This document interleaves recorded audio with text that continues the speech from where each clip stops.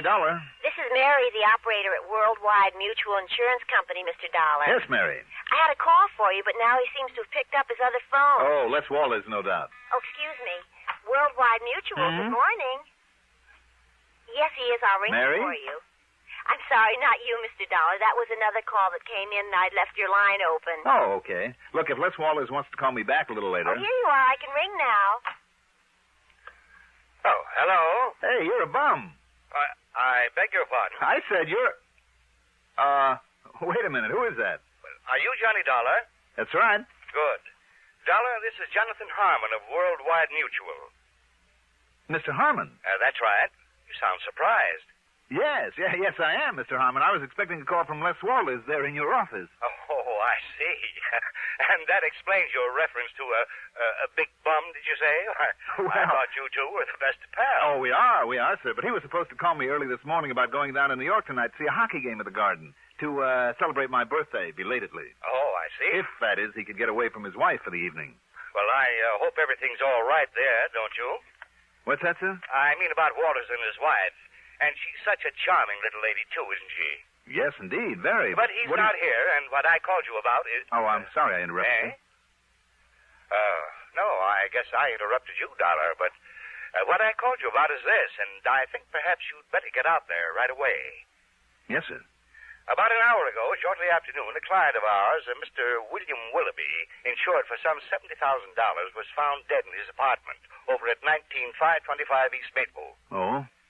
What was the cause of death, Mr. Harmon? As the very unfunny police officer put it when he called, it was a case of lead poisoning. There's certainly nothing funny about that. So I think, Dollar, that perhaps you'd better get right on out there and see what's what. Right away, Mr. Harmon. And if Les Walters can... Fine, Dollar. Goodbye. Hello? Mr. Harmon? I wonder what he meant about Les and his wife.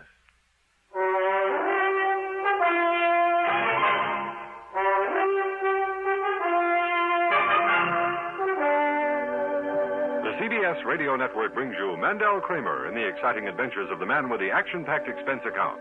America's fabulous freelance insurance investigator. Yours truly, Johnny Dollar.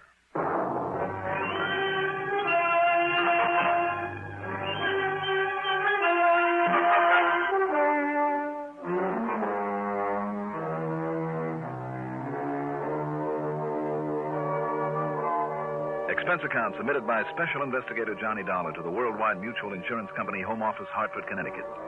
Following is an account of expenses incurred during my investigation of the Can't Be So matter. Expense account item 1.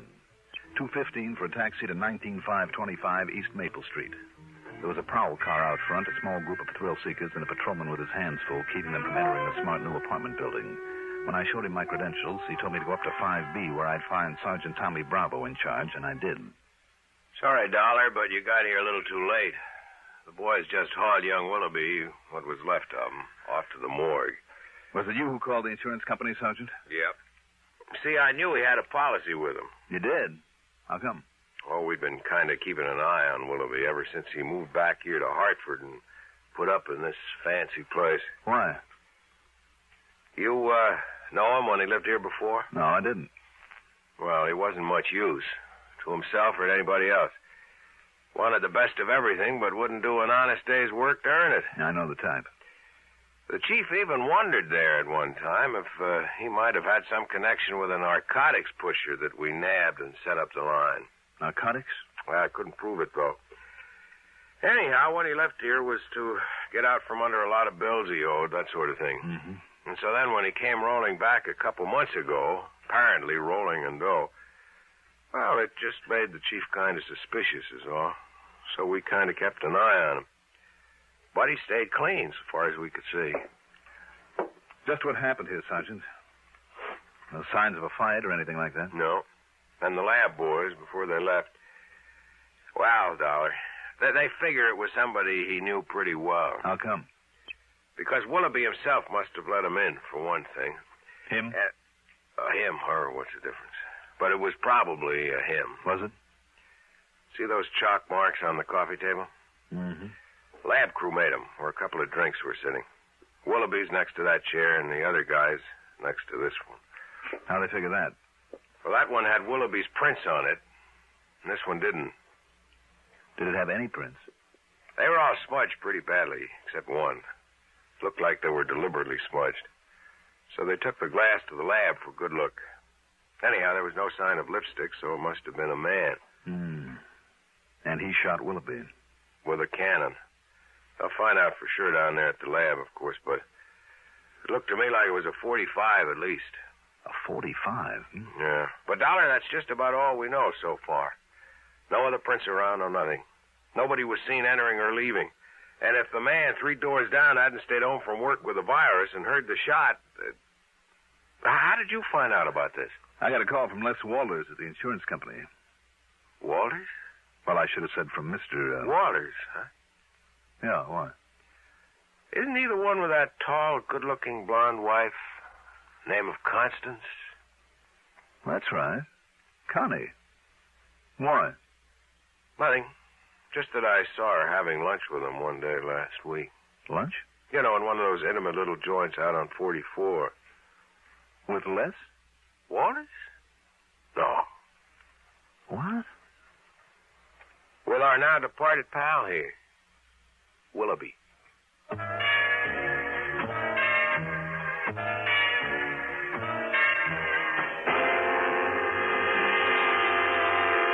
Then I remembered.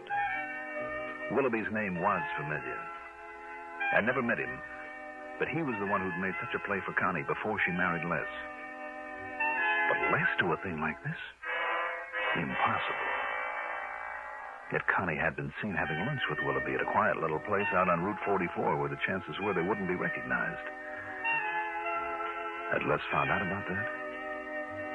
Is that why Willoughby was now very dead? No, of course not. I knew Les too well. He simply wasn't the type.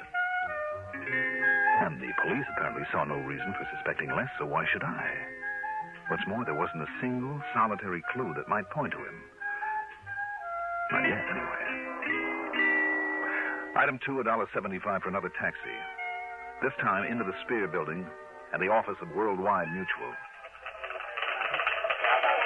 No, Dollar, I thought I told you that over the phone.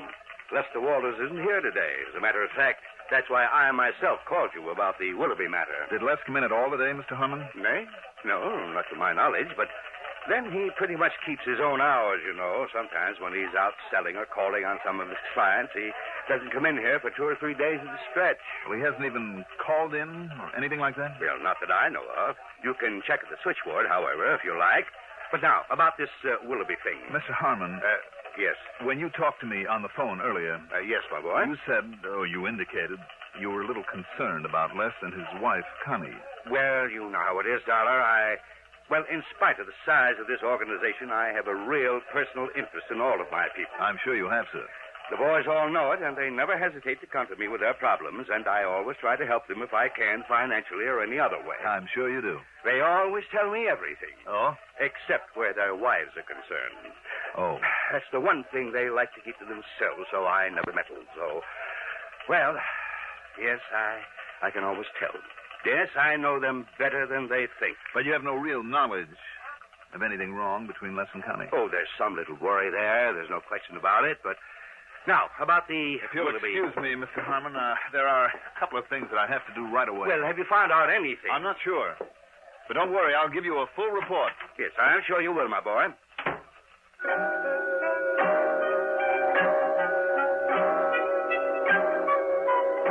I checked with Mary, the switchboard operator. No, she hadn't heard from Les Walters all day. But he usually checks with me, you know. I mean, when he doesn't come in this way. Excuse me. Good afternoon. I told her then where Worldwide I'd be, and that if Les did call in, she was to let me know immediately, and from where he called. Worldwide Mutual. I told her she was not to mention this to Les. The fact that I was looking for him, under any circumstances. Item 3, $1 even for a cab out to the little apartment that Les shared with his wife, Connie.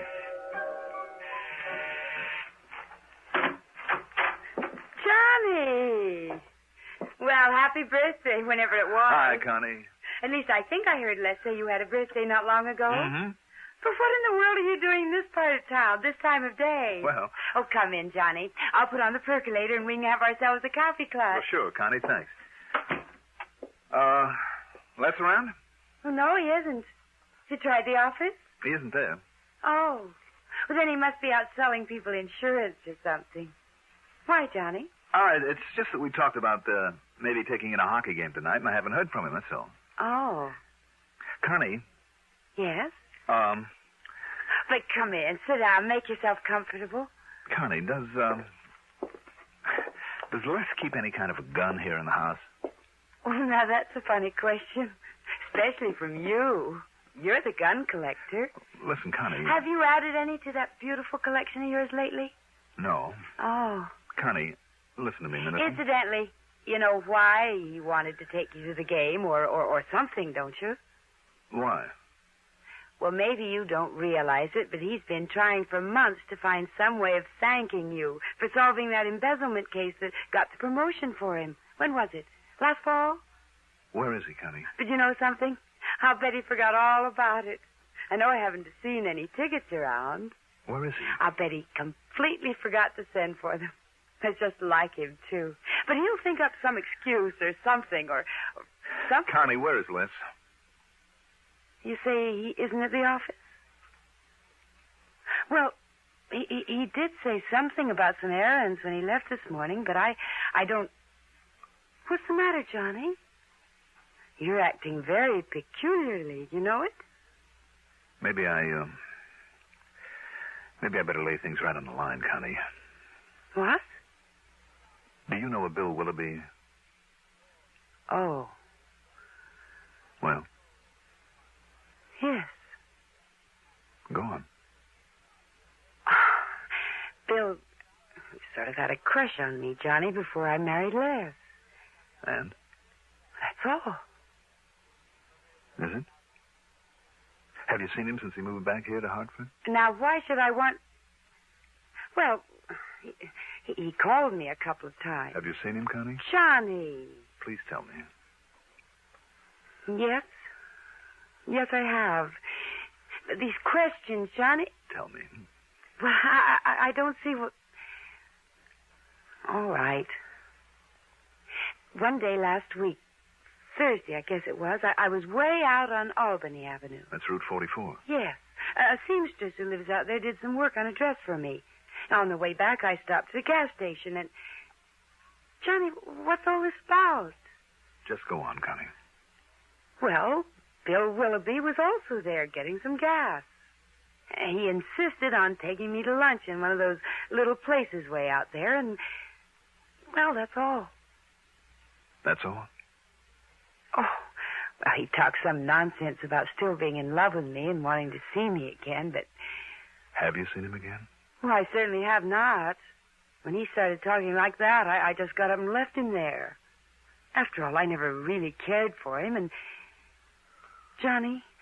Connie, did Les know that you had this date with Willoughby? But it wasn't a date. Not really. Not at all. Well, did Les know about it? Did you tell him? What difference could it possibly make? Well, Les can be pretty jealous, can't he? Les? Of course not. You say that as though you don't really mean it.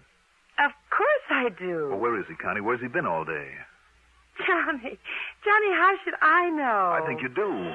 Will you please tell me what this is all about? Will you please tell me why you're being so evasive? But oh, excuse me, that's the telephone. Hello? Why, yes, he is. It's for you, Johnny. Oh, thanks. Johnny Dollar. This is Mary at Worldwide Mutual. Oh, yes, Mary. I just found out, Mr. Dollar, there was a call from Mr. Lester Walters. Oh? Phoebe took it early this morning before I came on duty. Yes? He was checking in to see if there was any messages for him and to say that he wouldn't be in today. Or maybe even tomorrow. Or maybe the next day, the day after. Oh, and that call was collect. From where, do you know? Oh, yes, we always check. It was from Equity 30114. That's over in Waterbury, you know. I know. And it sounds familiar. Thank you, Mary.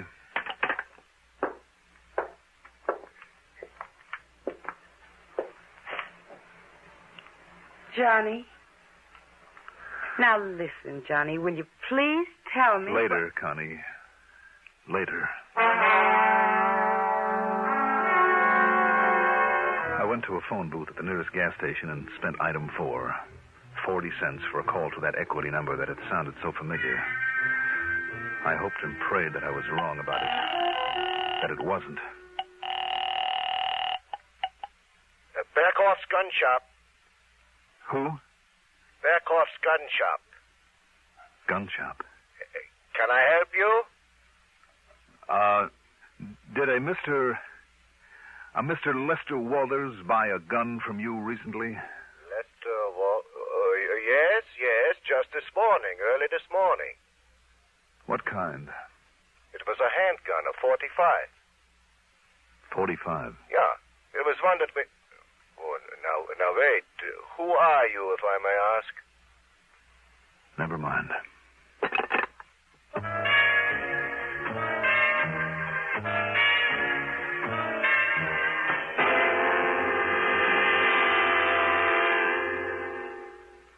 Not everyone is as lucky as yours truly, Johnny Dollar, who has an unlimited expense account.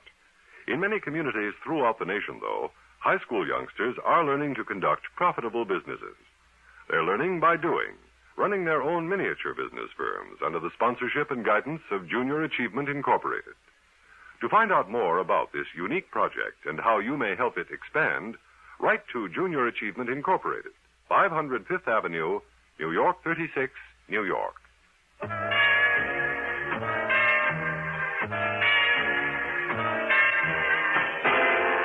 I still couldn't believe it. I wouldn't believe it. And yet all the evidence, every bit of evidence I had. Sure, it was circumstantial, that's all, every bit of it. But it all pointed to only one person, to my friend Les Walters. I still couldn't believe it. Yet there it was. His failure to check in at the office the way that he usually did. Didn't he know that would arouse suspicion? His slip-up on our date for the hockey game. Didn't he know that would make me suspicious? Connie's having been seen with Willoughby. If the cops knew about that, why not Les? And then Connie's evasiveness about Les's whereabouts. But did she really know about what finally happened to Willoughby? And the gun. A 45 did it, Sergeant Bravo had said. A 45, the gun shop owner had said. That was sold to Les only that morning. All right, there it was. Okay, now what? Go to the police? Tell them what I knew? Or let them find out for themselves? Why not? They had as much to go on as I had. Almost. It was their job to run down Willoughby's killer just as much as mine, wasn't it? Yes, and it was my job just as much as theirs. My dirty, rotten, lousy job. Why? Why did it have to be? Couldn't I just... No, I couldn't, and I knew I couldn't. If Les did commit that murder, if...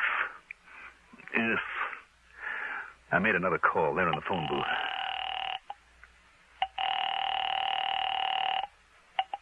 Sergeant Bravo. Sergeant Johnny Dollar.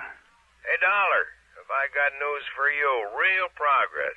Oh? So much so, the lieutenant took it right out of my hands. And, Dollar, you'd never guess who's the guy they've got a lead on. Wouldn't I?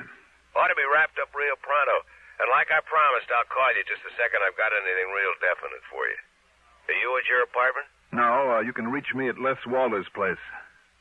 At Walters? That's right. Well, now, what do you know? Too much, Sergeant. Too much.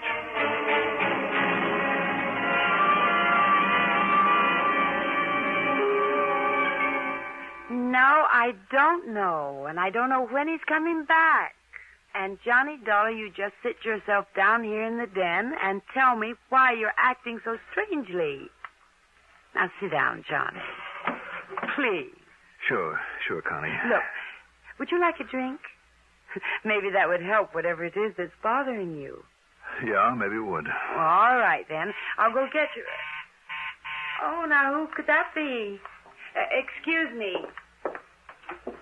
Hi, honey. Les. I'm sorry I'm so late. Les. Did a couple of business deals on the way back. Sold a couple of policies. Les, listen. Hey, look, honey, I got it. The gun shop over in Waterbury. Now, wait, dear. Let's wait. Look here. Isn't it a beauty? An honest-to-goodness, genuine, original, single-action Army Colt. 45 caliber. Honey, do you have to yell this way? Why not? Isn't it a beauty? Do you know who's sitting there in your den? Oh, boy. Johnny Dollar. Oh. Yes. Well, you didn't tell him anything, did you? No. So go on in and make the best of it. Go on, Les, while I get the phone. Okay. Well, Hello? I didn't expect to find you here waiting for me, Johnny. Kind of spoils all the big surprise. But here you are, baby. Catch it. Thanks, Les. Well, don't you like it, Johnny? Should I? Oh, now look. After seeing that gun collection of yours and seeing what was missing from it, and after what you did for me last fall and with that birthday you had, well, listen, I've been negotiating with the old man Berghoff over in Waterbury for 2 weeks to get this for you. What's the matter, Johnny? Johnny? Oh, yes, Connie. That phone call is for you. Sergeant Bravo, I think he said. Oh, thanks. Johnny? No, Johnny Dollar. Well, it's all wrapped up, Dollar. well... Yeah? Yep. Prints on that glass led the lieutenant straight to him. Well, what was that? The killer, the one that knocked over Willoughby. It was Shorty Scarpone, one of his pals in the dope racket. Broke down and confessed the whole thing when the lieutenant busted in on him. And Dollar... Oh, brother. Oh. Johnny. Okay, now, what is bothering you? What's bothering you anyway? Me? Yes. Yes, you. Not a thing. Believe me, not a thing. Connie, where is that drink and we'll celebrate? Good. My birthday and a lot of things.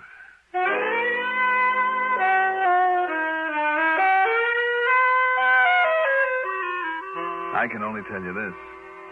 I was never so glad to be wrong in my life. And I mean all wrong about a case. Expense account total? What expense account? Yours truly, Johnny Dollar.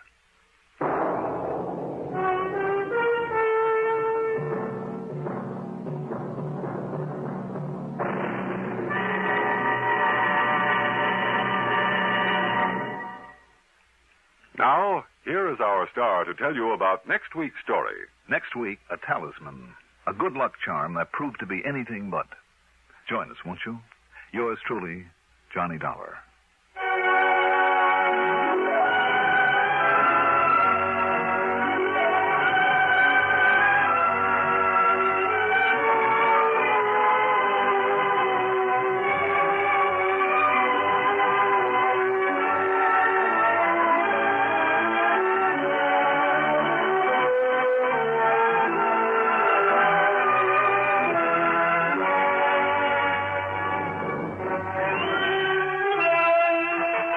Truly, Johnny Dollar is written by Jack Johnstone, produced and directed by Bruno Zerato Jr., music supervision by Ethel Huber.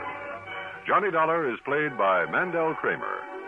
Also featured in our cast were Mason Adams as Sergeant Bravo, Margaret Draper as Connie Walters, Arthur Cole as Jonathan Harmon, Pat Housley as the telephone operator, Casey Allen as Les Walters, and Sam Gray as Mr. Burkhoff. Be sure to join us next week, same time, same station, for another exciting story of yours truly, Johnny Dollar. Art Hanna speaking. Durward Kirby's favorite program, The Gary Moore Show, on the CBS Radio Network. WROW Albany. Welcome wagon hostesses rate their work as the most fascinating public relations job in the whole world. In the United States and in neighboring Canada, too, you will find thousands of welcome wagon hostesses who do a vitally important job every day of the week. Right here in the Capital District, there are more than 20 welcome wagon hostesses, your neighbors and mine, each one a charming ambassador of goodwill. We'd like you to meet one right now. I'm Lenny Gannett. I welcome all the newcomers in the McGonville-Giblin area. I try to make new families feel at home. The basket of gifts I bring is just a small part of my welcome. I'd like to call on your new neighbor. All you do is tell me who she is. Call Welcome Wagon at State 59640. Give the hostess the name and address of the newcomer you know. She'll call on them with a basket full of gifts from civic-minded businessmen. Call State 59640 for Welcome Wagon.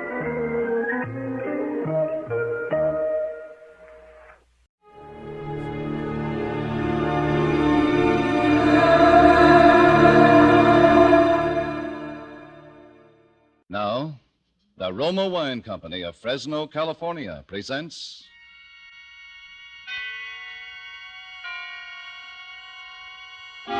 Suspense.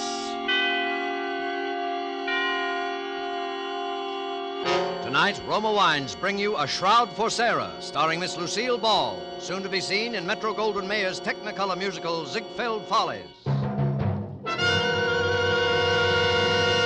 Suspense, radio's outstanding theater of thrills, presented for your enjoyment by Roma Wines. That's R-O-M-A, Roma Wines. Those excellent California wines that can add so much pleasantness to the way you live, to your happiness in entertaining guests, to your enjoyment of everyday meals. Yes, right now a glassful would be very pleasant, as Roma Wines bring you Miss Lucille Ball in a remarkable tale of suspense.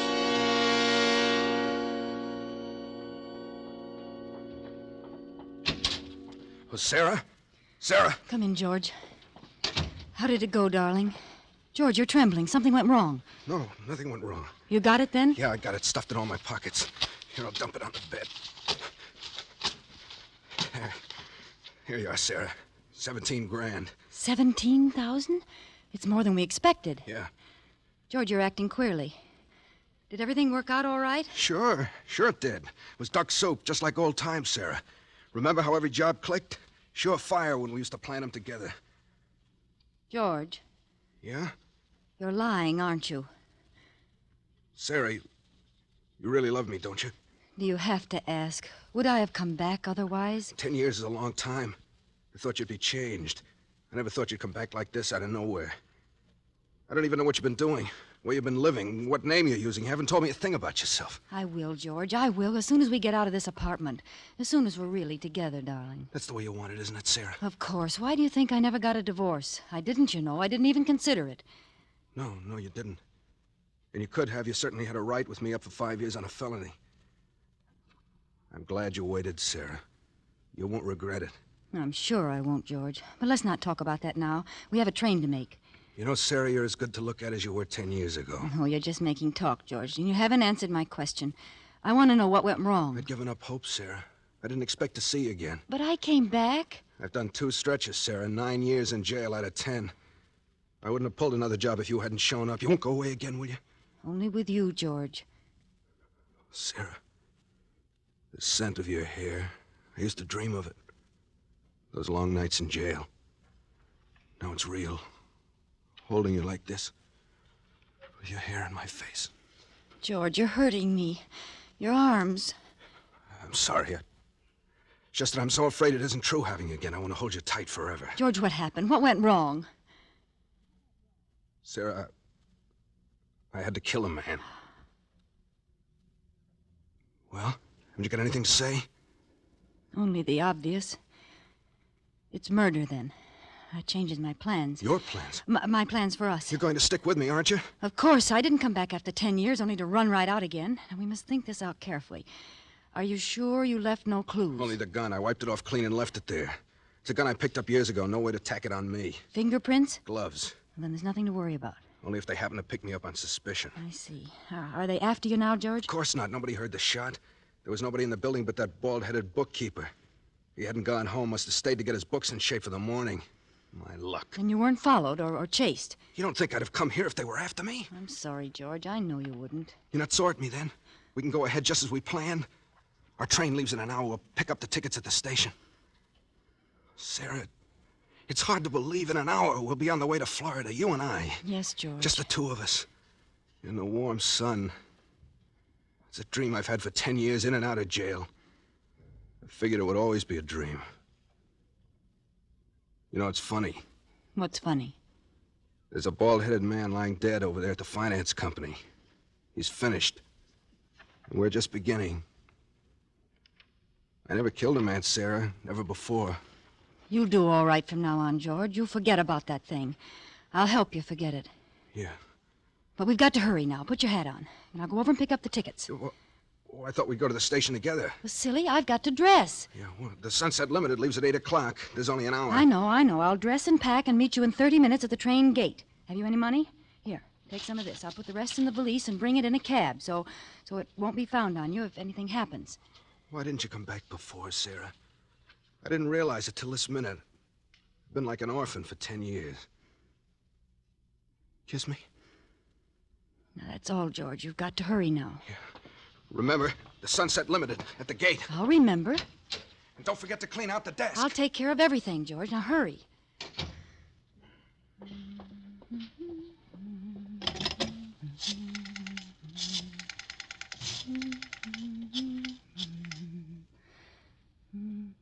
Hello? Police headquarters? A man was killed a few minutes ago at the Vanda Finance Company on Dexter Avenue. Please don't interrupt. If you go to the LaSalle station, you'll catch the murderer at the Sunset Limited train gate. His name is Monk, George Monk.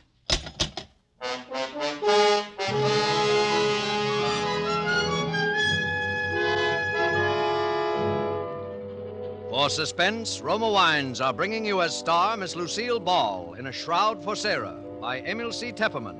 Roma Wines' presentation tonight in radio's outstanding theater of thrills, Suspense.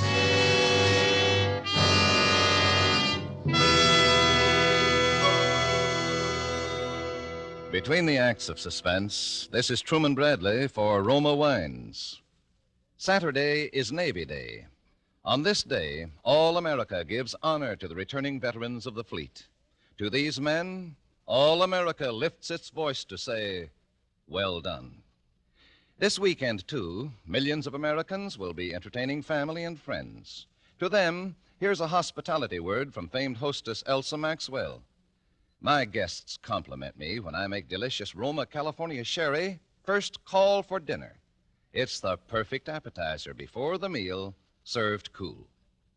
Yes, Miss Maxwell, Roma sherry is most delightful later in the evening, too, when friends drop in, especially when served with tasty snacks. For glorious gold and amber, Roma sherry is a happy, mellow wine with natural fragrance and cream-rich, nut-like taste. So good because Roma sherry, like all Roma wines, is born of luscious grapes gathered at peak of flavor in California's choicest vineyards. Gently pressed, then unhurriedly, guided to delicious perfection by Roma's ancient winemaking skill. Bottled at Roma's own famed wineries. That's why all Roma wines are true wines, unvaryingly good always. Remember, because of uniformly fine quality at reasonable cost, more Americans enjoy Roma than any other wine.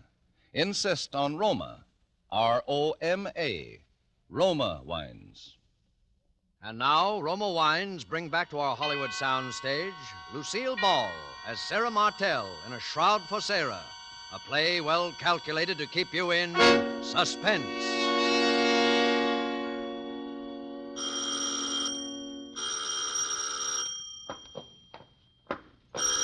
Coming. I'm coming. Oh, I knew it was you, Sarah. Only you would ring so insistently when you know I'm handicapped by this infernal crutch. Good evening, Peter. How's our next governor? Aren't you going to kiss me? I've been away 3 days. Is it necessary, my dear? Peter, are you going to let the neighbors see me standing out here with this valise? Kiss me, you idiot. You can stand it if I can. Very well. Satisfied, my dear? Now that we've performed for the neighbors, shall we go in? The city's underworld, it appears, has broken out again with a new wave of violence, robbery, and potential... I see you've moved the radio again. I moved it nearer the easy chair. This crutch makes it hard for me to get around. I hope you don't mind, my dear. I mean, it's being more convenient for me. Is that the news? I want to hear it. Police are seeking George Monk, an ex-convict who shot and killed the finance company bookkeeper and escaped with $17,000 in cash. What do you want to turn that The up bookkeeper for? had It's evidently nothing been but a surprised sordid by the murder. Oh, shut up. and shot without warning. But there's a mystery angle here which sets this case apart from the ordinary holdup. Police are seeking an unidentified woman who tipped them off a few minutes after the murder, naming George Monk and telling them just where he could be picked up. Unfortunately, one of the officers sent to apprehend the murder was recognized by Monk, who made his escape in the crowded railroad station. What's the matter, my dear? Why did you turn the radio off? You look as if you'd seen a ghost. Leave me alone, Peter. Well, what sort of villainy were you up to in Chicago? Sarah, come back here. Where are you going? I'm going up to my room. I want to unpack. Good night, Peter. Burglary in Chicago.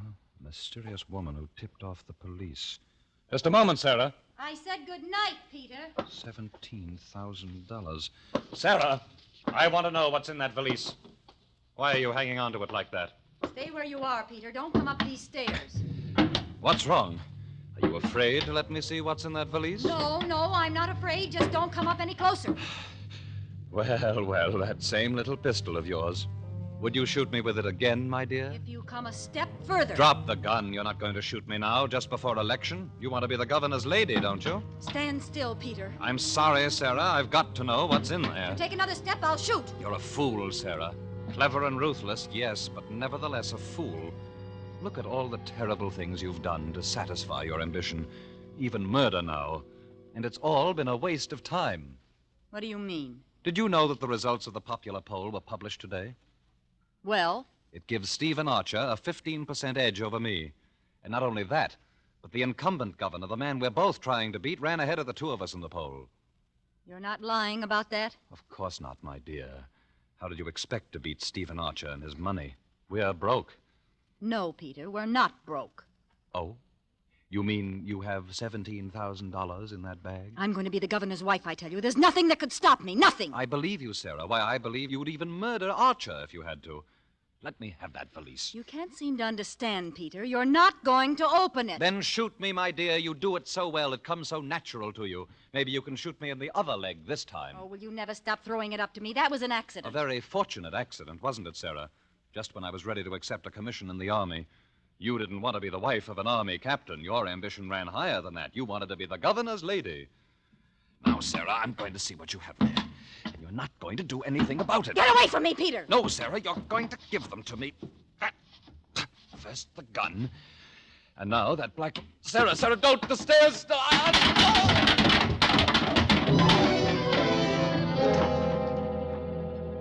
Sarah.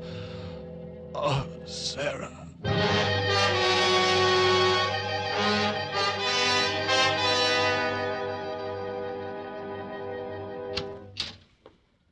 Please go straight into the bedroom, Doctor.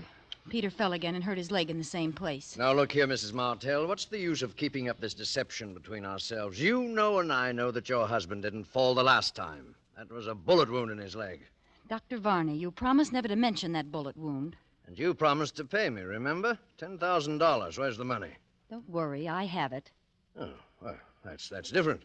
Where is it? I'll take it now. Later. Please go in now and take care of Peter. Did you shoot him again? Of course not. That was an accident the last time. I was examining the pistol and it went off. Yes, of course. That's the story, Mrs. Martell. And for $10,000, I'll gladly subscribe to it. But I must have that money. I need it. I won't touch that leg till I get the money. All right. I have it here. Oh. There.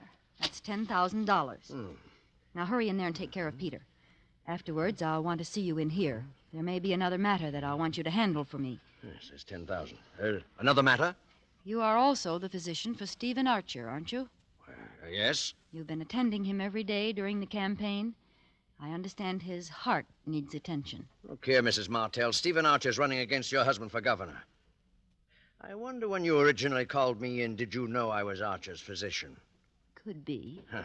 Well, I'm sorry I can't discuss Archer with you. Why not? Why not? Why, the ethics of my profession. The ethics of your profession. Please, Dr. Varney. If your fellow practitioners knew what I know about you, you wouldn't have any profession. I won't listen to any more from you. I'll take care of that leg of your husband's, but more than that, no. Oh, but I'm sure you'll change your mind, Doctor. Whatever your proposition is, the answer is no. Even if I were to offer $50,000? $50,000? There, now, I knew you'd be interested. Now run inside like a nice fellow and tend to Peter. I must go out for a few minutes, but please wait for me. There's an appointment I must keep. I won't be long.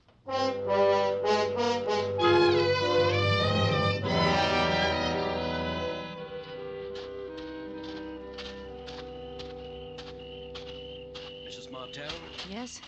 Right here. Good evening, Mrs. Martell. Park is rather a dark place to meet, isn't it? I thought it would be best this way.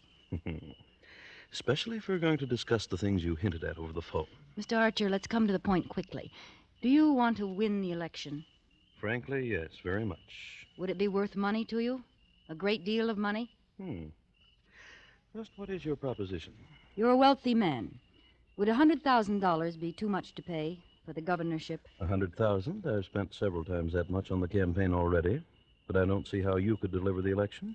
Listen to me closely, Mr. Archer. Yeah? I learned that in yesterday's poll figures, you ran 15% ahead of my husband. That's quite true. But neither you or Peter will win.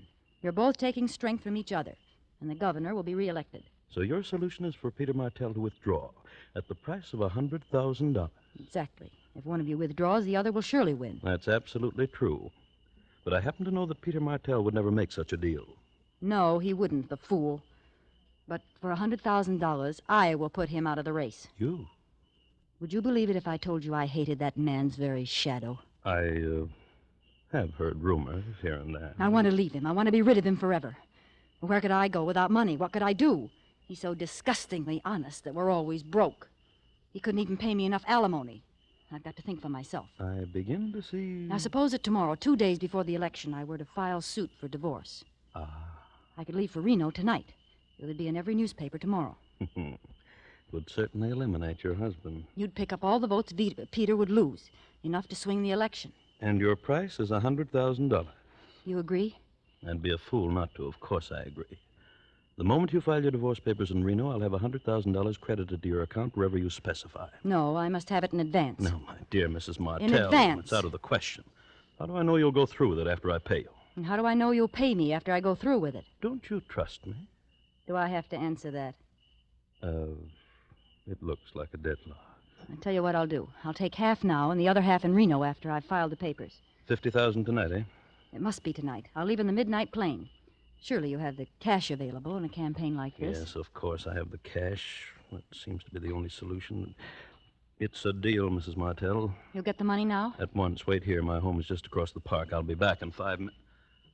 But just as a precaution, I'm going to note down the serial numbers of the bills I give you. If you aren't in Reno tomorrow morning, I shall report the money stolen. Don't worry, Mr. Archer. I promise you. After tonight, there won't be anything to worry about.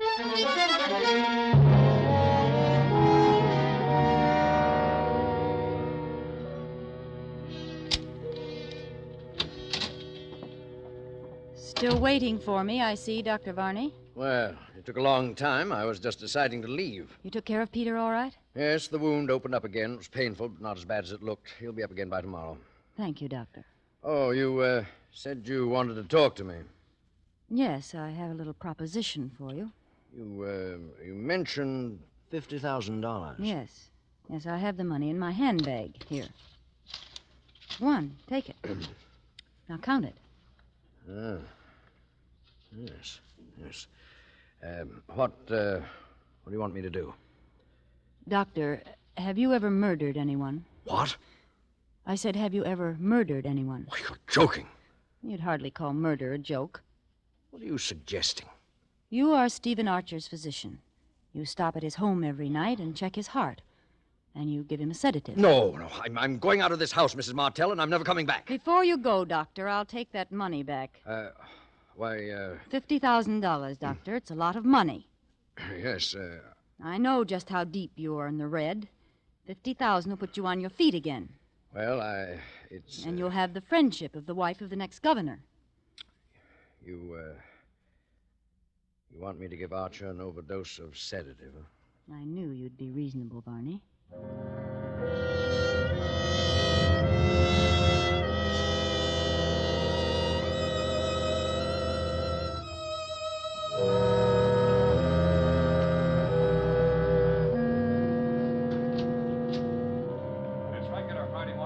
Good morning, my dear.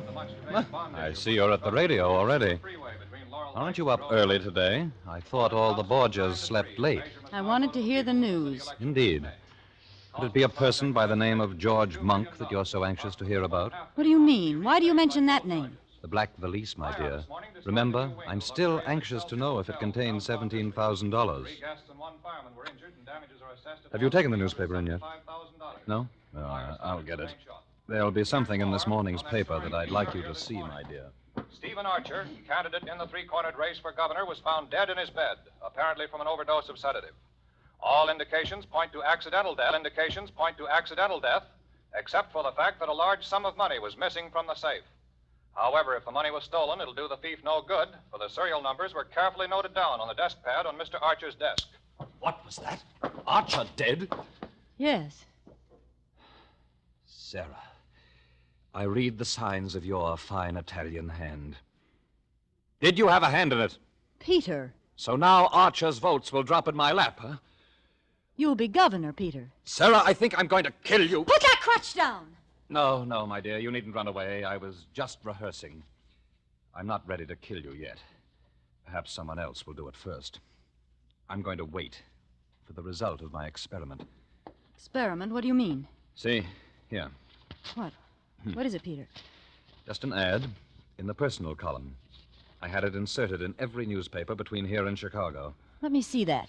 It's the first ad in the column with display space around it. I wanted to make sure it was seen by the right person. Read it, Sarah, read it. All right, if it makes you happy, I will read it. George, was her name Sarah? Or did she use another name? I mean the one who left with the little black valise and all the money in it.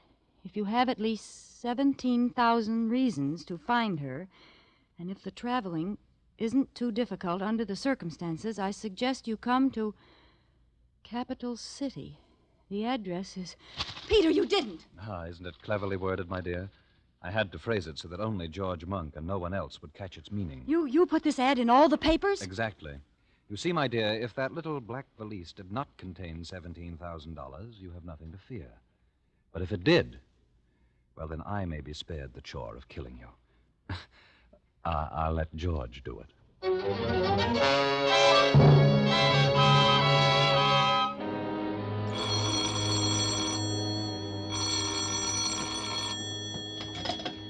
Hello? Mrs. Martell? Who is this? Dr. Varney. Oh. What did you think it was? I thought... Never mind. What do you want, Varney? Don't you know? I think you're pretty clever, don't you? What do you mean? That was Archer's own money you gave me last night, that $50,000. Varney, are you insane? Don't you realize you're talking over an open phone? I only realize I murdered Archer for you for nothing. That $50,000 I can't use. The serial numbers have been broadcast. My dear Varney, I haven't the faintest notion what you're talking about. How clever you are, Sarah Martell. How clever. And how dangerous. Yes, too dangerous to live.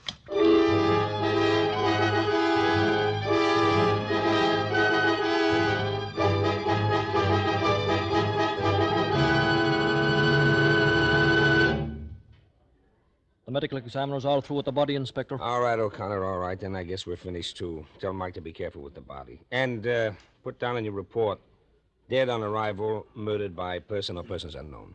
I'll sign it when I get downtown. She was a beautiful woman, O'Connor. It's a tough way to die. A tough way indeed, Inspector. How's Mr. Martell taking it? Like a trooper, sir. Here he comes now with his doctor. All right, O'Connor. I'll see you downtown. Yes, sir. Goodbye, Inspector. Are you pretty near through, Inspector? Yes, Mr. Martell. The boys are taking the body away now. May I say, Mr. Martell, that you have my deepest sympathy in this bereavement of yours. Thank you, Inspector. Oh, by the way, do you know Dr. Varney? Oh, yes. How do you do, Doctor? How do you do? A ghastly business, Inspector. Yes, indeed, and we'll do everything in our power to lay that murderer by the heels. Inspector... Yes, Dr. Varney? Have you any clues, anything definite to go on? Well, if you don't mind my talking about it now, Mr. Martell. Oh, it's all right, Inspector. I'm afraid I'm going to have to listen to a good deal of talking about it. Might as well get used to it. A very wise and courageous way to look at it, Mr. Martell. Well, as I was saying, I believe it was a maniac. That's my firm conviction. A maniac? Right. Who but a maniac would have stayed in there to torment that poor dead body? Can you imagine a sane man first choking her to death with his hands, then stabbing her with some keen instrument, then bashing her head in with a blunt instrument?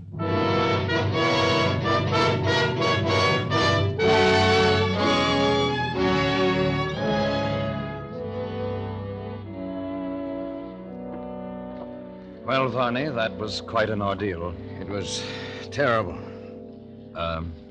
Varney. Yes? You hated her very much, didn't you? No more than you did, Mr. Martell. I won't deny it. It's true. You haven't been using your crutch this morning. No? What made you think of the crutch? Oh, nothing. A blunt instrument, huh? That's all right, Varney. I don't mind your asking. I was thinking along the same lines myself, only it was the keen instrument I had in mind, say a scalpel. Now, look here. Skip it, Varney. I was just making conversation. Oh. You know, there's something I don't understand. Yes, Varney? Yes? Nothing at all, nothing. I know what you want to ask. You want to know who was the third man. Well, I'll show you, Varney. Where are my keys? Here. What do you got in that closet? A guest, Varney. Shall I say an invited guest? You can come out now, George. The coast is clear. Thought you meant to bury me alive in there. Tell, who's this man? Dr. Varney, George Monk. Shake hands, gentlemen. No? Very well. I thought it would be right for all three of us to be together for a moment. What are you talking about, Martell? Listen carefully, Varney, and you, George. Each one of us was in her room last night. The cumulative effect of our individual deeds has convinced the inspector that a maniac murdered my wife. But we three know better. However, there is one of us who knows more than the other two. One of us killed her first. I say first because the other two were not one whit less murderers for the fact that she was already dead. The three of us. We all did it. Yes, George. And I suppose that by checking each other and comparing notes, we could determine, to the satisfaction of all of us, just who took precedence. For instance, when I heard you move about in the closet this morning and turn the key on you, I had no way of telling how long you'd been in the house. And I don't want to know. Then two of us will always be in doubt. Exactly, Varney. Do you agree to it? Yes. And you, George? Yes. Then, goodbye, gentlemen.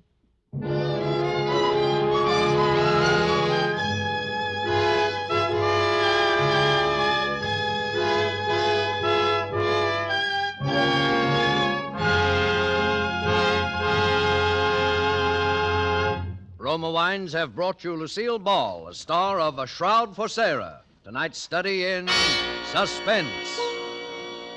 This is Truman Bradley for Roma Wines, the sponsor of Suspense. When unexpected guests make a mealtime call, well, anything can happen. Famed hostess Elsa Maxwell makes this timely suggestion. Invite them to stay for potluck and make the dinner exciting by serving Roma California Burgundy. For no matter what the dish, the fruity fragrance and piquant taste of robust red Roma Burgundy makes the food so much more enjoyable, adds friendliness to the table talk. That's right. Glassfuls of good Roma Burgundy, served cool, makes any simple meal more exciting, more delicious. But don't wait for unexpected guests. Try Roma Burgundy with dinner tomorrow. You'll enjoy this vintner's masterpiece. Like all Roma wines, this is wine at its best in uniform quality, yet costs only pennies a glass. Always insist on Roma wines. No other wine offers you so much for so little. Next Thursday, you will hear Ronald Coleman in Suspense, radio's outstanding theater thrill. Presented by Roma Wines, R-O-M-A, made in California for enjoyment throughout the world. There is an immediate need in most hospitals for auxiliary and non-nursing personnel. Approximately 90,000 men and women must be recruited if hospitals are to provide patients with even minimum services. The present critical lack of hospital workers of all kinds is substantially reducing the amount of nursing care per patient because nurses must spend so much of their time on non-professional tasks. Although the need varies in different sections of the country, there is an overall need for orderlies, laundrymen, chefs, electricians, plumbers, janitors, and so forth. Men and women, both skilled and unskilled, who want to work in a hospital in any capacity, can now get secure, well-paid jobs with a post-war future.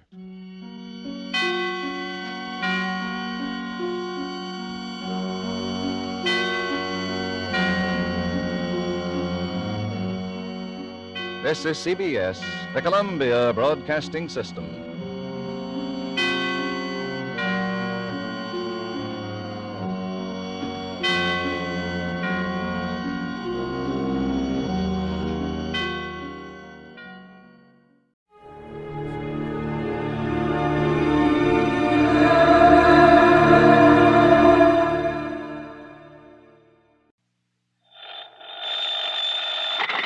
Johnny Dollar. Johnny. Yes? Hello? George Reed, Floyd's of England. Oh, what's the matter, George? You sound a bit down in the mouth. I am. What's up? Well, Johnny, I understand you've handled quite a few investigations for the Continental Insurance and Trust Company. Oh, brother, I sure have. And you know something, George? Yes? Floyd's of England, you that is, have handed me some pretty wild ones over the years. I know. But believe me, they've been nothing compared to some of the cases that Continental has handed me. And you know why, George? Why, Johnny? Because of just one client of theirs. Well, He's a wealthy old screwball by the name of Alvin Peabody Cartwright. Cartwright? Yeah, he carries a lot of insurance, millions of it. And any company that has his account is making plenty. Yes, But, brother, the fantastic problems that man comes up with. Why, it's enough to drive you off your rocker. I mean, I'm always the goat. Yeah, I handled one crazy investigation for him only 3 or 4 weeks ago. So I understand. He told Continental that if they sent somebody else around, he'd leave him flat. Johnny... Actually, I suppose I shouldn't complain. Some of the biggest fees I've ever got have come out of his pocket. And you know something? Yes, Johnny? In spite of all his wackiness and these silly problems he hands me, well, over the years, I've really gotten to love the old character. And I mean, aside from those fancy fees I mentioned. Good, Yeah, good. I think I'd do almost anything, within reason, that is, if it were necessary to help out Alvin Peabody Cartwright. Anything? Sure, anything. Thank heaven for that. But now you said you have troubles, George. I have. So I'm sorry I chewed your ear off about someone that Floyd's of England doesn't have to worry about, so... Don't we, Johnny? Huh? Well, of course not, because as long as he keeps his insurance with Continental... Unless...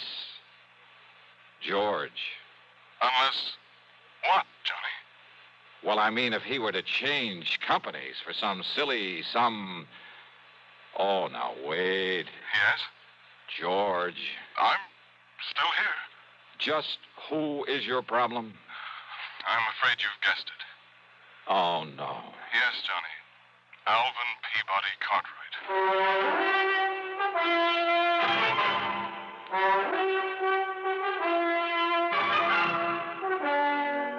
CBS Radio brings you Bob Bailey in the exciting adventures of the man with the action-packed expense account, America's fabulous freelance insurance investigator. Yours truly, Johnny Dollar.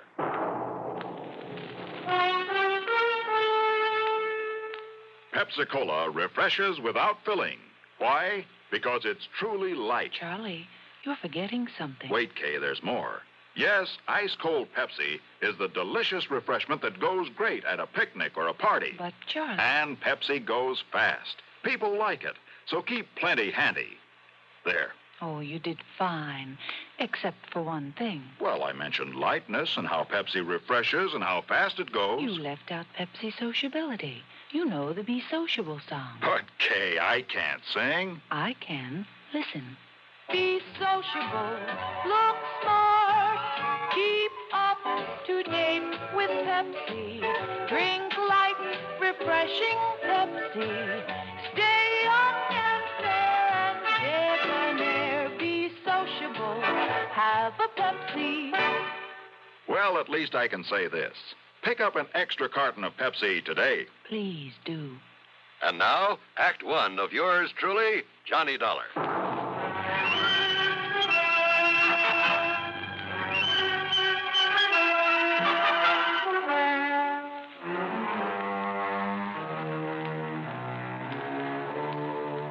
Expense account submitted by Special Investigator Johnny Dollar to Floyd's of England, North American Office, Hartford, Connecticut. Following is an account of expenses incurred during my investigation of the Alvin's Alfred matter.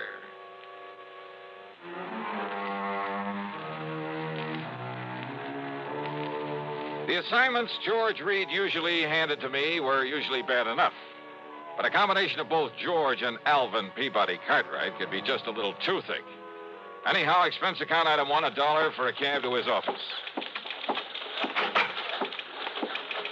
Now look, George, don't tell me Cartwright has shifted all his insurance over here to Floyd's of England. Sit down, Johnny, please. Sure. Well? Yes, he has. Then, baby... As a matter of fact, after months of effort and expense, I managed to sell him on our company myself. Oh, brother. But if you have any idea of the amount of his annual premiums, well, Johnny, it's a real feather in my cap. But don't you realize what you've got yourself in for? I'm afraid I'm beginning to. So, Johnny, if you can get him off my neck... Cartwright? Twice in 1 month? Don't bank on it. But tell me all anyhow. Well, it's really my own fault. So anxious to get his business. And if you know how much that man spends on premiums every year... Yeah, you said that. Now get to the point. And I suppose I should have been more thorough, but... Well, we figured that Continental had known what it was doing, and we simply made a direct transfer of all his policies to this company, including the one that concerns us now. Only it should never have been issued. What kind of a policy? Straight life. On Cartwright? No, with all the riders attached to it. Johnny, it not only covers her life, but accident, injury, mysterious disappearance, just about anything you can think of. Covers whom? Well? The name on the policy. Alfred. Alfred? Alfred Cartwright. A relative? No. No. But if his last name No, is... Johnny, according to this policy, Alfred is a ward of Alvin Peabody Cartwright. That's funny. I never knew that Cartwright had a... Well, what's the difference? What's happened to this Alfred? According to Mr. Cartwright, it was an abduction. Oh, a kidnapping, huh? No, not exactly. Well, what do you mean? If he was abducted, that means he was... Now, wait a minute. Yes? A minute ago, you started talking about the insurance policy on her. That's right. And then you started talking about Alfred. Alfred is a she. Is a what? Hey, well, what do you mean about an abduction of her, it not being a kidnapping? Oh, I said not exactly. But Alfred was abducted. Yes. Oh, look, would you start making some sense about this? I wish I could. And if this sort of thing is typical of Cartwright... Come on, George. If Alfred was abducted but wasn't kidnapped, well, okay, what happened? Well, you see, Johnny, Alfred... A female. A female. Well? Alfred happens to be a dog. Okay, so what's the difference? If she's been abducted, she's... A dog? Yes. Oh, no.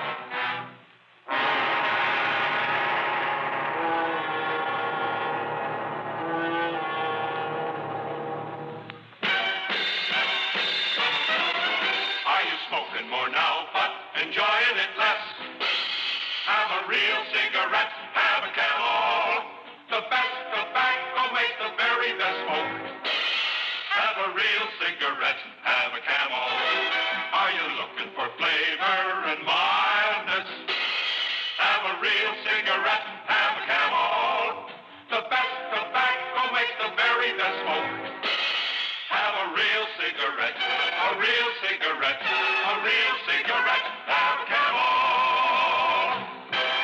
Again, for the 11th straight year, Camel outsold every other cigarette, filter, king size, and regular. The best tobacco makes the best smoke. So if you're smoking more now but enjoying it less, change to Camels. Get more real satisfaction every time. Start to really enjoy smoking again.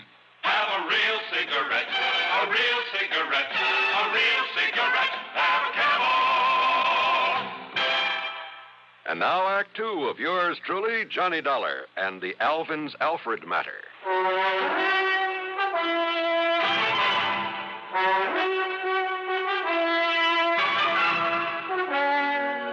George, life, accident, injury, mysterious disappearance, all that insurance on a dog? Yes, Johnny. A female dog? Yes. By the name of Alfred? Yes. A pet of that lovable old crackpot, Alvin Peabody Cartwright? His ward, Johnny. At least that's the way it reads on the policy, and that's why we thought nothing of it when the policy was transferred to us from Continental Insurance and Trust. Oh, brother. But why Continental ever wrote such a policy in the beginning? Oh, that part's easy, George. But the premium's only a drop in the bucket. I mean, compared to that on the rest of Cartwright's insurance. Now, listen. If they'd refused to write this complicated policy on his dog, they'd have lost all his business. Well, they have now to us. And, Georgie, you can lose it just as fast unless you try to do something about this disappearance of that pooch. Unless you do something about it, Johnny. You've got to find Alfred and return her to him. So will you drive on over to Lakewood and talk to Mr. Cartwright, see what you can do? So help me, George. And, Johnny, I promise we'll not question a single item on your expense account, no matter what it is. Oh? As for a nice big extra fee, well, you name it. Well, will you do it? Okay, George, on one condition. Yes? That you keep this thing under your hat. I mean, after all, if the word ever got out that Johnny Dollar was chasing around the countryside looking for a dog napper... Johnny, I promise. I cross my heart and hope to die. What a business. With no limit on the expense account, I should have hired a Rolls, complete with liveried chauffeur. But instead, item 2 is $4.20 for a tank full of gas for my own car. Within the hour, I was pounding on the front door of the Cartwright home over in Lakewood.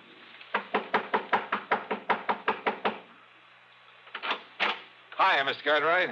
No. I'm sorry, young man, but I'm far too upset to talk to anyone right now. So goodbye. No, wait a minute. Hey! Yes. Why, Johnny? That's right. Well, why didn't you say so? Come in, boy. Come in. Sure. Well, sir, how are you? Yes, come in and commiserate with me in my hour of bereavement. How anybody could be so wicked as to take Alfred, my pride and joy, away from me. But somebody did. And, Johnny, you must find her and must bring the culprit to justice. Spare no effort, spare no expense, but come on, Johnny. Well, have you any idea, Mr. Cartwright, who might have walked off with the pooch? Pooch? Oh, Johnny, how can you use such a term? Alfred was almost like a child to me. Dear little thing. Oh, yeah, I'm sure. But you haven't answered my question. Do I know who committed this dastardly deed? Yes. Of course I do. Oh, sir. Come along, Johnny.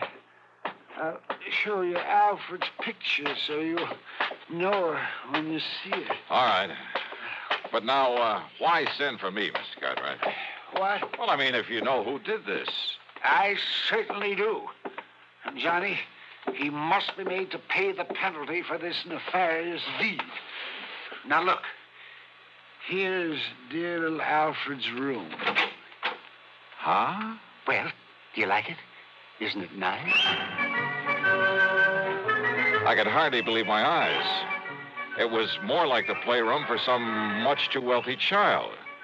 Why, he must have spent thousands on it. On the soft, thick, wall-to-wall carpeting, all the furnishings, including a bed in the corner with a foam rubber mattress.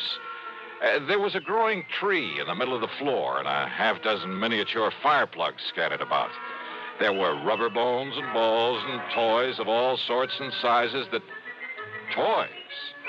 In addition to everything a dog could possibly play with, there was a big table with a scale model electric train, an erector set, a microscope, a lot of other science toys, including a working model of a... Huh? Isn't it nice, Johnny? Oh, no. Look, Mr. Cartwright. Yes? Don't tell me the dog played with these things. What thing? Well, this toy seismograph. Toy? What are you talking about? That really works. See? See how the recording needle gave a jump on the roll of tape on it? It runs for a week. Keeps perfect time. Oh, well, sure. So the dog could tell when there's been an earthquake somewhere. Is that it? Well, no. I may as well admit, Johnny, that some of these things are mine. Yours? Yes. When I was a child, the only toys I had were the ones my poor mother could make with her own hands. And I always said that if I ever had the money, I'd make up for it. That I'd have all the things I couldn't have then. So maybe I'm just a silly old man, second childhood, that sort of thing. But I said I'd have them, and now I have. I see. Did you ever have a nice electric train when you were a youngster? Well, no. My folks couldn't afford it. Yes, but I bet you wanted one, didn't you? Oh, sure I did. Doesn't every... Yes, and after you'd grown up, I bet you spent as much time looking at them in the store windows as any kid. All the time wishing you dared to buy one. Just to have it. You think it's all a joke, Johnny? Joke, Mr. Cartwright? About the man who buys his son a train for Christmas and then, plays with it all Christmas morning? Yeah, maybe you got a point there. Of course I have. And that's the trouble with growing up. People get so proud or stuffy or something that they won't unbend. They won't let their hair down and enjoy some of the simple little things that they'd really like to do. They're so afraid that somebody might laugh at them. I'm not laughing, Mr. Cartwright. And that's why I like you, Johnny, because you've sense enough to realize that, well, maybe an eccentric old character like me isn't so eccentric after all. He's just become smart enough to get rid of a lot of nonsensical inhibitions. Yeah, you have got a point there. Maybe you can understand why this same old man is so upset about losing a wonderful companion, his dog. She was such a dear. I looked all over before I found her and bought her and brought her here. Her, Mr. Cartwright? Yeah, that's right. Then why did you name her Alfred? Well, to be honest about it, Johnny, I'd really hoped for a boy. Yeah. Yes. Now, you say you know who who dog-napped her? Clarence. Clarence? Clarence Brixton. A stupid day servant I fired yesterday. He was the only one that could have done it. Who would have done it? When did this happen? Last night, between 7 and 8. I'd gone over to visit the widow Parkins. Oh, a bit of romance in your life, Mr. Cartwright? Oh, Johnny, how can you say anything? Well, she is very nice. There was nobody here but little Alfred. I'd even locked her in. Oh, what about the house? Was it locked? Of course it was. But Clarence still had his key to it. And if you know this house, Johnny, and nobody could have broken in. Oh, I'm sure of that. Besides, there was no sign of anybody trying to. There was no footprints outside. There was no ladder marks. There was nothing. Even the stupid local police agree that Clarence must have done it. Then why haven't they nabbed him? Because they believe his alibi. From that character, that wife of his. They live the other side of town, and she swears he was at home when it happened. And you're sure that only he had a key to this house? That's right, outside of my own. So he must have done it. Only the dumb police won't do anything because of his so-called alibi. And we got to break that alibi. That's right. But how? How, Johnny? Well, I got a crazy idea. Huh? Well, I thought I was the only one who got Just, let me take a real close look at one of these toys in here. One of these toys? Yeah, that's right. It's a long chance, Mr. Cartwright. But let's see what happens.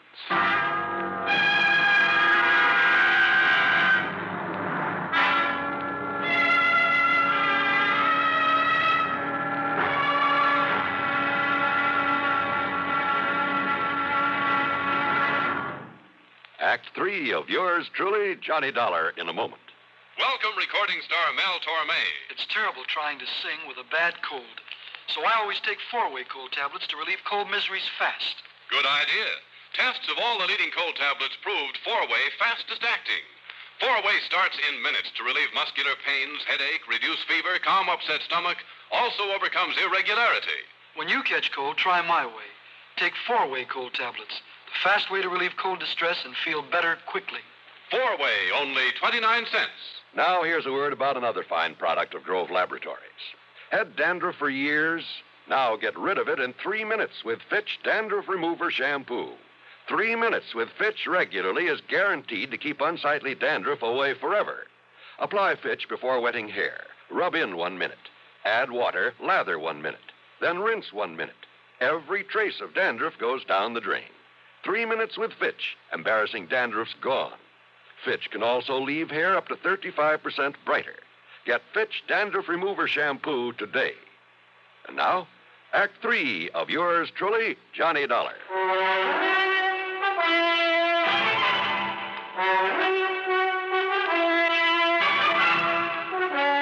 I got back into my car and drove to the address of Clarence Brixton. I hoped he was as stupid as Cartwright seemed to think. Yeah, mister. Mrs. Brixton, That's right. I want to see your husband. No, who are you? Johnny Dollar, special investigator. No, get him out of here, Mabel. Throw him out. What are you so worried about, Brixton? First it was those dumb cops that crazy old geezer sends around here. Now it's you. Well, me, I'm full up to hear all this yakking about me taking that mangy little hound of his and that snapping, yipping little female. What you done to my Clarence? Them sharp teeth are hurting. You show him your hand, Clarence. Yeah, forget it, Mabel, and shut up. You get these marks when you were hauling Alfred out of that playroom against her will? Huh? Now listen. A little dog, you said. Oh, not much bigger than Clarence's hand. Pies in his little Oh, then you've seen it, Mrs. Brixton. Well, no. Now, Clarence told me about it. Yeah, sure, I told her. I see. Well, what do you see? And I hope it means the dog is still alive. And After all, if you took the trouble to bring it here. Well, what are you talking about? You trying to say I stole the dog off of him? So maybe nobody did, wise guy. What do you mean by that? Ask me, that lousy pooch got out of there on her own free will, just to get away from that crazy Cartwright like anybody in her right mind. Oh, out of a locked room in a locked house? Sure. Cartwright always left the window open so she could sleep good. He left so the dog took off somewhere. A little dog jumped out of a third-story window? Why, it would have killed or crippled her. All right, so then he was wrong about when it happened. While he was out, he said. And he was out between 7 and 8 p.m. last night. And that's when somebody chased Alfred around until he caught her, then took her away. Prove it. Yeah, some big, clumsy ox like yourself, Clarence, who had a key, who knew the place, knew he'd better leave the place looking undisturbed before getting away. But he didn't. Yeah? Here. Take a look at this. What's that, huh? From a working model seismograph there in that playroom. What? Yeah. You see, Clarence? Every clumsy footstep of yours registered in black and white for some 5 or 6 minutes during a period between 7 and 8 o'clock. Oh, don't look like his feet to me. But I didn't touch that thing. You didn't need to. You mean them squiggles on the paper, my footsteps? What do you think? And what do you think of modern scientific investigation, Clarence? Scientifical, huh? Gee. But listen, mister, please, it was only so Clarence could make like he found the dog and then take him back and then maybe get his job back. Yeah, could have worked, too, only... Only what, Clarence? Some local cops. They was a pushover. But then you had to come along. All right, Dollar. Well? Dollar, I give myself up.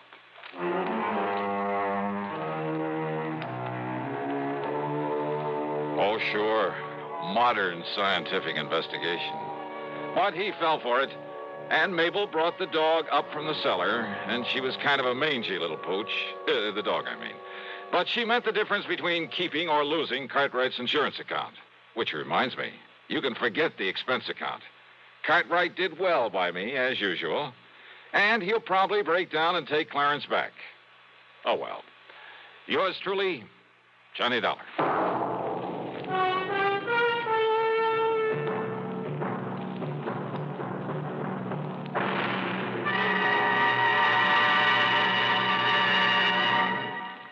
Our star will return in just a moment. Constipation can be a problem for anyone, even doctors. And when constipation occurs, it's interesting to see just what doctors consider important about a laxative they might use or recommend. Well, a majority of the doctors we heard from had this to say. A laxative should be effective, gentle, as close to natural acting as possible, and a medicine that can be used with complete confidence. Now, X-Lax has been popular with many doctors and millions of people over the years because chocolated X-Lax is effective. Overnight, it helps you toward your normal regularity. X-Lax is gentle. Next morning, it gives you the closest thing to natural action. And that's why many doctors and millions of people use X-Lax with complete confidence. X-Lax, the laxative that helps you toward your normal regularity gently, overnight. Is X-Lax in your medicine cabinet? Now, here's our star to tell you about next week's program. Well, first, a real hearty welcome to WATV in Birmingham, Alabama, and to KSOB in Cedar City, Utah. Glad to have you with us on the network. Next week, I run up the biggest, the fattest expense account you ever heard of. Join us, won't you? Yours truly, Johnny Dollar.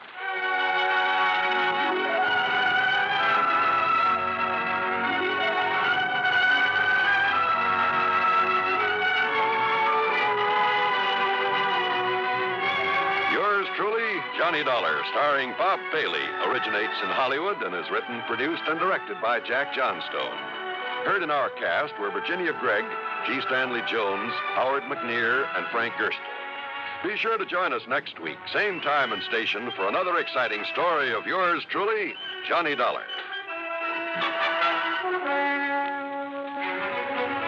This is John Wall speaking.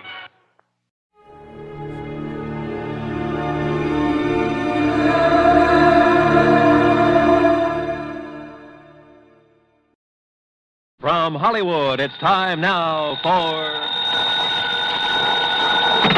Johnny Dollar.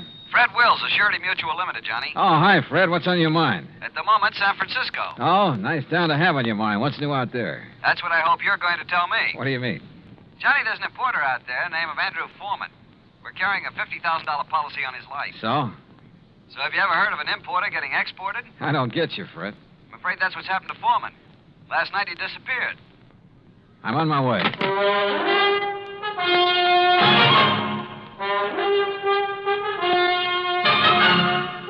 Bob Bailey in the exciting adventures of the man with the action-packed expense account, America's fabulous freelance insurance investigator. Yours truly, Johnny Dollar. And now, Act One of yours truly, Johnny Dollar.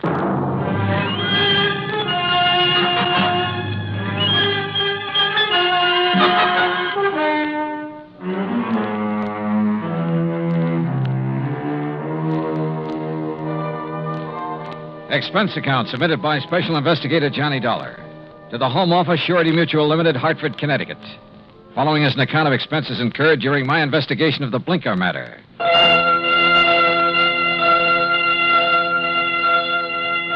Expense account item 1, $178.50, transportation and incidentals to San Francisco.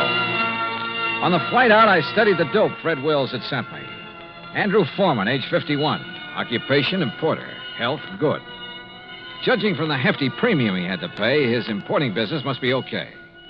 Wife, Marcia Foreman, age 35. 16 years younger than her husband. And Marcia was the sole beneficiary. My plane landed about 8 in the morning. An hour later, I was at the Foreman's apartment. It was spacious, modern, with a lot of glass and the kind of view of the bay that you had to pay plenty for. Yeah, there was money written all over the place, and Marcia Foreman looked right at home. I'm just having coffee on the terrace, Mr. Dollar. Won't you join me? Oh, thanks. I could use some. Out here. Oh, you've sure got a beautiful view here. Yes. I never get tired of watching the bay, the ships. There's always something going on. Oh, here you are. Thanks. What is it, Mr. Dollar? Oh, I'm just looking up the bay. Alcatraz? Yeah. Such a grim-looking place. Yeah, it's a real exclusive club. But I managed to get a couple of new members into it. I don't think I care for the kind of job you have, Mr. Dollar. Trouble wherever you go. Suppose we talk about your troubles. All right. I told the police all I know when I filled out the missing persons report. But I'll go over it again for you. If you don't mind. Your husband disappeared the night before last. Yes, that's right. What time? I'm not sure. Oh? Around 9 o'clock that night, somebody came to see him. A strange sort of man. How do you mean strange? Well, he was dressed in rough clothes, a seaman's jacket. He said he was an old friend of my husband's. Did he give you his name, Mrs. Foreman? Only Blinker. Blinker? Yes, he said that's what everybody called him. I guess because he kept blinking his eyes very rapidly. I see. Well, I showed this Blinker person into the den where my husband was and left the two of them together. Uh-huh. A few minutes later, my husband came out and told me he was going to drive Blinker downtown and find him a hotel room. So I went to bed. I was tired and went right to sleep. And? Well, my husband and I have adjoining bedrooms. When I went in to call him yesterday morning, he was gone. The bed, it hadn't been slept in. I called his office, thinking he might have decided to work late, but they hadn't seen him. Then you called the police? Yes. Mrs. Foreman, had your husband ever mentioned this man Blinker before? No, I'm quite certain he hadn't. Can you describe him? Well, he wasn't above medium height. Age, maybe in the 40s. A scar on his right cheek, a thin nose, and dark, rather beady eyes. I'm afraid that's the best I can do. Well, considering that you only got a brief look at him, I'd say that was a pretty complete description. Mr. Dollar, do you think this person Blinker could have done anything to my husband? I don't know, but I'm sure the police are looking for him. Just one more question, Mrs. Foreman. Suppose Blinker had nothing to do with your husband's disappearance. I'm afraid I don't follow you. Oh, well, what I mean is, can you think of any reason at all, why your husband might want to disappear? No, Mr. Dollar. Absolutely not.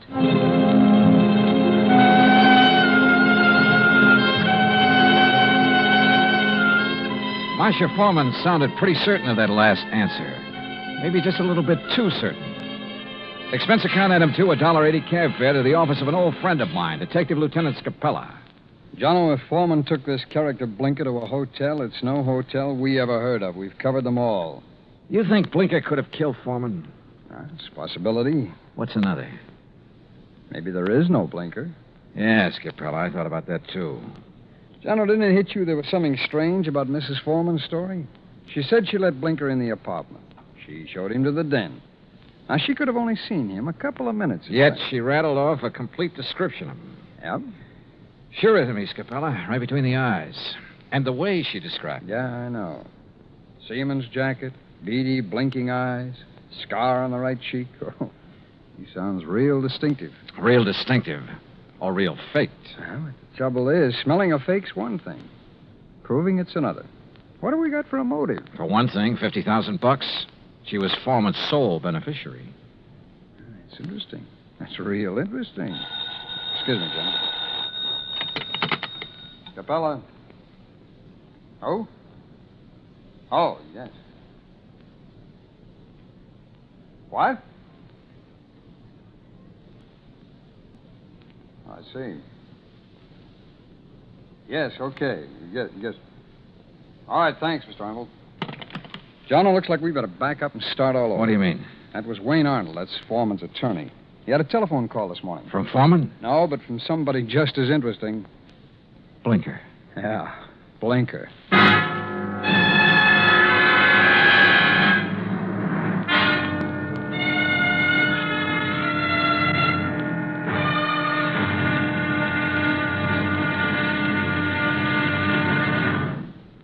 Act 2 of yours truly, Johnny Dollar, in a moment. And now, Act 2 of yours truly, Johnny Dollar, and the Blinker matter. Like Scapella said, we had to back up and start all over again. Just when we talked ourselves into thinking Marcia Foreman's story about Blinker was phony, her missing husband's lawyer phoned and told us he just heard from Blinker. Item 3, $1.70, cab fare to the office of Wayne Arnold, Foreman's attorney. I met him just coming out his door. Did you wish to see me? Mr. Arnold? Yes. I'm Johnny Dollar. Oh, yes, the insurance investigator.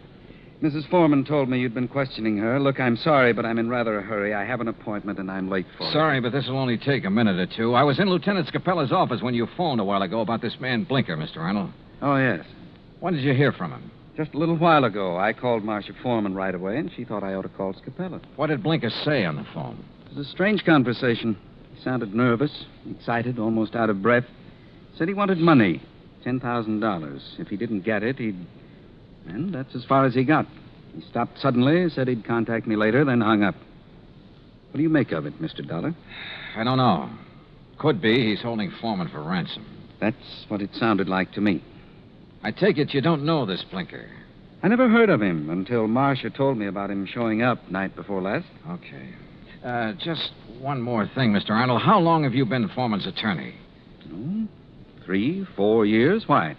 Any reason you know of why he might want to disappear? None that I can think of. Another woman, maybe? I doubt it very much. How about his importing business? As far as I know, it's in excellent shape. Okay. Thanks, Mr. Arnold.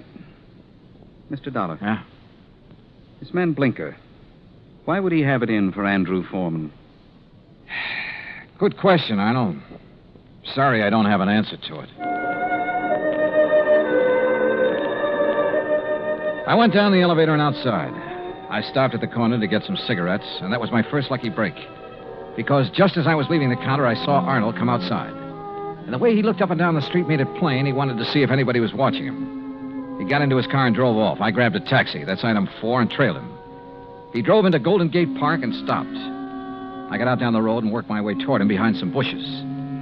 Pretty soon, a woman came over and got into his car. I couldn't hear what they were saying, but I didn't need to. Because when I saw the kiss, I got the message. The woman was Marcia Foreman.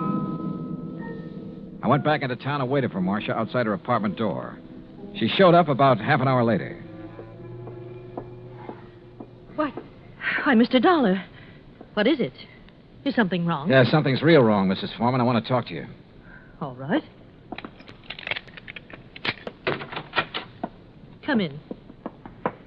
But I've already told you all I know. The story you told me about this man, Blinker, there's no such person, is there? What? You and Arnold made it up. No, that's not true. What about you and Arnold, Mrs. Foreman? I don't know what you're talking about. Well, then tell me, did you enjoy your visit with him in Golden Gate Park an hour ago? Oh, that. Yeah. Well, all right, Mr. Dollar. Wayne Arnold and I have... Well, we've been in love for some time. Did your husband know? I'm not sure. We were trying to find the right time to tell him. I don't think he'd really have cared very much. Oh. My husband and I haven't gotten along very well the last year or two. I guess I really didn't know him when I married him. Mr. Dollar, this has nothing to do with my husband's disappearance. You must believe that. That's so. I didn't make up the story about Blinker. I didn't kill my husband, if that's what you're thinking. Has he been killed? I don't know. You've got me confused. If you didn't do it, how about Arnold? No. He'd have no reason. Besides, he wasn't even in town the night before last. I can check that. I know you can. Mrs. Foreman, maybe you're telling me the truth and maybe you're not. Sooner or later, I'm going to find out which. I am telling you the truth. Then can you give me any reason at all why your husband has disappeared? There's one possibility, Mr. Dollar. It might have something to do with his importing business. What's that mean? My husband, well, he seems to have made a lot of money out of his importing business. More than the kind of thing he usually imports would warrant. What does he import? Oh, trinkets, curios. From the Orient, mostly. Have you a key to your husband's office? Yes. Let me have it. I want to take a look around. I went over the papers in Foreman's office and found out his last shipment had come in 3 days ago on the Indian Princess. Mrs. Foreman had said Blinker was wearing a seaman's jacket. I headed for the waterfront, but the ship was gone. Near the pier was a beat-up eating place called Gus's Cafe. A woman with an apron came over. She was about 6 feet tall and almost that wide. What can I do for you, buddy? I want to talk to the owner, Gus. That's me. You're Gus? Short for Gussie. What's on your mind, buddy? Johnny Dollar. I want some information. You a cop, buddy? No, I'm not a cop. You look like a cop. Now listen, that freighter that shoved off from this pier, the Indian Princess. Docks there regular. You know any of the sailors from her? Just about all of them. They all come in here. Hey, look, Gussie. Gus. Okay, Gus. You ever happen to hear of a sailor named Blinker? Sure. You know him? Sure. About medium height, scar on the right cheek, blinks his eyes all the time? I said I know him. What do you want, an affidavit? Oh, Gussie, you're the most beautiful thing that's happened to me all day. That's what they all tell me, buddy. But flattery don't get 'em a thing. Might help you, though. You're kind of cute. Yeah. Look, did Blinker sail on the Indian Princess? Nope. Then where is he? Fact is, I don't know. Blinker's disappeared. Act 3 of yours truly, Johnny Dollar, in a moment. And now, Act 3 of yours truly, Johnny Dollar, and the Blinker matter. And you don't have any idea where Blinker is now, Gus? Not the slightest, buddy. Oh, great. Then I'm right back where I started from. Blinker was mixed up in something, all right. What do you mean? The Indian Princess docked the other night. Blinker come in here for a cup of coffee. That's one thing the sailors around here all miss when they're out to sea. My coffee. There's no one makes coffee like me. Why, there's nobody on the whole coast. Yeah, I know. About Blinker now. Well, he seemed pretty pleased with himself. Said he was onto something good. Did he say what he meant by that? No. Just sat there looking pleased with himself. Oh, yeah. He showed me the elephant. Said it was going to make him a lot of money. What elephant? He had a carved elephant about 6 inches high. Must have picked it up somewhere. Maybe he was going to sell it. I don't know. Foreman imported curios from the Orient. His last shipment came in on the Indian Princess. That elephant could have been part of it. Foreman? Who's he? Never mind. Well, I wonder where I go from here. I wonder what I'm going to do with all Blinker's stuff if he don't show up for it. Maybe I'm... What did you say about Blinker's stuff? What stuff? I got a back room where I let the boys keep their gear when they're ashore. You've got Blinker's things there now? Sure have. Why didn't you tell me? You never asked me. In the back room, I went through Blinker's sea bag. Near the bottom, I found the carved elephant. An ordinary-looking elephant, until I twisted one of the legs loose. It was hollow, and inside a little paper packet full of white powder. Suddenly, the whole deal slid into place, and just as suddenly, the whole deal made me slightly sick. Now I wanted to see the rest of those elephants real bad. According to the records in Foreman's office, the shipment was in a warehouse. I went outside and over to the pier. Johnny. What? Oh, Gus. Come here a minute, Johnny. Look, I'm in a hurry. Thanks for everything. I'll see you later. You got time to see this. Over here, near the pier. Wait a minute. Yep. It's a body, all right. One of the boys just fished it out of the water. I sent him to call the cops. Looks like it's been in the water quite a few hours. Gus? Yep. It's Blinker, all right. I knew I had to work fast now. I headed out on the pier for the warehouse. Once I thought I heard footsteps somewhere behind me. I stopped and listened. There was no sound.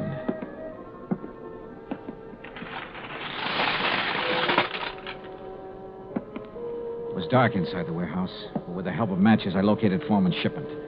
I took a crowbar and opened one of the crates. It was full of carved elephants. I picked up one of them. Yeah, it had a hollow leg. And the hollow leg was full of the same white powder. I hit the floor fast. The shot had come from over near the door. I eased my gun out and waited. 5, 10 minutes went by. I kept quiet. Then suddenly a shadow loomed up near the crates. We saw each other at the same time.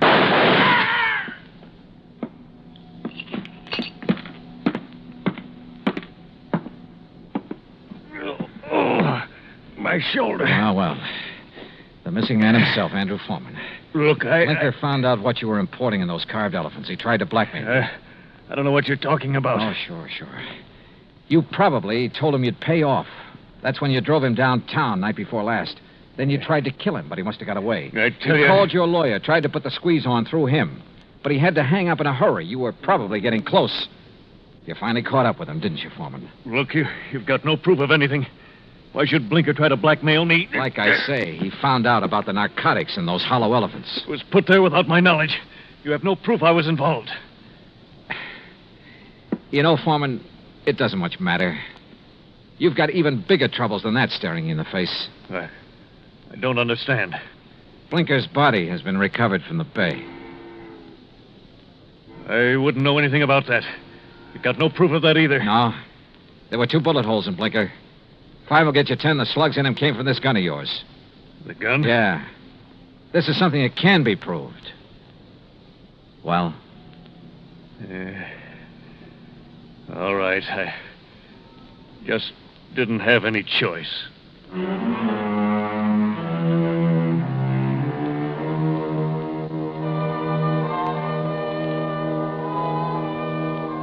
Item 5, $183 even, transportation and incidentals home.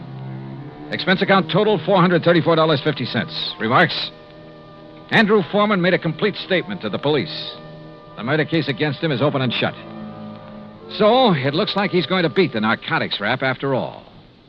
The hard way. Yours truly, Johnny Dollar.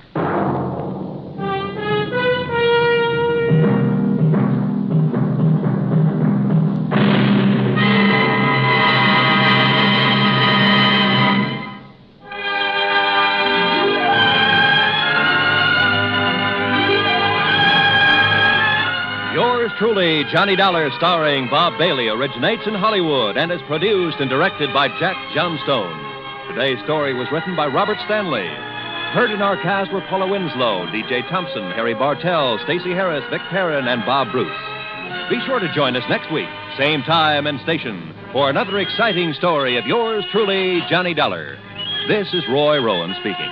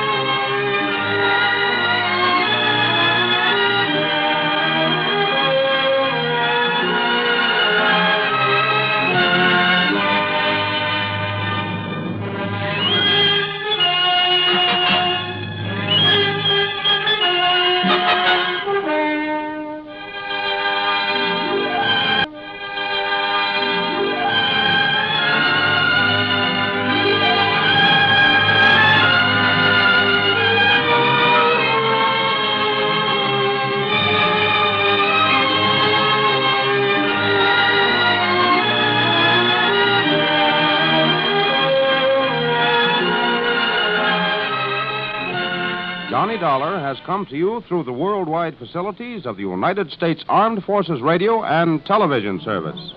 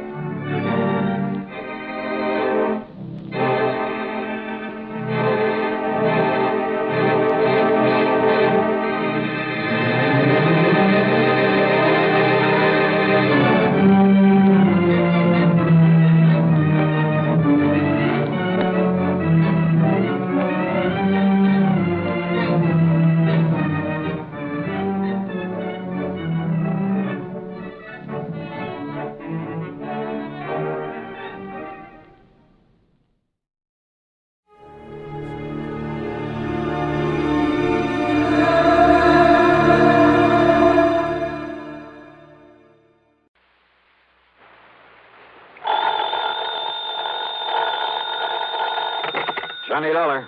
Hi there, Johnny. This is Helen Daner. Helen Daner? That's right.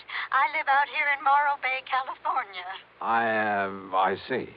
Insurance with one of the companies you represent, the Greater Southwest Insurance Company. Oh, yeah, I do a lot of work for them. But also, Johnny, do you mind if I call you Johnny? Well, no, not at all, Miss Daner. Or is it Mrs.? It's Miss. Or better still, just Helen. As I started to say, I not only have that insurance, but, Johnny, I never miss that radio program of yours where you tell all about those exciting cases you solve. Sometimes I just don't see how you do it. Well, I hope you never find out about the ones I miss out on. But now, Miss Daner... I don't think I've missed a single one of your programs. Good. I'm your most loyal listener, and I think you're wonderful. Well, thanks. And that's why I'm calling you instead of the police about this. Well, look, Miss Daner, Oh? Yes. Calling about what? Johnny, if the police weren't able to nab them, isn't that what you say, nab them? Yeah, sure, but go on. Well, Johnny, these terrible people might suspect that I'm the one who told the police about them. What people, Miss Daner? And if that happened, well, I guess you can just imagine what they might do to me. Well, who are these people you're talking about, and just what is it they're up to? All right, Johnny. Now listen carefully. Yeah. Yes? Miss Daner? Hello? Hello? Hello?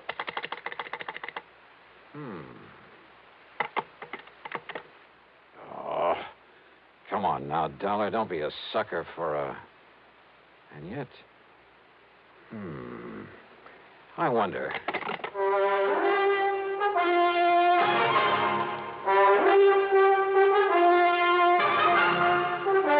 Bob Bailey in the exciting adventures of the man with the action-packed expense account.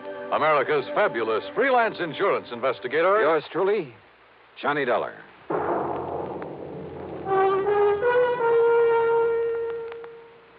Oh, Act One of yours truly, Johnny Dollar.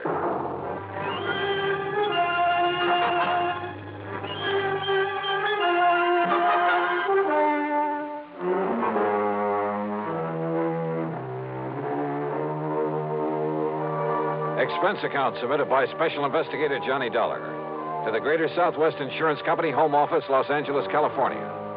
Following is an account of expenses incurred during my investigation of the Big H matter. Expense account item 1, 275, long-distance telephone call to Hollywood 8, 2124. That is to say, the office of Royal J. Harkins, contact man at Greater Southwest Insurance in Los Angeles. It was late in the day, but luckily he was still in his office. Nice to hear from you again, Johnny. What can I do for you? Roy, I'm putting this call on expense account. Oh? But that ain't all. If I could make connections down to New York, well, let's see. There's a plane leaving for the West Coast a little after midnight, so I'd arrive in L.A. early in the morning. You coming out here? Unless somebody's been pulling my leg. Roy, do you have a policy holder named Helen Daner? Yes, Lives somewhere up we certainly do. Well, now, what's that mean? She's an elderly woman, a spinster, who lives up in the little town of Morro Bay. That's about 200 miles north of here. Johnny, she called this office early this afternoon. She demanded your phone number there in Hartford. And? Well, I didn't give it to her. Why not? Because she wouldn't say why she wanted to get in touch with you. Oh, fine. And knowing how busy you always are, well... But then, just a few minutes ago, I began to wonder about it. Yes? Well, after all, if she wanted to contact you about some insurance matter... Yeah. What? Well, did you call her back? Yes, since we handle all her insurance. That is, I tried to, but I got no answer. Then, Roy, I'm going to grab that plane I was talking about. Well, now, wait. Did she get to you? Did you talk to her? Yes. And it has something to do with her insurance? Plenty. So I'm flying out there, Roy, at your company's expense. Now, just a minute, Unless, Johnny. of course, you'd rather pay off her insurance to some beneficiary. Johnny. Then just be sure to have a rental car waiting for me when I pull into the airport. Item 2, 162.85 plane fare. The big mainliner took off from New York's International Airport promptly at 12:30 a.m. At 6:30 Pacific time, I stepped off the plane at L.A. International. Dollar? Dollar, oh, this way. Oh, hi, Roy. I didn't exactly expect you to be here in person this early in the morning. Well, I am. I've got a rental car ready and waiting for you out at the curb. Good, good. But listen, you still haven't told me what this is all about. Because I'm not too sure myself. But you sounded over the phone as though something's happened to the old lady. Miss Helen Daner, I mean. That's exactly the way I meant it to sound. And since I still haven't been able to get her on the telephone... Well, what? What's happened to her? I don't know. This my car? That's right. Oh, start making some sense, will you? I wish I could. Well, do you actually know that something's happened to Miss Daner? Nope. But if it hasn't, I've got to do everything I can to prevent it. Johnny, prevent what? Royal, I only wish I knew. Johnny! Johnny! Thanks to an excellent highway and light traffic, I made good time through Santa Monica, then Santa Barbara, even past the famous Pismo Beach. It was just afternoon when I pulled into Morro Bay. When I stopped for gas, that's item 3, 420, I looked up Miss Helen Daner's address in the local phone book. It turned out to be a modest little frame house about half a mile south of Morro Rock on the landward side of the bay. It had some nice, well-kept flower beds in front, and at the back I could see a small, rather decrepit dock that stuck out into the bay. A brand new, expensive automobile was parked in the street in front of the place. Hardly the kind of car you'd expect a sweet old lady to be driving along. Well, there was only one way to find out.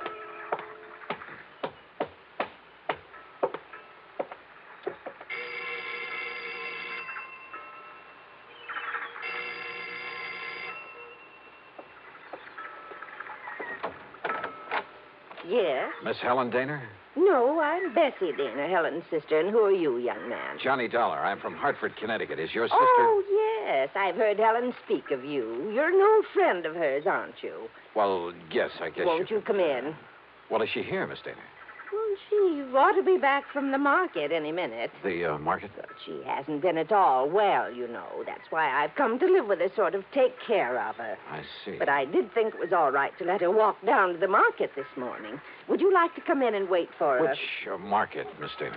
Well, it's the first one down the street. Now, do you see it? That little supermarket just 2 blocks away. Oh, yeah, I see. So if you'd like to come in and wait... No, thanks. I'll pick her up there. Well, but Mr. Dollar... Thank you very much. Mr. Dollar...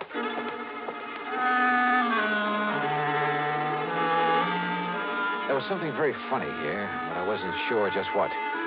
Or maybe I'd just fallen for some gag on the part of a fan on my radio program who wanted to see her favorite hero in person.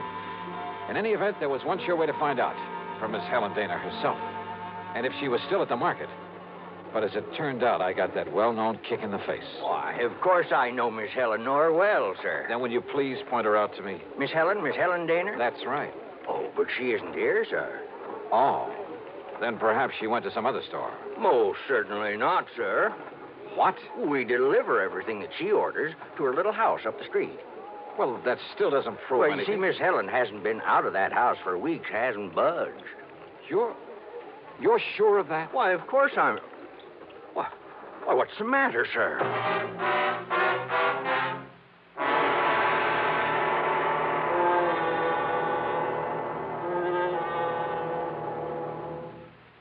And now, Act Two of yours truly, Johnny Dollar and the Big H Matter.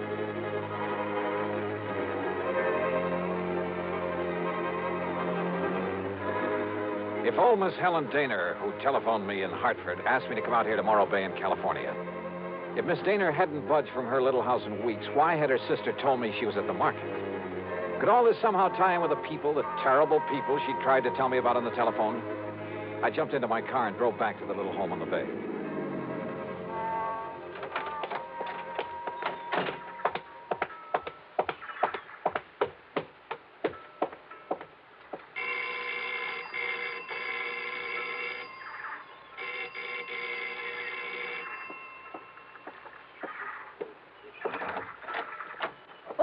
Mr. Dollar. That's right. Now, where is Helen Daner? Oh, Sister came back while you were gone. Came back without my seeing her? Now, listen, I was... Yes? Well, the manager of that market said she hasn't been out of this house for weeks. What? Oh, you must have gone to the supermarket. Well, where else? And just because she isn't shopping there anymore... Oh, now, look, Miss Daner, you told me... Won't you come in? I think she'll be terribly disappointed if you don't. You see, she's told me all about you now. In the couple of minutes I was away from here? An insurance investigator. I think it's awfully thrilling. But now come in and see her. I think she's been kind of expecting you. Yeah. And if you'd like to know what I think, Miss... Good Lord.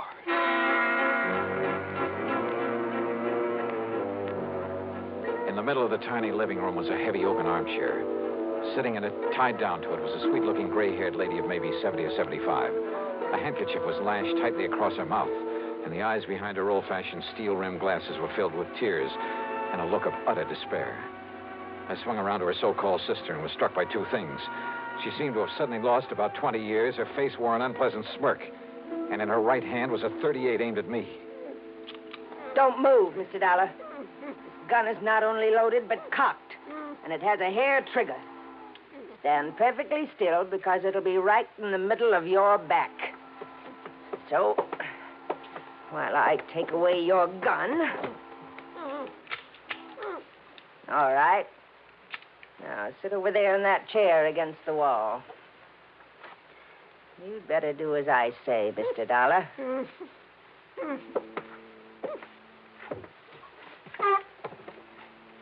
Now, we may have to wait a little while, so get one thing straight.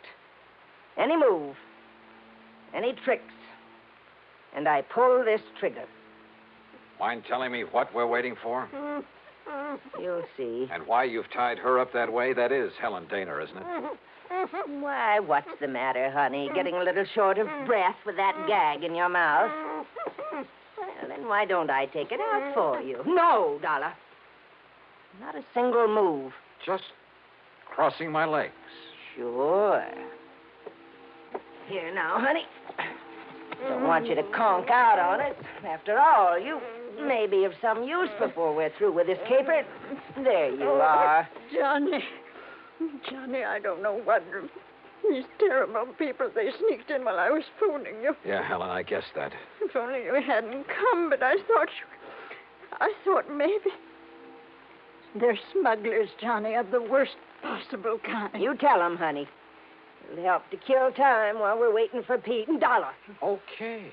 They're smuggling in narcotics, heroin, from the way down in Mexico. Oh, pretty smart picking a spot as far up the coast as this. If only I'd known when this man Pete asked if he could use my dock. He said it was to tie up his boat at night when he came in from fishing. How did you get onto them, Helen? When they saw I turned my lights out so early every night, they thought I was asleep.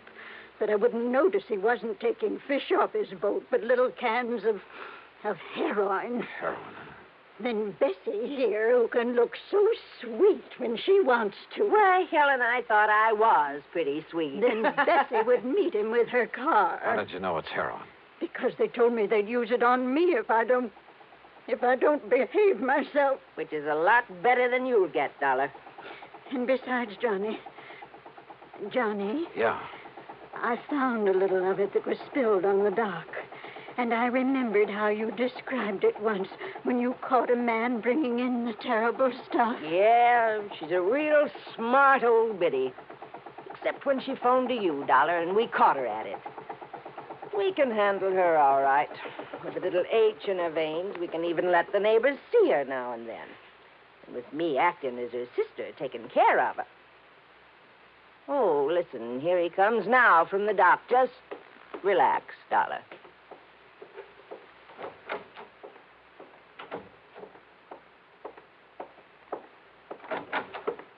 Well, what a charming little party. Johnny, this is... Nice work, Bessie. Dollar, huh? That's right. You want to take care of him, Pete? So you made the mistake of coming out here. Believe me, mister, it was a mistake. I said, are you going to take care of him? Why, of course, right away. We don't want him lying around here. Which is to say, Dollar, we're going to do something I haven't thought of since the old days in Chicago. You and I are going to take a little ride.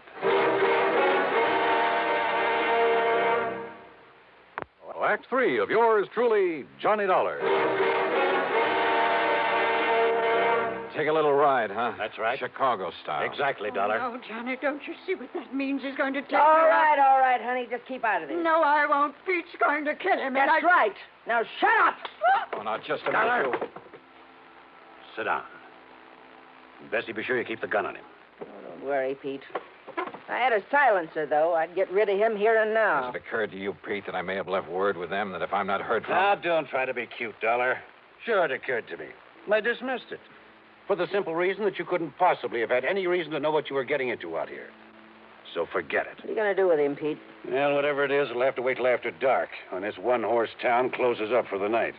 Well, then what? Well, I've got to be sure that Dollar's body won't be found until No. Shut up. until we're through with this operation. That means a week or... Wait, I got it. What, Pete? Up on Cayucas Beach. Cayucas? Yeah, that little town 5 or 6 miles north of here. There's a big pile of rocks, a big cave in them. Nobody'd ever think of looking in there. So, as soon as... Oh, what are you doing?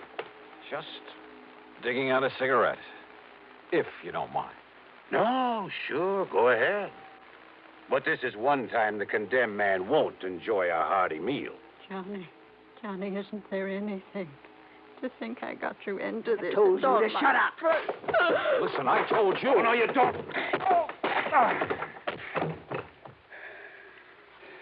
Finish him off, Pete. No. No, we'll wait for dark and do it right.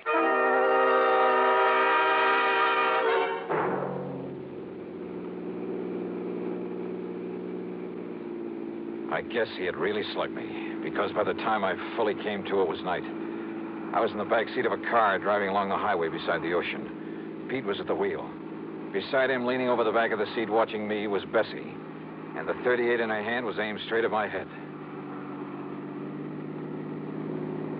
You're sure the old lady won't be able to work herself loose, Bessie? I'm sure. If we'd had any sense, Pete, we would have brought her along on this ride, too. It would have saved us a lot of trouble. Oh, so you've woke up, Dollar. Yeah. Well, just stay put in that back seat. Any funny business? No. I said any funny business. Just trying to dig out a cigarette. Stay back in that seat. Yeah.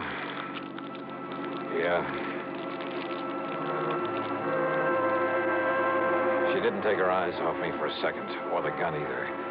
As clumsily as possible, I struggled with a pack of cigarettes, rolling and squeezing it, and hoping the tobacco was plenty dry. Then, having apparently failed to pull out a cigarette, I turned the pack upside down over my hand. And yeah, the fine tobacco poured into it.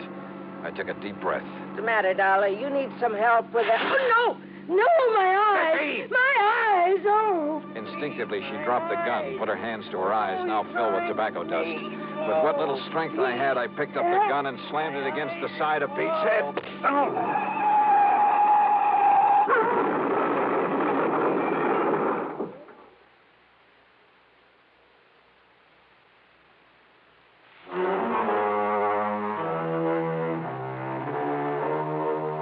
It was a commercial trucker driving one of those big interstate trailer jobs who pulled off the highway to give us a hand.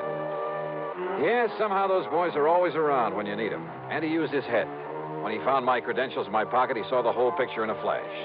So he hailed down the first police car that came along and turned both Pete and Bessie over to them. Miss Helen Daner, bless her heart, the spunky little old character was tickled pink to be involved in the whole thing. Yeah, she just can't wait to go to court and testify against those two. Expense account total, including the trip back to Hartford, $447.45. Yours truly, Johnny Dollar.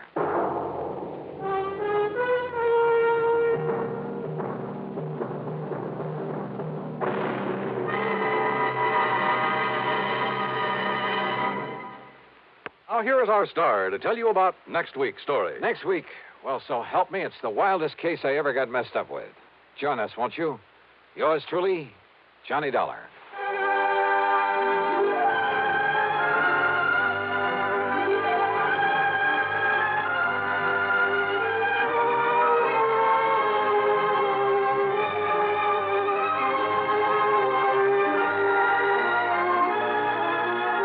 Yours truly, Johnny Dollar, starring Bob Bailey, originates in Hollywood and is written, produced, and directed by Jack Johnstone.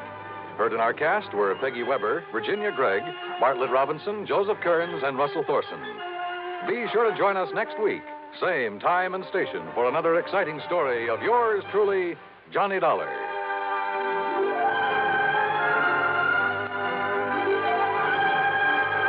This is Dan Coverly speaking.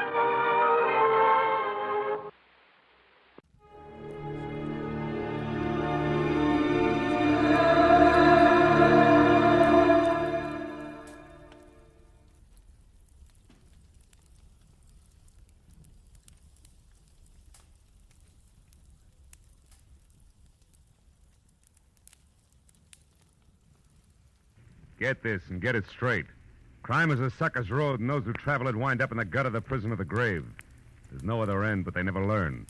This time it started as a routine search for a rich girl's fiancé, and the trail led to a silent house haunted by a face at the window and blood in an open cedar chest. But before it was over, it became a search for a corpse that wouldn't sit still. From the pen of Raymond Chandler, outstanding author of mystery, comes his most famous character and crime's most deadly enemy, as we present The Adventures of Philip Marlowe.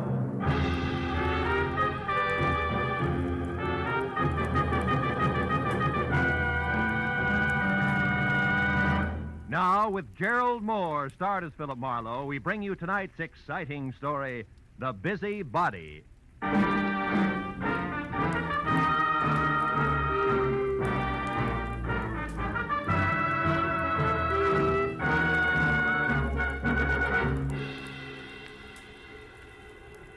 Phone jerked me up off my back and out of the sports page at 9:30 in the evening of an already too long day. On the other end was a warm, feminine voice, edged with the kind of self-assurance that means money, and lots of it. But the words were both hurried and panicky, so after I hung up, I reluctantly waded through the sports section with my feet instead of my eyes and headed for the coffee shop at Franklin and Bronson, where my new client, who had identified herself as Liz Stewart, said she'd be waiting. A pair of blue eyes at a table in the corner measured me from haircut to shoelaces, so I took the cue and walked over. After we introduced ourselves, I was waved into the chair opposite her.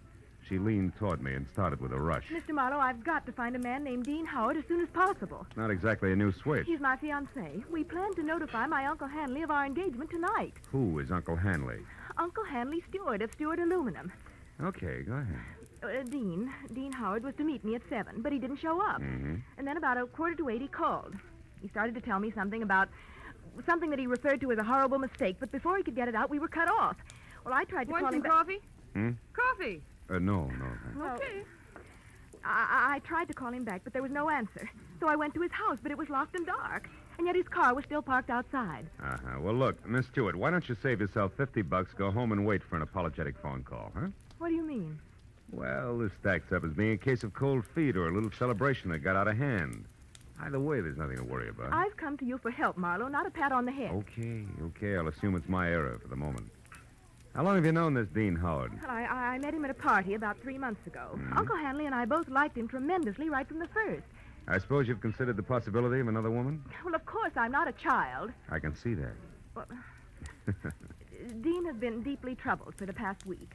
He wouldn't tell me why, but I'm certain that this business tonight is tied in with it. Something's wrong, and I want you to find out what it is. All right, but I'm no leg man for Cupid, so if it turns out to be nothing more than a guy's heart beating in double time, I drop it. Fair enough? Fair enough.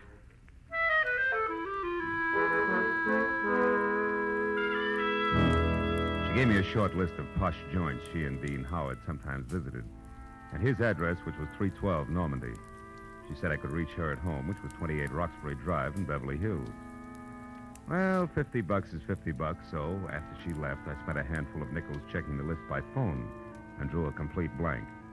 So I drove out Los Feliz to Normandy and found the number, 312.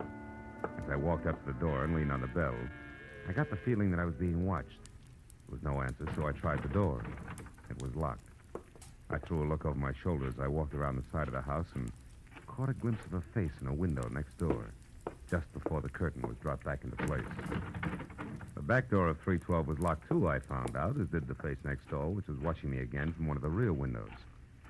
There was one answer to that, so I went out in the street and up the steps of the house next door and knocked, good and loud.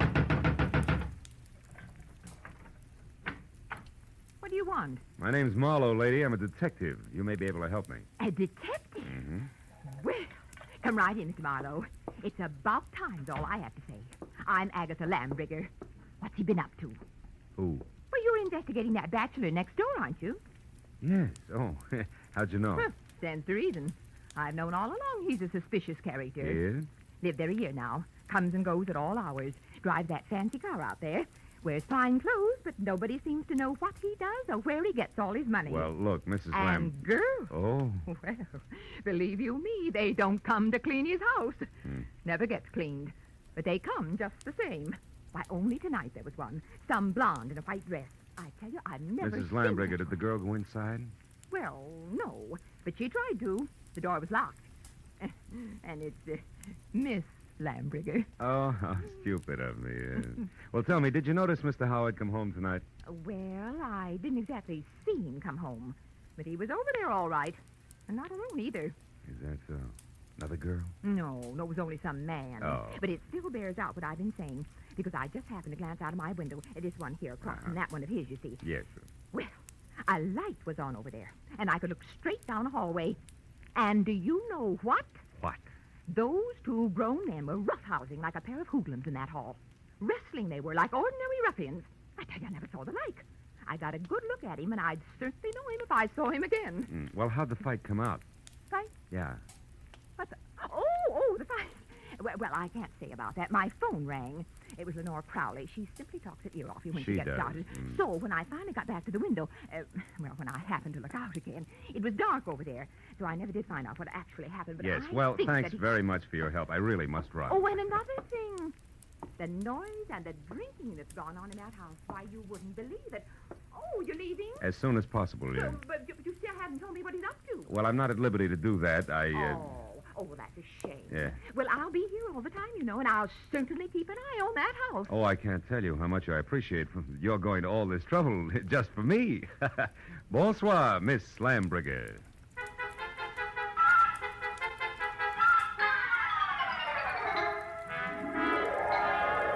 I backed out of that wind tunnel, got in my car, and drove noisily around the corner. Then I cut my lights, turned quietly into an alley behind the house, and stopped. Slipped through Howard's back gate and up the side of the house, found a window that could be persuaded, and went in. Yeah, Howard was a lousy housekeeper, and everything that didn't get brushed off in normal traffic was covered with dust. I found my way to the room opposite Agatha Lambrigger's observation window and ran smack into her first lie.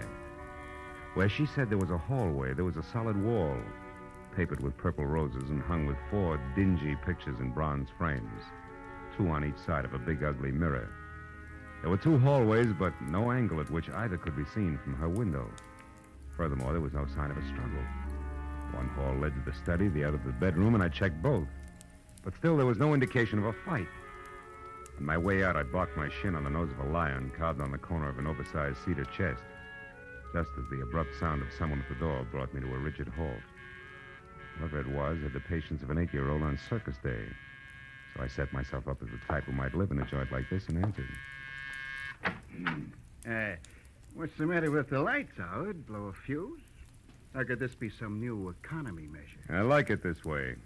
I don't think I know you. You should, Howard. You should. I called you yesterday about a certain money matter. The name is Leo. Don't go for your gun, Howard. Well, since yours is pointed at my third rib, why should I? Well, like I told you on the phone, my boss is anxious. You're way overdue, Howard. I want that $50,000 the boss loaned you 3 months ago. Have it for me the day after tomorrow. All of it. Without fail. He knows I'm good for my debts. Why all the pressure? Well, maybe he figures your investments aren't so smart. Like maybe you've been blowing too much on that second-rate canary, Carol. Oh, yeah, Carol. I remember. She's your girl. Yeah, well, that's none of my business. See you day after tomorrow about the same time. And if you get a headache from worrying about paying off, just think of the one you'll have if you don't pay. It'll be like 10 times this. Oh! Good night.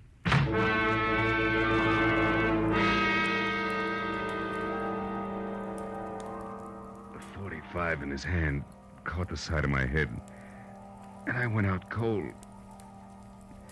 When I opened my eyes, the room had shrunk until there wasn't enough space left to stretch out in. And the climb to my feet, was as easy as roller skating through a log jam. And it wasn't until I found a match and had a light that I knew why. Somebody had moved me from the front door and crammed me into a broom closet like a bag of wet wash. When I got out, I saw that my cubbyhole was off the hall of the bedroom. I listened, but there was no sound in the house, so I started moving. But stopped when I noticed something else. The big cedar chest with carved lions on the corners that had been closed before now was standing open. I struck another match.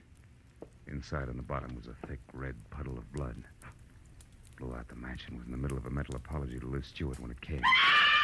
I ran for the front door in time to see Agatha charge out of the driveway and down the street. Stark terror twisting her face. Help! Help! Hey, Miss Lambringer, hold it! Oh, Mr. Marlowe! Mr. Marlowe! What is it? What happened? I saw him, Mr. Marlowe. I saw him. Up by the alley near the hedge. He's dead, Mr. Marlowe. Dead in my backyard. All right. Now take it easy, Agatha. Who was it? He's there now, lying on his back close to the hedge, and he's dead. What'll we do? Come on, we'll have a look. You can show me where he is. Well, all right. He's right back here. I happened to look out my rear window, and I saw something move. The dogs had been getting in my pansies lately, and I thought this was another. So I came out to chase him away. That's when I saw the body. It's right back here. It's gone. Mm-hmm. Now, look, Miss Lambringer. I've got a headache. I'm getting a little tired of this. You saw a body here just like you saw a fight in a hallway from your window. You're so anxious to be in the middle of things, you'd make up any kind of a story. No, I'm not. No, I'm not. I saw that fight, and I saw Dean Howard's body, too. It was here, I tell you. Where? Show me exactly. Well, right about there, I'd Oh, say. sure. And I suppose it... Hey, wait a minute. Yeah. My apologies, baby. There is something here. Could be blood. Here's 2 dimes and a bar receipt from the tulip room on the strip. Oh, good heavens. What'll you do now? Raid the place? You can use my phone. Thanks, but until we know where the body is, we better play it cagey. Now, let's keep this a secret between us. That'll take a lot of courage, I know, but I can trust you, can't I? I won't open my mouth to a soul, Mr. Well, Marlowe. that's great. That's splendid. Now, you better go inside and stay there until you hear from me. Who knows? You may yet be a heroine, Miss Lambringer.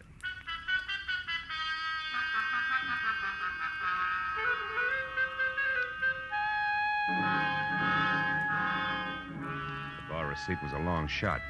When I was still 2 blocks away from the tulip room, I knew it had paid off because a fluorescent banner, 4x12, draped over the front of the squat square building, extolled the vocal virtues of one Carol Cody.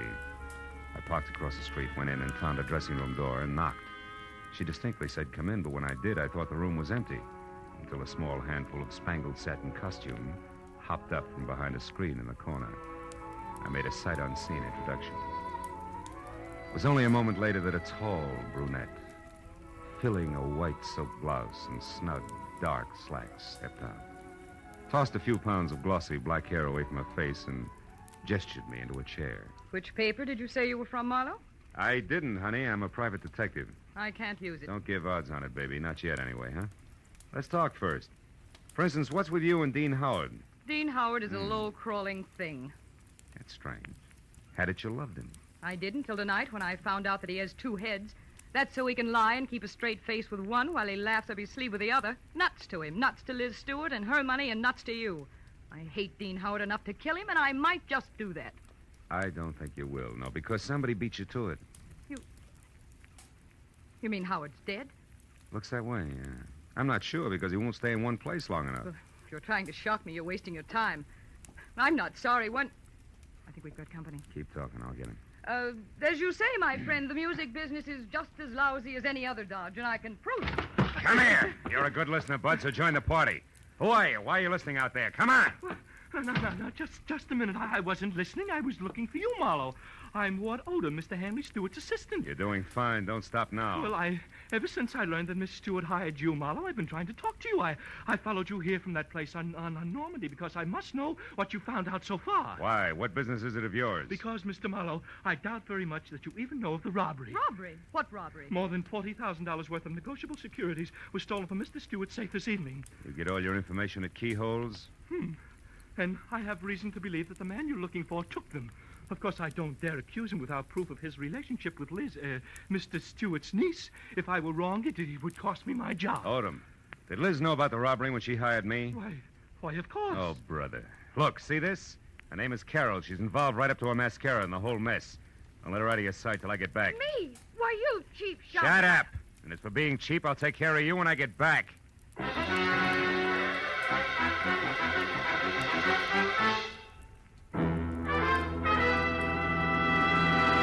In just a moment, the second act of Philip Marlowe. But first, three gentlemen with highly varying but equally effective approaches to dealing with crime entertain you with their deeds of daring on CBS every Sunday. Jethro Dumont, alias the Green Llama, Police Commissioner Bill Grant of Call the Police, and Dashiell Hammett's Sam Spade. These three sterling gentlemen all make their appearances tomorrow on most of these same CBS network stations. And now, with our star, Gerald Moore, we return to the second act of Philip Marlowe and tonight's story, The Busy Body.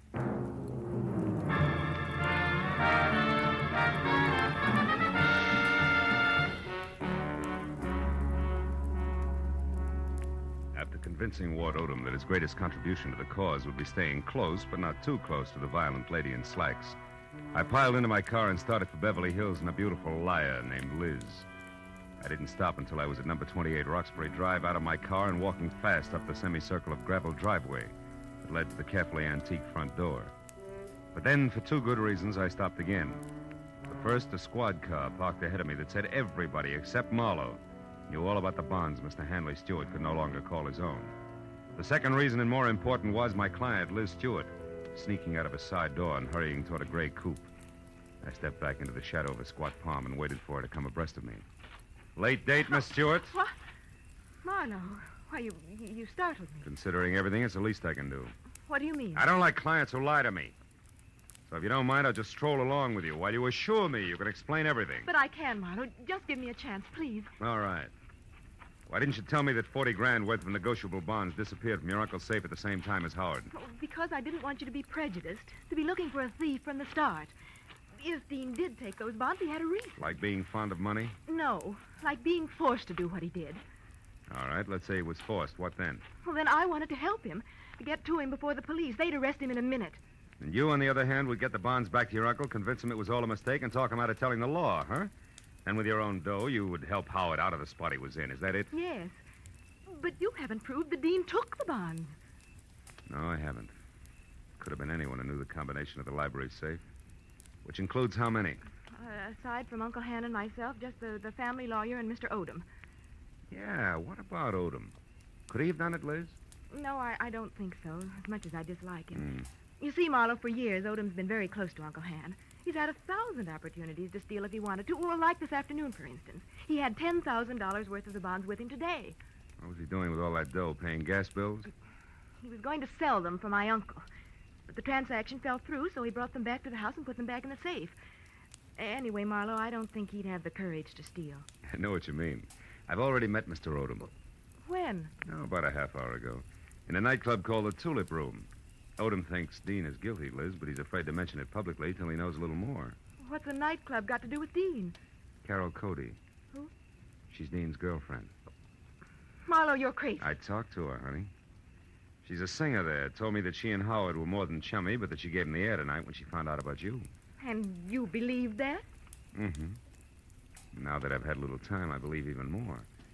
Details that she never bothered to mention. Details like Dean Howard and Carol Cody playing you for a sucker. He gains your confidence, then the combination of the safe, and then goodbye. But you see, the end was a switch, Liz. Dean didn't... Dean didn't what? Hmm? What is it, Marlowe? What are you staring at? Back of my car there. That's not gas dripping on the driveway. The color's too red. Liz, stay back. No, Marlowe. I don't want to. I want to... Marlowe! It's Dean! He's dead, Marlowe! Yeah. That, Liz, is the switch I was talking about. I think Dean Howard not only crossed you, but Carol Cody as well. She did it! She killed him! She killed him because she All found right, out. all right. Now listen. Get inside. Tell the police about this. Do you hear me? But first, give me a 5-minute lead. I'll take your car. I want to get to Carol Cody before the law does. Without saying another word, Liz Stewart, her face drawn and streaked with tears, handed me the keys to her car and turned and walked slowly back to the house. I took one long look at the blood-soaked shirt front on the body I had been a step behind all night. Then got into Liz's car and pointed it back toward the tulip room. 20 minutes later, when my knock on the locked dressing room door brought no answer, I had kicked my way in. Alone and half-conscious in the middle of the floor was Ward Odom, the man I'd assigned to stand sentry over the brunette. Oh, Marlowe. Marlowe, she tricked me. Asked for a cigarette, and I went to light it. She swung. It adds, Odom, and you're lucky she let it go at that. It was more permanent in Howard's case. Oh, then you found his body, Marlowe. Yeah, in the trunk of my car. Oh, how awful. And she did all that, this Carol Cody? Yes and no. She must have had help, Odom, because first of all, it takes something stronger than the chanteurs to keep shifting a corpse from cedar chest to garden to car, at the rate that Howard was being moved. And second, an old crow named Agatha Lambriger saw a man roughhousing with Howard over at his own place, not a woman. You mean there was a witness to the murder, Marlowe? Well, more or less. And you have no idea who the murderer is? No. And that, Odom, is all the more reason why I want to catch up with Carol Cody. Happen to know where she lives? Well, yes, just at the Grayfield Apartment Hotel on North Havenhurst Drive. North Havenhurst. It's a room 118. 118. And I think that it's... Marlowe, wait, my top coat is gone. What? Yes, and she was wearing slacks, remember? Marlowe, maybe she's leaving town disguised as a man. It's a point, Odom. I still think I'll try the apartment hotel first.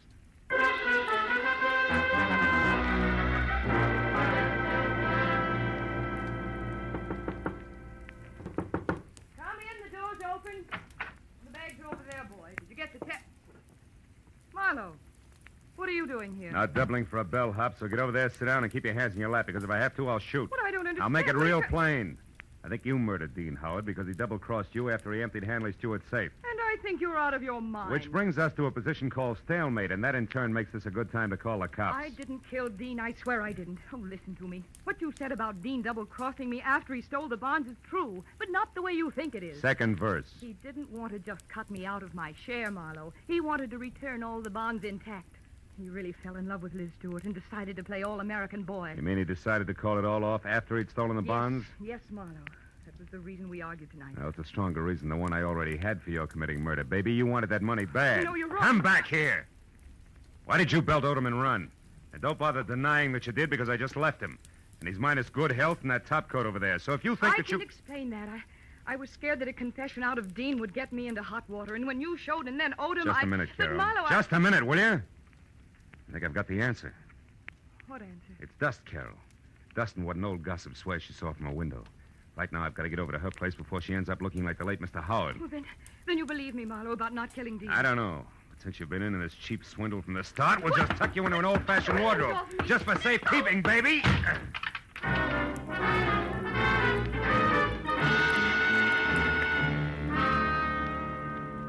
Outside in Liz's car, I slammed my foot down hard against the accelerator and didn't ease up until I screeched to a stop, away from 310 North Normandy, where I knew murder was scheduled to happen again. I was next to a pair of half-open French doors through which I could see Agatha Lambriger sitting erect in a straight-back chair. I was happy that I hadn't taken any longer in getting there. I was also happy that the man standing opposite her, gun in hand, the man who had murdered Dean Howard, had his back to me. I got a firm grip on the 38 in my hand. You've been so nosy, Miss Lambriger. And it's too bad that Marlowe had to let me know you've been a witness when I killed Dean Howard. A roughhouse, I think you called it. A roughhouse is what I thought at the time. But when I saw Dean Howard's body out in the alleyway, I knew... You knew I killed him. Everything would have been simple if you hadn't had your nose out a mile. I was going to run over him, and it would have looked like an accident. But I had to move the body after you saw it. Marlowe's car looked good until I could dispose of it. But there's no point telling you all this. You won't be able to gossip about it, Miss Lambriger. I'm sorry. Sorry, but that's the way it has to be. You or me. I vote for you, Odom. Drop your gun before I close the polls for good, real noisy like. Come on, drop it. No, don't shoot. I dropped it. Okay. I'll move to the middle of the room, hands high. Marlowe, I didn't want to do it, but I had to kill him. Dean Howard was going to return the bonds he took. Marlowe, and that would have left you in a me. spot, wouldn't it? Because Howard only stole 30 grand out of that safe. You were taking 10 grand to legitimately sell for your boss. I know what And when you went to I know what return them, you happened. saw there'd been a theft. And you decided to make the most of it and let somebody else take the rap for the whole 40 grand. Keep your eye on him, Mr. Marlowe. He's Don't worry, a man who shoots another man in the back has no guts. He won't try anything while I'm looking at him. No, Marlowe. I don't have any more guts than it takes to jump behind a woman's skirt. A lady I choked to death. If you take one more step, now lower your gun and listen. All right, let her go, Odom. Sure, let it go. Just as long as you cooperate, Marlowe. Marlowe, don't be a Shut fool. up! Shut up! Don't shoot! You kill me anyway. Shoot! No! Shoot! No, don't shoot! Marlowe! Don't shoot! Don't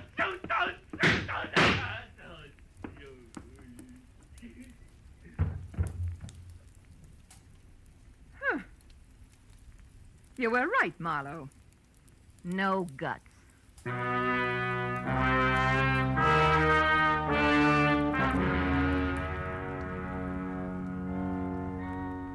It was an ambulance, a half a dozen squad cars, and a police captain included, and 3 long hours of questions and answers in triplicate later, before 310 North Normandy and Environ settled back to being just another quiet house on just another quiet street.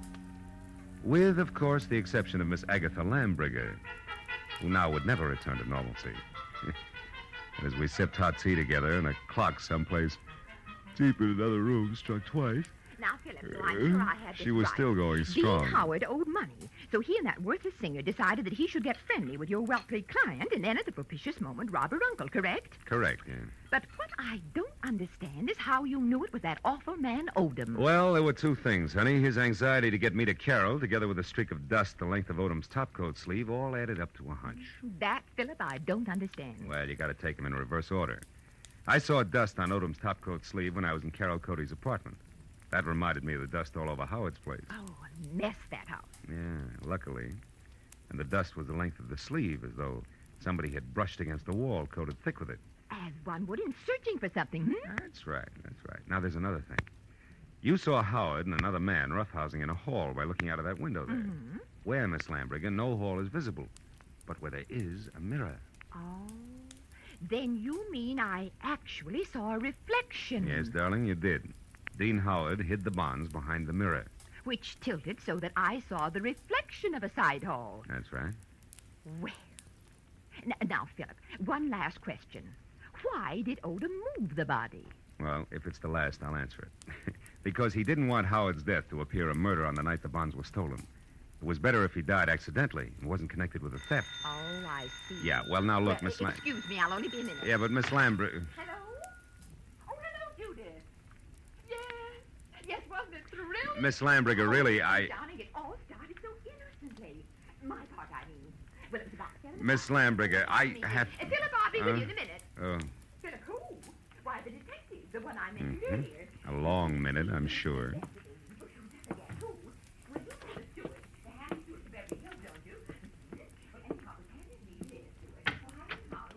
Goodbye, girl.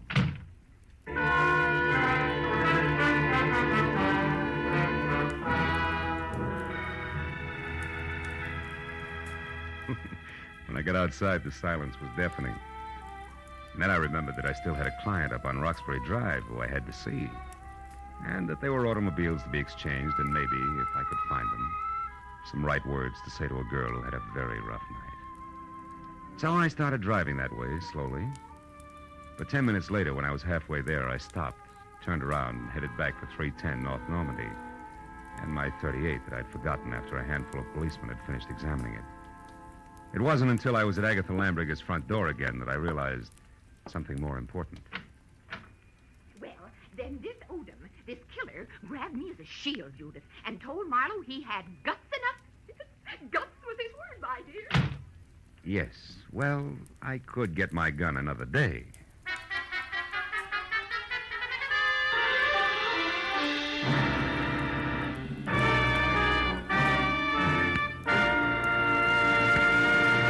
Adventures of Philip Marlowe, bringing you Raymond Chandler's most famous character and star, Gerald Moore, and are produced and directed by Norman McDonald. Script is by Mel Donnelly, Robert Mitchell, and Gene Levitt. Featured in the cast were Lois Corbett, Lorette Philbrandt, Lynn Allen, Peter Leeds, and John Stevenson. The special music is by Richard Orant. Be sure and be with us again next week when Philip Marlowe says... It began as the threat of a beating that turned into murder with a brown-eyed blonde, a jovial hippopotamus, and a tough ex-soldier of fortune. All complicating the problem until I got next to the key man.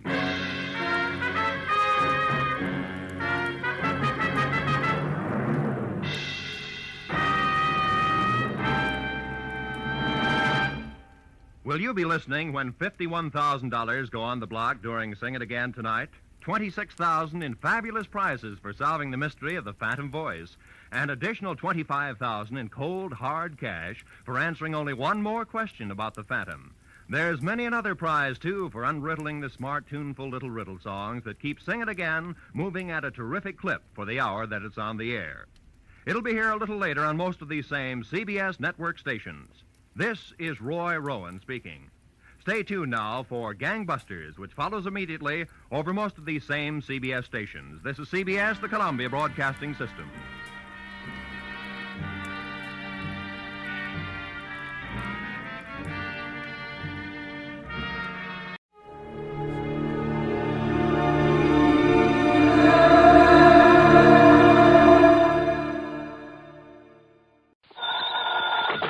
Johnny Dollar. This is Harry McQueen, Johnny, up here in Gloucester, Mass. McQueen? That's right, 4-State Mutual. Oh, sure, Harry. How are you? What's on your mind? Johnny, I have a real funny one for you. Okay, so I'm laughing. Oh, I mean funny peculiar, you know. Do I? Why don't you tell me about it? We'll see. Well, it appears that somebody's threatening the life of one of our clients. You call that funny? I told you, Johnny. Yeah, you told me. What's the name of this client? Amos R. Weatherby, an old retired sea captain. Lives in a little town of Annisquam up on Cape Ann. How much insurance does he carry? $50,000 straight life. And who's the beneficiary? His pretty young niece, Thelma Jane Weatherby. Oh? She lives with him, sort of takes care of him. But she just can't wait for him to die a natural death. Hmm? Oh, wrong, Johnny. She's the one who called me about it a few minutes ago. Asked that you be sent up there. Well, now, Harry, you know as well as I do that if she's smart... And she is. And if she has got any intentions, the best way to keep suspicion from herself. Wrong again, Johnny. I'm sure of it. Yeah. Just wait till you see and talk to her. Well? Young, did you say? In her late 20s. And, pretty? Very. The most gorgeous girl I think I've ever seen. Okay, then, Harry, give me the address and telephone her that I'm on my way.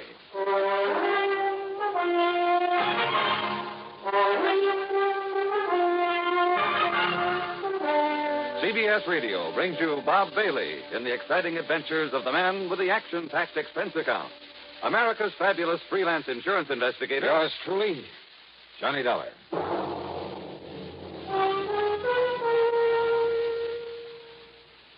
Now, Act One of yours truly, Johnny Dollar.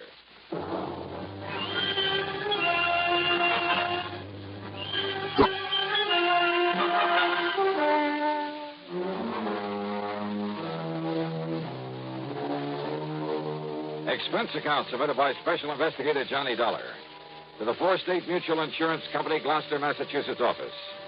Following is an account of expenses incurred during my investigation of the boat out of the blue matter.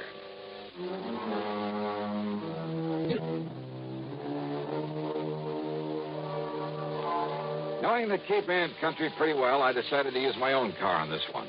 So, expense account item 1, $14.70, mileage at the rate of 10 cents a mile, and a bargain for the company at half the price.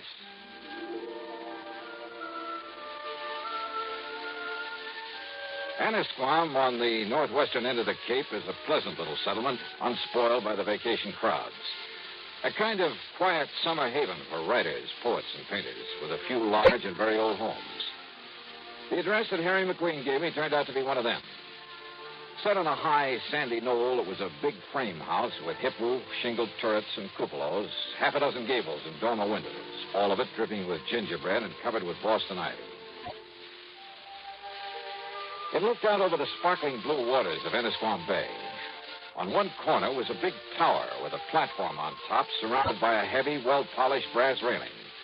A flagpole carried not only the national ensign, but a couple of signal flags on separate lines below a sort of yardarm, I guess you'd call it. Another shorter pole supported a weather vane and one of those revolving things to measure wind velocity. The whole place, in spite of its weather-beaten age, was in good condition. It was what the owner, according to Harry's description of them, would probably call shipshape. All very interesting and colorful. What interested me most, though, was the vision that greeted me at the front door. And I mean vision. Yes? Oh, you must be Johnny Dollar. Any description of Thelma Jean Weatherby could only end up in the Department of Understatement. She was tall, well-tanned, and beautiful. A sort of honey blonde with clear, exciting blue eyes. The sort of figure that you dream about. She was wearing a well-cut pair of blue silk capris. Johnny? And a blouse of lighter blue chiffon. The freshening breeze caught a wisp of her hair and gently flicked it across that beautiful face in a sort of caress. I caught the faint scent of arpege. Johnny, what's the matter with you? Huh? You are Johnny Dollar, aren't you? What? Oh, yeah, sure. I'm sorry, Miss Weatherby. Miss Weatherby? Thelma? Thelma Jean. But come in, Johnny. Yeah, sure. The captain has just gone up to the bridge to look for the weather so we can talk safely. The captain? My uncle, Captain Amos Weatherby. Oh, boy. And the bridge is on that tower on the corner of the house. I see. He spends most of his time up there. It was about Captain Amos that I called the insurance company. So McQueen told me. Sit down, Johnny.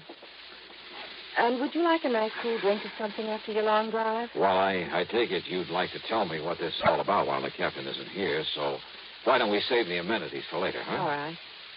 I can tell you all about it in 2 minutes. All right. I was engaged to a fellow. That I can believe. His name was Roger Burton. Until a couple of weeks ago when the captain, who didn't like Roger from the start, well, he found out some rather unsavory things about him. Like what, Thelma Jean? Roger never told me, Johnny, but he'd been married. Twice, as a matter of fact.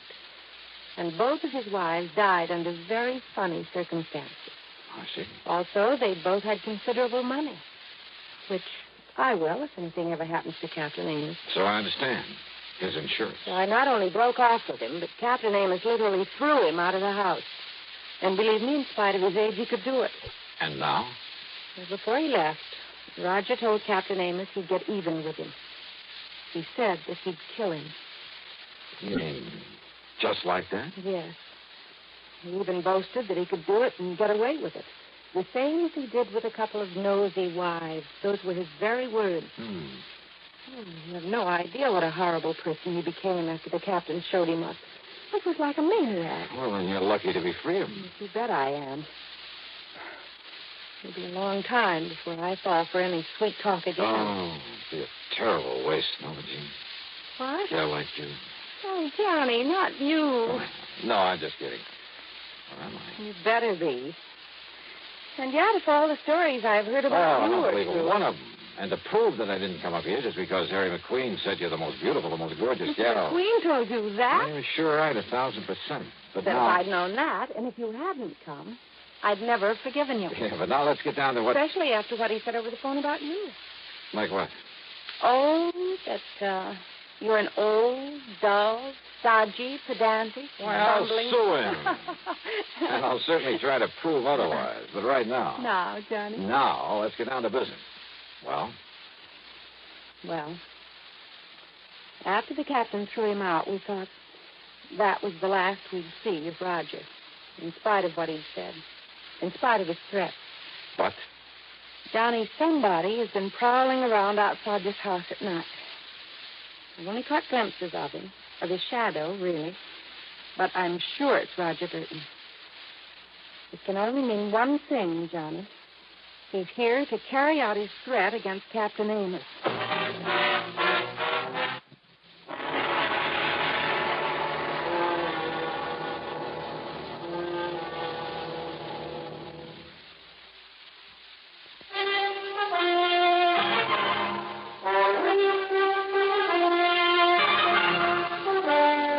You're sure it's Roger Burton you've seen prowling around the place? Yes, Johnny, and only at night. And he's supposed to have left Anna's farm to have gone out west or something.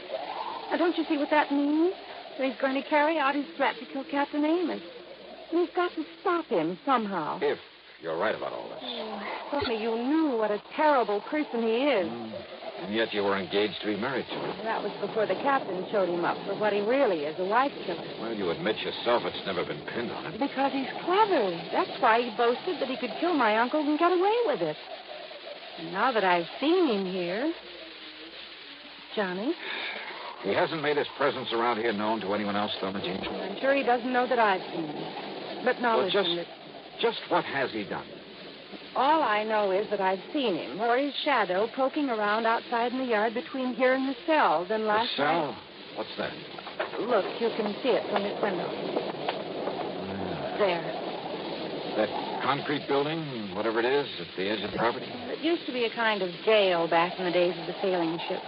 Now the power company uses it for transformers or whatever you call it. Yeah, I see the power cables leading down from the pole. I've looked for his footprints out there in the mornings, but there's always a wind at night, so... Maybe I'd better take a look in that cell, as you call it. Oh, it's all locked up, Johnny. And the tiny windows with the bars over them are so dirty you can't see a thing inside. Have you any reason to think he somehow got into the... Hey, that storm's really coming this way. Yes, and Captain Amos will love it. But now, Johnny... Well, hadn't you better get him down off that tower before it hits? During the storm? Why, you couldn't drag him down with a turning mule team. Oh. Take him back to the old days when he used to ride out a storm on the open bridge of a sailing ship. Thelma Jean, does he know about Roger showing up again? No, Johnny, I haven't told him. But listen, I've been trying to tell you. Tell me what? That I not only heard him prowling around last night, but this morning I found some ladder marks in the ground. Where? Out beside the tower. As though he'd used a long ladder to get up to it from the outside. Ladder? I don't know what else they could be. This feller, and for the moment we'll assume that it is Roger Burton. Oh, I'm sure of it. He's made no attempt to enter the house? Oh, he's too smart for that.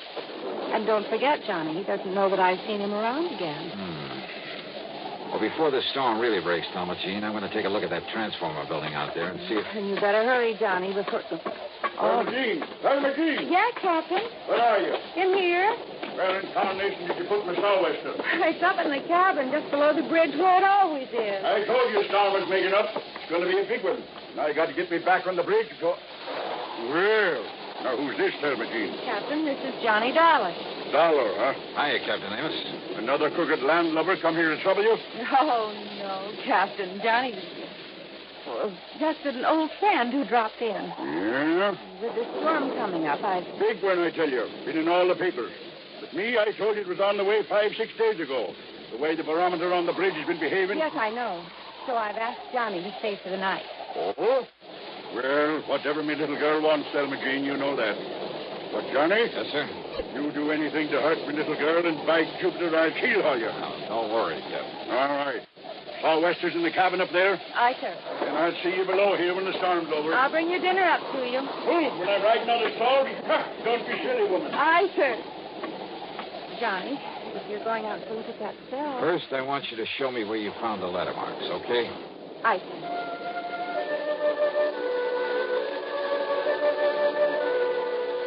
The marks in the ground were still quite plain at the base of the ivy-covered tower. The ladder must have been a tall one, high enough to reach the platform that the captain called the bridge. And I found, rather, a couple of things. A heavy lightning rod extended up the side of the tower, well hidden by the ivy. But the bottom of it had been sawed off, making it useless. Also hidden by the ivy was a wire, an insulated copper wire. Too heavy to cut without tools, but certainly not big enough to take a lightning bolt. The wire was lashed to the upper section of the lightning rod. The other end disappeared in the ground at my feet. And it led away toward the cell, the little transformer station. It was dark now, and the storm was building up fast. I dashed back into the house, up to the second floor, and then up the winding stairway to the captain's bridge. You better lash yourself onto the rail, Johnny. This wind will blow you clean off of the deck into the sea. Looks like you're right, sir. I told her this nor'easter is going to be a big one, and it is, Johnny. There might be a one night off the Azores. That was fast. What are you doing there, Johnny? This upper end of the lightning rod was 6 or 8 feet from the side of the tower, held there by big insulators. But again, the heavy copper wire, again hidden by the ivy. It connected the rod with the brass railing where the captain was holding on for dear life against the wind. And it meant that the railing was the cleverest, most diabolical instrument for murder that I had ever seen.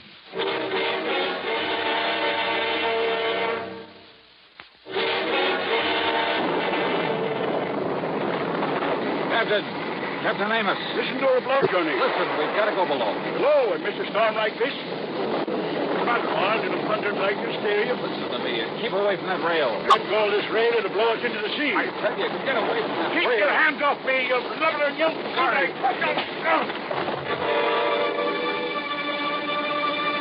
I dragged him off his so-called bridge and down into the little room below. Then hoisted him onto my shoulder and started down the circular stairway. What is it? What's happened to him? I'm afraid I had to knock him out. What? To get him off that platform up there. No, Johnny, you shouldn't have. You'll never forgive you for... For what? For preventing him from getting electrocuted? Oh. Better give him some brandy or something. Oh, Johnny, don't you understand? Didn't you see the lightning rod up there? You bet I did. Right next to the platform. And while you're at it, you can bring a slug of that for me. Don't you understand? Lightning wouldn't hit a rod like that, not once in 100 years. In 100 years, Johnny, here. Thanks. What it does is clear the air of static electricity all around the place, so the lightning won't strike nearby. Yeah, that's what you and think. Don't you see what you've done to him? I'll never forgive you for this. Here, darling. Now listen, Thelma Jean. Oh, Johnny, you've hurt him. Well, I'm sorry, but now listen. You're going to be a lot more sorry. Thelma Jean. There's nothing you can say, Listen Johnny. to me. You keep him here. Keep him away from the bridge until I get back here. Come back here, Johnny. Just keep him there. Outside, with the aid of occasional flashes of lightning, I found my way to the concrete transformer house. There, I found out how Roger Burton, in spite of the heavy padlock on the door, had got into it. By the simple device of pulling the pins out of the hinges. And who was sitting there waiting for me with a .38 in his hand? Close the door, mister. And back up against it. Go ahead. You don't give me much choice, do you? I can only tell you that if you make one move towards me, I'll pull this trigger. Your body won't be found until the annual inspection of this little transformer station. That'll be 4 months from now, and I'll be a long way away from here. I see. I'll probably have to kill you anyway, mister. After I get rid of that meddling old man up in the tower the old fool calls the bridge. Up on the tower, Burton? Yeah, I saw you drag him away from there through this window. Just before a good flash of lightning that could have been my cover-up. But don't worry. He'll be back. Hanging on to that railing, riding out the rest of the storm, and when he is... The rest of this madman's murder weapon was all too obvious now. Up on the tower, the brass railing was wired to the disconnected lightning rod. On the lower end was the copper wire I discovered. And this end of the wire here in the blockhouse was connected to a 22,000-volt transformer. You see how it works, mister? He goes back up there and grabs hold of the rail. I throw the switch. And the power in this line will not only kill him, but melt away the copper wire. Destroy the evidence. Only nobody will look for evidence. Because they'll all think a bolt of lightning killed him. All right, Burton, listen to me. Oh. Look. I can see him. In the room where you carried him. Hey, look through the window beside you. You can see him, too. I can see him all right. Starting back up the circular stairway, back up to the bridge. You think that Thelma Jean can stop him? Never! If he ever got there, if he touched the railing, Burton would throw the switch, would electrocute him. But then a miracle. Once in 100 years, the bolt of lightning out of the heavens.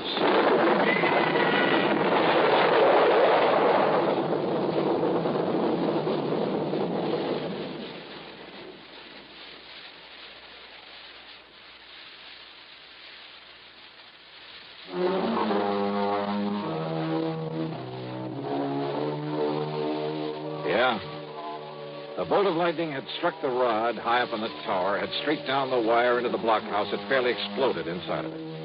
The force had blown me out through the door, and it was a couple of hours later inside the house before I was able to move. Burton, holding the switch, had been killed instantly. I'm glad I hadn't tried to get any closer to him. It was a bolt out of the blue. It was justice in its own strange fashion. Expense account total, including a checkup by one of the local medicals, some new clothes, mine were in shreds, incidentals, and the trip back to Hartford, $171.50. Yours truly, Johnny Dollar.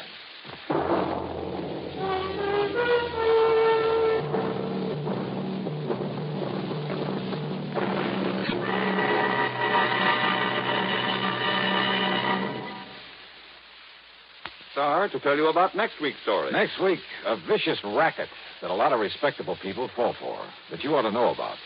Join us, won't you? Yours truly, Johnny Dollar.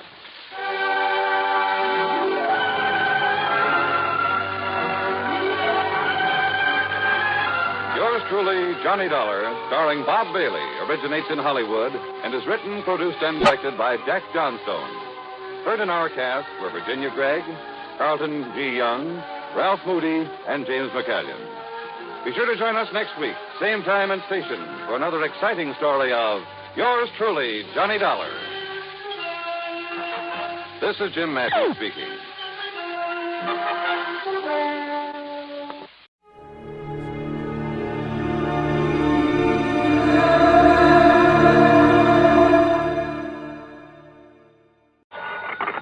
Johnny Dollar. Pat McCracken, Johnny. How's the weather in Palm Springs? A blonde in a bikini just melted past my poolside window. Goodbye now. Oh, don't hang up. Johnny, this job's just a few miles north of where you are. It'll take maybe a day to clear it up. Yeah, you said that last Christmas, Pat, and I got trapped in a blizzard. This season, I soak in the sun. Happy New Year. John, boy, we have a bonus list in this office. Your name could be on it. Near where I am, huh? It's a ghost town named Calico. An old prospector named Kringle is breathing his last up there. I thought old prospectors never died. He wants to change the beneficiary on his $50,000 policy, but a nephew, Ned Kringle, threatens suit if we let him. So you contact our agent, Gene Craig, in Barstow. Who's the new beneficiary? Carmen Kringle. Carmen? A borough. A borough? Yeah. If I don't hear from you, Johnny, Merry Christmas.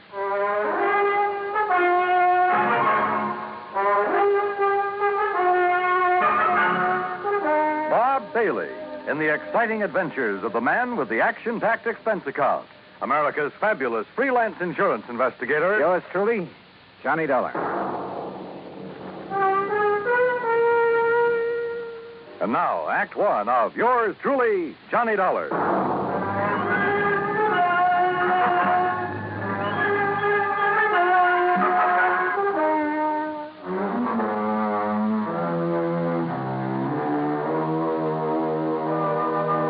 Expense account submitted by Special Investigator Johnny Dollar to the Home Office, Universal Adjustment Bureau, Hartford, Connecticut. Following is an account of expenses incurred during my investigation of the Carmen Kringle matter. Expense account item 1, $1.40. Telegram to Gene Craig in Barstow telling him where and when to meet me. Item 2, $50 even to Al Sterner for his charter plane to the ghost town of Calico. The guidebook says there's something about desert country that's good for the soul. And in spite of the air bumps, I got a panoramic view of the great Mojave that took my breath away. The sun's setting rays hit the weird mineral stratas of the Calico Range and turned them into a patchwork of beauty. Night comes quickly in this country, and I turned to Al when a Christmas tree cluster of blinking lights appeared under our wings. By way of answer, he put the plane into a glide and set us down on the smooth surface of a dry lake bed.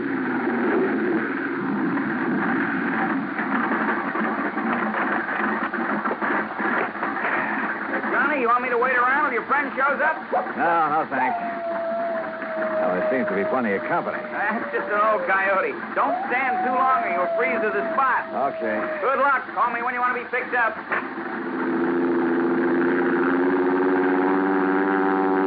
I watched Al's plane until it was swallowed by the darkness. Then suddenly I got that feeling in the hair on the back of my neck that I wasn't alone. The moon was up enough to make out shadows, and silhouetted in a circle around me was a strange collection of figures. One of the pack moved toward me, and for a crazy second, I thought I bumped into Santa Claus's reindeer. Then a car without lights came rushing at me. The headlights slammed on, and I got a glimpse of a donkey herd scattering into the night. All right, mister. Walk toward me. Slow, with your hands high. I've learned never to argue with a Winchester 94, so I followed orders. I spotted the weaving headlamps of another car approaching and prayed it was the agent, Gene Craig. Close enough, Sonny. I can pop the rattlers off a sidewind at 60 yards. So don't you make no sudden move. He was maybe 60 with gray sideburns and a frosty goatee. A marshal's badge was pinned to his leather jacket. All right, now, mister. Marshal, it's all right. That's Mr. Dollar. Huh? I was supposed to meet him earlier. I'm awfully sorry, Mr. Dollar. I'm Jean Craig. Huh? I couldn't get here until I drove Doc Spangler up to Chris. He's had another setback, Marshal. Yeah, some darn fool let down a rail on his corral, and Chris Kringle's whole herd got loose. He don't give a chuck for most of them, though, except Carmen. Now he's fretting because she's running wild. Almost had him tracked down when this here fella showed up. If you vouch for him, huh, Jean? You are Johnny Dollar, aren't you? Well, a frozen facsimile. Come on, I'll drive you into Calico. You tell Chris that I'll have his Carmen back in the corral before the moon's full. And, Jean, Yeah, Marshal. tell the old sourdough to stay alive, will you? We need him around here. Sorry about mistaking you, Mr. Dollar.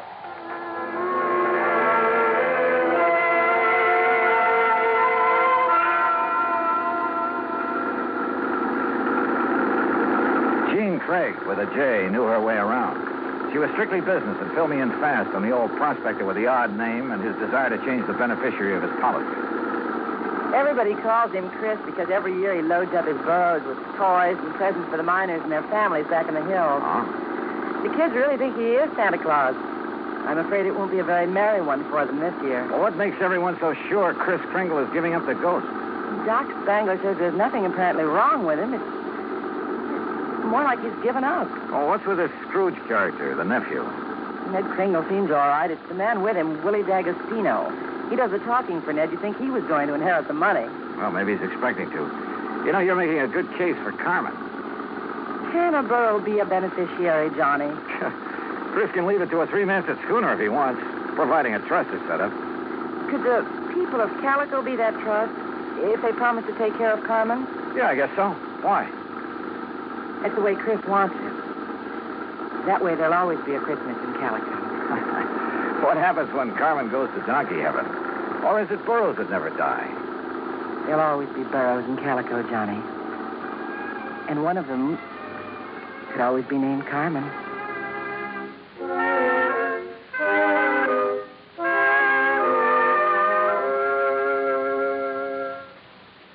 Act two of yours truly, Johnny Dollar, in a moment. Act two of yours truly, Johnny Dollar, and the Carmen Kringle matter.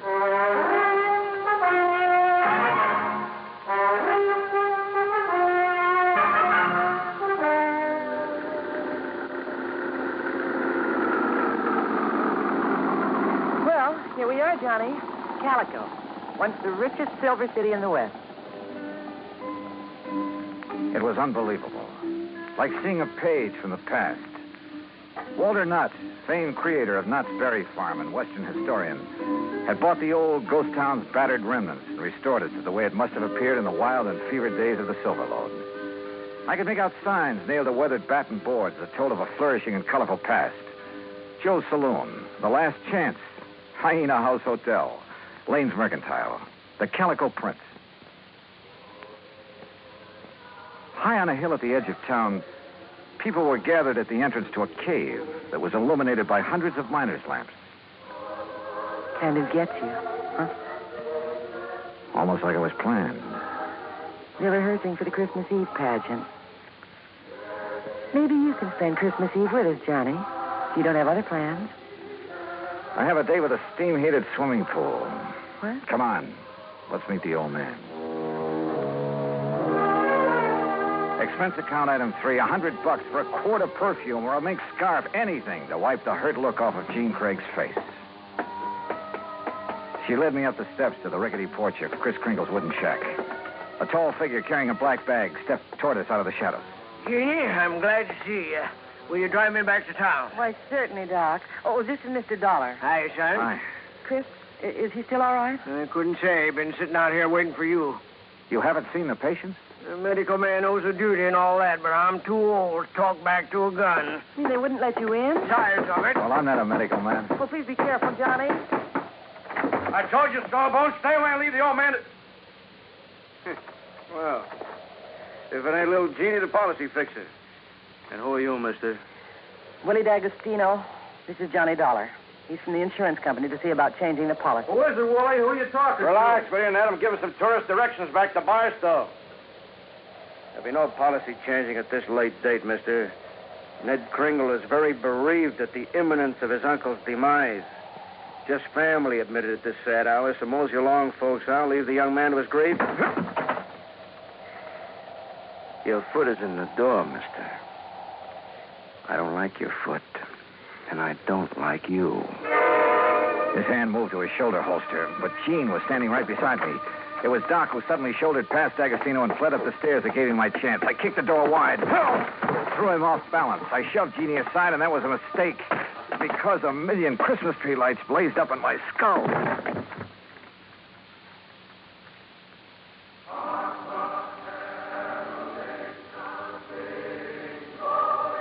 Then slowly the tree lights faded away, and I saw Jeannie fussing over me and looking worried.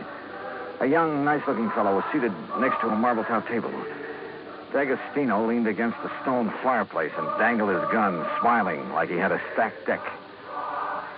He's all right, Doc? A nasty cut, but no fracture. I know how to pull my punches, Doc. The old man. How is he? No better, no worse. Just lying up there staring at the ceiling. I want to see Chris. I have a right to, Ned. I'm an old friend. Wooly, wouldn't it be okay if Jean just went up? No, let him die in peace. He's past caring who sees him. Wooly, these people have a right. I said no. I'll get a hero boy on his feet and shove off. Go on. Come on, Johnny. Help me, Doc. How's it going to feel, Ned? Sharing blood money with a hoodlum. Your uncle paid for that policy with a pick and a shovel. It took a lot of years, a lot of sweat. And he's had your name on that policy ever since you were born. Old man Kringle never saw pay dirt in his life. Ned had given money to live on, paid the premiums on his policy. Chris was always tapping the kid, claiming he had a new find. He was going to mine $1 million. Boy, shut up. The old man's dying. Tell him, Ned. Tell him how the old phony was always taking the bows, making like Santa Claus with the money you give him. Willie, haven't you got a... Tell him who owed you the money? I know he's been waiting a long time for this. Me. Willie D'Agostino, that's who. Is that true, Ned? Yeah. I thought my uncle would make a strike someday. I honestly thought he'd strike it rich. I know he tried. He did strike it rich, Ned. When he dies, every man, woman, and child in this town will mourn him. He'll live in their hearts. What will people remember about you, Mr. D'Agostino? All right, get out and stay out before I... Willie, this rifle will make a hole in your belly big enough to pass a borax beam through. So you just drop that gun. Well, I don't know what the shouting's about, but you're guilty of carrying sidearms and you're threatening violence, Mr. D'Agostino. And ain't nobody does that in Calico, long as I'm the marshal. Now, you better get. Ed Noller, I love you. So let Gladys hear that. Well, I'll see how Chris is. Doc, you tell the old buzzard that I got his Carmen back in the corral. Jingle bells and all. Yeah, nice work, Ed. Now, what's holding you, mister? Okay. All right, let's go, Ned. Let the squares have a round, huh? I'm going to stay here, Willie. I want to be here when Chris... Hey, that's a good idea. That way, no fooling around with the will, huh? Smart kid, that Ned. See you at the funeral, huh? I'll go up now. You were wonderful, Marshal. And you too, Johnny. Oh, yeah, sure. I take a nice sock on the head. Say, you folks better come up, too. Chris wants to say something. Oh, wait a second.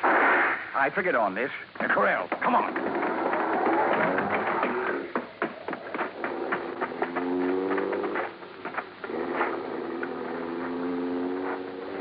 D'Agostino must have had another gun in his car. One of the bullets had found the mark he intended. Willie Boy wasn't taking any chances that Carmen Kringle would inherit $50,000. We found the burro lying on her side. quite dead. Jingle bells and all.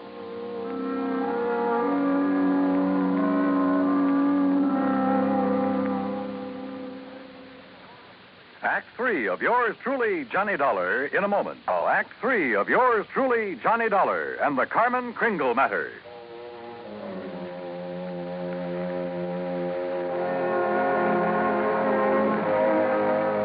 Oh, Marshal.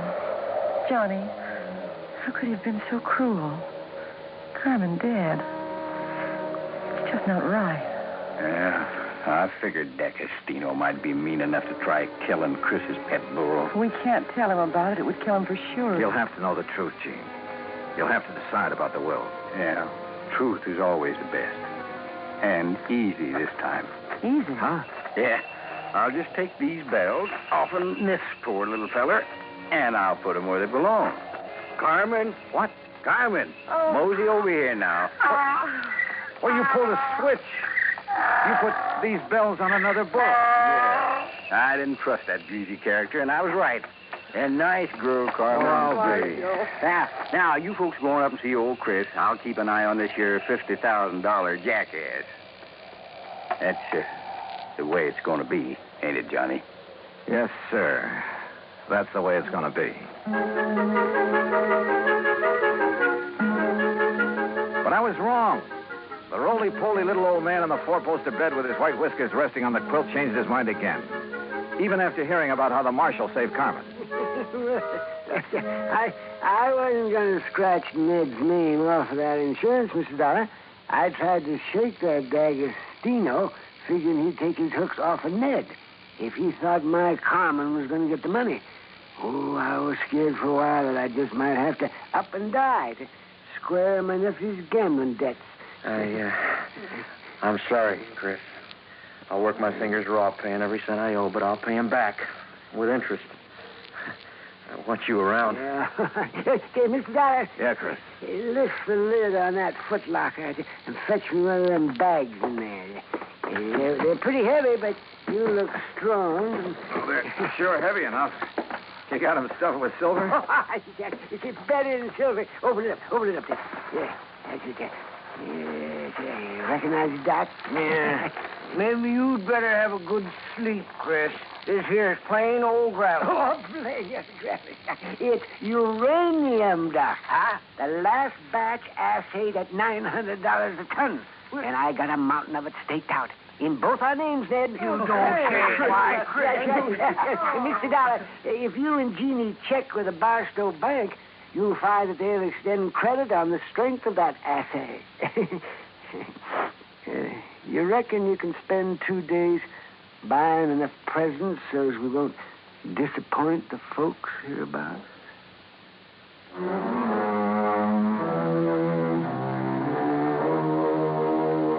Expense account item 4, $68 even. Telephone calls to 5 principal cities where I thought Willie D'Agostino might be remembered. The police departments had a long list of reasons why they remembered Willie. That was my Christmas present to them. Expense account item 5, another $50. Truck rental to haul the presents we bought for Ned to give away come Christmas morning.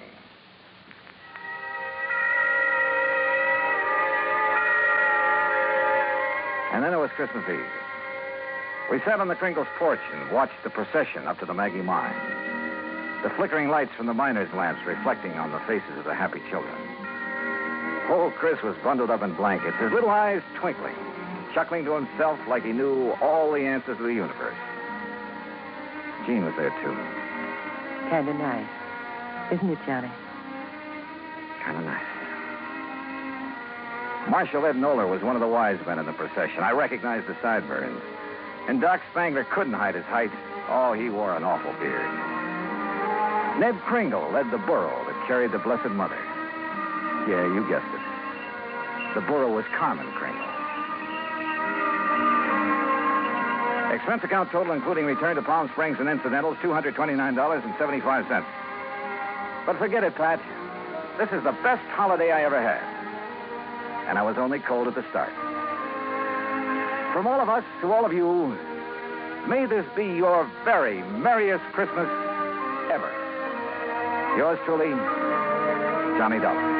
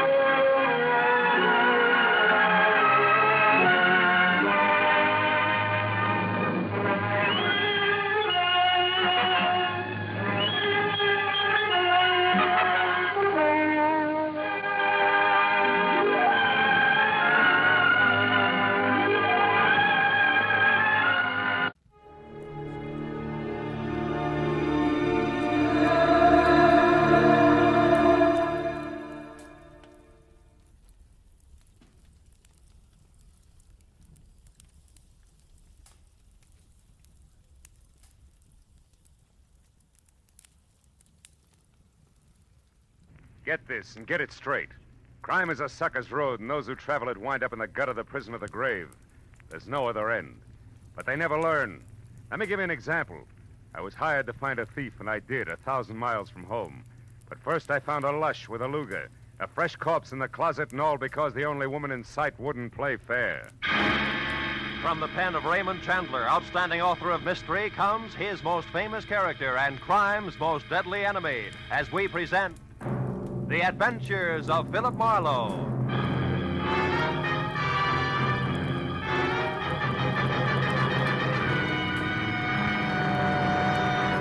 Now, with Gerald Moore, starred as Philip Marlowe, we bring you tonight's exciting story, The Unfair Lady.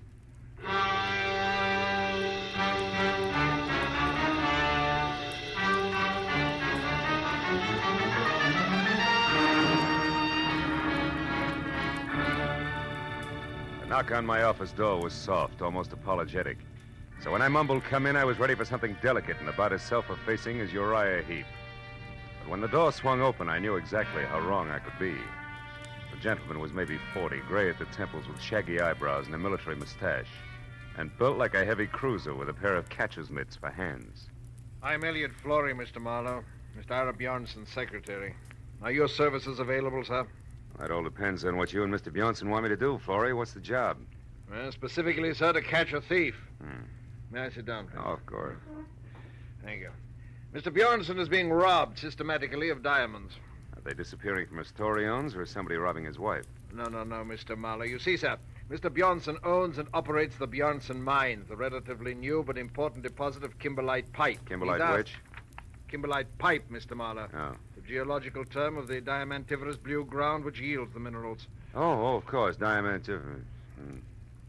Well, last November, sir, the 21st to be precise, you worked for Mr. Craig Norton, a mining engineer who lived here in Los Angeles.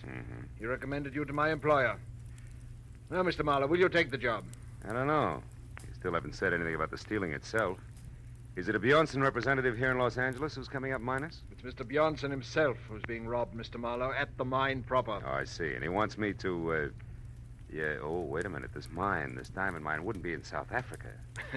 No, sir, it wouldn't. It's at Rislo. It's a hamlet 100 miles south of Nogales. South of where? Nogales, Mr. Marlowe, is a city in Arizona, a few hours' drive from Tucson at the Mexican border. Oh, now, look, Mr. Flory, I'm a private detective in the city of Los Angeles who's at home in a barn, a back alley, or sometimes with a blonde. Not in rural Mexico, is that clear? Oh, yes, sir, perfectly. Also, it's something that Mr. Bjornson anticipated. I refer to your reluctance to make the trip, sir. To Mr. Bjornson in Rislo, Los Angeles is the nearest metropolis where a dependable private detective could be found. To you in Los Angeles, Rislo is a new world. Therefore, Mr. Marlowe, these papers. The first is your plane reservation, De Luxe Passage, leaving tonight for Nogales, where you will be met and chauffeured across the border to Rislo. You know, you tossed that off like it was transferring from the red bus to the E-car downtown. It's less complicated, sir, I'm sure. It is? Now, these other papers, Mr. Marlowe, are both checks, each for $500. One is your fee, and the other for expenses, not including your air travel. Your decision, sir. Oh, well, my decision, Mr. Flory, is that for $500 plus, Rislo is plenty cosmopolitan for me. I'll go. You'll go? I'll go.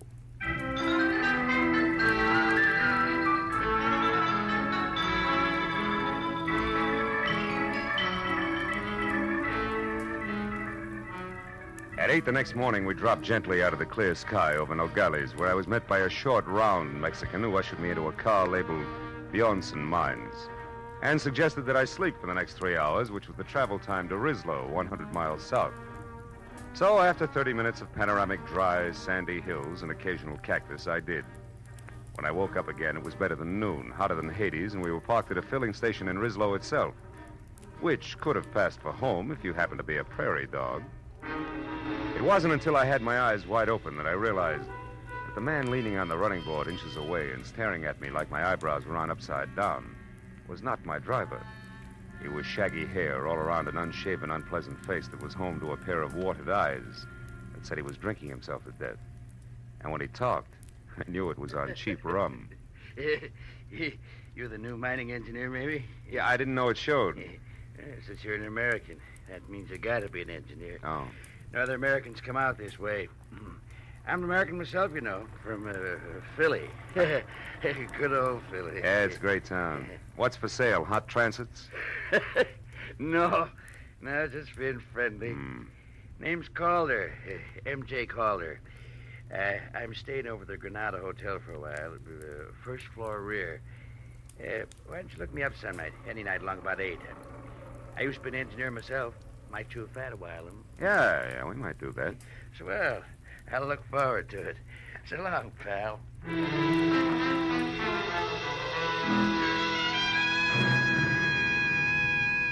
When my driver and I were back on the hot dirt road, I was told the Bjornson mine was the open pit type, a deep hole about a half-mile in diameter in the middle of the Bjornson property, which was clearly circled by 11 miles of 8-strand barbed wire fence, which was guarded by 50 ex-GIM Mexicans who were under the iron fist of one Captain Juan Lufino. 20 minutes later, when we entered the main gate and were slowly driving up a neatly landscaped white pebble road, I got a different picture of life at the Bjornson mines. It was the residential side, plush and strictly Beverly Hills, and the sprawling red brick house past the green and white tile swimming pool to the guest house beyond. Inside, I found the multimillionaire himself. It was a bald 50, perspiring and shaped like a bowling pin. At 10 o'clock last night, Marlowe, it happened again. $5,000 worth of stones. The 7th robbery in as many weeks, excluding, of course, the usual trickle. The usual trickle? $1,000 or maybe $2,000 worth a month. That stealing nobody can stop. The natives, the guards, visitors, everybody. But most of them we catch, Marlowe, because in the first place, our policing is very thorough. And second, to steal a rough diamond is one thing, but to get rid of it is something else again. Well, tell me, Mr. Bjornson, these big thefts you're concerned about, do they all have anything in common? Yes. 2 things, Marlowe. They always occur at night, and they are the work of somebody who knows my habits and has a good knowledge of the inside of my house. The big safe is never bothered. It is always some drawer or cabinet where I am keeping stones temporarily. I see. And, Mr. Bjornson, has anybody ever seen this thief? Last night, Helen Austin saw what could be the man running through the grounds at about 11 o'clock. She said he was tall with a lot of wavy hair. She said that he was not a Mexican. Oh, by the way, Marlowe, Mrs. Austin and her husband are staying in the guest house where you will be put up. He works for you, Mr. Bjornson? No, Kelly Austin has a mine of his own about 5 miles from here. Smaller than ours, but rich, nevertheless. Oh, this will be Captain Lufino. Don't mind if he appears unfriendly, Marlowe. He considers your presence here a personal insult. Come in. You wish to see me, Senor Bjornson? Yes, Lufino. This is Mr. Marlowe, the detective. Ah. When Senor Flore came back this morning, Senor Marlowe, he spoke very highly of your reputation in Los Angeles. Mr. Flore only talked to my friends in Los Angeles, Captain. Now, Mr. Bjornson, you were telling me about the Austins. Yes, they have been with us for 2 or 3 months now, while their new house is being constructed at their own mine. Their last place burned to the ground. I would suggest, Marlowe, that you speak to her as soon as possible. Also, the captain here will tell you of some evidence that he found here on the ground last night. No, Senor. It turned out to be nothing. What kind of nothing, Captain? A fountain pen, yes. It belonged to one of the office workers. Senor Barnson. Yes? Did you tell him about that Nat Campbell? Oh, no. Marlowe, the International Diamond Exchange keeps us advised of the movements of the bigger black marketeers whenever possible. 3 days ago, we were told that a man named Nat Campbell, an American who was at one time an engineer, has been operating in Mexico close to the border. Is there an accurate description of him? No. Anything else you have to know, Captain Lufino will take care of you. Also, I am sure that the captain will be glad to show you to your room at the guest house. Sir, it will be my pleasure to assist Senor Marlowe in any way I can. This way, Senor, please.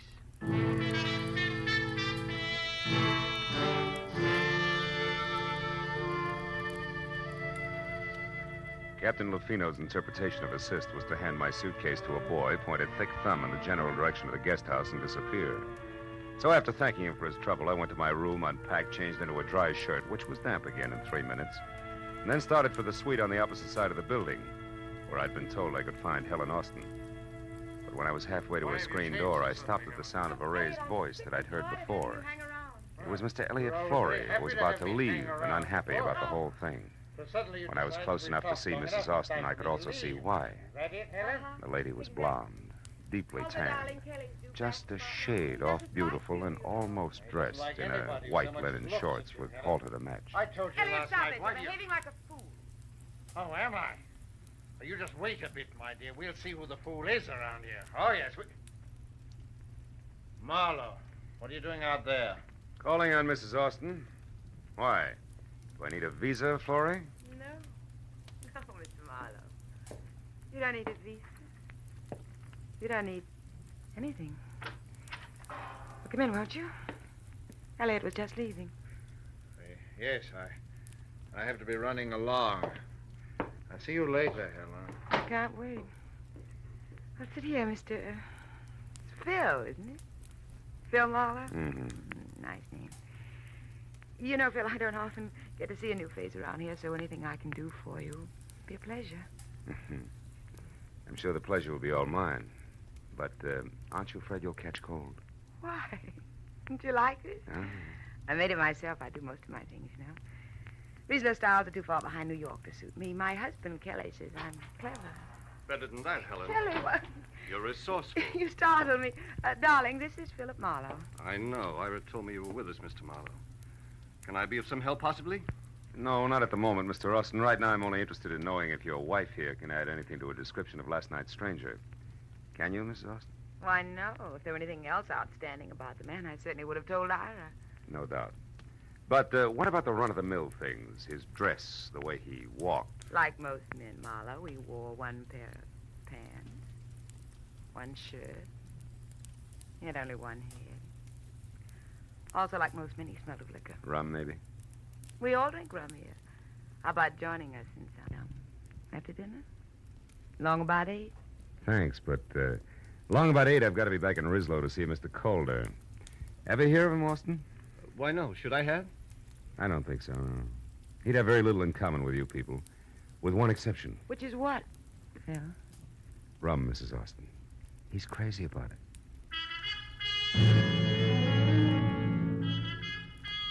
After I left Kelly in what with one healthy cloudburst added would make a great Sadie Thompson, I found Ira Bjornson and told him that I thought last night's stranger, one M.J. Calder and Nat Campbell, could be all one and the same, and that I would like to go into Rislow and check on just that, which suited him fine. So after apologizing for having just let Captain Lufino go off the evening in his car, he gave me the keys to a battered station wagon and wished me good luck. 4 hours later, when it was dark and I was in Rislow and walking the dirty length of the ground floor corridor of the Granada Hotel, which was darker, I had a feeling I was going to need it. Yeah? Who is it? Marlowe, Calder, the new man at Bjornson's mine. Oh, fine. Be right with you. Yeah. Didn't expect you to take me up so soon. Yeah, well, you know the mines, Campbell. One's just as dull as the next, huh? That's right. What did you call me? Campbell. That's it, isn't it, Nat? No. The name's Calder, M.J. I told you that today. Yeah, and at the time I believed you, good old Philly included. Come on, Rummy, uncover the masquerade's over. Open up while you still can talk. What do you say? Okay. Okay, ain't the biggest secret in the world. Here, sit down. Turkey! Why, you lousy lush! You don't aim any better than you lie! I had enough, I tell you. All right, we'll see. Now, come on, get up. We'll start all over again after we check you once. The kind usually has a nasty Luger tucked away someplace. All right. Now, what do you know about... Hey, Campbell, that stuff over there seeping under the closet door. The color isn't right for rum, brother. It's too red. Well, Captain Lufino. Yeah, he said, Marlowe, so don't move. You'll be right with him. Yeah, you see, I was right, Campbell. Your kind always has a nasty Luger someplace. Marlowe, I didn't do that. I didn't kill him. Oh, yeah, sure. He committed suicide in your closet and closed the door as a gag, I suppose. Yeah, that's enough. I don't try to be funny. I didn't even know he was here. I was out. When I come back, I found him. Campbell, that line retired with a flintlock rifle. If you hadn't parboiled your brains in fusel oil, you'd realize it. But it's the truth. I'll tell you what the truth is, cousin. Lufino had a piece of evidence that tabbed you as being out at Bjornson's mine last night at 11 o'clock. But he passed it off as a fountain pen that meant nothing because he resented me horning into his territory. Then he came here alone to put a pinch on you and get the credit. Only you dropped him instead. That's a lie. And I can prove it by the best witness in Mexico, next to Bjornson himself. Who are you talking about? One Mr. Elliot Flory, that's who. I was in the Cafe Quilota last night at 11, and Flory saw me there. No dice, Campbell. Flory didn't get in from no galleys until this morning. You're pretty seedy for a big city boy. Yeah? You can check the bartender at the cafe and see if I'm not right. But right now, I'm going to put you away so I can get out of here. Now, turn around and walk slow. Out the back way and down the stairs. Go on, move. What are you going to make my murder look like? Robbery? Don't act so brave. You'll live because I figure you'll clear me one way or another, whether you like it or not. Now, hold it. That's far enough. Now open that cellar door. Okay. When you get out, don't waste time looking for me. I won't be around. So long, countryman. Don't hurt yourself. Go down!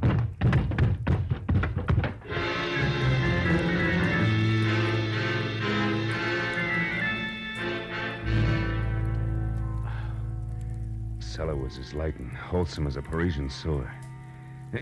Even with the help of several generations of termites, it took a half an hour to break out. When I got upstairs again, it was deserted except for the late Captain Lufino. I went through his pockets, but they held nothing more exciting than battered cigarettes and some small change, but under the tight sash around his waist was a small green suede pouch containing 3 minute diamonds in the rough. I began to see what Bjornson meant by the usual trickle. Everybody, including the chief of his own guard, seemed to be in on the act. I dropped the pouch in my pocket and headed for the Quilota Cafe, where 2 American bucks and a nasty snarl at the bartender brought me the fact that Elliot Flory actually had been there last night. Had waited 2 hours for somebody who didn't show up, and then left. That made my next stop the mine. So I bounced the station wagon out of town, back to Bjornson's house, and started in. But a pair of bare shoulders above a snug linen halter intercepted me. Hello. You're back safe, I see. Enjoy all the sights in our filthy, stinking little town? Not much, Mrs. Austin. You should have taken me along as a guide. I could show you lots of interesting things. Like what, for instance? Like the sky and the moon. I like things clean, soft. I like lights and music and people.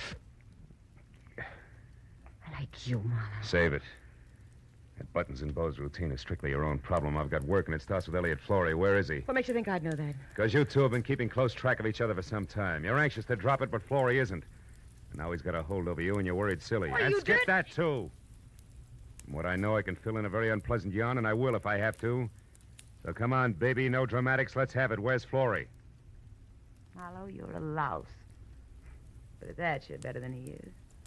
Went over to our place of mine about half an hour ago. I don't know why he wouldn't tell me. Just warned me to keep my mouth shut and left. That doesn't make sense. Where's Mr. Austin? My good husband is off somewhere checking on supplies, he said. Okay, I'll pay a call on Flory right now. When I get back, baby, I'll have a lot of answers, so I advise you to wait up, huh? Sure.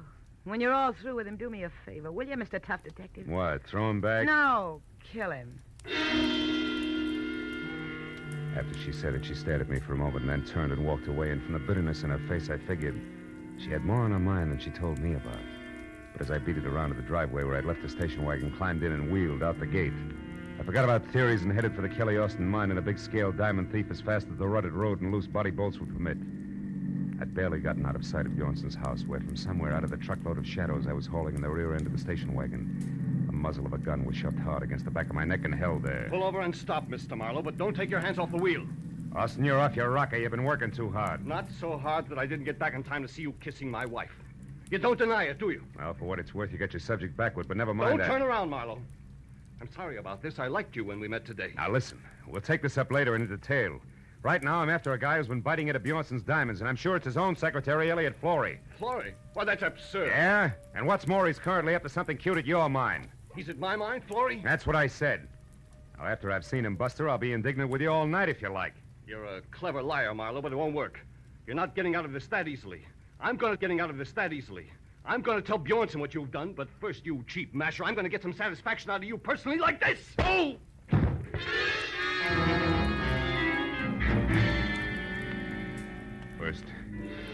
First one side of my head, and then the other exploded like Roman candles. But I fell a long way out of the car door to the road. When I finally stopped falling and started back to my feet, I had a double handful of Mexico in my mouth. All the rest of it I could see looked big and black and deserted. The station wagon was gone, and so was my enthusiasm, and the picture of Marlowe on foot in the middle of the Mexican mountain looked pretty stupid. I trudged back toward the house. But I stopped as a pair of headlights swung out the gate and slashed down the road at me. Came to a sandstorm halt. Marlowe! Marlowe, what happened to you? It's a long story, Mrs. Austin. The less you hear about it from me, the better for all of us. What do you mean? That Killy, your husband, was watching when you wanted to show me the Mexican sky and the moon up there at the house. He was just a teensy bit irate about it. Oh, is that all? That's enough. What about Florrie and the mine, Marlowe? How should I know? When I got tangled up as a heavy in this corny gaslight melodrama, Wait a minute. Did you put that jacket on since I saw you last? No, what's the matter? Come over here in the light. Come on! Sure. Now, listen, Helen. You told me once sewing was your hobby. Did you happen to make this item yourself? Yes, Simon. What's so important about that? It's your long shot, but if it pays off, I'll catch both a killer and a diamond thief. I'm going to borrow your car, beautiful. Wait a minute. I'm coming with you. No, you're not. I've got to get Florrie and stop a murder, and that takes a different kind of speed than you've got. So long, baby. With every jolt of the car, another Roman candle went off in my head, but I kept the gas pedal jammed to the floor until I saw the turnoff sign for the Austin mine. Then I cut the lights and pulled over. It was 400 yards up the side road to the gate where a Mexican sentry in a battered sombrero leaned against a post on a barbed wire barricade. I skirted him and followed a path outside the fence until I found the landmark I was looking for. There was another sombrero, and a few feet away, sprawled out, sleeping soundly from a blow on the back of his head, was its owner. 2 strands of the barbed wire had been cut. So I crawled through and up to the edge of the big pit. It looked black and bottomless until a tiny flicker of light down deep inside winked on for an instant and then went out again. That was my cue. But I was 15 tooth-and-nail minutes playing mountain goat on tiptoe down 150 vertical feet of ladders and catwalks before I was near the bottom and close enough to hear a pick biting hard clay. When it stopped suddenly, so did I, and listened with my .38 clenched in my hand. But Florrie had been surprised by someone from the bottom of the pit, not by me. Austin, how did you... No, don't shoot, Austin, please. Why not, Mr. Florrie? You found what you were looking for, didn't you? Didn't you? Yes, I did. And what precisely did you find? My mine has run out? That it's worthless? That I've kept it going only with stolen diamonds? That's right. I suspected it. Now I know. You're the one who's been stealing from Bjornson. You bring the diamonds here, you salt your own ground with them, and then remine them as fresh stone. And get the full market price, yes. But what do you hope to achieve with this information now, Mr. Florrie? You realize that I have to kill you? No, wait. I have nothing against you, Kelly. In fact, I have a proposition to offer you. You're in a poor position to bargain, but go ahead. Now, you'll never get away with killing me. Won't I? I got away with one murder. Bruno. He would have found out about me eventually because I made a mistake last night. But that sot Campbell will take the blame for him. And right now, you're just another trespasser, so make your offer. Make it good. Go on. All right. I promise you, no one will ever know about this. If you'll get out of Mexico and leave Helen here with me. You dirt. I'm not going to shoot you, Florrie. I'm going to strangle you with my bare hands. I ought to turn my back and let you. Gas, school's out. Drop it, Austin. Stand still, both of you. No, it's too late for that. You hit him, Marlowe. You got him. I think he's dead. Yeah. I got something for you, Florrie. I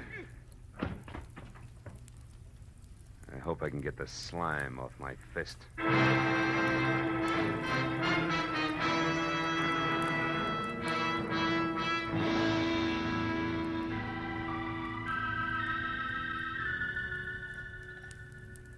Please, Marlowe, pour yourself another here. It'll help your headache to go away. Oh, thanks, Mr. Bjornson. It's cooler out here than it was inside. It's better now, thanks. I don't know. I am happy and I am sad both. You found me my thief, all right, but you lost me a friend in the bargain. Mm-hmm. And the way we live out here, our friends are as dear as our diamonds. Well, there's one thing about diamonds, Mr. Bjornson. They won't go bad on you. You're right there, my boy. It's hard to realize that Kelly Austin was our man. Yeah, I imagine it is. You said it was Helen's jacket that gave you the answer. How was that, Marlowe? Well, Lufino was carrying a little green suede pouch. I thought it was his. But actually, that was a piece of evidence that he found last night. It wasn't until I saw Mrs. Austin's jacket of the same green suede that I realized the pouch must have been made from the scraps left over from the jacket. I see. And since the wife sewed the jacket herself, that made the husband the logical owner of the pouch. That's right. You know, in a way, you might say Helen's responsible for the whole mess. How do you mean, Marlowe? Well, it all adds up like this. Helen wanted diamonds bad. Her husband started stealing for her. Things went well until he almost got caught. That was last night, huh? That's right. Running across the lawn, Kelly dropped the little pouch. Lefino, who caught sight of him, followed and found the pouch with the 3 diamonds. But Captain Lefino thought Campbell was the thief and went to Campbell's quarters in Rislo to force a confession out of him. Mm-hmm. Kelly followed him, killed him before he learned too much, knowing that the rum-soaked Campbell would take the rap. That Austin woman, she's got no business here in this desolation. She loves diamonds, but not in the rough. No. She wants them around that beautiful neck of hers, with big city lights bouncing off them in all directions. But the lady wouldn't play fair to get them. She's packing now. And Mr. Flory has already left bag and baggage. Even Lefino is gone now. You know, it's going to be lonely around here, Marlowe. I couldn't prevail on you to stay over a while. No, Mr. Bjornson, I'm afraid not. I'd probably catch myself picking little pebbles out of every clay bank I found. And the first thing you know, I'd be stuck here, too. Besides, what would Hollywood Boulevard do without Marlowe? And vice versa.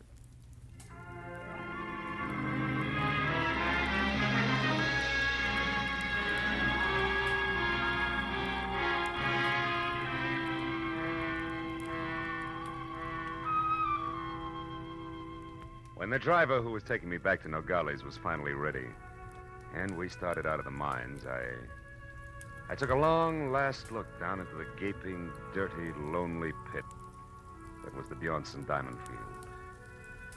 And then, as we headed north and for the border, I settled back and thought about my own diamond field.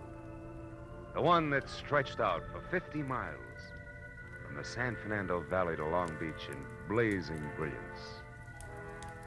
Yet, in its own way, I knew it was just as dirty, just as lonely, and just as tough as the pit at Rislo. But it was my hometown.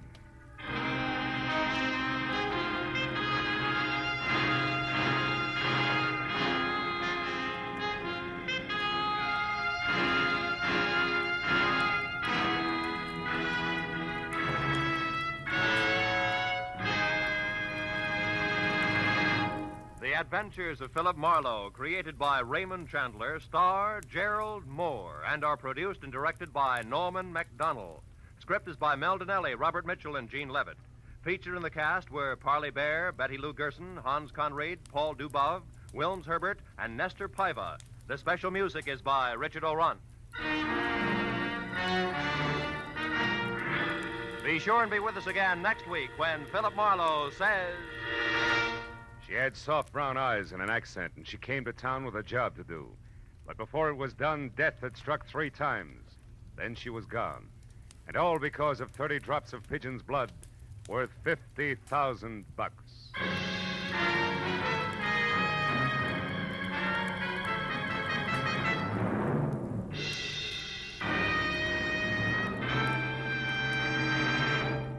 Later this evening on CBS, you'll hear a voice saying quietly, "A tortoise told a household pest, goodbye, goodbye." And MD said, "You'll pass the test up in the sky." Those words are a magic key to $53,000 in cash and prizes. Like to take a try at it? Then be waiting for Sing It Again, CBS's hour-long fun fest of music, laughter, and wonderful songs later tonight on most of these same CBS stations. This is Roy Rowan speaking. Now, stay tuned for Gangbusters, which follows immediately over most of these same stations. This is CBS, the Columbia Broadcasting System.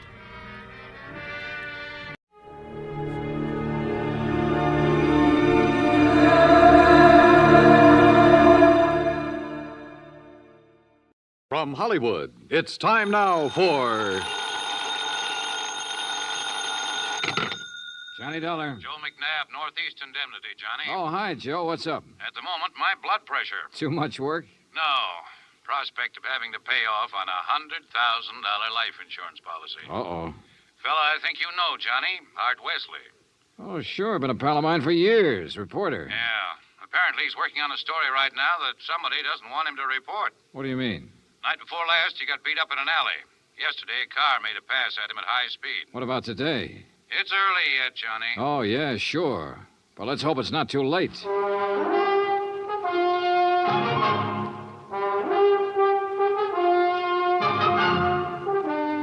Bob Bailey in the exciting adventures of the man with the action-packed expense account. America's fabulous freelance insurance investigator. Yours truly, Johnny Dollar.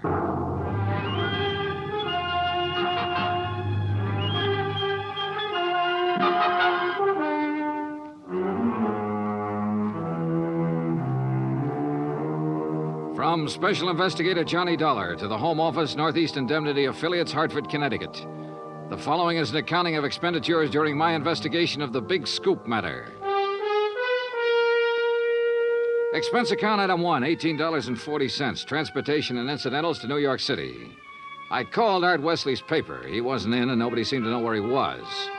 Then I remembered a small bar called Tony's over on 3rd Avenue. I took a cab, that's item 2, $1.25, and found him in a corner booth. Sorry, Johnny, no bodyguard.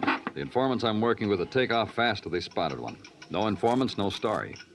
That insurance policy your paper took out on you, who's the beneficiary? A dear departed wife, Joan. Departed? I thought... We split up a couple of months ago. Oh, I'm sorry to hear that, Art. We were living in 2 different worlds. I wanted a home and family. She wanted a trip to the moon every night. Where is she now? Who knows? On her way to the moon, I guess. Hey, look, this story you're working on, Art. It's hot, Johnny. And big, real big. A national gambling syndicate, and run by a guy right here in New York. Who? I'm getting close, but I'm not sure yet. When I am, then out come my articles. What's this guy gonna do when you push him into a corner? Look, I'm worried about you. You look, Johnny, I'm not as foolish as you think. I've got his name written down and put in a safe deposit box with what evidence I got. That's my real insurance. Oh, Art, look, we've been friends a long time. I'm not gonna let you do this alone. Sorry, Johnny. I gotta go it alone.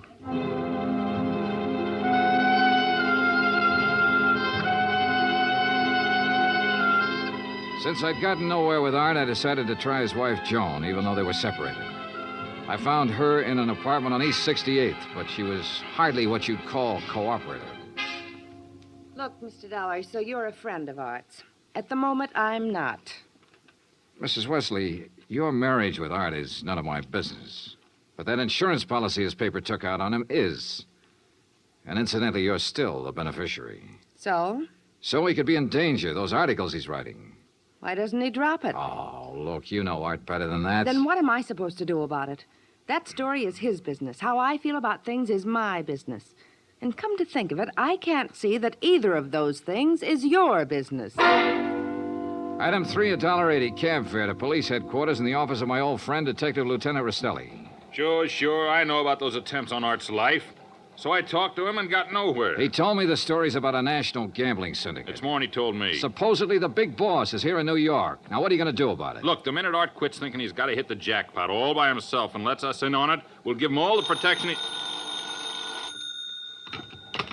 Lieutenant Rostelli. Yeah, just a minute. It's for you, Johnny. Oh, thanks. Hello? Art Wesley, Johnny. They told me at your hotel where to reach you. Anything new, Art? I'm leaving town for a few hours. This could be it, Johnny. Tonight could be the jackpot. Well, listen, let me go with you. Sorry, I gotta go alone. It's part of the deal. Art, it could be a trap. I can take care of myself. Call you when I get back. Wish me luck. Well, look, wait. Art! Art!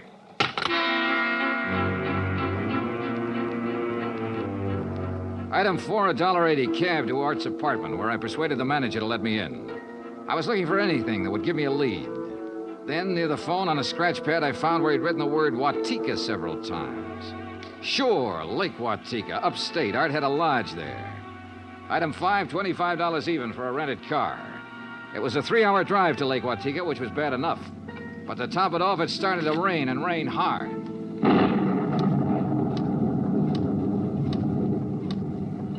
When I finally got to the highway turnoff, the side road to the lake was a mass of mud. Then I got 2 quick breaks. It stopped raining, and I spotted the 6-mile road into Art's place. Half an hour further on, I saw a light.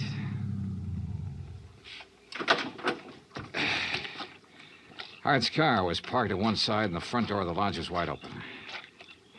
When I got to it, I saw why. Art was lying in the doorway. Yeah. He was the one who wanted to hit the jackpot. But you can't hit the jackpot with a slug, particularly when that slug is right between your eyes.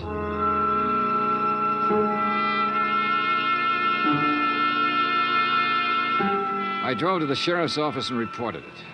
Sheriff Tompkins and his boys took over. But in the darkness and the mud, they could only make a routine check. He asked me to meet him at the lodge the next morning, so I did. Buddy was right here in the doorway, huh, son?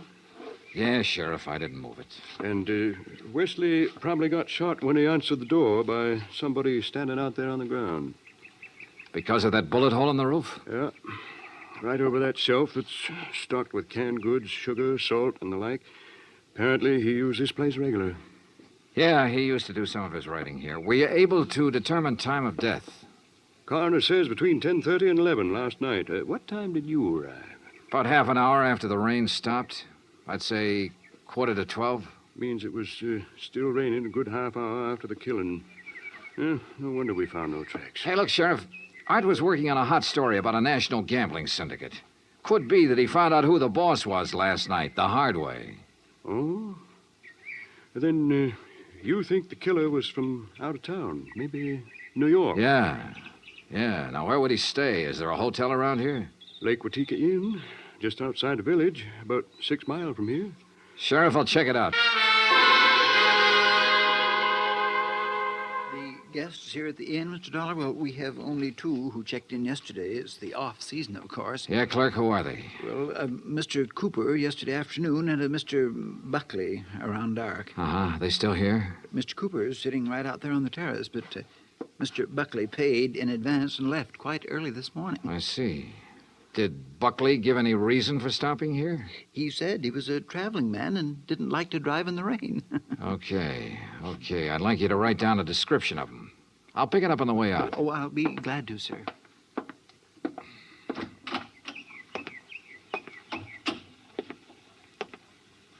Hi. Oh, good morning.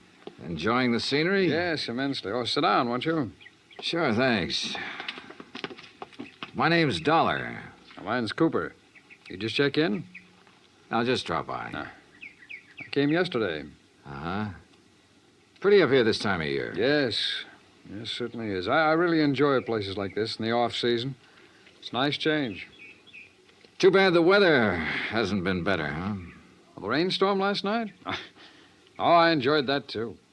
You were out in it? Oh, no. No, I enjoyed it the way a storm should be enjoyed. In front of the fireplace in my cottage with a drink and a good book. No, Mr. Dollar, I stayed in last night. And that was that. I picked up the description of the other guest, Buckley, from the clerk and gave it to Sheriff Tompkins, who got out a bulletin on him. Then I drove back to New York City, turned in my rented car, and took a cab. That's item 6, $1.70, to Joan Wesley's apartment. Yes. They notified me this morning about Art's death. I don't know what to say. What is there to say? Good question, Mrs. Wesley. If only he hadn't been so stubborn. If only he'd given up that story about the gambling syndicate or whatever it was. Yeah. You figure somebody in the syndicate killed him? Why, of course. Mrs. Wesley, did you know Art had gone on up to the lodge at Lake Watika? No. Mr. Dollar, I'm rather tired. One more thing. Did you go out last night? No.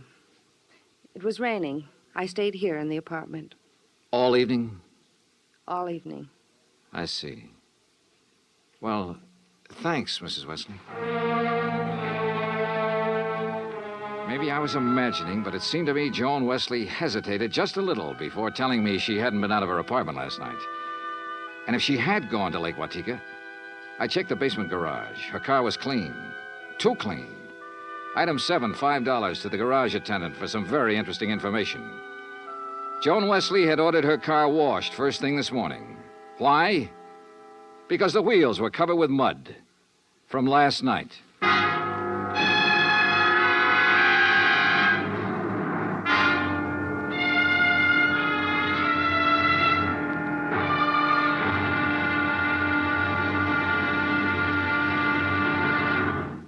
Act Two of yours truly, Johnny Dollar, in just a moment.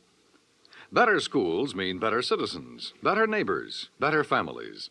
But we can't expect our children to respond, to learn and grow, if we ourselves are indifferent to their school environment. CBS Radio urges that you write to Better Schools, 9 East 40th Street, New York 16, New York, for information about how citizens can spark community action to improve their schools. That address again is Better Schools, 9 East 40th Street, New York 16, New York. Now, Act Two of yours truly, Johnny Dollar, and the Big Scoop Matter.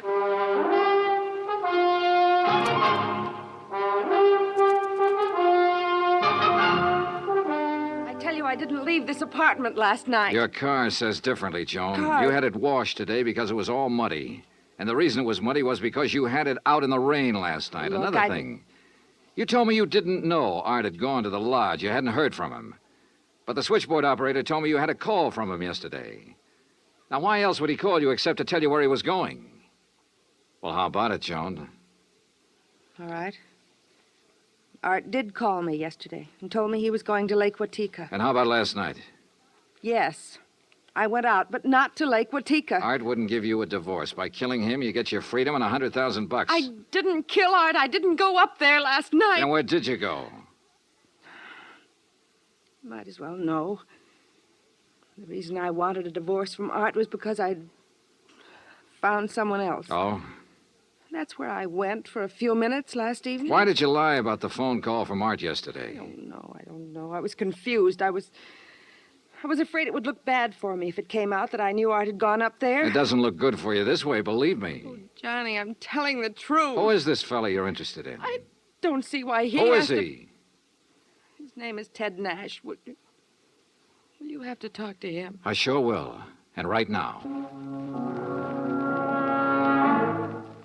But I was wrong about talking to Ted Nash right now. I called his apartment and got no answer. Item 9, $1.60 cab fare to police headquarters in the office of Detective Lieutenant Rastelli. You figure this guy Nash and Joan Wesley could have killed Art and used the gambling syndicate threat as a cover, huh? It's a possibility, Lieutenant. Well, I'll see what I can find out about Nash. How'd you do at Lake Watika? 2 guests checked in the day of the killing. One, a man named Buckley. He left early this morning. Sheriff Tompkins has a bulletin out on him. Who else? A fellow named Cooper, who apparently likes to go places in the off-season. Nothing to tie him in particularly. Cooper, huh? We had a rumble some time ago that a guy named Cooper was involved in that gambling syndicate. What? Trouble is, we got no proof. Hey, wait a minute. What's the matter? Art told me he'd put the name of the man he was after in a safe deposit box. If we could find the key to that box. How about Art's apartment? Let's take a look. So we looked, and we found the key tucked away in a desk, but only a number on it. Nothing to tell where it was located. I gave it to Lieutenant Rastelli, and he promised to check every bank in town if necessary. While I went on back to Lake Watika to see if the man named Cooper at the inn was the same one Rastelli told me about. When I got there, after a frantic 3-hour drive, I found him comfortably sitting by the fireplace. Well, Mr. Dollar, isn't it? Yeah, that's right. Cooper, I want to get right to the point. You told me you came up here to enjoy the scenery. Yes, that's right. Why? The man who was killed last night, Art Wesley, he was trying to expose a national gambling syndicate. Oh, that's very interesting. So? So, I know a police detective in New York who thinks you're a member of that syndicate. Well, now, Mr. Dollar, that's a very serious charge. I presume you have proof. Well? Uh-huh. No proof. Well, in that case, I don't think there's any... Mr. Dollar, the long-distance call for you. You can take it on that phone right beside you. Thanks, clerk. Johnny Dollar. Rastelli in New York, Johnny. Hi, Lieutenant. You locate that... Yeah, the safe deposit box, and in it we found the name of the man Art Wesley was closing in on. It's Cooper. Thanks very all right, much. So you... Well, Cooper, you wanted proof? We've got it. Evidence that ties you in with the syndicate. Clerk, Well, now, this is ridiculous, Is it? Dollar. Let me tell you the facts about this thing. Is something the matter, Mr. Dollar? Get Sheriff Tompkins on the phone, clerk. Tell him I've got Art Wesley's killer here. You mean Mr. Cooper? Oh, now, wait a minute. Now, look, Dollar. If you'd get your facts straight, you'd drop this silly notion of yours. What kind of facts, Cooper? What time was Wesley killed? Between 10:30 and 11 last night. But, Mr. Dollar, Mr. Wesley's place is some 6 miles from here. That's right. Why? Well, then Mr. Cooper couldn't have killed him. What do you mean? Last night, I took a drink to Mr. Cooper's cottage here at the inn. What time? Around 20 to 11, and I chatted with him for at least 15 minutes. Are you sure about that? Oh, quite sure. Well, Mr. Dollar, I'll buy you a drink sometime. Cooper strolled back to the bar with a satisfied smirk on his face. So the one man who had to be Art's killer couldn't have killed him. I collared the clerk again and had him repeat his story in detail. If you recall, it rained heavily last night, Mr. Dollar. Yes, I drove through it on my way up here. Well, I was making the rounds of the inn, checking windows, things like that, when the house phone rang. It was Mr. Cooper calling from his cottage. He wanted a drink. You say that was at 20 to 11? Yes, I always jot down the time when I am called away from the desk. All right, go on. Well, when I got to Mr. Cooper's cottage, he was sitting in the living room in front of the fire with a book. Yeah. We chatted a while, and then when I returned here to the desk, I jotted down the time again. 10:55. Well, that does it. What do you mean? Oh, it's a good 20-minute drive from here to Art Wesley's lodge. If he was killed between 10:30 and 11 and Cooper was here at that time, he couldn't have done it. Well, I'm sorry, but facts are facts. And... Oh, excuse me. Lake Watika Inn. Yes, just a moment. Sheriff Tompkins, Mr. Dollar. Oh, thanks. Hi, Sheriff. Thought you ought to know, son. Remember that man Buckley we were looking for? Yeah, sure, the other guest at the inn. Yeah, we picked him up. I've been questioning him for an hour. Any luck? No, sir. He's just a traveling salesman who stayed at the inn because he didn't want to drive in the rain. You sure? Buckley swears he doesn't even know Cooper. Just between you and me, Johnny, I think we got the wrong fella. No place again. I decided to start all over. Got into my car and drove to Art Wesley's place. Nothing was changed. I remember the trip I'd made the night he was killed, how it rained heavily until about half an hour before I arrived. How I'd found him lying in the open doorway, a bullet hole in his head. Yeah, and the hole in the ceiling over the shelf of provisions, marking the path of the bullet. It was there. So were the provisions. Canned food, mustard, sugar, a package of crackers. There was some... Wait a minute. Sugar. The sugar bowl. I stared at it for a moment. I remembered a couple of things the room clerk at the inn had told me. And suddenly the whole deal slid neatly and quietly into place. I drove back to the inn fast. Cooper's cottage was empty, so I went inside to the bedroom and took a look around. Then I spotted one of the pictures on the wall, a little out of place. I looked behind it. Yeah, just what I expected. Outside, I found Cooper sitting on the terrace in front of the main building. I slid into a chair across from him. Well, Mr. Dollar, what fantastic crime are you going to accuse me of today? Cooper, I got a one-track mind, and it's still stuck on murder. Oh, now look, Dollar. We've been over this before, and personally, I find it quite boring. So much so that it's interfering with my vacation here. That's too bad. Yes, it is. So I'm leaving this evening. I don't think so, Cooper. Oh, come now. Art Wesley was trying to expose a figure in a gambling syndicate. You. Well, that's a matter of conjecture. You had to stop him for keeps. Oh, now look, Dollar. The time of Art Wesley's death has been established as between 10:30 and 11 last night. That's right, between 10:30 and 11 last night. And I'm sure you remember the room clerk telling you he was with me in my cottage living room from 10:40 to 10:55. I sure do. So that I certainly couldn't have killed your friend Wesley 6 miles from here during that time. Except that Art Wesley wasn't killed at his lodge. What are you talking about? You see, I remembered something else the clerk had told me. The night of the killing, it stopped raining a little after 11. All right, what difference does that make? All the difference in the world, believe me. That make? All the difference in the world, believe me. Here's what really happened, Cooper. You killed Art Wesley in the bedroom of your cottage here at the inn. Oh, don't be ridiculous. You immediately called the room clerk over and chatted with him in your living room for about 15 minutes. He didn't know there was a corpse in the next room. Oh, really? After he left, you took Wesley's body the 6 miles to his place and planted it in the doorway. Oh, now, look, Dollar... Your problem was to make it look like he'd been killed there. Then you remembered. The slug that had killed him hit the wall in your bedroom. That gave you an idea. You figured out the right angle at the lodge and fired a shot upwards from the outside the door. It went through the ceiling at the back. All right, Dollar, I've had enough of your half-baked theories with no proof whatsoever to back them up. Correction, Cooper. This time I've got proof. There was a shelf of food under the bullet hole and a bowl of sugar directly under it. A bowl of... So what? When sugar gets wet, it gets crusty, and it stays that way. But the sugar in that bowl was dry. Now, if the killing was between 10:30 and 11, and it rained heavily until after 11, then some rain would have dropped through the bullet hole into the sugar. I see. But, Cooper, the sugar was dry. So the bullet hole was made after the time of the murder, when you planted Wesley's body there. Just a little detail, Cooper, but it nails you. That and, of course, the fact I found the slug that really killed Wesley just a couple of minutes ago. Oh? Buried in the wall of your bedroom behind a picture you'd moved slightly to cover it. Well, Dollar, I may as well tell you that I saw you come out of my cottage a few minutes ago. I figured you knew. So ever since you sat down here, I've been holding a gun on you under the table.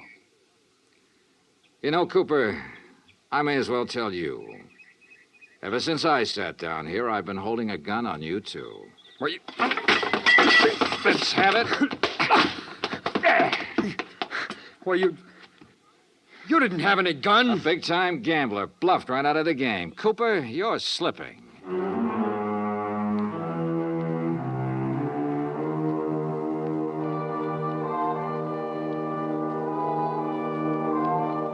Item 10, 3750, transportation and incidentals back to Hartford. Expense account total $187.40. Remarks? Cooper's awaiting trial. About Art Wesley? Well, I guess that sugar bowl was a dead man's revenge. And come to think of it, that revenge was pretty sweet. Yours truly, Johnny Dollar.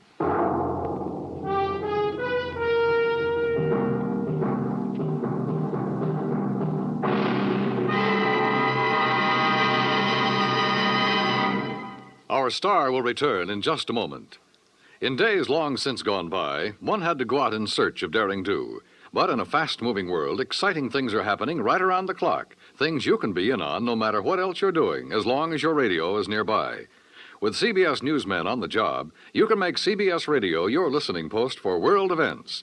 Stay tuned now for 5 minutes of CBS News, to be followed over most of these same stations by the FBI in peace and war.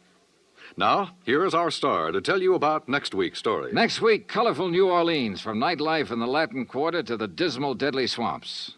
Join us, won't you? Yours truly, Johnny Dollar. Yours truly, Johnny Dollar, starring Bob Bailey, originates in Hollywood.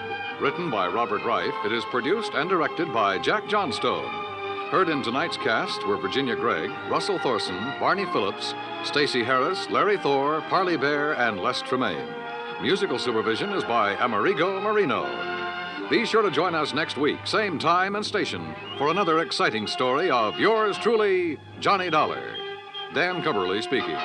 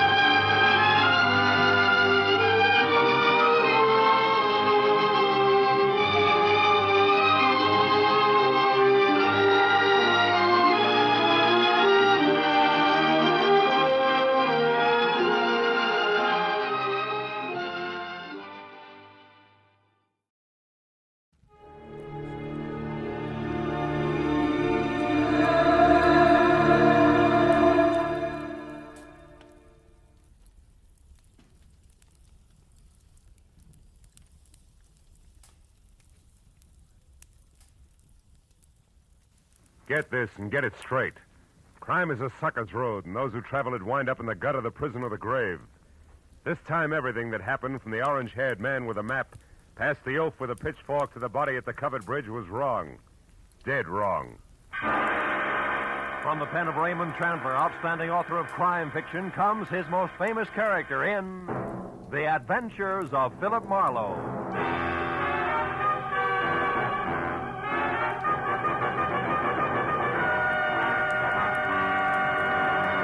Now, with Gerald Moore starred as Philip Marlowe, we bring you tonight's exciting story, The Covered Bridge.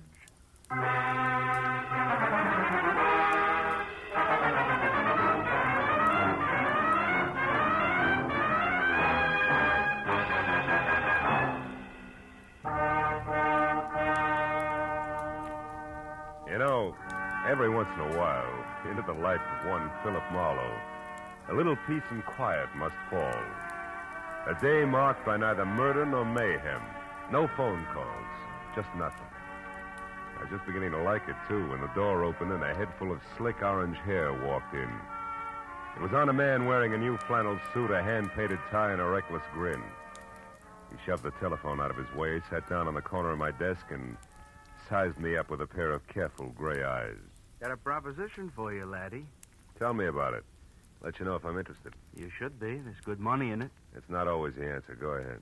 You got a good car? Good enough. I don't keep it in the office. You like Mexico? Look, is this a social call or a quiz program? Well, this is business. I asked you a question.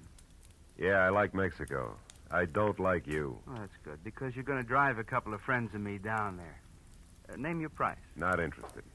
$1,000? Not interested. That's too bad. Would have been nicer to work this out without a gun. Listen, you two-bit Talk jerk. easy, laddie. This gun is bigger than both of us. Now, you're going to drive across the Mexican border tonight with 3 passengers. And there won't be any difficult questions, because you are the well-known Senor Philip Marlowe, a respectable private detective. Somewhere below the border, your fellow travelers will catch a boat. But this you don't have to worry about. Now, look, just a minute. Look, laddie, I came to you for several reasons, one of which is that you're smart enough to know when to quit fighting the problem. You got to make a stop first, so let's go. And leave your artillery in the drawer. Come on. Yeah, sure. Since I'm now an old pal of yours, what do I call you? You pick it. Believe me, you won't like it. How about George? You like George? Not particularly. Good. Just call me George. Let's go, Marlowe.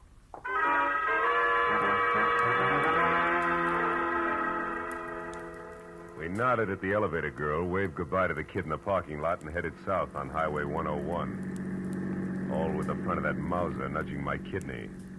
It was screwy, but I was on my way to Mexico. Don't get ambitious, Marlowe. Not too fast, not too slow. Just keep it rolling nice and steady. I did what I was told and watched for a break. For every foot of 100 miles down the coast. At Oceanside, we cut inland past Escondido and up into the citrus country. Once he dug a little map from his pocket and studied it while we headed into the hills where farms were farther apart. George was busy looking for a turnoff when my chance came, and it came fast. My foot slammed down hard on the brake. George's head smacked the windshield, and the gun slipped out of his hand. I dropped 2 wheels in the ditch, but I got the gun. He took one look, then jumped out and ran in a low crouch for the back of the car. Before I could follow him, I heard the truck coming. It was a big 2-section job rolling fast. It topped the rise just as George pivoted toward the road. The truck driver must have seen him just as it hit, because the air brakes locked on all 26 wheels at the same time. I ran to where George lay like a discarded doll at the side of the road. The truck driver was out of his cab before it stopped rolling. I didn't see him. I come over the rise there. I didn't see him. Take it easy. Honest, I didn't see him. Is he all right? He ain't dead, is he? No, he isn't. He won't be walking much anymore. It wasn't my fault, mister. Honest. I know it wasn't. Get hold of yourself. Gosh, what should we do? I want you to drive to the nearest phone and get the police and then come back. Here's my card. Give it to the troopers. Tell them they can reach me at my office. Yeah, what are you going to do? If I can figure out how to read this map of his, I'm going to pay a call on a couple of people who are expecting this guy.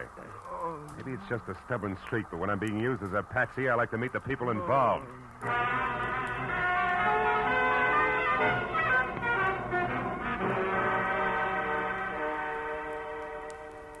As I drove, I studied the map and 2 miles down the highway, I found the first landmark, a dead tree. There I left the highway and followed a rocky trail 7 corkscrew miles up a canyon to the next landmark, a bridge. One that looked like it had been lifted out of some rustic Connecticut woods and dropped across the California gorge purely by mistake. Because it was covered complete to roof and walls and made entirely of lumber. And on the hill beyond was a lonely house where the trail marked on the map ended.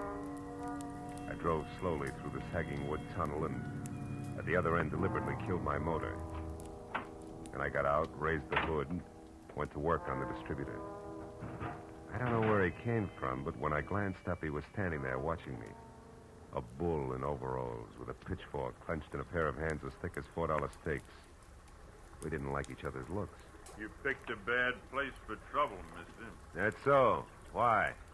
Nobody almost never comes up this road, especially strangers. How come you took it? Really want to know, or are you just killing time? I wouldn't be too smart if I was you, mister. You live in that house up there? No, not anymore. I got canned for drinking. Well, why are you so interested in that place? The only farm around here. Maybe they got a mechanic. Yeah, maybe. Where'd you say you were from? L.A. Los Angeles, huh? You real sure you don't know anybody up there on the hill? Like who, for instance? A certain party who took a trip to L.A. not so long ago. And another thing, city boy. Don't get out of line or I'll fix you good. Understand?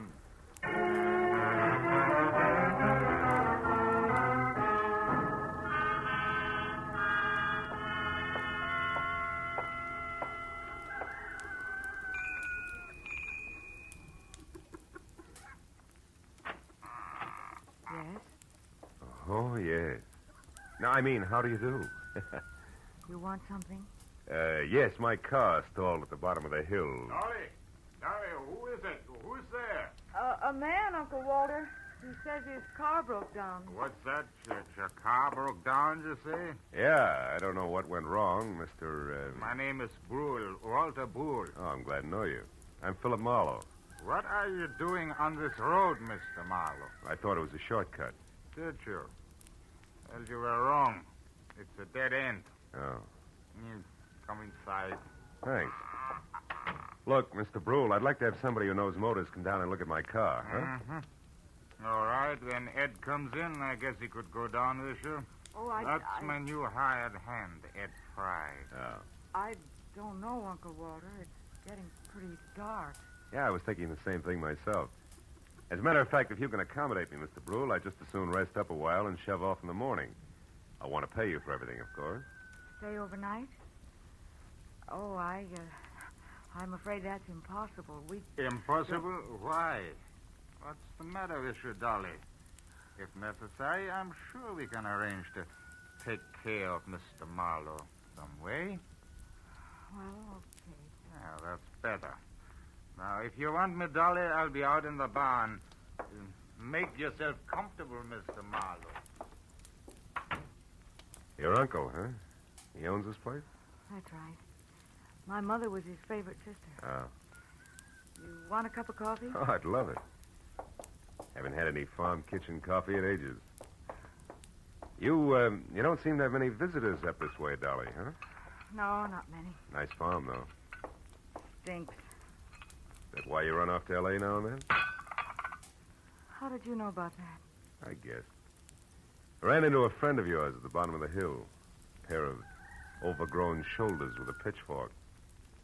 Said he used to work here. Him. He did up until a month ago.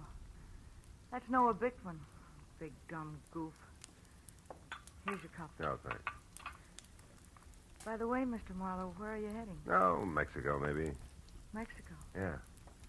You kind of came a long ways out of your way, didn't you? Did I? Dolly. Dolly. We're in here, Eddie. What's the matter? A car at the bottom of the hill. Whose is it? Car belongs to me. It's stalled. Who are you? This is Mr. Marlowe, Eddie. He's on his way to Mexico. Wow, you don't say. And since his car broke down so late, he may stay all night. Uncle Walter said it'd be all right. Is that a fact? I'll Go get some blankets, Eddie, so you can take them up to the spare room for Mr. Marlowe. Okay, Dolly. Mr. Marlowe, huh? Where you from, Mr. Marlowe? L.A. You? Points east.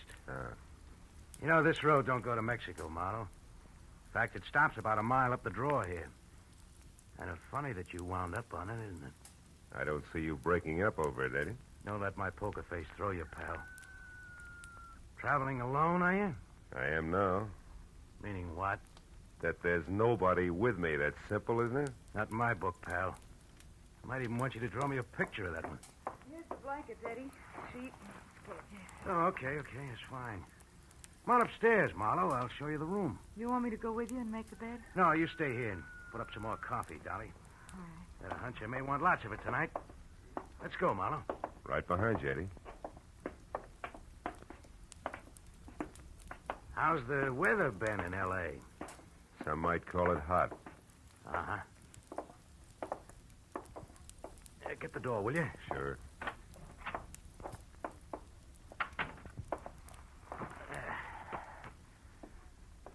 Okay, how come it's you, pal? I got good credentials, a car, and a tight yap. You better be right on all three. How'd you find me? Little map, Eddie. From Escondido to the dead tree to the covered bridge, and then up here it's a cinch. Why'd you show alone? Where's Red? Gotta meet us at the border. It's a bum fit, pal. It's not in the book. Why? He had some kind of a last-minute jam with the boat. Oh, that jerk. He's had a month to line this up while I've been holed up out here in the sticks making like a farmhand. Well, better work, that's all. If we're picked up this time, it's curtains. Oh, incidentally, you got a gun, haven't you? Yeah, sure. Let's see it. No dice, Eddie. Red didn't tell me everything, just enough. So? So you'll get your money's worth. I'll do what I'm supposed to do and no questions asked. For my little automatic and I stick together regardless, real close, together. Okay, Marlowe. Suit yourself. I will. And something else. The rest of the company is going along. Is that all set? Well, we'll see about that when the time comes. You're not leaving any loose ends around, are you? It's not your worry, pal. We'll get out of here around 11. Oh, and that routine about your car being stalled, it is a gag, I hope. Oh, sure, it won't start. If anybody tries, but in 10 seconds with a screwdriver, I can fix it. You're okay, Marlowe. Just keep playing your game. Yeah, I will. Maybe then I'll find out what the score is after all, huh? You might at that. Come on, let's eat.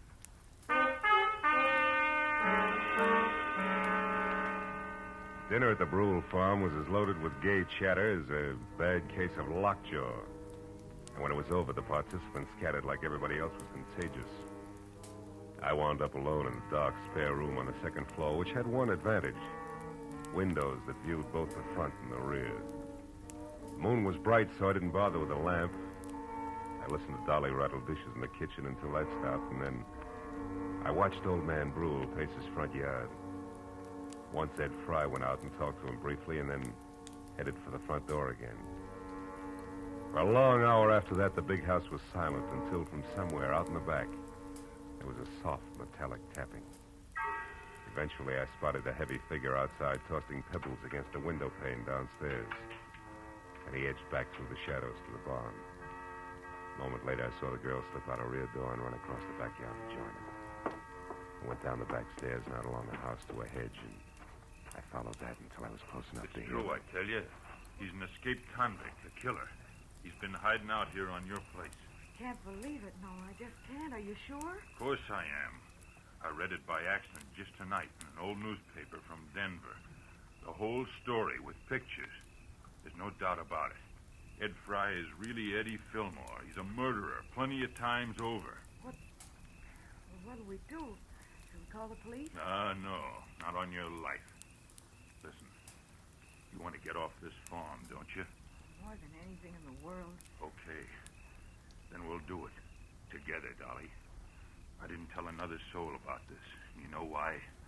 Because they put out a reward. A big one for him. $2,500. And we're going to get it. Just us, you and me. But how, Noah? How can we possibly... What's that? Did you hear that, Noah? That's nothing. It's one of the cats, maybe. Look. You've been taking walks with him lately, Dolly. Well, Yes, I have, Noah, but... Well, never mind that now. Just get him to take another one right away. Get him to walk you down to Pritchard's house. I'll be waiting there, and as soon as you get inside, I'll jump him. You'll never know what hit him. Will you do it? Pritchard's house? Yeah. Well, I'll try. You give me some time to persuade him. Sure. Oh, I knew you'd see things my way, honey. No. Oh, boy, with that reward money, there'll be no stopping us. You better go in now before they miss you. Okay. I'll get him there just as soon as I can. Hey, Bickman. What? Who's there? Marlowe. Listen, I gotta You talk to were you. here listening all the time, weren't you? Yeah, and believe me, you're making a mistake. You're playing with dynamite, Bickman. You two are nuts to tackle that guy alone. He's too tough for you. So you want to help so you can cut yourself in on the reward, that's all. Well, it ain't gonna work. Don't be a sap. He's covered himself. There's somebody else in with him. Somebody around here. He's got an ally. You two try to grab him, and you're gonna be in trouble. You're lying. He's been hiding out all alone, and we're gonna get him, Dolly and me, by ourselves. And if you try to horn in, mister, so help me, I'll beat your brains. Cut it out. Reward or no reward, you gotta listen to me. I got to nothing. No!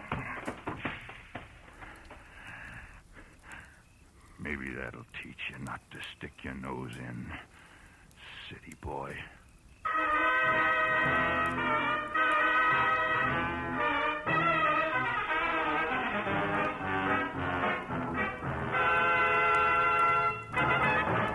In just a moment, the second act of Philip Marlowe. But first, Fred Allen's first appearance on the CBS Jack Benny Show. Al Jolson sings, but the face is Charlie McCarthy's.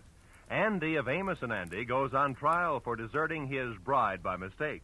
Those are three headlines that guarantee you a world of fun on CBS tomorrow night. Yes, this third Sunday of the new year will be an all-time high in radio entertainment. Hear them all on CBS tomorrow night. Now, with our star, Gerald Moore, we return to the second act of Philip Marlowe and tonight's story, The Covered Bridge.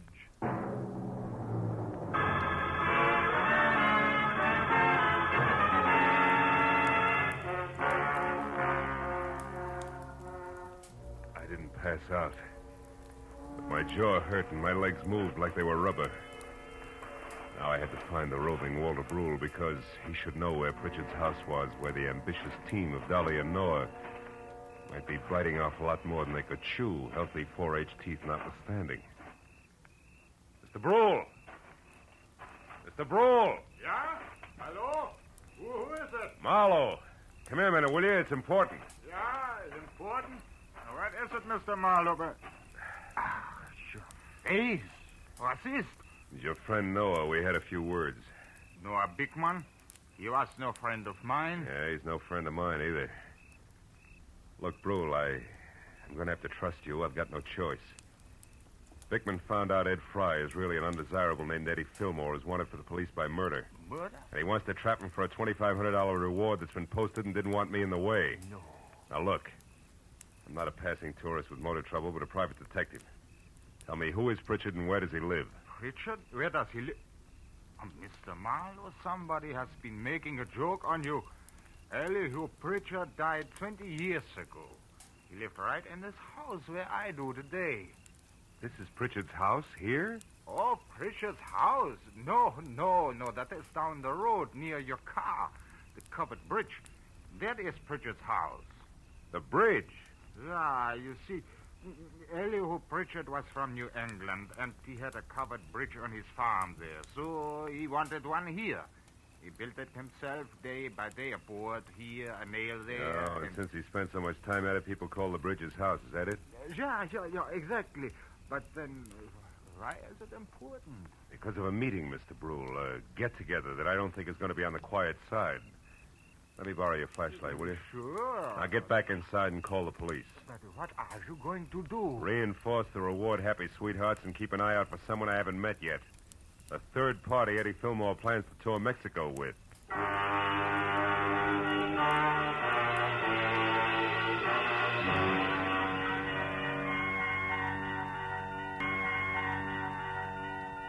It was a quarter of a mile romp country style back down to the covered bridge.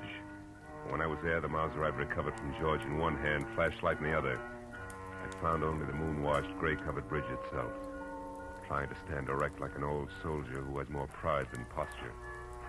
But then as I stepped from the chalk road onto the sheltered oil-soaked planking, I found something else. Inside and face down was Noah Bickman. And lying nearby, the red-stained, icy fingers of the pitchfork that had killed him. I started to move closer. But then footsteps from the road behind suggested that I do different, so I moved quickly back to the bridge entrance, flattened myself into a narrow shadow, and waited. Noah? Noah, is that you? It's Marlowe, Dolly. What? Mr. Marlowe, what are you doing here? Why are you down at the bridge at this hour? Where's Noah? He's dead, Dolly. He's dead? He's in there, but don't go inside. Look, I tried to stop him, believe me. Stop him from Don't what? bother, baby. I know about Fry being Fillmore, the reward, all of it. What? How? Well, first of all, I'm a private detective from L.A. was dragged into this by an ex-buddy of Fillmore's. Second, I was in the barn when you and Noah made your plans. When you left, I tried to talk Noah into accepting my help. Why? Because I know what Fillmore's kind is like. I mix with them every day. I know how they work. Look, did you tell Fillmore to meet you here, yes or no? No. No, I couldn't find him. I've been looking since I left the barn every place. That's why you came down here just now? Yes.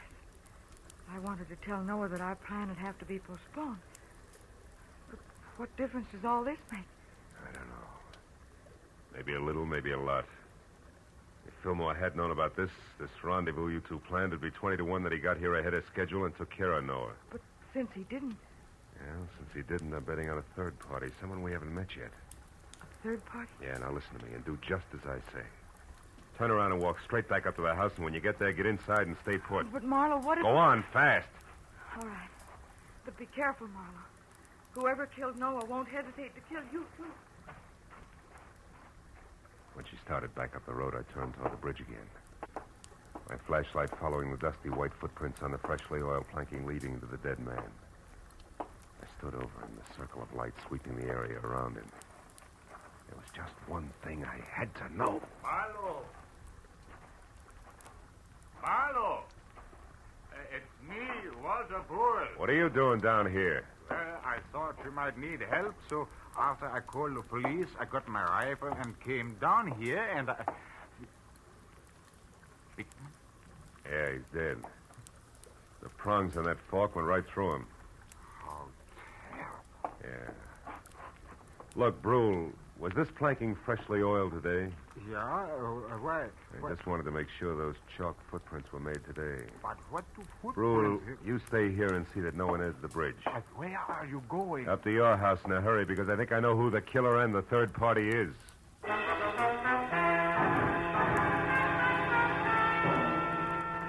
City-bred legs and smog-fed lungs, I made it up to the house in record time.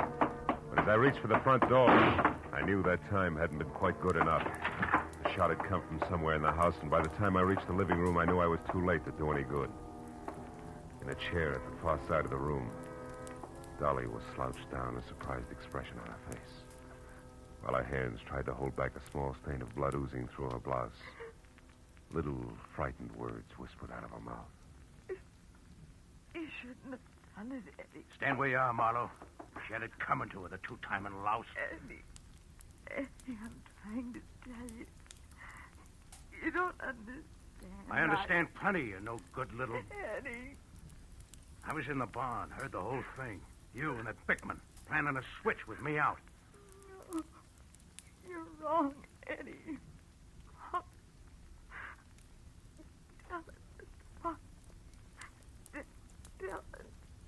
Dolly didn't try to double-cross you, Eddie. She only pretended to so she could set Noah Bickman up and kill him. That's what she did. No, you're a liar. Who? That's what I tried to... Eddie. I don't believe it.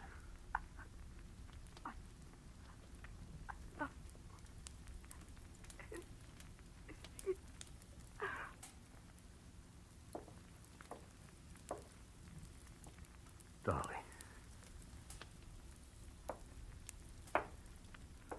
Is that true, Marlowe? didn't cross me. She was trying to help me. That's right, Fillmore. Bickman found out who you were and wanted the $2,500 you were worth, dead or alive.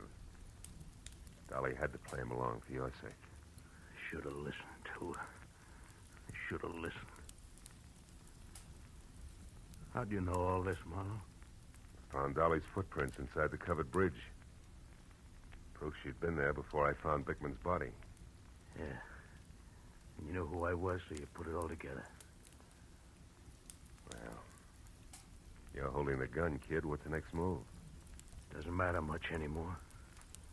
I could still lam out of here for Mexico. Somehow I don't want to.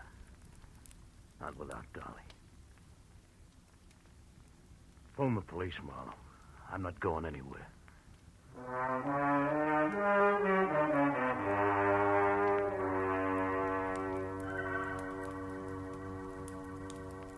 It was several hours before the county police and Eddie Fillmore had gone.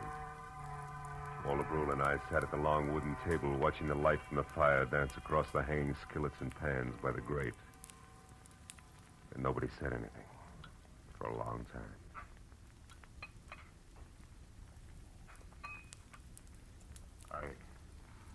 I suppose hot apple pie at 4 in the morning seems odd to a man from the city. Not at all. 4 in the morning, sometimes the middle of the day in the city. Yeah. More coffee, Mr. Marlowe? Yeah, please. Thanks. You know, Dolly wasn't really a bad girl. It was just that sometimes she didn't think, and... A woman who loves like that doesn't think, Mr. Brule. She just feels. Maybe in some way it is my fault, the whole thing. No. It's nobody's fault, Mr. Brule. She was trying to do the right thing for the guy she loved.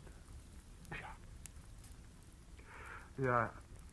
Well, your bed is still ready if you care to stay. Oh, thanks. Sure, I'd like to. If you can find your own way up, I think I'll sit here just a minute longer. Sure. Night. Good night, Mr. Marlowe.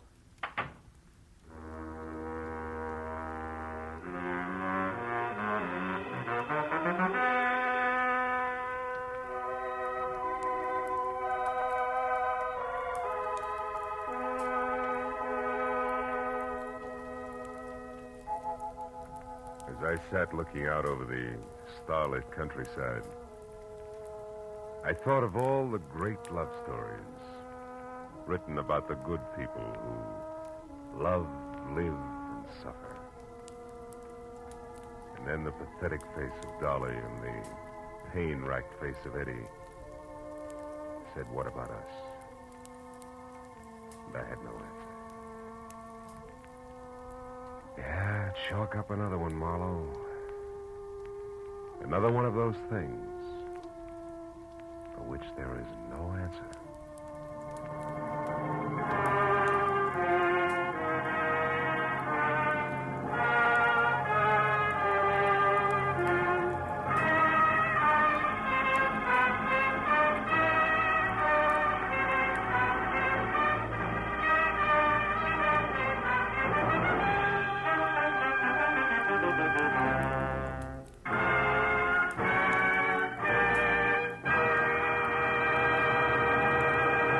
The Adventures of Philip Marlowe, bringing you Raymond Chandler's most famous character, star Gerald Moore, are produced and directed by Norman McDonnell and are written for radio by Robert Mitchell and Gene Levitt. Featured in the cast were Vivi Janis, Ben Wright, Jack Moyles, Wilms Herbert, Jack Crucian, and Barney Phillips. The special music is composed and conducted by Richard Arant. Be sure and be with us again next week when Philip Marlowe says... This time a twisted mind, a hole cut in a wire fence, and a corpse in a...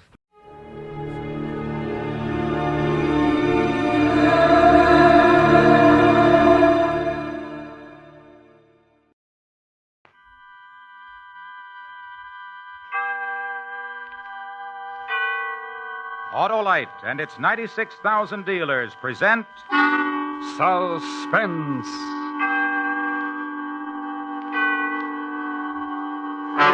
Tonight, Autolite presents transcribed A Murderous Revision, the story about a man who made a recording of a violent death, starring Mr. Richard Widmark.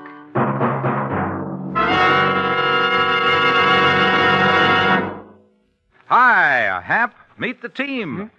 Where? Why, right under your car's hood, Hap.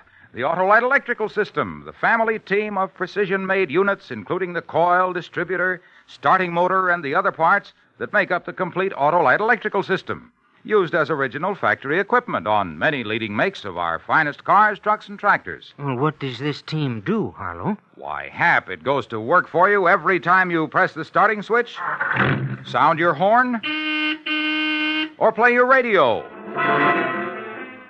The Autolite Electrical System does all that, huh, Harlow? Right, Hap, because all its units are related like a family team by Autolite engineering, design, and manufacturing skill for the smoothest performance money can buy. So, friends, when your Autolite-equipped car needs replacement parts, insist on Autolite original factory parts, because from bumper to tail light, you're always right with Autolite. And now, with A Murderous Revision and the performance of Mr. Richard Widmark, Autolite hopes once again to keep you in suspense.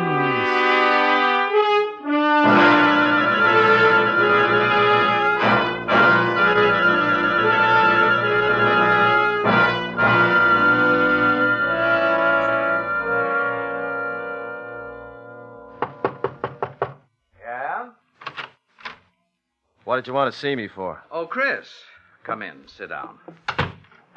Did you get to hear the show Sunday? I don't like to listen to the show. Oh, why not? Because I don't, that's all. Hey, Mr. Goodwin, I put some zip in that closing scene. I want you to hear it. Got the playback ready. Now, hand me that record marked Part 2, will you? Thanks. I don't know, Chris. I don't make you come to rehearsals. You don't have to sit in the control room all day. The least you can do is listen to the show at home. Well, listen to this now. George. Honest, I didn't mean it, George. Get this, Chris. Get this. Do you mean to say that you didn't really mean it when you told my brother you didn't love him?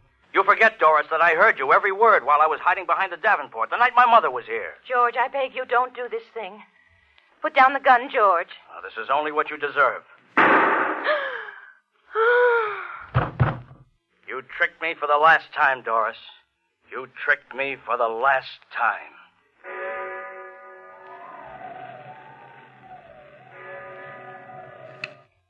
What did you change it for? What was wrong with the ending the way it was? Why did you change it? Now, just take it easy, Chris. I'll tell you why I changed it. Because it was wordy and repetitious. It didn't tell the story. The boys upstairs... The boys upstairs. Yeah, that's just what I thought. The boys upstairs. They do everything but breathe for you. Did it ever occur to you that maybe people are wordy and repetitious? Chris, I'm trying to tell you the scene the way you wrote it just didn't play. Yeah, that's right. All the trade cliches. Drag them out. It didn't live. It didn't play. It didn't make the right goosebumps come out on your left elbow. How did you ever get into this business? Who ever let you into a radio studio? I'll tell you what's wrong with you. What you need's a good psychiatrist. Don't you tell me I need a psychiatrist. Let go of me. I said let go. Why, you're nuts. Now, you listen to me, you. For 2 years now, I've turned out a murder a week for you, week in and week out. A murder a week. I eat murder, I talk murder, I dream murder, and for what? Every time I turn in a decent script, you chop the heart out of it. Your contract's up next week, Chris. You've got only one more script to do. Well, write it and get out. You get better than a script. You'll get everything you deserve. I'm going to show you what a real murder sounds like. I'm going to show you if I have to kill you to do it.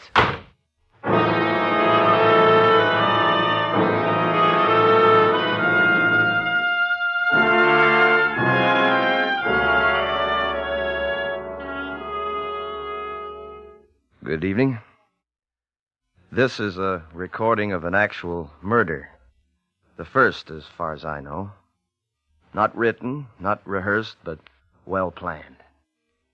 It is respectfully dedicated to Mr. Ken Avery, editor and producer of the radio program Murder, Please. This is my last show, Mr. Avery. I'm delivering it to you in its entirety. Cast, music, everything. The events and persons are absolutely real. It's going to be a great show, Mr. Avery. You'll hear everything but the climax. I'm speaking into a microphone concealed in my desk, concealed with the other recording equipment I've rented for the occasion. The music you hear is coming from a high-fidelity phonograph at my side. This program is produced, edited, directed, narrated, engineered, and plotted by Christopher Turner, whose only claim to immortality is this single half hour. And now, Mr. Avery, the leading characters in order of appearance. The murderer, Christopher Turner. The catalytic agent, your daughter Lois. The victim, yourself. And now, please to begin.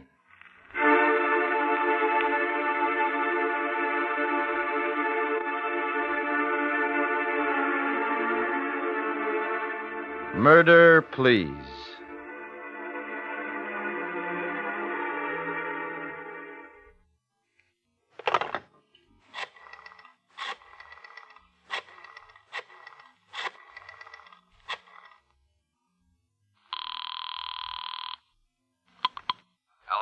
Hello, Ken. This is Chris. Oh, now I listen, hate to bother Chris. you at home, but I wanted to apologize for the way I acted. Could you drop over to my office right away? Sorry, Chris, no go. I put up with your little insanities for 2 years now. Temper tantrums, insults, coming in stewed to the gills. 2 years of that was plenty. I see. You won't change your mind? Not a chance. Maybe you can find somebody more patient than I am. Good luck. Thanks, Ken. Thanks a lot. Lovely opening scene, Mr. Avery. Thank you. You did exactly what I wanted you to do. You just threw away your last chance to save your life. Good work, an excellent performance. Well, if you won't come up to my office by invitation, which I suspected you wouldn't, there's still another way. The telephone book. Listen, Mr. Avery. The sound of the flipping pages. Your daughter's phone number. Yeah, here we are.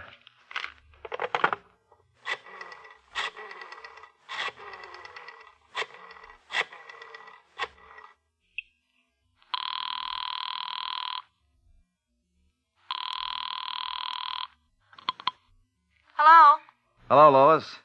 It's been a long time. Bet you don't even know who this is. I don't recognize the voice. This is Christopher Turner. Oh, sure, Mr. Turner. How are you? Fine, just fine. Well, how do you like living alone? It's all right, I guess. Rather be living with the folks? No. It's kind of independent this way. Yeah. How's the writing coming? Not so good, Mr. Turner. I've written 5 scripts so far, and every one of them has been rejected. I don't know what's the matter. Well, the reason I called was your dad and I had a talk this afternoon about you. He thought maybe I could pass on a few tips. Oh, I wouldn't want to bother you. Oh, now, this isn't an obligation on my part, Lois. I like to help young people. Say, what are you doing this evening? Well... You see, here's the point, Lois. This is the only free night I'll have this week. Things are sort of piling up. And maybe you're doing some little thing with your writing that I could straighten out in an evening. Well, all right, Mr. Turner. Good. You know where my office is? I don't think so. It's right across from the broadcasting studios, the Brown Building, room 208. I'll be right over. Fine. And bring your scripts with you, huh? I will. I certainly appreciate this. Not at all. Bye. Bye. I'll be right over and bring your scripts with you. I certainly appreciate this. Not at all. You see, that's how people talk, Mr. Avery. Let's see, what else? Oh, yes, sound. Drawer opens. Gun taken out. Click of breech. Whirl of chamber. Bullets inserted in chamber. 3, 4, 5, and 6. Gun in drawer, drawer closed. And now we must wait. You see, Mr. Avery? Fate is a better dramatist than either of us. Just when things start getting dull, the phone rings. Hello? Hello, Chris. Hank. Oh, what's up? I tried your place all night. I tried your sister's place. Finally, I called your office. I wouldn't let myself believe it, but here you are, slaving away for old man Avery again. Say, when are you going to tell him to go take a flying leap? I did that just today. No kidding? Yes. Well, congratulations. From here on in, nothing but bigger and better things. Yeah. Say, there's a rip-roaring poker game going on over here. Just room for one more sucker. What do you say? No, I can't tonight. I'm doing my last show. Oh, forget it for one night. Why don't you? Live a little. Thanks, Hank, but I can't. I'm coming over and get you away from that typewriter if I have to use force. No, I can't, Hank. The show's Sunday. Look, I got a script due tomorrow. You don't see me knocking myself out. Let 'em wait. Listen, Hank, you can't come over here. Don't you get it? Oh, I'm sorry, Chris, honest. If I'd suspected. Sure thing. Well, take it easy. Call me for lunch or something. You bet. Sorry, boy. Bye. Bye. Whew, that was close. Good scene, though.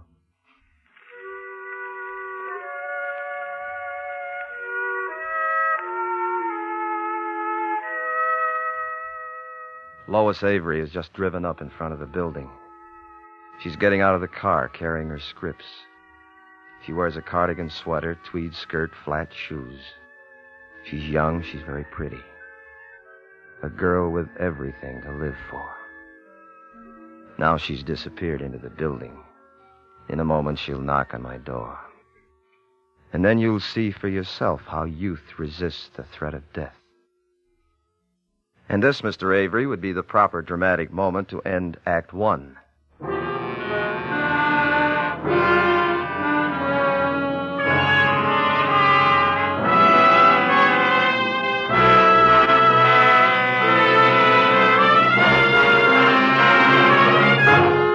Autolite is bringing you Mr. Richard Widmark in A Murderous Revision, tonight's production in radio's outstanding theater of thrills, Suspense.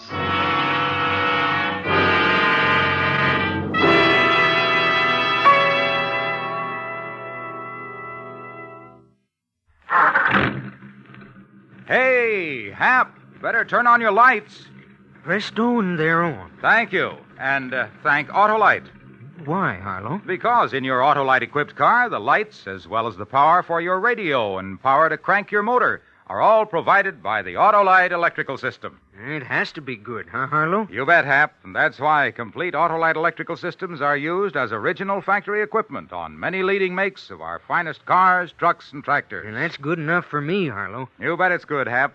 And that's why it pays to treat your car's electrical system to a periodic checkup at your authorized Autolite service station or the dealer who services your make of car. You can quickly locate your nearest authorized Autolite service station in the classified section of your telephone directory, or by calling Western Union by number and asking for Operator 25. And remember, from bumper to tail light, you're always right with Autolite. And now, Autolite brings back to our Hollywood soundstage Mr. Richard Widmark in Elliot Lewis's production of A Murderous Revision, a tale well calculated to keep you in suspense.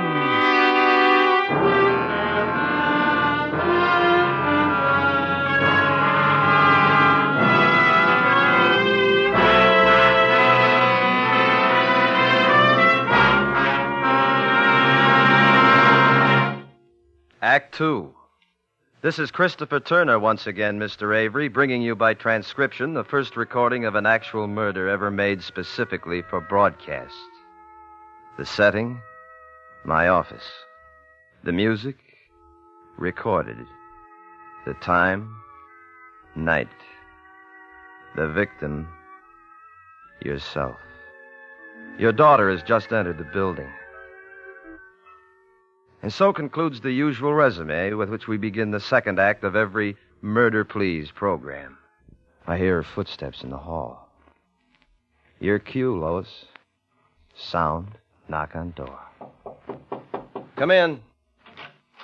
Hi, Lois. Come on in. Thanks. I brought the scripts with me. Wonderful, wonderful. Sit down. I hope I'm not putting you out.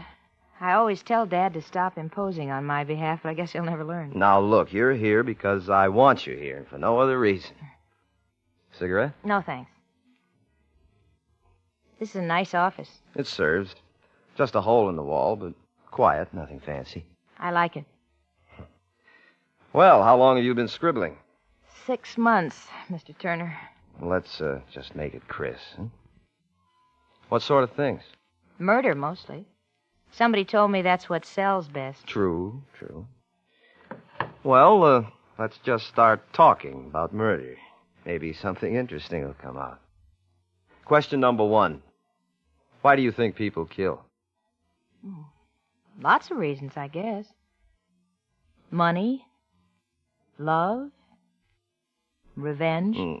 Not really. Only for survival.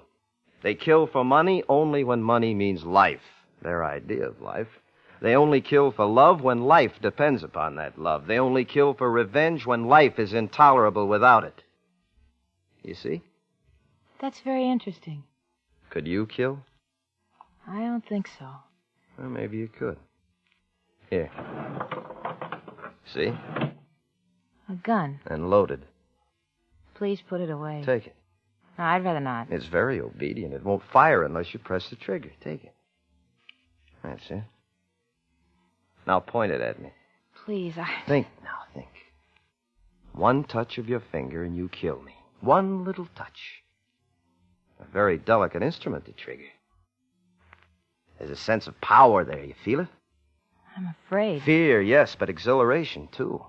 Like the second drink. I feel it, yes. Yeah. All right, you can give it back to me now. Well, so much for the murderer. Now, what about the victim? Afraid of death? Sometimes. What is death to you? Death? Mm-hmm. I don't know. No idea? Emptiness. Blackness. Nothing. Is that so terrible? Yes, because you really don't know. Like the dark. That's it. Do you know any more about death than you do about me? You? Yeah. Well, I know you work for Dad. Yes, but you've never even spent 1 hour with me. Once at lunch, you and your father sat down with me, yet you come up here alone. How do you know you can trust me? Suppose I don't, really. Look at this. Please put it down. It makes me terribly nervous. Do you have any money? A little. How much? $10, maybe, some change. Give it to me. Here. Why did you give me the money? Because you asked me for it. No, because you were hoping I'd put down the gun. And if I'd said a kiss, one kiss, and I'll put down the gun, what would you do? I suppose I'd give But a kiss, that would be harder to give, wouldn't it? Yes. Kiss me. There. Thank you. Now put down the gun. Please. I know it's a lesson in writing and all that, but it scares me. No. But you said you would. I said nothing of the kind. And if I had said it, you'd have been foolish to believe me. You can't trust a man with a gun. You feel helpless, don't you? Yes. While you could give me money, there was hope. While you could give me love, there was hope. But if all I wanted was revenge, there'd be nothing you could do to save yourself. Nothing. And if I told you that right now, right this moment, I'm going to pull this trigger and blow you to bits, tell me, what would you say? I'd try to talk you out of it. What would you say? I wouldn't know what to say. Then I'd shoot. I'd tell you about the electric chair. Very little threat to a man about to kill. Later, maybe, when he's running away, then he'd think about consequences. But not now. Now it's only kill. Now, what else? What else would you say? I'd beg him. He wouldn't listen. I'd plead with him. I'd say, please don't kill me. And if he still wouldn't listen? Then I'd die.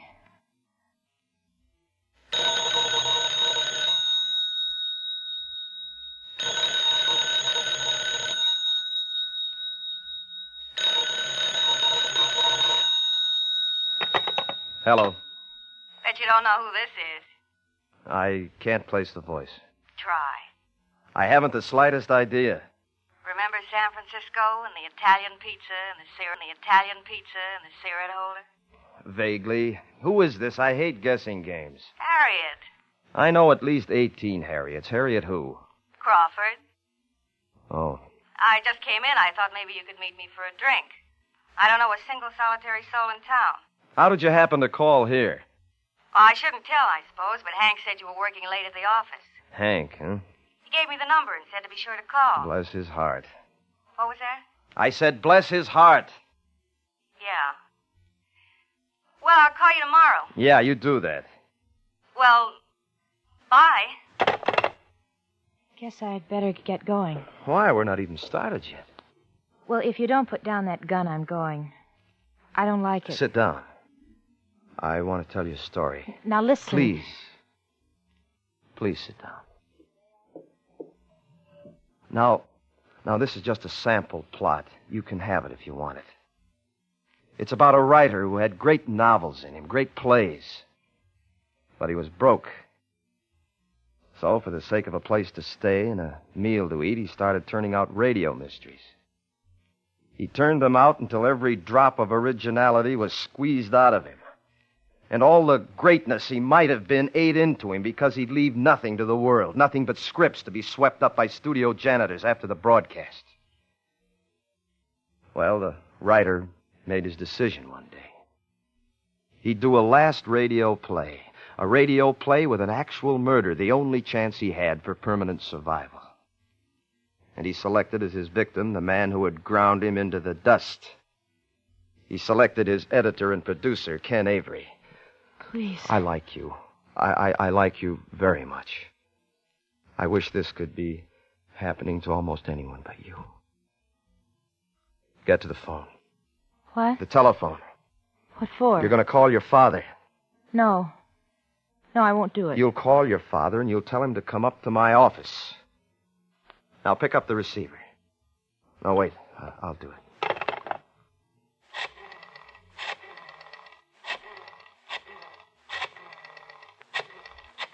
Now take the phone. Tell him. It's ringing. Take it.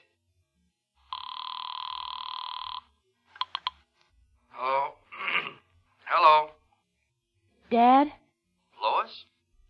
Lois, what are you calling this time of night for? Something the matter? No, nothing. You want him to take you home and you don't feel well. Lois, something's the matter. Where are you? You home? No, I'm at Mr. Turner's. Turner's? His apartment?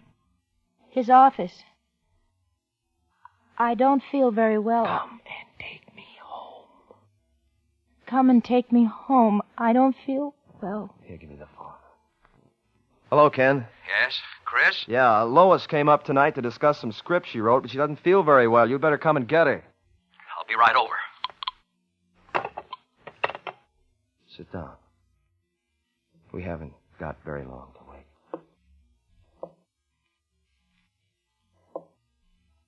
20 minutes have gone by. I hear the steps in the hall. The sure, plodding steps of her father, Mr. Ken Avery.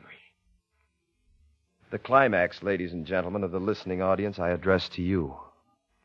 Mr. Avery will never hear this portion of the entertainment. Come in. Lois, are you? What is this? Sit down. There's a chair reserved for you. Lois, what's been going on here? Tell him, Lois. He's going to kill you. He's going to kill both of us. Close the door. Oh, Chris, put that thing down. Somebody's liable to get hurt. What's the matter with you? Drinking again? Nothing to drink. Very sober. Sit down. Chris, are you crazy? Good line. Perfectly in character. The inane cliche from the mouth of the great producer. You see, Ken, everything is being recorded right now. Your voice, Lois's, mine. Sit down. Recorded for what? For posterity, for the show next week. You'll have the honor of appearing on your own program as the murder victim. Here, let me show you. Right here in the desk. You see, it's a recording machine. I've stopwatched every second. It's been running exactly 25 minutes.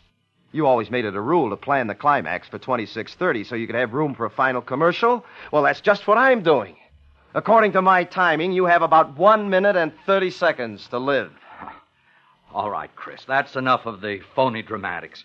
Now, give me that thing before somebody gets hurt. Stand back. I wouldn't want to mistime the climax of the show. This won't make a show. You won't have much editorial power, Mr. Avery, after a few seconds. There's the agency. They wouldn't put this thing on the air. No, why not? You planned to kill me. From the beginning. There's the trouble right there, Chris. There's no twist. Oh, yes, the twist. Right. The surprise ending. You told the audience to expect the murder to be successful. But our shows have to have some kind of surprise for the audience, Chris. You know that. Where's the twist? Still the editor right to death's door, huh? All right, Ken, perhaps you can provide the surprise ending that's going to save your life. I don't have to. Oh? You provided the twist yourself, but you didn't know it. And yet the twist was part of the story all the time. Where, Mr. Editor Avery? You, Chris, you're the twist. Me? That's right. You're a flop, Chris. You're so used to dreaming on paper you can't live anymore. You wrote about love because you never had it. You wrote about fortunes and you're still 2 bits. You wrote about murder, but you haven't got the guts to pull the trigger. Now, give me that gun. You think I won't shoot? I know you won't. Give me that gun, you hack. What did you say? I said you were a hack. Now give me that gun. Stay away! Give me that gun, you hack! No, I'm not! Dan! Let go! Let go of my hand! Drop it, I said! Drop it! Let go! Chris. Chris! You always like to change the ending.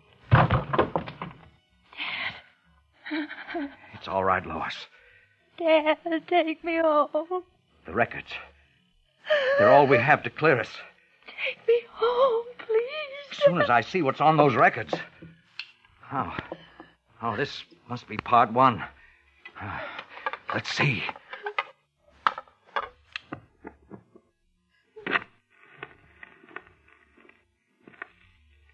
Good evening.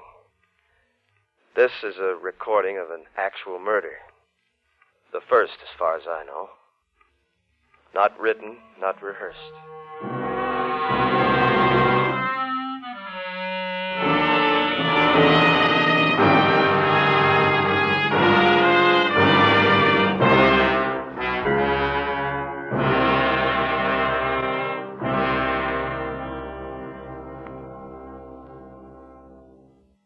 Suspense. Presented by Autolite. Tonight's star, Mr. Richard Widmark. Friends, this is Harlow Wilcox again to remind you that Autolite is the world's largest independent manufacturer of automotive electrical equipment.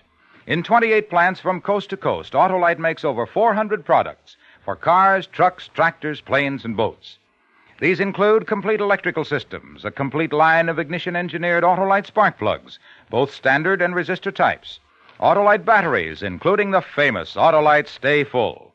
Autolite also makes automotive wire and cable, bumpers and hubcaps, electric windshield wipers, and many more.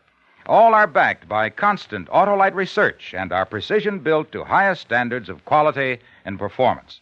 So remember, from bumper to tail light, you're always right with Autolite. Next week on Suspense, our star will be Mr. Victor Mature as a man who made his living as an assassin. A tale we call Black Jack to Kill.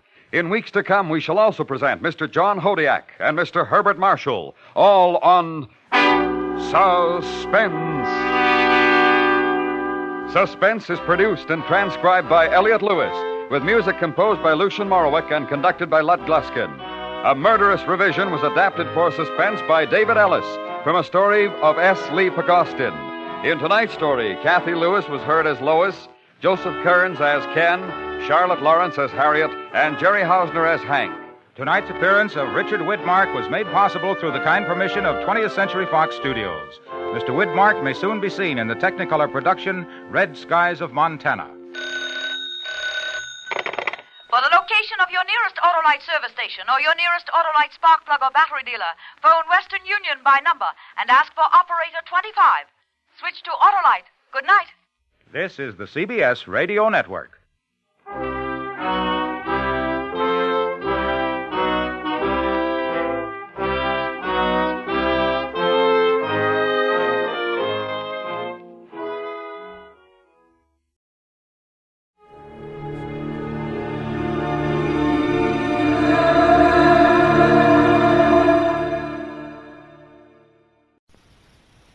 The Adventures of Sam Spade, Detective.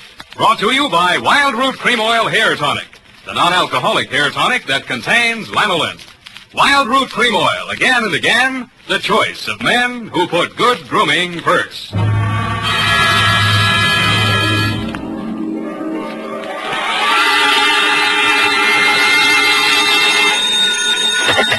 Spade, detective agency. It's only me from over the sea. Oh, it's Sam. How was it at the beach? Same as always, foggy. Did you go in? Well, I was up to my neck from the first rumble. If you mean did I go in the water, I did. Was it cold? I didn't notice. I was too busy landing a corpse. Oh, Sam, what a coincidence. I was just reading my new library book. Yeah. And it's all about a body in the water, pushed over a cliff. And there's the strangest girl in it with a strange mother. And she drinks, the girl, and runs away with a chauffeur. That rich people. They can't do that. They're stealing my material. Oh, no, Sam, no. It's by Owen Fitzstephen. He's very well thought of. Mother always understands his plot. Not tonight, she won't. Stay where you are, Angel. I'll be right down to dictate my report on the critical author caper.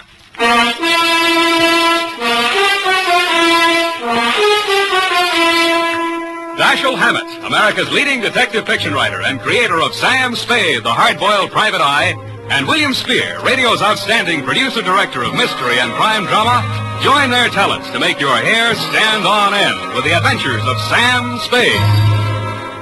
Presented by the makers of Wild Root Cream Oil for the hair. You know as well as I do, fellas, your hair is one of the first things any gal notices. So it's really important to keep your hair spruced up right all the time. The answer? Why, of course, Wild Root Cream Oil Hair Tonic. Wild Root Cream Oil grooms your hair neatly and naturally, relieves dryness, and removes loose, ugly dandruff. I have a hunch, fellas, she'll help herself to another look if you're using Wild Root. Get Wild Root Cream Oil Hair Tonic in bottles or the handy new tube. It's again and again the choice of men who put good grooming first. Later in this program, we'll have an important announcement. Listen for it. And now, with Howard Duff starring as Spade, Wild Root brings to the air the greatest private detective of them all in the adventures of Sam Spade.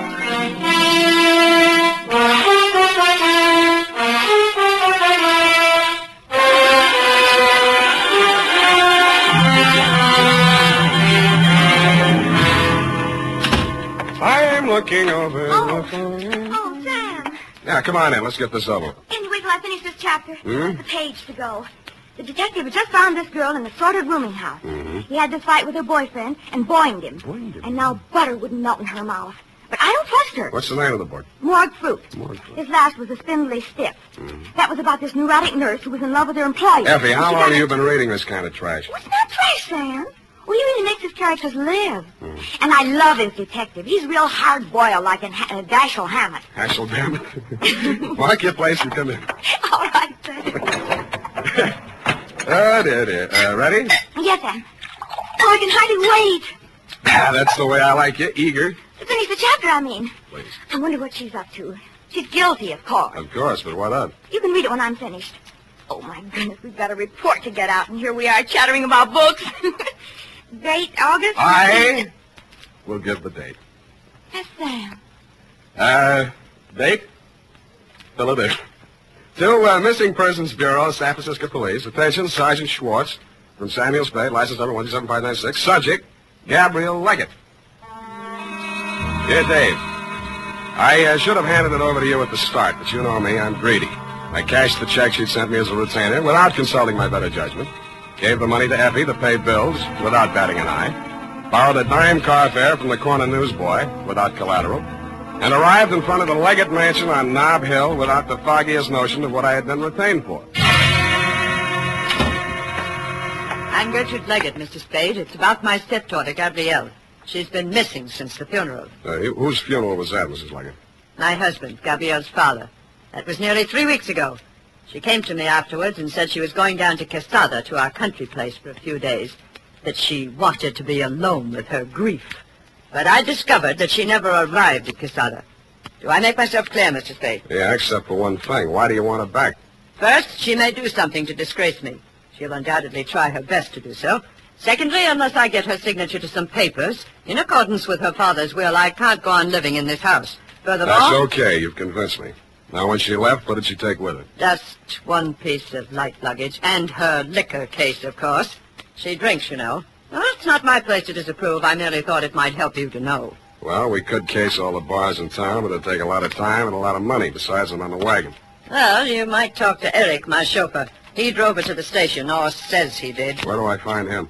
Let's see. 10 o'clock. He'll be loitering down the hall somewhere in the neighborhood of the linen closet, helping the upstairs maid fold the sheets. I'd knock first if I were you and avoid embarrassment. Thanks for the tip. Oh, mind if I have a look at your stepdaughter's room? Eric will give you the key. I'm not allowed one. There it is.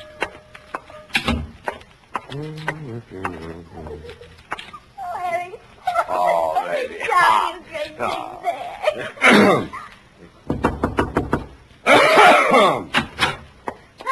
Excuse me, sir. Thank you for your kind assistance, Mr. Collins. Okay, Myrtle. Anytime. Yes, sir. You Eric? Collinson, what can I do for you? I'd like the key to Miss Gabrielle's room. You the law? Why? You expecting some? The old lady's been threatening to yell cop. She decided to whisper instead. Oh, private thing. You catch on fast, lover boy. Okay, I'll let you in her room. Come on. Mrs. Leggett says you drove Gabrielle to the station. She says that, does she? Isn't that what you told her? I'm not telling you what I told anyone. Search yourself. After you. What's eating you? Nothing at all. Just want some privacy. Oh, now, wait a minute. I'm responsible. Go help Myrtle. Give me those keys. Oh, listen, you keep... Hi, let me in. Don't have your lights. Her room was, shall we say, untidy. The mirrored dressing table was chipped around the edges, and ranged helter-skelter across it between two polo pony bookends was a mess of books. 3 odd volumes of a Harvard 5-foot shelf, a horse breeder's gazette, and a bunch of detective novels. I picked one up and opened it to the title page. It was called Morgue Fruit, and it was by Owen Fitzstephen, author of The Corpulent Cadaver, The Spindly Stiff, and The Kiss-Off. It was autographed to the author's great and good friend, the late Edgar Leggett. The signature looked familiar, but it didn't look like a lead. Neither did anything else in the room. I started to unlock the door with the key on the ring I grabbed away from Eric, and the light caught the smooth side of a Christopher medal. It was engraved for Eric, forever, Gabby. When Forever Eric went off duty that night, he went across town. The trail ended at a crummy, broken-down rooming house out in the Fillmore. He let himself in with a key and climbed the stairs. I waited until he was out of sight. In more time than it takes to tell, the door cracked open and a nose that could only belong to a landlady raised it out at me. She was gumming a sen-sen. What do you want? They get settled in all right? Nobody's settling in on me. Never touched me. You got me wrong, Mom. I meant the newlyweds. Did they raise the rent money all right? Oh, them. Raise it and spend it. He's a Dick Smither. Dick Smither. Trots it up all day and throws the dead soldiers out the window. And they call it a honeymoon. Who are you? I'm her ex-husband, darling. I came to pay her the back alimony I owe. Well, give it to me. I'll see she gets it. Oh, no, you don't. No, don't you come pushing in here. Quiet. It's after hours. Don't allow callers in here after 10 o'clock. House rule. Shut up. Well, I don't... What's their room number? Now, give it to me or I'll shake it out of you, darling. 212. 212. And if it weren't for these new uppers, I'd let you try it. Oh, is that what those are? Thank you, Grand Duchess Marie. Smart Alec. No wonder you can't hang on to a woman. You're so right. You drove her to drink. I did not. Alimony's still good for you. You're the whippersnapper. Who is it? Western Union. All right, let me... I told you to stay away, and I'll beat it. Eric, what is it? Look, Eric, I don't want any trouble, but I'm coming in. Over my dead body. Eric? Get back in the room, Gabby. Now, look, I won't let you hurt her, so... Now, so look, Collinson, don't make me do it. don't I get don't white. want to. Okay, I'm sorry. What have you done, sir? Nothing a bucket of cold water can't cure. Sit down. I want to talk to you. Who are you? Sam Spade. I'm a private detective. Your stepmother hired me to find you. Oh? You know why she wants to find me? Do you? She wants to kill me. She killed my father, now she'll kill me. Can you prove that? My father never had a day's illness in his life.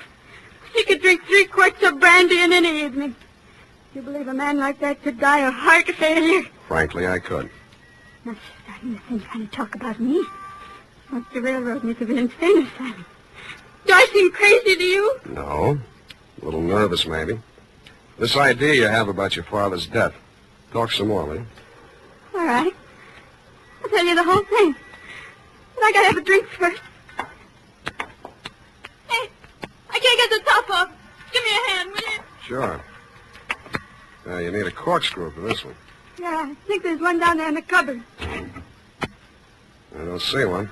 Back in the corner. A little farther. There. No, there's nothing. Hey! Oh. I dreamed I was a character in a detective story. The title of the story was Morgue Fruit, and the author, a man named Fitzstephen, was trying to figure out a way to turn me into a red herring before knocking off his number one suspect. I tried to tell him it's against the rules to make your detective a red herring, but he said it was a new kind of murder yarn, and it didn't matter anyway because there wasn't even a victim. That's what he thought.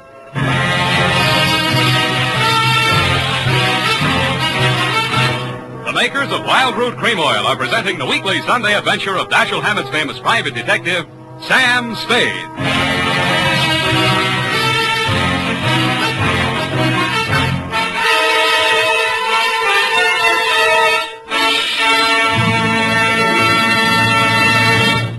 Now, here's important news on good grooming.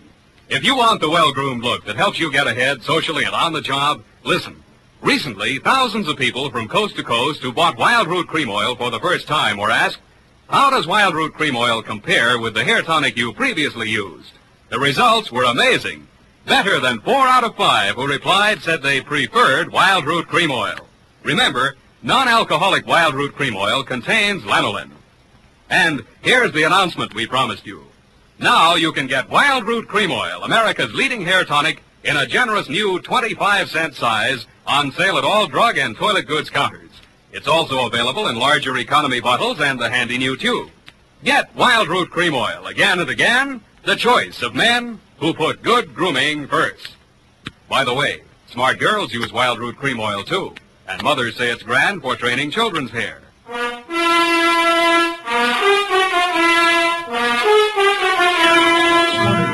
And now, back to the critical author caper. Tonight's adventure with Sam Spade.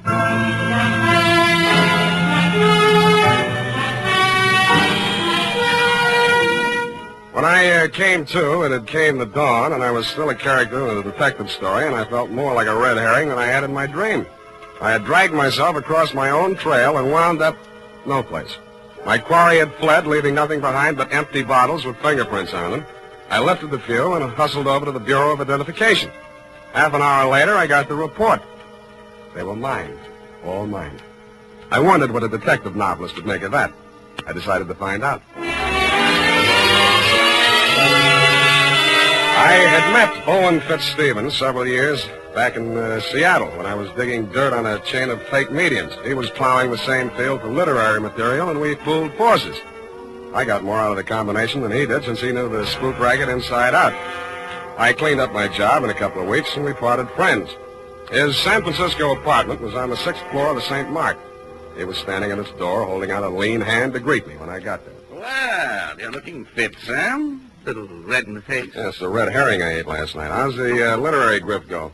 You haven't been reading me? No, where'd you get that funny idea? Oh, there was something in your tone, as in the voice of one who has bought an author for a couple of dollars.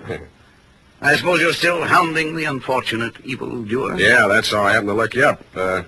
You autographed a book for Edgar Leggett. Oh, yes. Morgue Fruit. Distressingly prophetic. What do you know about that family?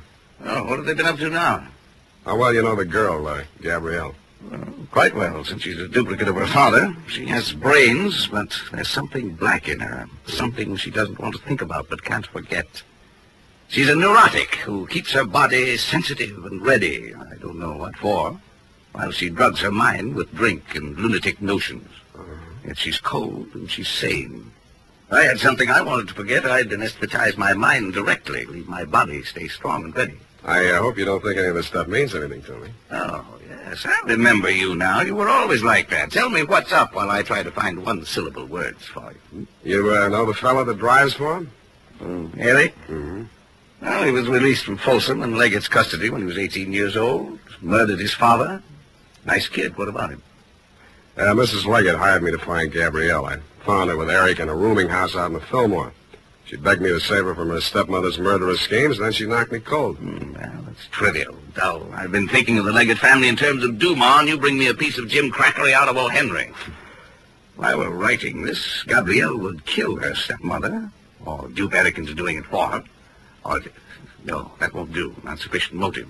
Murder has to have a motive, you know. Why? She's insane, isn't she? I wonder. Are you saying that carelessly, or do you really think she's off? Well, I don't know. She's got a kind of a wild look about her. Her eyes shift from green to brown and back without ever settling on one color. How much have you turned up on her in your snooping around, Owen?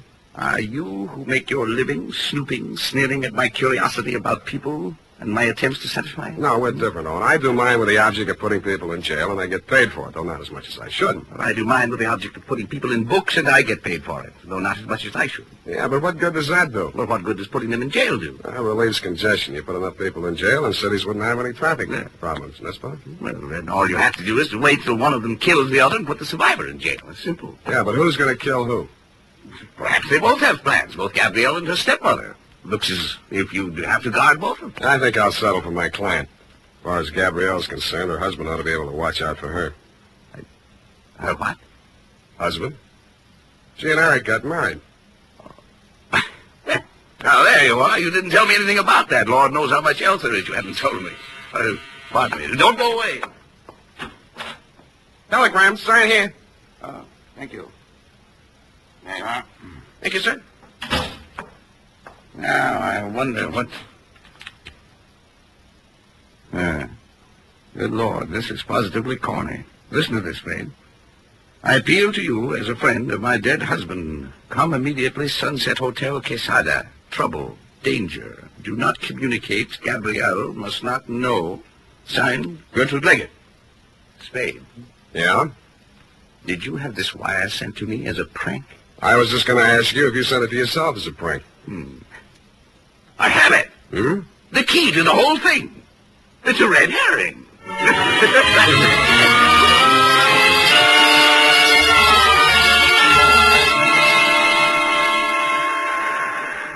I didn't think that Stephen would be able to hold out very long against his professional curiosity, and I didn't imagine he thought I would. I caught the next bus for Quesada. Quesada is a one-hotel town pasted on the rocky side of a young mountain that slopes into the Pacific Ocean some 80 miles from San Francisco. I got there at 11-something that night, stepped down from the bus, and crossed the street to the Sunset Hotel. All right, keep your shirt on. Mrs. Leggett registered here? What's your name? Owen Fitzstephen. Oh, she left a message for you. Said for you to wait right here and don't leave till she gets back. Yeah, she say where she was going? Oh, it's probably over visiting with her daughter and new son-in-law, over to the cove. How do you get there? Well, you'll never be able to find it at night unless you went all the way around by the East Road. Not then, I'm sure, unless you knew the country. Well, how do you get there in the daytime? Well, you go down this street. You take the fork on the ocean side and follow that up along the cliff. It's easily enough found in the daytime, but you never in the world. You Okay, heard you the first time.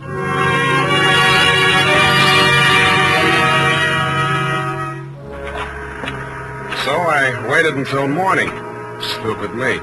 I found the road out to the point, but it had never really been a road. The side of the ledge became steeper and steeper until the path was simply a narrow shelf on the face of the cliff. The cliff that sheared off 150 feet or more to ravel out into the ocean.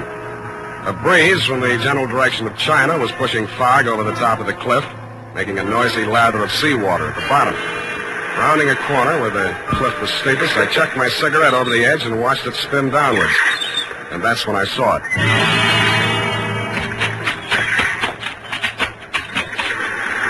I had to go waist deep into the Pacific to lift the body.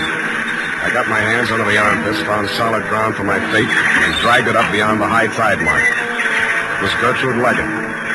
Somebody came staggering down the beach to meet us. She dead? Yeah, Gabrielle, she's dead. Oh, the witch is dead. Hey, take me back to town, will you? Buy me a drink, huh? Sit down there. Sit down. What's the big idea? Don't you know I'm sick? Somehow I don't think you're that sick. I think you could make some sense. Sense? That's a laugh. You don't know me. I've never been able to think clearly the way other people do. No matter what I try to think about, there's a fog that tries to get between me and it. You understand how horrible I can become going through life like that? Nobody thinks clearly, no matter what they pretend. Thinking's a dizzy business. A matter of catching as many of those foggy glimpses as you can and fitting them together the best you can. Trouble with you is you've been enjoying your misery. You've been so busy trying to prove that you're nuts, it's a wonder you haven't really driven yourself nuts. How do you know I haven't? Because you're too anxious to admit it. All right, I'm saying if you want it that way. I'm just evil. There's something black inside me. What was that again? Something black. Everybody knows that about my family. My father, too. Who told you that? I always knew it. They say my real mother killed herself. But I know better. I know how to open the drawer where she keeps the gun. Every day Gertrude lies on Mother's bed, and we play Killing the Witch. Yeah. And she comes in the night and bends over my crib. And she's changed herself so she looks like Mother instead of the witch. But I know better, and I hold up the gun with both hands. It's very hard to pull with both hands. It's very hard to pull the trigger. But I must do it or the witch will eat me up. And then there's a big noise and red all over. And I can't get out. I can't get out.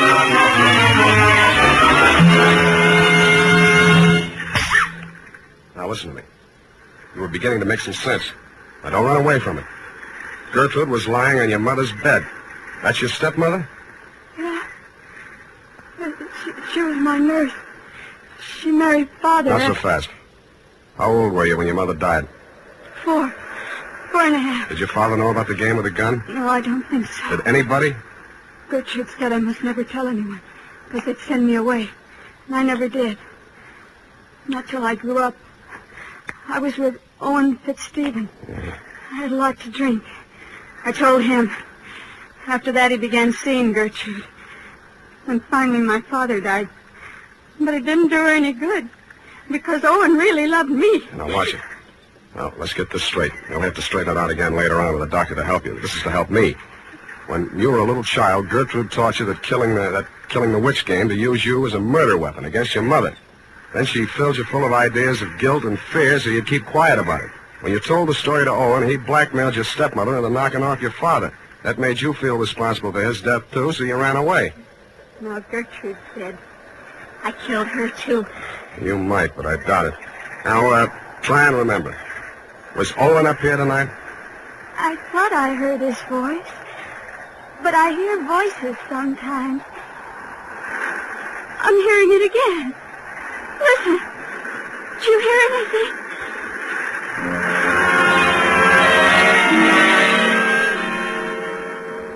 I didn't hear anything but the wind and the beat of the surf at first. But when I did hear the voice, I sent Gabby for a doctor before I investigated. He was pretty badly mangled in the rocks. He'd fallen nearly as far as he'd pushed Gertrude, but was still alive. I made him as comfortable as I could, and finally he opened his eyes. Hello, Sam. You messed yourself up good. Yeah. No more rocks for me. Not unless you make Alcatraz. You know, I had half an idea when you came to see me in San Francisco that you were secretly nursing some exceptional, idiotic theory. Thanks, Owen, but I never had any theory. Whole thing dropped into my lap. Don't be too sure of that. Understand, at present, I admit nothing. Later on, if I'm forced to, the very number of my crimes will be to my advantage. On the theory that nobody but a lunatic could have committed so many. Well, there's not so many, only Gertrude, your co-author of the murder of the late Edgar Leggett. Nonsense. Crimes and crimes dating from the cradle. Even literature shall help me. Not your own books. Why not? Didn't the critics agree that the spindly stiff bore all the marks of authorial degeneracy?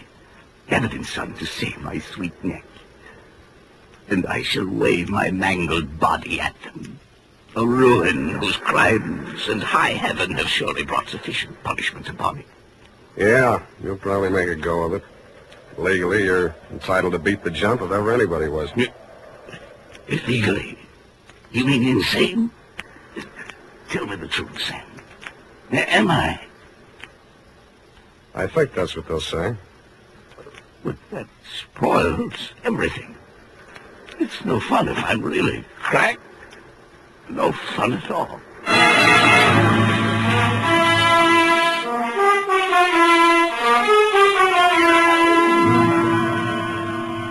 Period and a report. Just goes to show, doesn't it? Now, there you go again, Effie. I mean, if anything like that happened in real life, you wouldn't believe it. You mean if anything like that happened in fiction? Oh, no, the author's never the guilty party. Well, this author was. But that's not fair. The author's never supposed to be guilty of You're right. any- You're right, Effie. He shouldn't be even a suspect. Maybe a red herring, but... Type that up, Effie. Oh, all right, Sam. Anything else, Sam? Yeah, phone the drugstore and order some red herring. I mean some aspirin.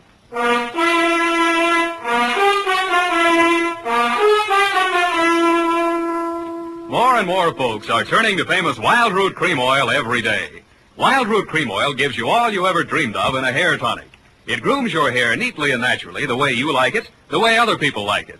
What's more, Wild Root Cream Oil relieves dryness and removes loose, ugly dandruff. So join the millions with handsome hair.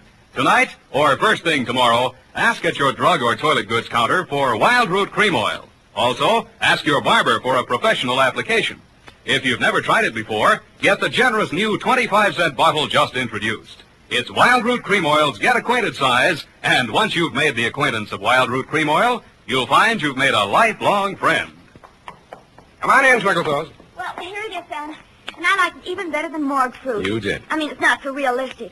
I like a romantic type story myself. You Lots do. of atmosphere and psychology and those. Oh, you gotta have those. You really should be a writer, Sam. You think so? Of course, detective stories don't pay much. No, that's But if true. you write enough of them, and look at all the material you've got. No good. Never do for fiction. But, Sam, there's already that radio series, The Adventures of You-Know-Who, Sunday night. That's what I mean. I don't make a penny out of it. Well, it's your own fault. Sam, I don't want to seem critical, but if you played your cards right, you could have owned a piece of that show. What? And follow Blondie? Go home, Effie. I think I will, Sam, and just curl up with a good book. All right. I wonder who killed who. Well, when you find out, don't let me know. Oh, you know you can't wait. No, take care. Good night, Sam. Good night, sweetheart.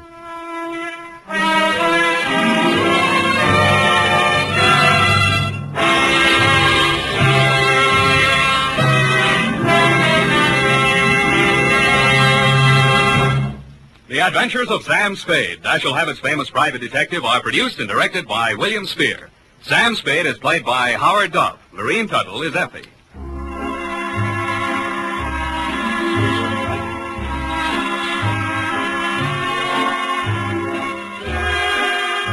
The Adventures of Sam Spade are written for radio by Bob Tallman and Gil Dowd. Musical direction is by Lud Gluskin, with score composed by Renee Garrigan. Join us again next Sunday when author Dashiell Hammett and producer William Spear join forces for another adventure with Sam Spade, brought to you by Wild Root Cream Oil. Again and again, the choice of men who put good grooming first. This is Dick Joy reminding you to get Wild Root Cream Oil, Charlie. It keeps your hair in trim. You see, it's non-alcoholic, Charlie. It's made with soothing lanolin. You better get Wild Root Cream Oil, Charlie. Start using it today. You'll find that you will have a tough time, Charlie, keeping all the gals away. Hiya, Baldy. Get Wild Root right away. This is CBS, the Columbia Broadcasting System.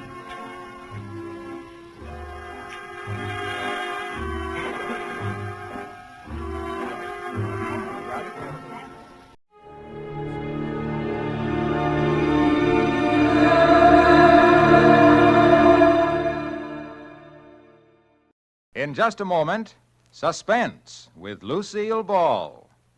Hi, Harlow. Well, look who's here. Say, it's mighty nice of you to be sitting around all week just to hear me tell more about Autolite. Oh, I haven't been waiting around all week. Why, I was way up in Oregon. Oh, that's swell. That's swell. Hey, Hap, do you know the real story about Autolite Stay Full batteries? Well, sure, I know the real story about Autolite Stay Full batteries. Needs water only 3 times a year in normal car use. What a battery. Stay full, that is. Why, by Cornelius, an Autolite Stay Full battery has more liquid reserve than a centipede has legs, than an ocean has waves, than a rabbit has, well, rabbits. Water? Whales spout it, geysers gush it, people drink it, but Autolite Stay Full batteries carry good old Aquapura so long and so well, they take a drink about as often as you have a birthday, a wedding anniversary, and a New Year's celebration. Only 3 times a year in normal car use. And let me tell you something else. You'd better get an Autolite Stay Full battery before... Before you go on some more, Harlow, let's listen to Suspense.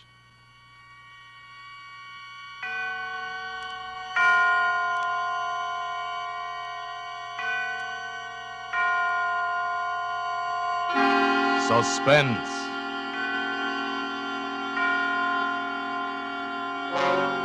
Autolite and its 60,000 dealers and service stations bring you radio's outstanding theater of thrills. Starring tonight, Miss Lucille Ball in Anton Leader's production of A Little Piece of Rope. A tale well calculated to keep you in suspense.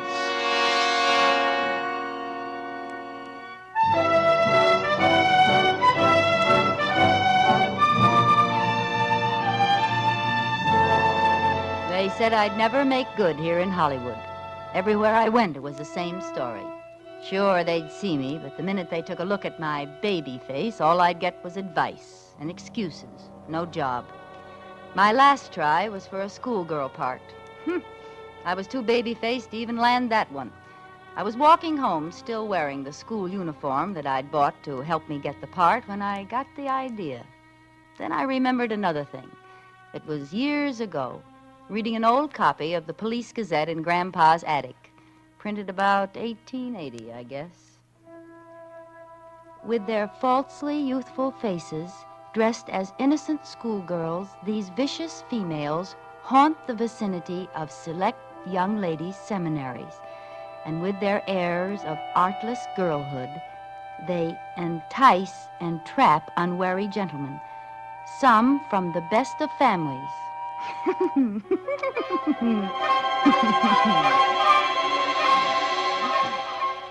It was funny then. But now, well, those gals were suckers. I take the exclusive gents for all they've got and give absolutely nothing. That's how I made good in Hollywood, up to $1,000 a month good. I just take a little walk.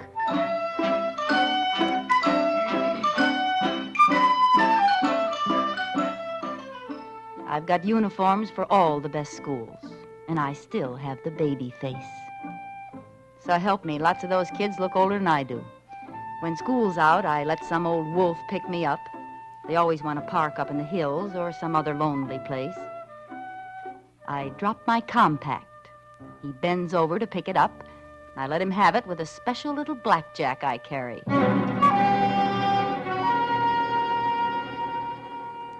Then I leave, taking their wallets and any letters I find. You'd be surprised at some of the letters some of them do have. Makes a dandy bank balance now and then. Them? Remember, I pick 'em old enough to have families, dignified jobs.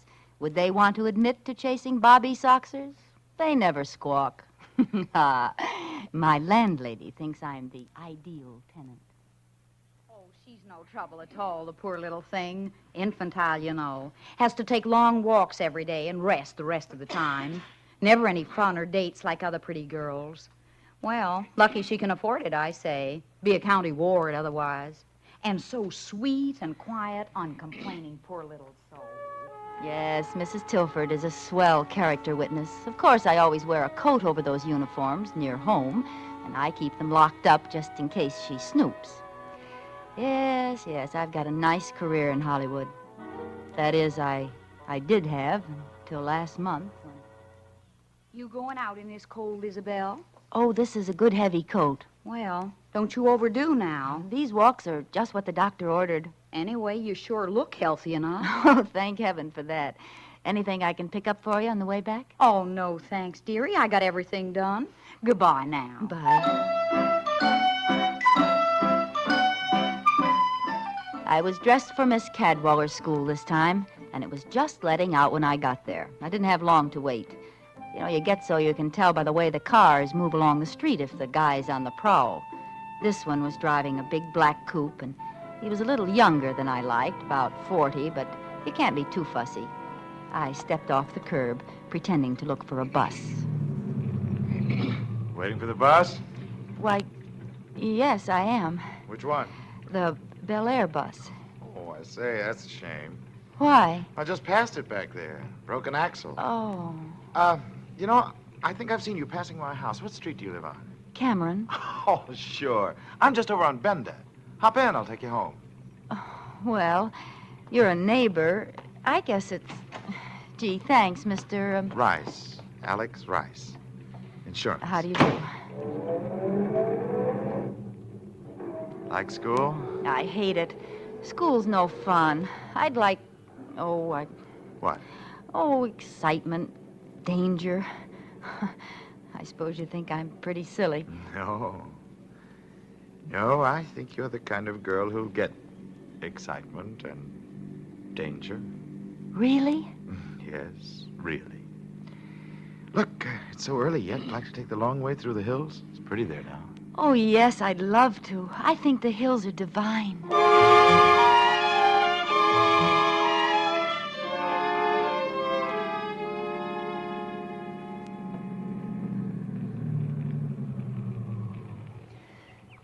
Oh, isn't it just out of this world? Yes. Yes, indeed. Oh, What's the initial on your bag for? the initial? Yeah. Irma? Oh. Inez?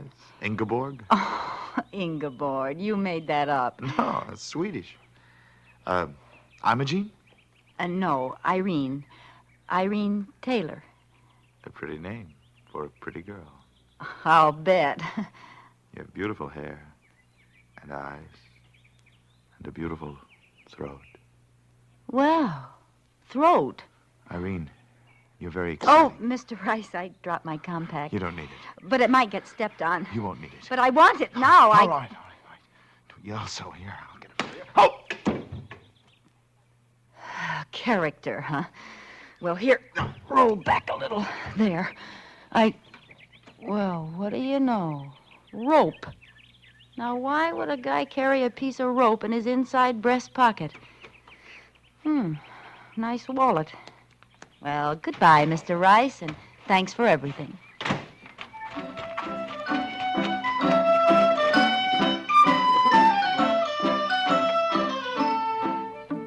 Back home, I showered and changed and settled down to see what was in this wallet worth keeping. Only about $50. What made it so thick was a lot of newspaper clippings. Oh, no, it can't be. But it was. Those clippings were all about the strangler who'd murdered 5 girls in the last year, left them in the hills with a piece of rope around their necks and never a clue. And Alexander Rice carried his press notices. Alexander Rice carried a little piece of rope in his inside breast pocket, picked up girls, drove into the hills. And Alexander Rice wasn't his name. No, his driver's license said Benjamin Carney. I had picked up and slugged the strangler. My latest sucker was the most dangerous man in the country.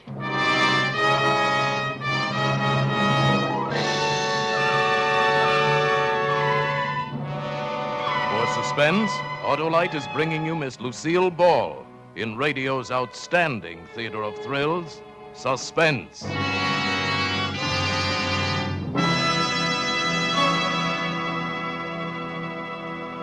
Say there, neighbor. I didn't get going very well on those Autolite stay-full batteries. Now, look here, Harlow Wilcox. Never mind. I'm right back in there pitching. Gee, if I could only tell you about every one of those 400 Autolite automotive, aviation, and marine products. But that takes real breath, lots of breath. And while I'm not as short on taking breath as an Autolite stay-full battery is on taking a drink, not by a jugful, even I just haven't got enough breath for that. Well, if you just stop talking so much... I can sure wind up and sound off on those Autolite stay-full batteries, though. Making camels look like topers is just the beginning with them. They've got oversized electrical capacity plus fiberglass insulation. You know what that means, my friend? Well, sure, I know what that means. It means you should find out for yourself how long these batteries are bound to live. You'd have to hibernate like Rip Van Winkle. I guess you could at that if you had an Autolite Stay Full battery in your car. I've got an Autolite. Why, the way those Autolite engineers designed that Autolite Stay Full battery is so darned ingenious by Cornelius that you could pay as little attention to your Autolite Stay Full battery as Rip Van Winkle did to old Father Time. Go down to your Autolite dealer and get one right away. There's no better buy in batteries, my boy, because no better batteries be behind the byline of Barlow Bilcox. Now, look, Wilcox. Oh, you got bees in my bonnet now. If you'll only pipe down, we'll hear some more of Suspense. And now, Autolite brings back to a Hollywood soundstage Miss Lucille Ball as Isabel in A Little Piece of Rope. A tale well calculated to keep you in suspense.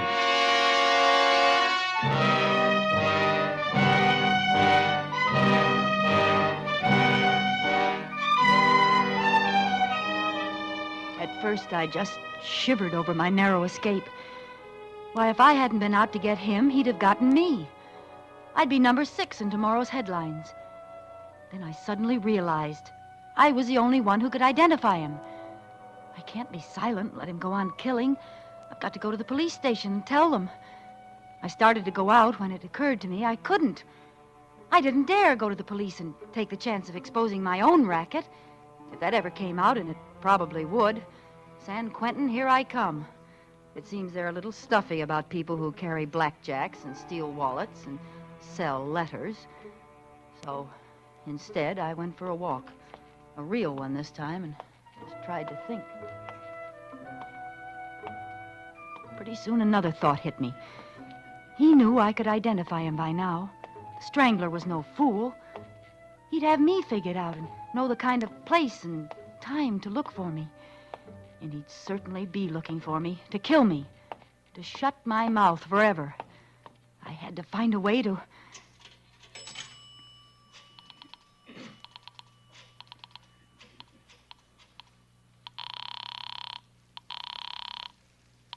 City desk, Thompson.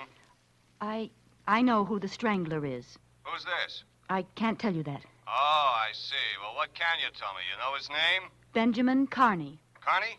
Carney, 11568 Boydell Street. Yeah, description? About 40, 5'9" or 10, 160 pounds, dark hair, eyes, skin, even features. Not ugly, not handsome. Drives a big black coupe, late model. Got it. Any identifying marks? Mustache? No, nothing. And how do you know this guy's the Strangler? I just know. Goodbye. Hey, wait a minute. So you can trace the call?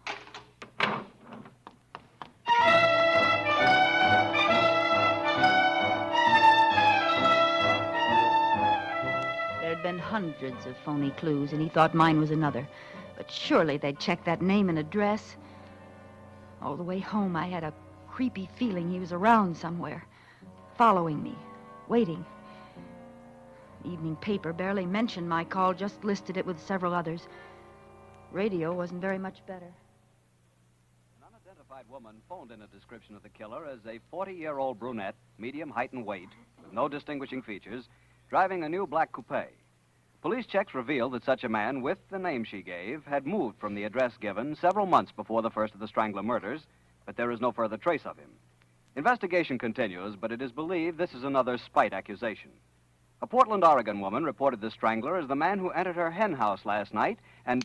No use phoning again. I didn't think a letter would help much either, but I tried. Being careful it couldn't be traced to me, and mailed it to a newspaper that night.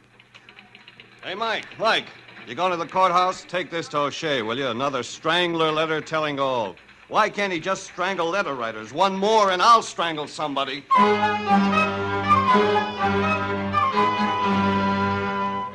Another failure. The letter wasn't even printed. I was getting jumpy from being cooped up like a prisoner. What if he couldn't find me as long as I stayed home? I was losing money every day I didn't pull my act. I could leave town, but why should I give up this good thing, my perfect setup? I'd been doing fine. In another year, I could quit the racket, make friends, invest my money, maybe even get married. But now this had happened. I'd never be safe. Not as long as we both lived. I finally faced it. I have to find him and kill him.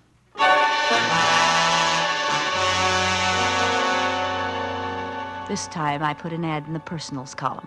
Would he see it? Well, I'd run it till he did. A.K. Rice can book your rope act for mutual profit. Have immediate out-of-town engagement. Signed, Slugger. Rope act. Mutual profit, huh?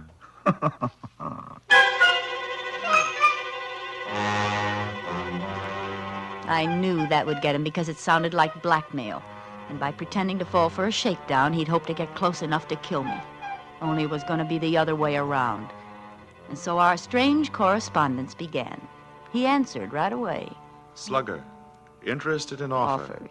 Send details, Box 047M298, Rice. I had him hooked. I didn't lose any time writing. Dear Mr. Rice, I have an invention which I think you'll want for your rope act. It's expensive, but remember, it's completely silent. And yours exclusively if we agree on terms. Signed, Slugger. Mm-hmm. Completely silent. It's delicious. And expensive. Yes, indeed.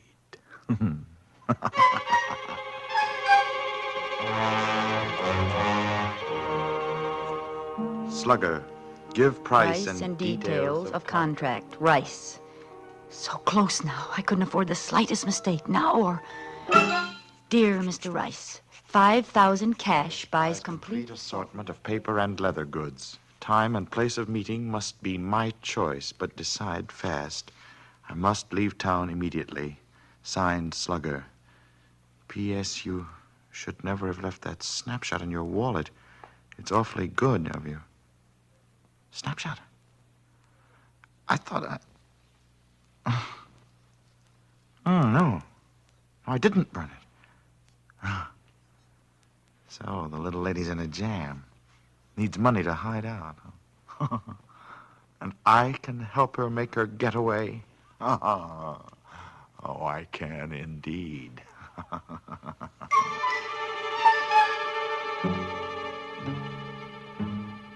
Slugger, price okay. We'll close at your convenience, Rice. I've got him. My plan was as foolproof as I could make it. I packed a suitcase with the kind of clothes I'd hate to be found dead in, and maybe I would be, and told Mrs. Milford I was taking a vacation with friends. Oh, I'm so glad, dearie. I said to Miss Knight yesterday, that child should have country air. City air just don't do the same for you. Yes, I know. It'll do me good. And you stay longer if they ask you. Don't worry about me holding the apartment for you. Well, thanks a lot, Mrs. Tilford. It's certainly nice of you. I have to catch that train now. Goodbye. Goodbye. Have a nice time now.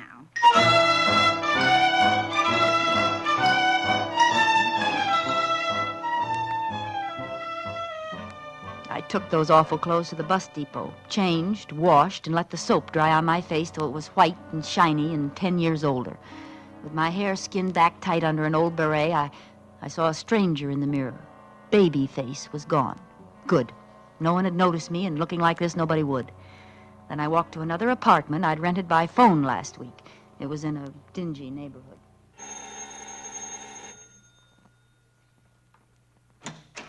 I'm Miss Sproat. Oh, Miss Sprout, you can move right in. The people left yesterday. Here, this is the key. It's the first door at the head of the stairs. Fine, I'll go right up. It ain't clean yet. Them stairs bother me so. No, I'd really rather do it myself, thank you. Well, I'll just leave you alone then. Now I was Miss Annie Sproat, librarian, and I looked as much like Isabel Towns' baby face as an alley cat looks like a Persian. I sat down to write the last letter. Dear Mr. Rice, come to 609 Fitzgilbert Place, 09 Fitzgilbert Place at 10 p.m. Friday. And don't try to come near me, or I'll scream my head off. Tap 5 times, come in, and stand right by the door while we make sure neither of us is double-crossing the other. Have the money in an unsealed envelope. I want that traveling money, but I'd rather take a chance on the cops than on you, so follow instructions. Slugger. You fool. You baby-faced fool.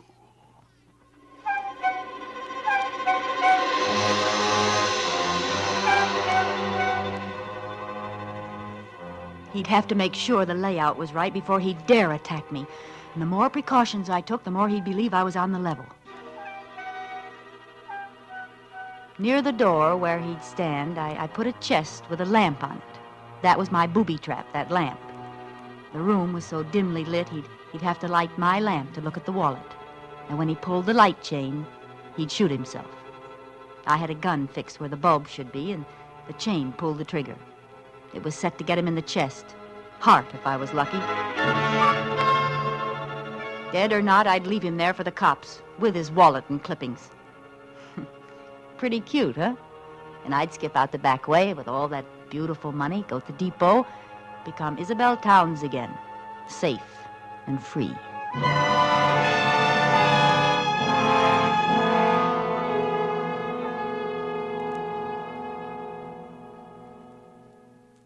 I wore gloves all the time I was there, and the suitcase with Isabel Towns' identity in it was ready by the back door. The hours passed like centuries, and the old house creaked like a sick old man in a squeaky bed. Of course, it might be the house, or it might be someone on the stairs.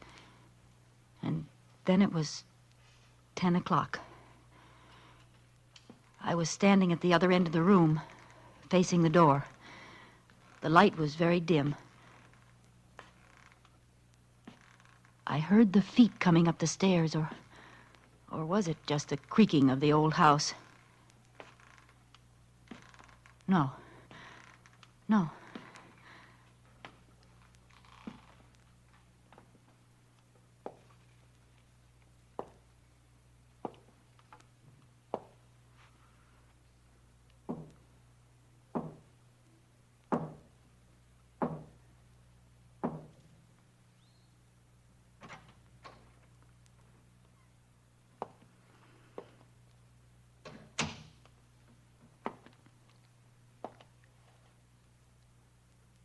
Good evening, slugger.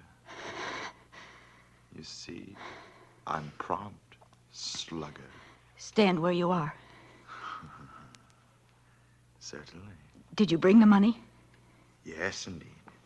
Here, this envelope. Throw it down in the middle of the room, between us. Go ahead, throw it down. It'll stay there while you examine the leather goods. Do you have the wallet here? Yes. Throw the money. I can't reach it from here, you know. It's quite safe. All right. There. The wallet. Where is it? On that chest beside you, by the lamp. Oh. Yes.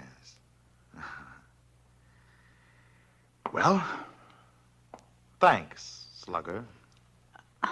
Aren't you going to look to see that everything's there? Why should I? I trust you. So long, babyface. See you around. He's gotten away, alive. He must have guessed I'd done something to the lamp. So he was still alive and still dangerous. But at least I had the money, the $5,000. I picked up the envelope and opened it. There was nothing in it but pieces of newspaper cut to the size of bills. Why, you dirty cheat! I ran to the door and opened it. I looked out, but he wasn't in sight. Maybe I could catch him before he got out of the house. Oh, you won't get away with this. I stepped into the hall, and before I could turn, I felt the rope around my neck. His hands were pulling it tight. Oh, baby. I told you I'd see you around. Didn't I?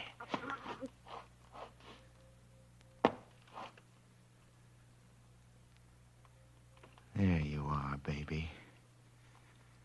You're paid off in full.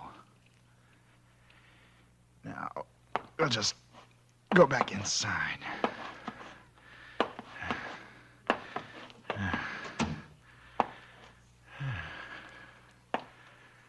Let's see. I guess you'll be safe on the floor. while we finish our business. Now, I'll take a look at that wallet, baby. You might have held out some of those clippings. I'll just turn on this light. Ah!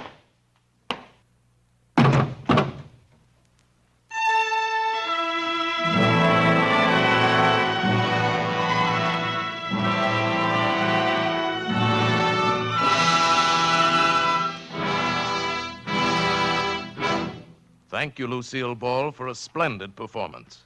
Miss Ball will return in just a moment. Say, Hap, you going back to Oregon? Well, how long? That's a nice trip if you can get it with an Autolite Stay Full battery. You know, I'd advise you to get a sign for your thumb saying, any car with Autolite Stay Full batteries can carry me. I forgot my canteen. But how long? Of course, you could buy an Autolite Stay Full battery and simply insist that whoever picked you up use your battery. But you couldn't get back to Oregon that way. No, sirree. They'd never let you out of the car just so they could keep that wonderful Autolite Stay Full battery. Let's see. After you got to Oregon, you could go to Washington, Montana, Minnesota, Maine, New York, and But Florida. Harlow, I've been trying to tell you I've got an Autolite Stay Full battery. Oh, well, then you know that Autolite means batteries. Stay Full battery. Autolite means spark plugs. Ignition engineered spark plug. Autolite means ignition system. The lifeline of your car.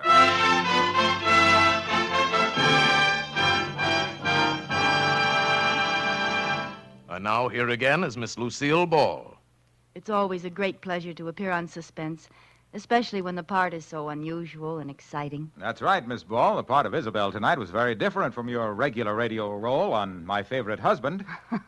Plug? Why not? Why not? Something like, listen to Lucille Ball as Liz Cougat on My Favorite Husband every Saturday night. Over your favorite CBS station. All right? Wonderful. And I hope all of you will be listening next week when Suspense presents William Powell in a role that's also different from the parts he's been playing lately. He's playing a man who's just stolen $250,000 and then finds out that... But you'll hear about it next Thursday when Suspense brings you Give Me Liberty, another gripping study in... Suspense.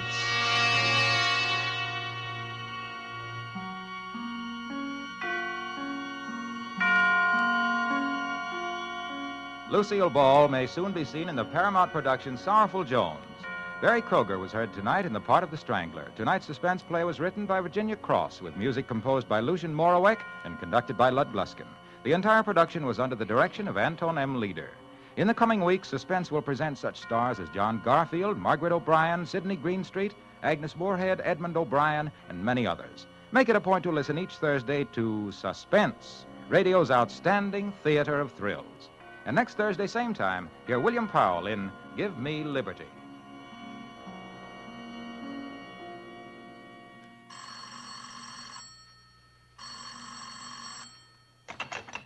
This is the Autolite Suspense Show. Here's your party, Miss Ball. We should all support our local community chest in their drives for funds. Money is badly needed for aid to the handicapped, child care, hospitals, clinics, and a host of other humanitarian services. Subscribe to your local community chest. Everybody benefits, everybody gives. Thank you. This is CBS, the Columbia Broadcasting System.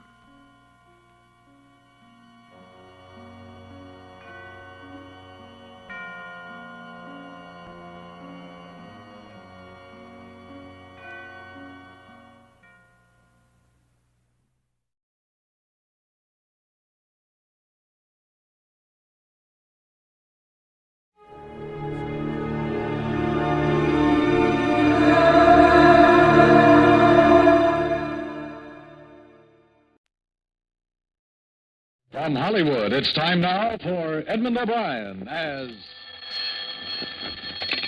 Johnny Dollar. Philip Martin, Johnny, I've got a job for you. Fine. What is it? Mr. Carl Baskerville is insured with us. I've heard the name. Retired, wealthy. That's the best way. His brother is the beneficiary. Baskerville called us a little while ago and said he wanted the money to go to a charity in case of his death. What made him change his mind? He thinks his brother's out to kill him. Oh, that's charming. What do you want me to do? He's insured for $500,000, Johnny. You just made me a bodyguard. At least until we found out how true Baskerville's story is. We did some checking. 6 years ago, he sent his brother William to prison for absconding with company funds. William was released from state prison a week ago. Oh, yeah. That's where I've heard the name. I remember the case. Now, it's a strange setup. Sends his brother to jail, names him as beneficiary, wants it changed because he says his brother's going to kill him. Cain and Abel really started something, didn't they?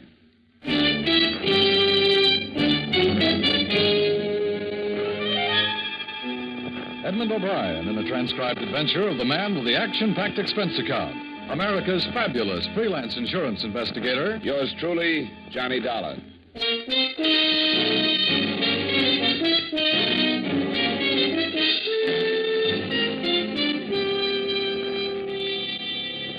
Expense account submitted by Special Investigator Johnny Dollar to Home Office, Columbia All Risk Insurance Company, Hartford, Connecticut.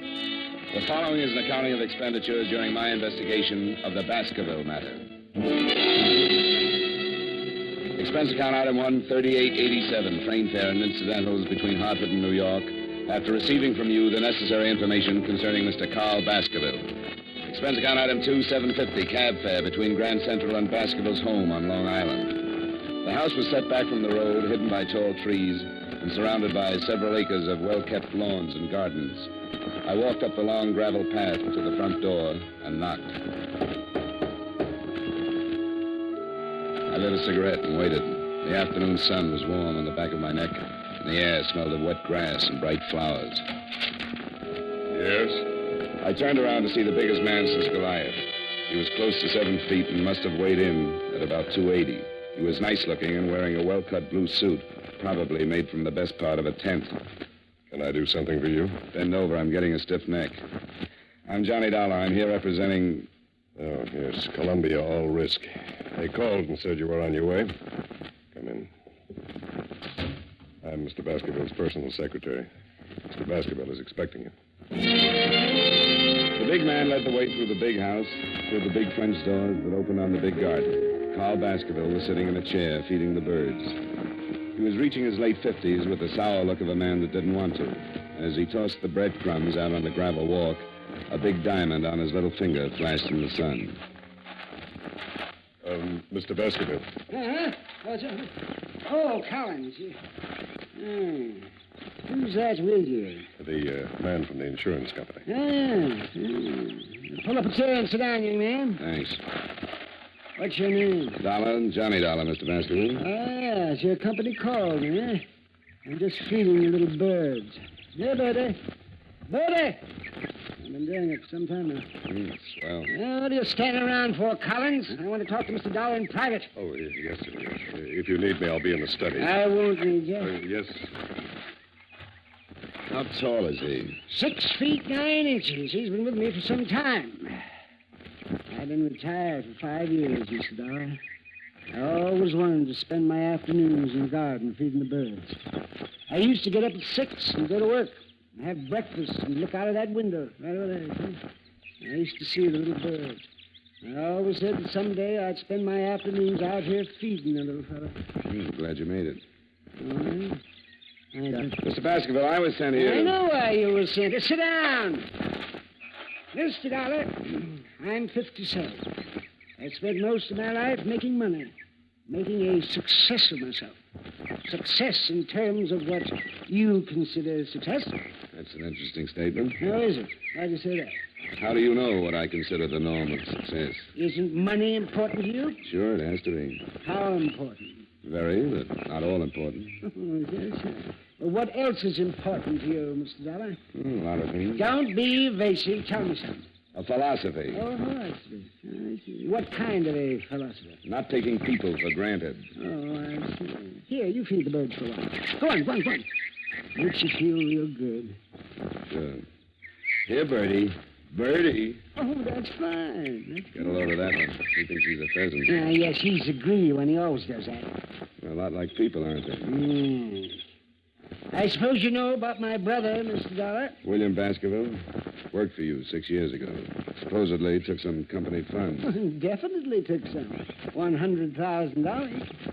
Sent to state prison for 10 years. Was paroled last week after serving 6. You're insured with Columbia all risk for $500,000, and your brother is the beneficiary. That is correct. Now you want to change. That is again correct. Want to tell me some more about your brother? Well, your company's worried. Is that it? $500,000 worth. I suppose you consider it strange I'd send my brother to prison, then make him my beneficiary. I guess strange is a good word. I don't particularly care if you believe this or not, but I hated to prosecute my brother.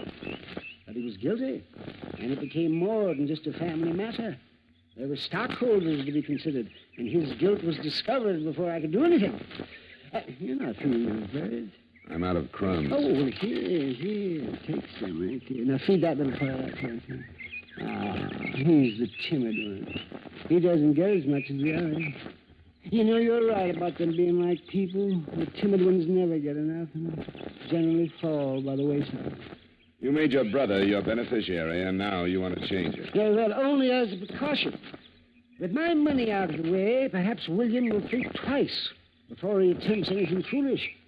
I'm having my will changed, too. You see, I originally left my entire estate to William. What makes you think he might try? This letter. This will do. Okay. I spent 5 years near you, but I learned a trade. I used it drawing blueprints for your shroud. Poor William always did go for the dramatic. When'd you get this? I got it yesterday. It's the first I've heard from William since he went to prison. Well, we'll never get a Pulitzer Award. Yeah, William always did go in for the dramatic. Since boyhood, he's envied my get up and go. We never got along. And it was even too much for my poor mother. She died very young. Probably overworked from knitting straitjackets. What's that? Don't be flippant, young man. That was uncalled for. Yeah, I guess it was. But I have a strange habit of getting flippant when I get confused. I'm confused, Mr. Baskerville. Yeah. Well, William is the last of the Baskervilles. Hothead, childish, weak, and insecure. But he's a Baskerville.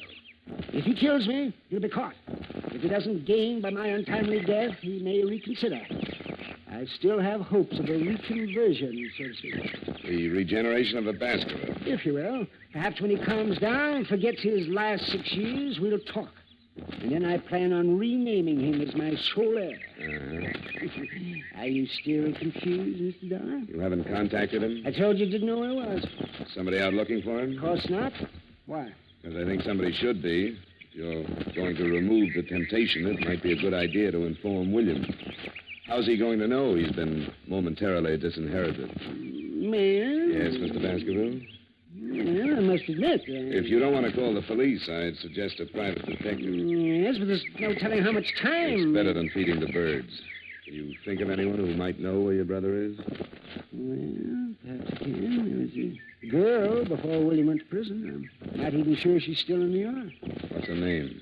Carter. Virginia Carter. Lived someplace in the village. I only met her once, 6 years ago. And hire yourself a good private detective in a hurry and tell him about this Virginia Carter. She might know where William is. Yeah, all right. In the meantime, I'd recommend that the change of beneficiary be hurried up. Oh, I'm getting tired. I'm tired. I'll finish feeding my birds. Yeah, sure. Good day, Mr. Dolar. Oh, here. I had a few crumbs left over. Oh, well, thanks. Hey, Birdy. Birdy!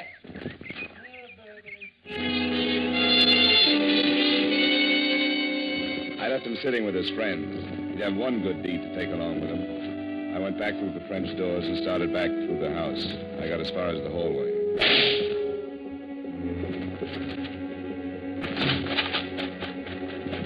It's Baskerville. Oh, swell. He was sitting in the chair with a bullet hole just over his heart. His head was resting on his chest, and he still held the breadcrumbs in his hand. He seemed to be smiling like he knew he was going to be able to feed the birds for a long time. Mr. Baskerville! Mr. Baskerville! Good Lord. Where were you? What? Where were you? In the library. I heard the shot. I saw William. Where? Over there at the far end of the garden. He had a gun. He turned and ran. Let's call homicide.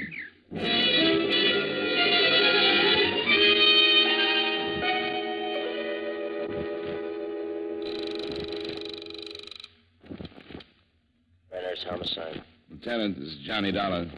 Well, hello. heard from you in a month. I've got a killing for you. Who? I'm out at the Baskerville estate. The Baskerville? He used to be Carl Baskerville. He was shot a few minutes ago in his garden. Oh, William did it. I saw William with a gun. What? Baskerville's secretary says he saw William Baskerville with a gun. The brother? The one who just got out of state? That's right. I'm here because Carl thought William was going to kill him. He showed me a letter. Holy... A letter? Get out here. I think I just made the mistake of my career. I shoved Collins aside and ran back out in the garden. Baskerville was still smiling, and things looked about the same. I went through his coat pockets and found what I was looking for. Nothing. A threatening letter from William was gone. I went back in the library faster than I'd come out. I remembered what Baskerville had said about a girl named Carter. I grabbed a phone book on a wild hunch and started looking up the Carters in Greenwich. Only one Virginia in that part of town, so I said a quiet prayer to the gods that be, visioned my employers' reaction when they found out their investigator had been on hand when they lost a cool $500,000, and called a cab in the hopes that I might at least save half a face. I told Collins not to touch anything and to wait for Lieutenant Brenner's. Expense account item 3, $8.75 cab fare to Greenwich Village. It was a long shot, but it could be the same girl that had known Martin. I went up the stairs of an old brownstone and knocked on the door. When it finally opened, I got the quickest scalding in history. She was wearing something thin enough to make a silkworm hang himself. Yes? I bet you had a hard time finding something to wear in July. I'm not cold-blooded. What's on your mind? I'd like to know about William Baskerville. Oh, that one. I haven't seen him in years. Maybe you've got a picture of him? I've got lots of pictures. There might be one of William somewhere. Well, let's look through the whole flock. I've got lots of time. Before I let you in, you better tell me your name. I don't want you to steal anything from me. Honey, if anybody stole anything from you, they'd get their fingers burned off at the elbows. Come in. She opened the door and led me into the living room, sat down. The shades were drawn, and I had a hard time finding the couch. Oh. Pardon me, I'm flying blind here. You must have studied Braille. Well, how do we look at the pictures? With a magic lantern? I thought maybe you wanted to relax a minute. Put something in a glass. I'll cool down. I don't drink. Never keep the stuff around. Doesn't leave you much of a field. What do you major in? Cigarettes. Have one? Yeah. I haven't got a match. Just hold on to it. It'll light up. I think I'd better get the pictures. I'll be right back. I get lonesome in the dark. I'll just be a second. Turn on the radio. Where is it? By your elbow. Oh. That's nice. Picked it out myself. You can start with these. If William isn't in this file, I've got lots more. You're not in a hurry, are you? Not a bit. Good. This might run into overtime.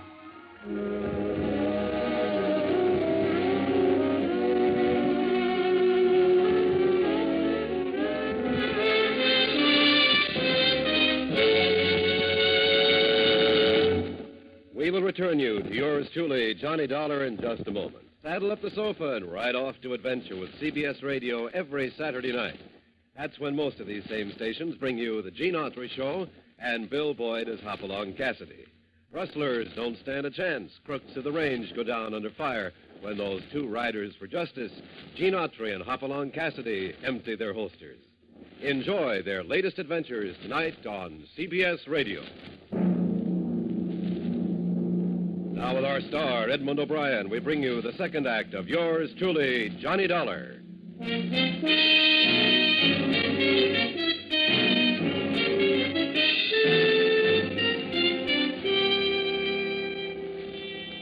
Virginia Carter wasn't worried about working late. There was only one trouble with the job. It was tough keeping my mind on two things at once. It was like trying to read a mail order catalog in front of a blast furnace. She sat close to me and handed me one picture at a time, describing each guy in the photographs. I'd seen draft boards with smaller clientele. Several times she stopped and looked at one of the pictures, smiled, and passed the guy to me. I was going to mention an old snapshot I had of myself when she tapped one of the collection with a polished fingernail. William Baskerville. Here he is. Figured to be sooner or later. How long ago was this taken? Well, I couldn't say exactly, but I guess about 6 years. You should keep a file. William was a nice guy, had money. Showed me a good time. What else do you know about him? He has a brother with a checking account at Fort Knox. William have any unusual habits? A few. They wouldn't help you find him. Well... Oh, I remember something. He used to play the saxophone. Hobby? No, not exactly. He played around town with several small bands. He used to pick me up after work, and we'd go to a dive someplace, and he'd sit in. He loved it. He was a nut on jazz. You make money at it? I guess so. Before he went to work for his brother. I don't think his brother liked him playing sax. Okay, honey, thanks. I'll stop around again sometime. Take a look at your parlor. Must have been a nice, soft web. All right, if I take William with me? Not if you bring a picture back to yourself. Maybe I'll just bring a camera. You can take it yourself. Good. That's why I keep the room so dark. I hated to leave, but my hair was already curly enough. She had given me one lead. William was a musician of sorts, and sometimes he made money at it. I started across the street to catch another cab, and I was halfway there when I heard the car. It was an old trick. You drive by fast, open your door, and if anyone is in the way, he winds up with a face full of automobile. I ducked in a hurry.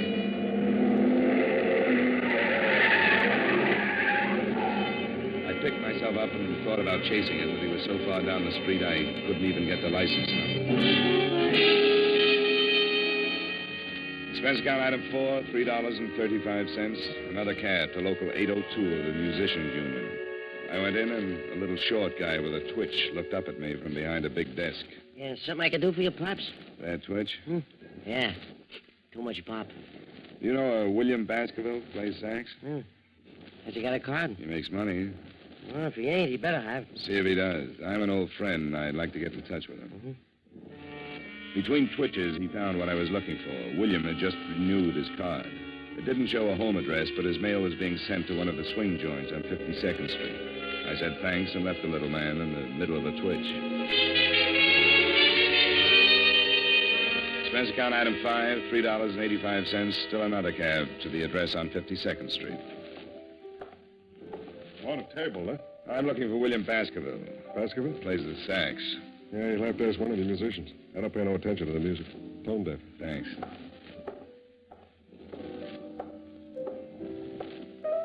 Can I bother you for a minute? No, but you can talk to me. Move and lean on the piano. Know William Baskerville? Sure. He blows here. Where is he? He's off tonight. He got a phone call and took off. Why? I want to find him. He took off. He left rehearsal and just took off. Was he headed someplace? Sure. Sure, everybody's headed someplace. You can't go nowhere without heading someplace. I never quite looked at it that way. What time did he leave? About 4:30. What do you want Willie for? I got a message for him. You a cop? What makes you think so? I don't think so. I was just asking. I just thought maybe, not for sure. What? What do you mean, what? How do you feel? Oh, the end. Sometime when I got the patience, I'll tell you all about it, but don't bug me now, though. Here's 5. Come down and tell me where William Baskerville lives. I'll take the 5, but I'm staying right where I am. I like you. I may cry. You're putting me on now. And you've got my 5. 5? Oh, yeah. What did it buy you? An address. Crazy. I want William Baskerville. Okay, I can't make this much longer anyway. 69 East 12th Street. Thanks. Solid.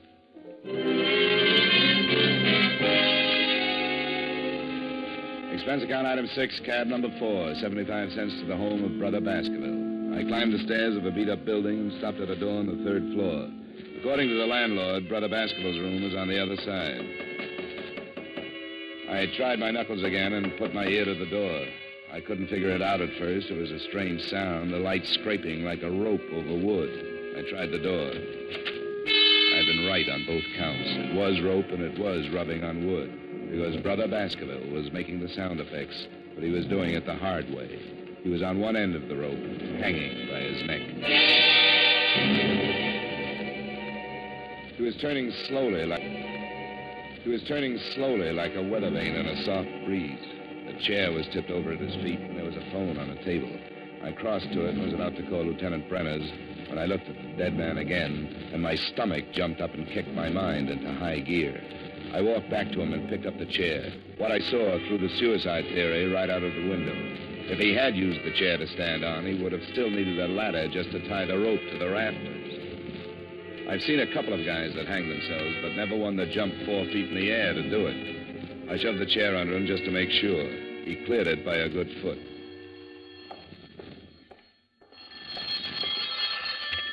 Hello? Hello, William?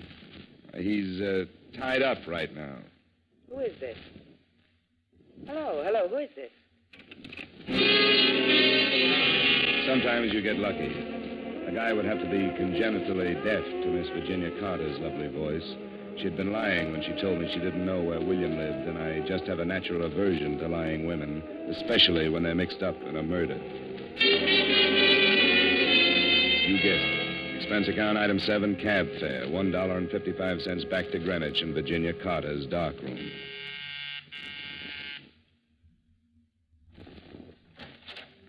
Well, Mr. Dollar, did you bring your camera? We'll play spin the bottle some other time. How'd you know my name? Why, you gave it to me this afternoon. You're a bad liar. I'm coming in. Oh, now, wait a minute. I'm expecting someone. If it's who I think it is, you better hide all the rope in the house. Now move it. Oh, You heard from Collins yet? I don't know what you're talking about. Only 2 people have lied to me today, you and Collins. You told me you didn't know where William lived, and you called him 10 minutes ago. Collins said he saw William standing in the garden with a gun, and a musician told me William didn't leave rehearsal until 4:30. I didn't leave the Baskerville home until 4. Get out of here. I don't know anybody named Collins. Okay, but Collins just killed William Baskerville. Oh, yes. He strangled him first and then stood on a chair and hung the body to a rafter. How do you know it was Collins? Because he forgot he's a foot taller than most guys. He gave William a boost, but he left him hanging too high. Wait a minute. He just left William waiting for oxygen. You didn't say anything about killing William. I want to get out of this mess. And slow down and tell me everything you know. Well, I met him with William. William introduced me to him one night. After William went to prison, I started seeing Collins, and he told me that he'd been in some kind of a deal with William. He'd stolen some money, and that was why William went to prison.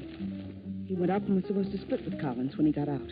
So William came back and wanted his share, and Collins killed him, huh? I didn't know he was going to kill him. He forged some kind of a letter so that it would look like it came from Martin.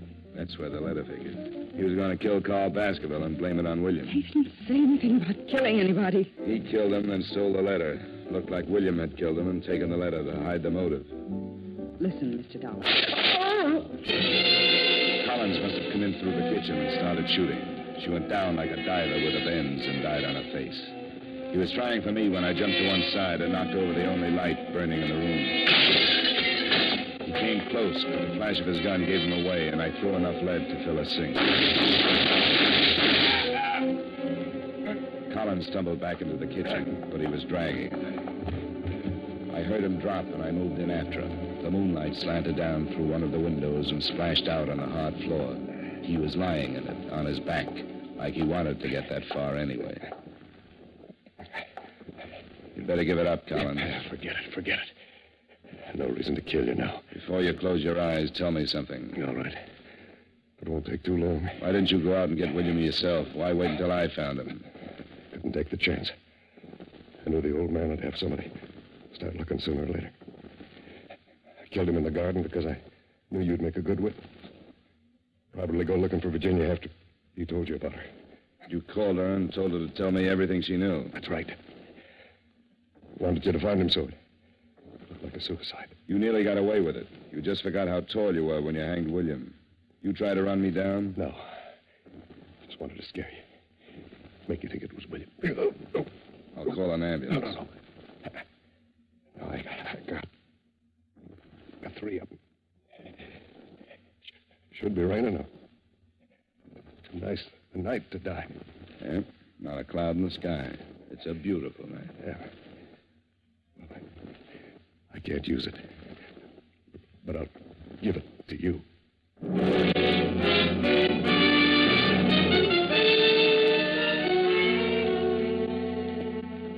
I called Brenner's, and he came over with his boys and cleaned it up.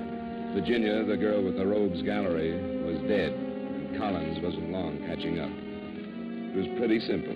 Collins and young Baskerville had taken $100,000 from the brothers' company, and William was caught. He did 6 years, knowing that when he got out, there would be $50,000 waiting. In the meantime, Collins had his girl, and enough time to think that $100,000 was better if it wasn't split in the middle. Collins framed William with a letter and then started killing.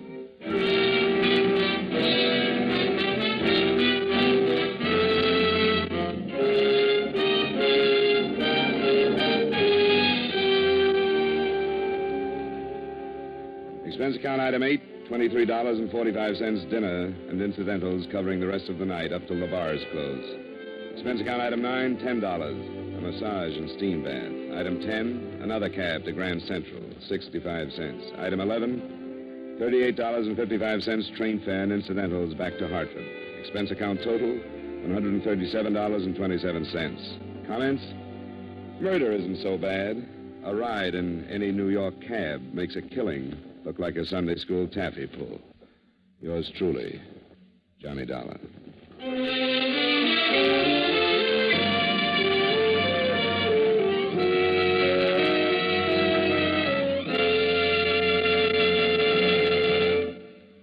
Yours truly, Johnny Dollar, stars Edmund O'Brien in the title role and was written by Blake Edwards with music by Wilbur Hatch.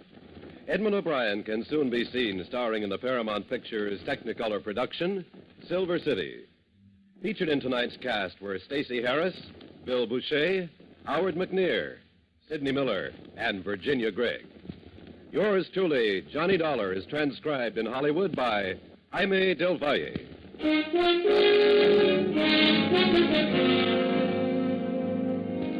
This is Dan Cumberly inviting you to join us next week at this time when Edmund O'Brien returns as... Yours truly, Johnny Dollar.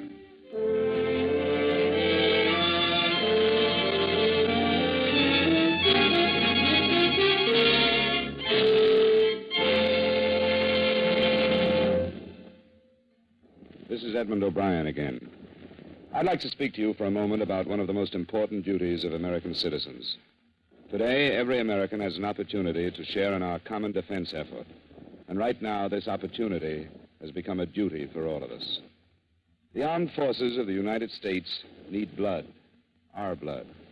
The Korean campaign has gravely depleted the supply on hand, and this must be replenished if we are to afford our servicemen the protection they are giving us. No matter what your age, sex, or station in life, you can contribute to American defense by donating a pint of your blood to the men of your Army, Navy, Air Force, or Marines. Call your local blood donor center or Red Cross chapter today for an appointment. Remember, your donation of blood may save the life of a wounded serviceman. Give your blood today to save a life tomorrow.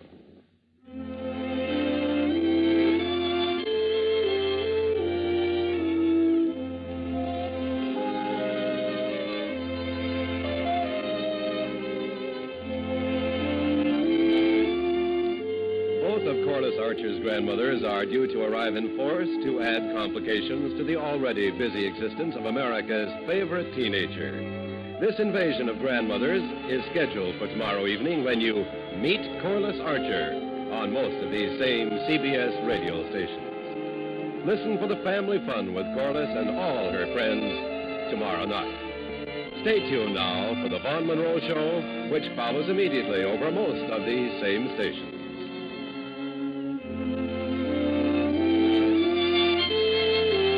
And remember, True Actions fans, never miss a case with Gangbusters Saturday night on the CBS Radio Network.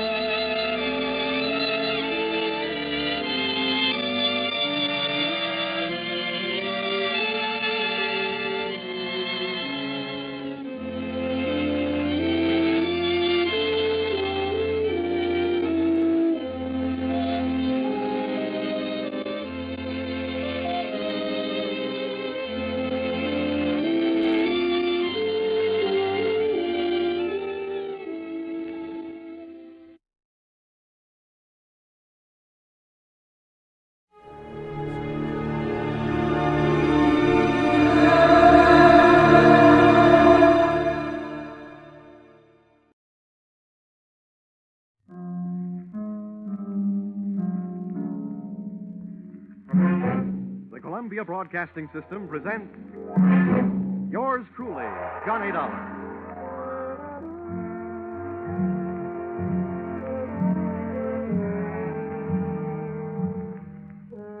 next half hour has its baggage packed to take a trip with America's fabulous freelance insurance investigator, Johnny Dollar. At insurance investigation, he is just an expert. At making out his expense account, he is an absolute genius.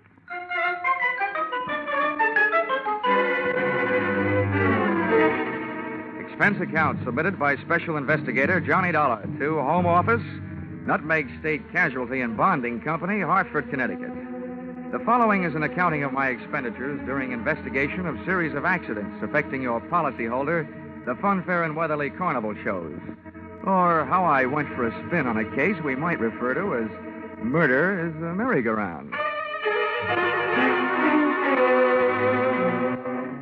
Expense account item 1, 25 cents.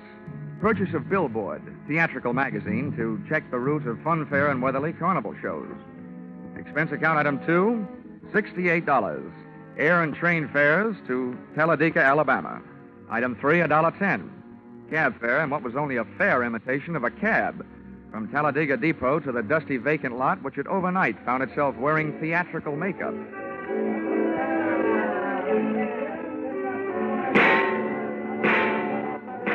Brightly as the hot sun beat down on the midway, it couldn't help the layout of canvas and slats from looking beat up. A perspiring mechanic shot sparks of profanity back at an obstinate motor as he tried to get it to roll the giant hoop of a Ferris wheel. I asked him what he knew about the accident of a week before when a car dropped off the same Ferris wheel, badly injuring 3. He was charming. Listen, pretty boy. Don't go getting nosy around here.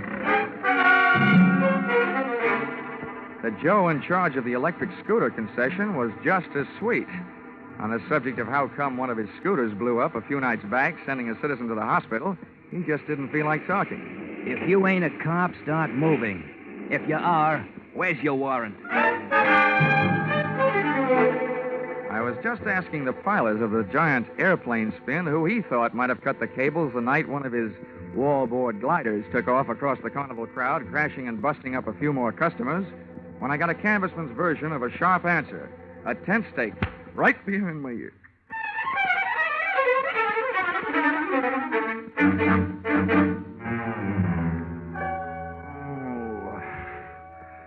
Well, those sleeping beauties waking up, huh? Who are you? I thought maybe you'd be sick of asking questions. First, maybe you better answer a few. Before you get up. Number 1, who are you? A pilgrim from Hartford. Never mind the double talk, wise guy. What's your name? My name is Johnny Dollar, but right now I feel like 2 cents. What's your big interest in those accidents you were asking questions about? Strictly academic. I'm only representing the insurance company that's paying off on those accidents. Now maybe you'll tell me who you are and where I am. I thought you guys were smarter. Dollar, I'll let you in on a little secret. Next time you want to find something out on a traveling show, get to the boss first.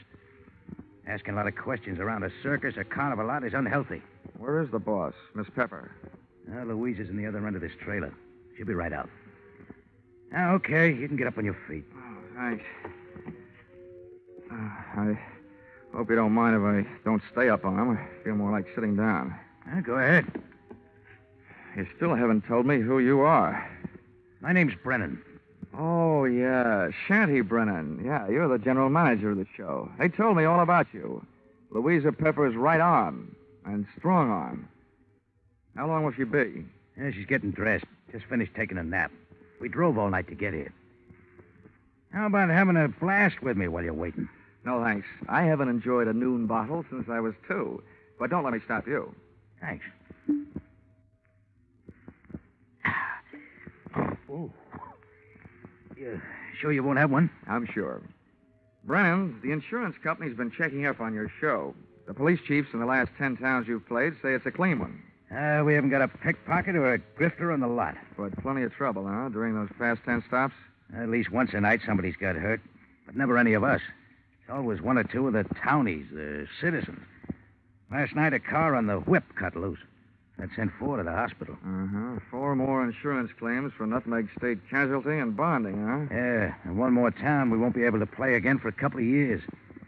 It's a wonder we didn't travel out of that town last night by rail, tarred and feathered. For 10 straight nights now, you've had at least 1 big accident every night. What's your guess, Brennan? Has fate taken a steady job on your show, or is somebody out to get you? Somebody's out to get us. Okay, well, do you have any idea? Hello. Oh. Why didn't you tell me we were entertaining a gentleman, Shanty? I'd have put on some more clothes. It would have taken a lot more clothes to cover all there was of Louisa Pepper. She looked like an aging Cupid doll, but even in a carnival, she was no prize. I didn't like the look in her eye. It looked much too friendly. So right away, I decided to change the unspoken subject. Miss Pepper, I'm here on business, insurance. Sorry, we're not buying any. And I'm not selling any. The way things have been going, the insurance company I represent would probably like to buy some of yours back. Oh? Yeah. I'm from the Nutmeg State Casualty, investigating the accidents. Huh. Hope you find out more than we've been able to, and fast, before we go broke. The word's traveling one town ahead of us. They got us pegged for a dangerous midway. Have you been using police protection? 20 extra cops a night at $10 a cop. So, night before last, a guy winds up with a hammer to try and ring the bell and win a cigar. The top of the hammer flies off and almost brains a cop. Around this show, the police need protection. I see what you mean. How are you fixed for people who don't like you? We got many to choose from? Dollar, we treat our help fair and square. We know them all and trust them all. Fire anybody lately? Nobody. The only ones who left were floaters.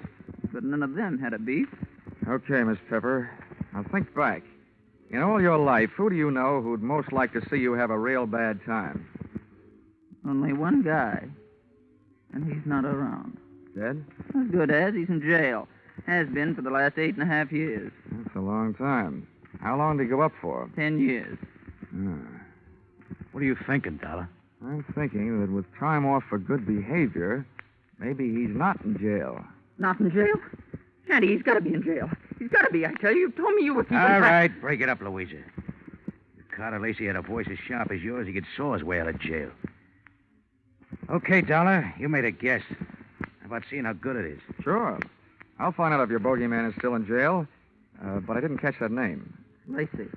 Carter Lacey. And where's he been in the pokey? Massachusetts State Prison, at Charleston. Well, what did he go up for? What's that to you? Cut it, Louisa. Dollar, we sent Carter Lacey to jail for attempted murder. He tried to kill Louisa's niece, Myrtle. Is she around? He's running the snake show on the Midway. Dollar, how soon can you check whether Carter got out? As soon as I can make a telephone call. But, Shanty, before I do, I'd like to elaborate on that guess I made. Now, I'd not only guess that Carter Lacey is out of jail, but I'd also guess that he's been out a little over 10 days.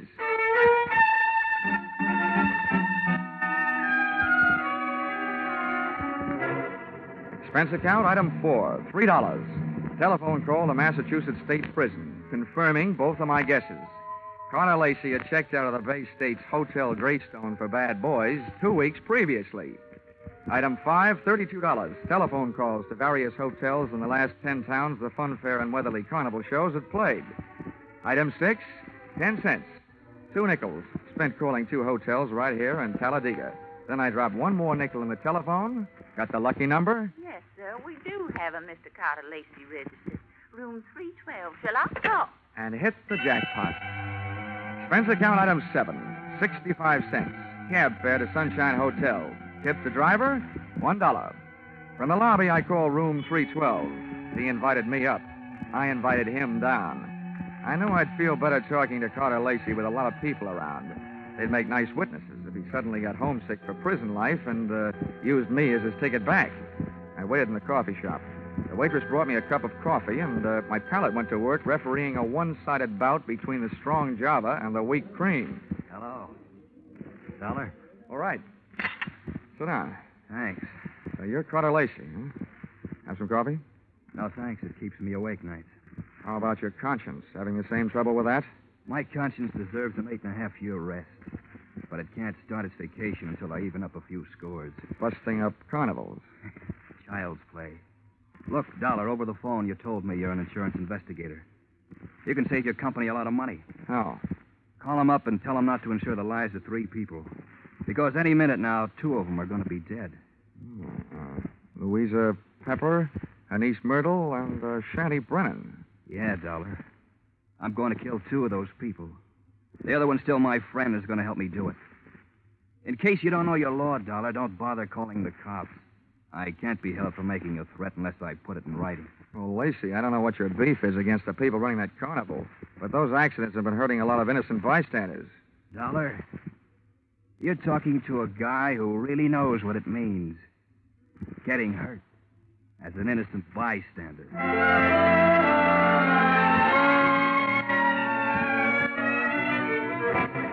Expense account, item 8, $25. Retainer to local detective agency hiring shadow for Mr. Carter Lacey.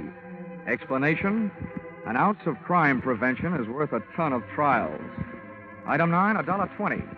Cab fare back for the evening's festivities at the Fun Fair and Weatherly Carnival, which was rapidly becoming more and more of a thrill show.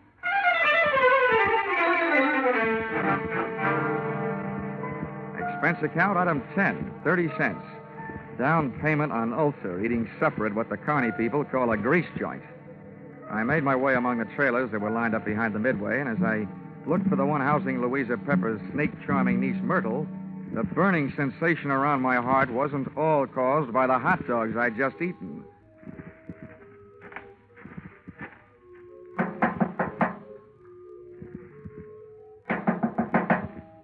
is it? I've got a message from Carter Lacey. What did you say? I said I've got a message from Carter Lacey. For you and your Aunt Louisa, Shanty Brennan. You're the only one I haven't met yet, so I thought I'd deliver it to you first. Where is he? In town. Got any snakes in the trailer? No, of course not. All right, then. How about inviting me? Are you the insurance guy they told me about? Yeah, that's right. Okay, come in. What did Lacey say? He said that he's going to kill 2 of the 3 of you. Which 2? Didn't he say? No, he didn't. He just said that 2 of you are going to get it. And that his one friend among you, the remaining one, is going to help him do it. He'll do it. He hates us. I know he'll kill it. You say Louisa and Shanny don't know yet? No, they don't. You're the first to know. Well, then wait here. I'll run tell him. I'll stop back here before I go into the tent to do my next show. Grab yourself a drink. I'll be right back. But she wasn't right back, and it's just as well she wasn't. She might have interrupted me while taking a sightseeing trip through the drawers in the trailer's built-in bureau. The piles of silky nothings that give gals that certain something didn't tell me anything I hadn't known about women before. But a little black book stashed among them did. I needn't have rushed my search, though, because Myrtle Pepper was still gone after 10 minutes. That's about the time I headed back to her Aunt Louisa's trailer, pulled open the door, and walked in. You scared me, Dollar, barging in like that. Mr. Dollar, I told you I'd be right back. Did Myrtle here deliver Mr. Lacey's little love letters? Yes, the fool. He always was a fool. He can't kill us. You mean it's against the law? I mean, it's impossible, that's all. Look, Miss Pepper, you and your niece here are both plenty scared. While you're out shaking those cooch dancers you got working over on the midway. Myrtle, have you told Shanny about Lacey's threat? Yeah, I met him on the way over here. Asked him if he'd feed my snakes before showtime. They're dangerous to work with if they're hungry. Yeah, I told him. He said he'd join us here. What did he say when you told him? He said if Lacey had one of us helping him, then the 3 of us had better stick together so we could at least watch each other. Smart man. He had a good idea. I see the 3 of you had better stick close to each other, beginning right now. Come on. Where are we going? Over to the snake tent. And when we get there, Myrtle, you'll be the only one of us who'll be among friends. The 3 of us left Louisa's trailer. We walked past the back of the shooting gallery concession right in the front of it. And along the back of the line of canvas shanties. We stopped at one. Myrtle pulled back the canvas flap, and I stepped in ready for anything. With the ladies not far behind me, I edged slowly over to the square red board fence set up in the center of the tent. There were danger signs splashed in white paint along the outside walls of the pit. I clenched my teeth and looked down through the wire mesh top at a slithering tangle of writhing, angry reptiles. And there, lying among them with a vicious red welt splashing his forehead, was Shanty Brennan. He was feeding the snakes, all right.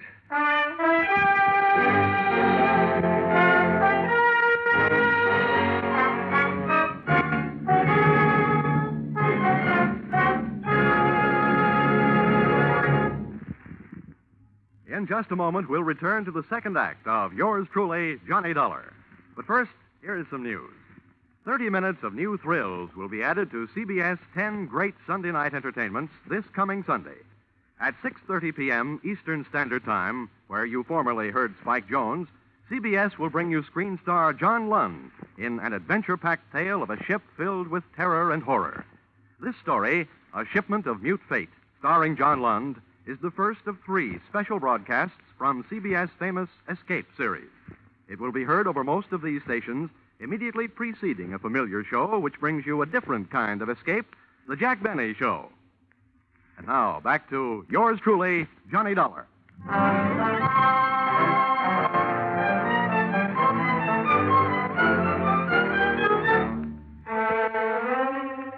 I'd just seen a murder mystery where the actors had been hissing instead of the audience.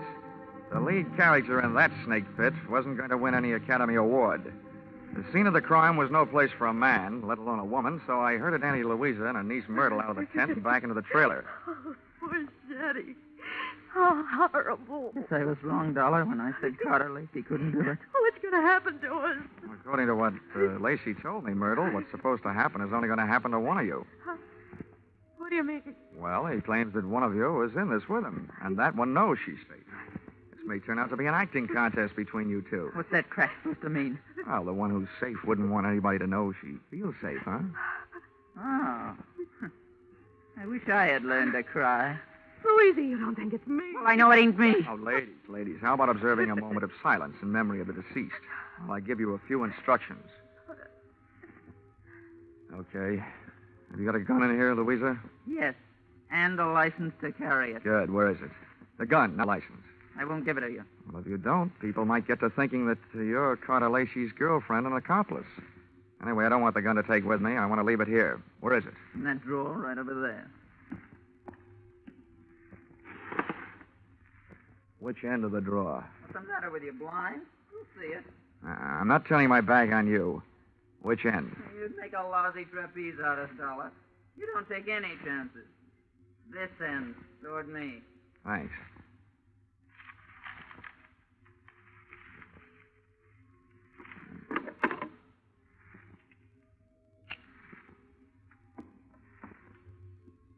Well, now where are the keys to the car hitched to the front of this land yacht? What are they for, Dollar? Just another chance I'm not taking. With those keys in my pocket, this trailer won't be joyriding anybody off into the night. Where are they? I'll get them for you. Wait a minute, Myrtle. How come you know where Louisa's keys are? Yeah, Myrtle. How come? Because, well, they're laying right there in plain sight. Oh, thanks. Now I'm going out and call the police. Louisa, I want you to get into that chair down at the other end of the trailer. Okay, General. You got the gun. And you, Myrtle, get on that bunk down at the other end. I don't understand all this. And now, ladies, while I'm gone, I don't want one of you gals to be knocking you off the other. But on the other hand, I can't leave you here without protection. So I'm leaving the gun right here on this table in the middle of the trailer. And if Carter Lacey comes knocking at your door, you can have yourselves a race for the gun.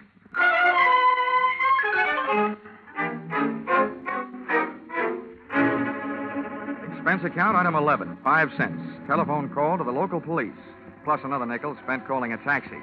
The cops arrived in 4 minutes, the cab in 15. Its driver had no siren to take him through the traffic lights. Item 12, $1.10. Cab fare on an exceedingly slow and torturous trip to the Sunshine Hotel.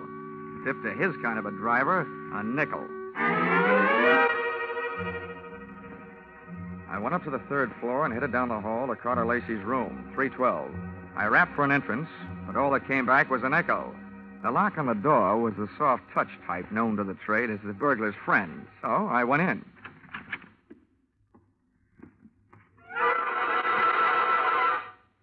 Stars fell in Alabama? Oh. Stiffs fell in Alabama tonight. Oh, Operator, this is an emergency call. Let me have the Tuskegee police, will you? Hello? Police department? This is the same guy who just called you from the carnival to report a murder. Yeah, well, you can send in the 2nd team. I've got another one. You can send in the 2nd team. I've got another one for you over here at the Sunshine Hotel. Room 312. A party's just been strangled. Yes, I'm sure. Lots of bruises and deep-set fingernail marks on the throat. Sure, I know who it is. The name of the deceased is Myrtle Pepper. Myrtle Pepper certainly had been a fast worker. She not only had beat me down to the hotel, she'd managed to get herself killed in the bargain. I dusted the room for information, which was obviously more than the floor mate had done for dirt, and came up with a kind of an eye-opener you don't drink. A pint-sized surprise in the form of some old newspaper clippings and Carter Lacey's prison release form. And what let him out let me in on something. I got out of the room into the elevator, and when I hit the lobby wondering where to start looking for him, I found him sitting there looking at me. Hi. Why do you want to talk, Lacey? I don't want to. But if you want to try and make me, what's the matter with right here? Okay. I supplied you with an alibi today. I don't see him in the lobby. That detective? He had stomach trouble. He got kicked in it. You can reach him at the city hospital. You know, in prison, I was a trustee. I get out, nobody trusts me. Oh, with that forecast you gave me this morning, what else? Forecast? Yeah. You predicted that you'll kill 2 people. Well, tonight the 2 people are dead. Shanty out at the carnival, and now Myrtle up in your room.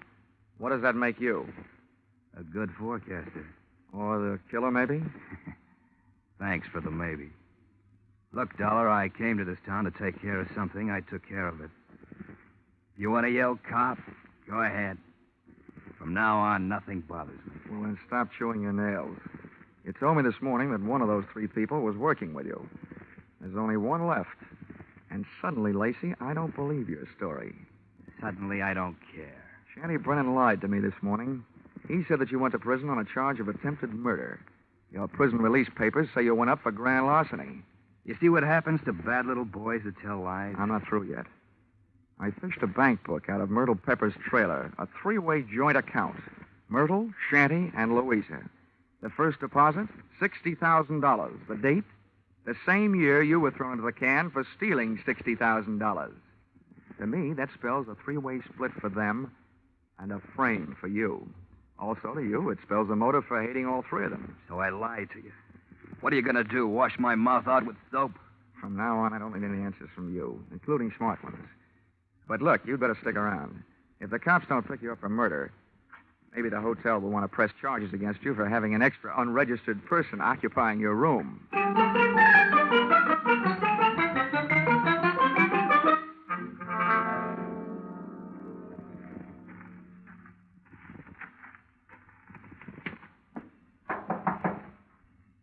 Who is it? Johnny Dollar. Oh, wait a minute. Miss Carter. They arrested him? Tell me, did he escape? He's at the hotel, and the cops are on their way down there right now. I hope he's more talkative with them than he was with me. You talked to him? Yeah, I had a long, one-sided conversation with him. There's one thing I still can't quite figure out. Whether he really intended to kill Shanty and Myrtle or not. Myrtle? Yeah, strangled. Myrtle? Poor little angel. Of course he meant to kill him. He hated him. He hated us all. Well, you can hardly blame a fellow for being annoyed, framed on a grand larceny trap by 3 old chums. But you've got the wrong idea, Louisa. What I meant was, did he ever really intend to kill them himself? Or did he just intend to set off the greatest chain reaction since the atom bomb, and just sit back and watch the 3 of you try to beat each other to it? Well, that's crazy talk. Yeah, like a fox, maybe. He made his threat to me knowing I'd carry it back to you. I say you because you're the only one left. You see, he set himself up as a patsy. He'd been framed by you once before. To me, it looks like Carter Lacey learned a few things about wrong people during that 8-year stretch. Namely, that they never trust each other. You're absolutely nuts, Dollar. I think you'd better get out of here. Go peddle your insurance. The cops will take care of Mr. Lacey. I don't think they will, Louisa. Why not? Myrtle was strangled. That's the kind of murder a man would commit. Well? But there was a set of deep fingernail marks on her throat. And Carter Lacey bites his nails. So maybe you'd better get yourself a manicure before the police arrive. Thanks for the advice. Stand right there, Dollar. This time I got the gun. Hold everything, Louisa. Carter! This is a standoff, Louisa. Point that thing someplace else before I point mine up your snoot. Okay, Dollar, get out. What's the matter with you, Lacey? Are you cracking up? Well, your plan was going along fine. First, Myrtle tossed Shanty to her snakes. Then Louisa took care of Myrtle. There's only one left, and the state will take care of her for you. That's not enough. There's one satisfaction I haven't enjoyed so far.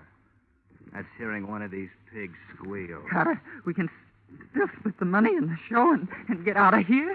The only one that's going to get out of here is Dollar. Beat it. I beat it all right. I was the only one in the trailer without a gun. I plunged into the darkness looking for something and came up with a tent rope, dashed back to the trailer door, and lashed the knob to the guide rail. I didn't want those gun-happy birds flying the coop. Just then, the season opened. I didn't know who was going to come out the worst in there, the hunter or the hunted. The only key I had to the situation was the key to the car, the one I'd picked up earlier in the day. The car churned the trailer through the carnival back lot and out into the highway. When I hit the cement, I started spinning the rubber.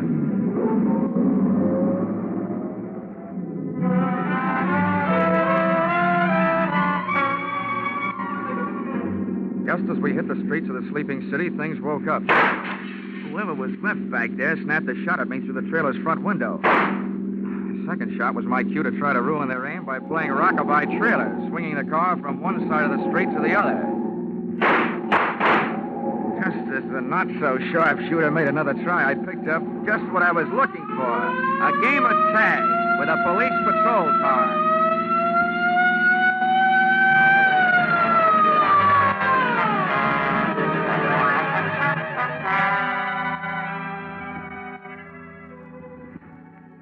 Expense account, item 13, 15 cents, bicarbonate of soda. Those Midway hot dogs I'd had for supper were no thoroughbreds. Item 14, $35, cigars for night shift. Talladega police, for whom I had started things smoking. Item 15, $3, hotel bill. Oh, but never let it be said that I ever turned in a measly $3 hotel bill for myself. This was to check out of the Sunshine Hotel, the man who had checked out in the trailer at the hands of Louisa Pepper. Louisa Pepper, the only one who was a good bet to catch up with Brennan, who had been murdered by Myrtle. And Myrtle, who had been loused up by Louisa. And Carter, whom she had also carted out of this world, proving that when you start any kind of chain reaction, you should be careful, because you're never going to be sure where it's going to stop. Expense account total? What? Only $692.18. I must be slipping. Yours truly, Johnny Dollar.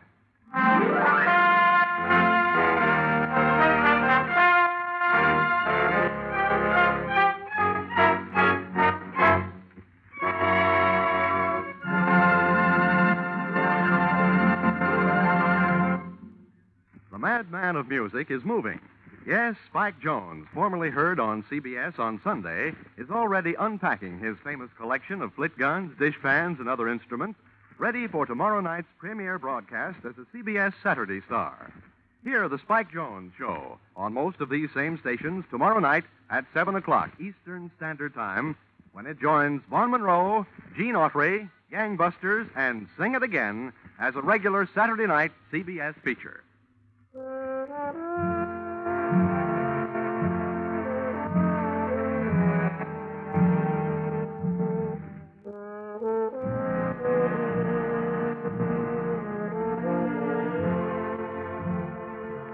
Listen in again next week when CBS brings you Yours Truly, Johnny Dollar, with Charles Russell as Johnny.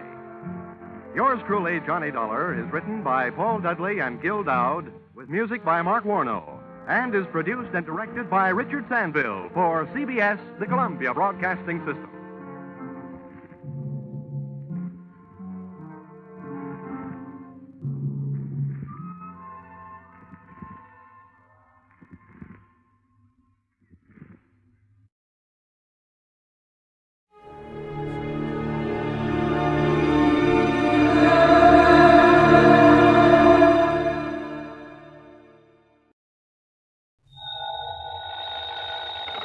Johnny Dollar. Yeah? What? I said, yeah. Oh, what's that supposed to mean, and who are you? Oh, Johnny, this is Pat McCracken at Universal Adjustment Bureau. Well, hi, Pat, but what's with the crazy dialogue? Oh, that word, that yeah, was most of the conversation I got from some crazy character who just called in. I'm afraid I don't dig you. Oh, he called about 5 minutes ago. Said he'd been trying to reach you, but he got no answer. I was out picking up a morning paper. Who was he, Pat? He wouldn't say. He just gave his phone number. Wait a minute. There's only one man in the world talks like that. Yeah. Yeah. Was the call from San Francisco? No. Oh. Los Angeles. Well, then maybe I was, Well, because the man I was thinking of... Now, wait a minute. Yes, I'm waiting, Johnny. Tell me just one thing, Pat. Well? Have any of your insurance companies been having to pay off on any big fires lately? I mean, out in Los Angeles? On any fires? You'd better start checking with those companies out there. No, wait a minute. Do it, Pat. And I'll lay odds that you get a handful of arson reports. Arson? Yes. Johnny, just because some silly guy calls up and all he says is, yeah. Hey, let me have that phone number he gave you. Oh, Johnny. Come on, Pat. What is it? Hollywood 8, 3142. Okay, now you go ahead and check with your West Coast insurance company. And get ready to pay my expense account to Los Angeles. Are you kidding? Are you trying to tell me that the way some jerk says yeah means arson on the West Coast? Now, don't be silly. You, want to bet? Oh, Johnny. Pat, I'll call you back.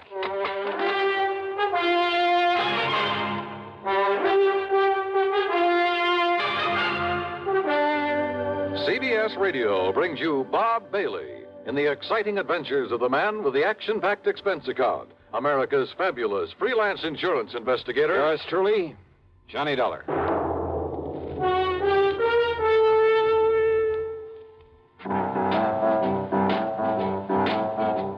Talk about best-selling records.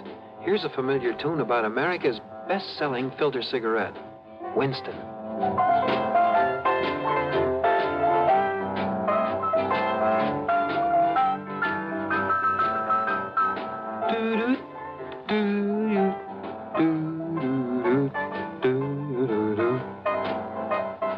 Winston gives you real flavor, full, rich tobacco flavor. And you know, that's because only Winston has filter blend up front. Choice, flavorful tobaccos, specially selected and specially processed for filter smoking. No wonder Winston tastes good, like a cigarette should. Smoke Winston. And now, Act One of yours truly, Johnny Dollar.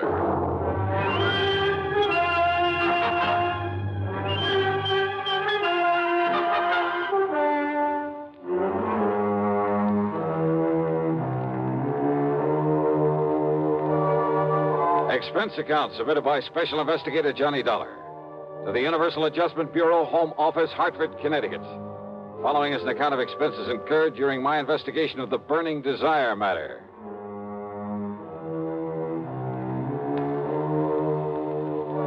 Yeah, as I told Pat McCracken, there was only one person I knew whose conversation might consist mostly of that one word. So, expense account item 1, $250 for a phone call to Hollywood 8, 3142.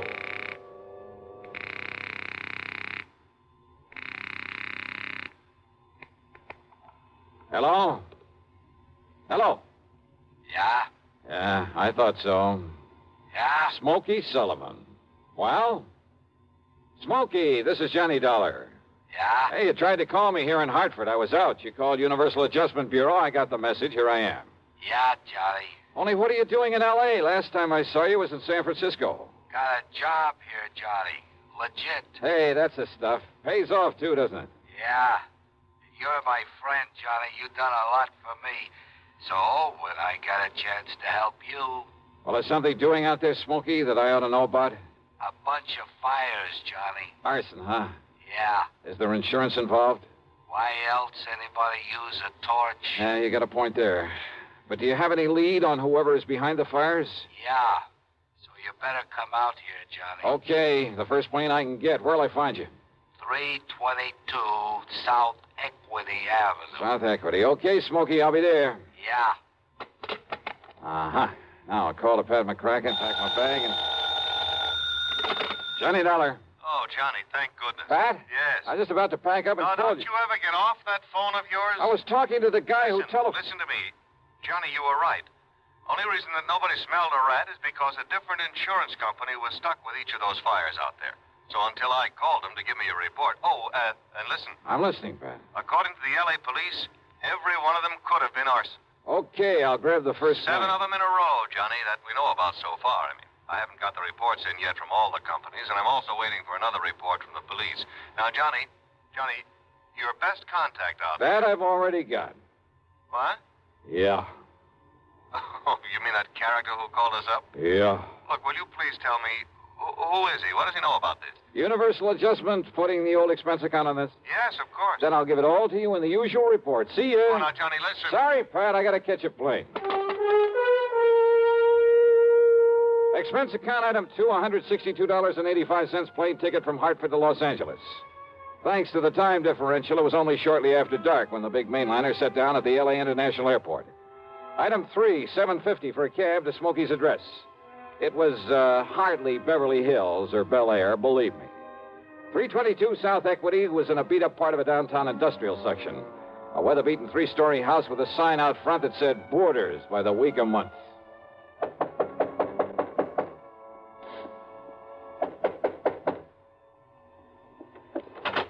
Yeah, who are you? Well, my name is... Just what's a fancy dresser like you want around a place like this, huh? Well, I'm looking for a man by the name of Smokey Sullivan. I understand he lives here. that's right. Are you the man he said he was expecting? That's right. My name is Johnny Dollar. Well, he didn't tell me what the name was, but if you're sure he was expecting... I'm sure. Now, where is his room? Now, I don't know. Where is his room, please? Well, it's up on the second floor. It's just to the right after you get up the stairs. Okay, But now, thank look, you very much. Well, now, maybe you'd better... It's all right. I'll find it. Thanks a lot. No, what I mean is, I thought you'd already come. What I mean is...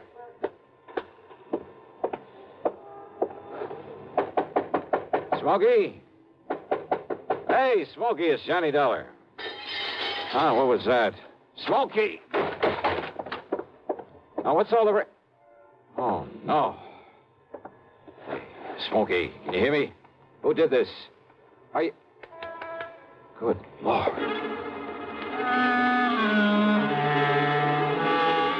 Smokey had really had it. Whoever had beaten him up probably would have killed him if I hadn't come along and scared him away. I looked out of the broken window, but of course it was too late to see who'd done this. Meantime, the landlady appeared, and I had to get me some towels and a basin of cold water. Here you are, Mr. Oh, good. Thanks a lot. Oh, somebody sure laid into him, I'll say that. You ask me, it's a wonder if he stays alive. He'll be all right. He'd better be. You're lucky you come along to see him, is all I got to say. Yeah, you better get me a couple more towels and maybe another basin of water. No, wait. What? You won't need him, mister. I got a much better idea. If I can find it. Hey, Smokey. Give me a minute to find that bottle. Well, here it is. Yes, sir. This here'll fix him up. Smokey, can you hear me? Fix him up quicker than a wink. It's Johnny Dollar. Here now, mister. You just pour a slug of this down his gullet and see if it don't bring him to. Huh? Oh, yeah, good idea. Let me have that. Oh, sure. It's real genuine California cognac, it is. And soak up another towel for me, will you, Yeah, please? I sure will, mister. All right, here now, Smokey, here. See if you can get down some of this. Easy now, huh? That's it. Attaboy. Johnny. Yeah. A little more of this. Here. You know, before you come up here, mister, I tried to tell you. Easy now, Smokey. Yeah, I tried to tell you. I thought that other man that come up here to see him was the one he was expecting. Here, now, here's your fresh towel. Thanks. Did you say other man? That's right. Come in just before you did. You know him, who he was? The chimp. What? What, Smokey? The chimp, Johnny. That's who it was. The chimp? Yeah. Strong arm for Mickey Fortina. Who's Mickey Fortina? He's the one that... Oh, now, look, Smokey, maybe you'd better wait until you feel better. You want I should get a doctor? No. Now, listen, Johnny. Yeah? Unless you stop him, there's going to be a lot more fires around here. Fires? That's what he said. Just don't worry about it, Mrs. Miss Fletcher. Bertha Fletcher. That's my Johnny, name. Johnny, listen. Oh, okay, Mrs. Fletcher. You go along. I'll take care of him. Oh, well, now, I don't know. You sure I hadn't better get a doctor? No. I'll take him to a hotel. In his condition, I'll look after him. Now, you go downstairs and give me a cab. Well, I don't know. Here's a 10 spot for your trouble and this bottle of brandy. Oh, well, thanks. You're a gent. Go ahead, please. Oh, yes, sir. Anything you say. Johnny. Yeah? You gotta listen to me. Yeah, go ahead. You had come up the stairs, scared him off. The chip might have killed me. Well, he won't get to you again. I'm going to take you out of this place. Somebody must have tipped off Mickey Fortina. Must have known I'd put in that call to you. So listen, Johnny. Later, Smokey, after I get you out of here.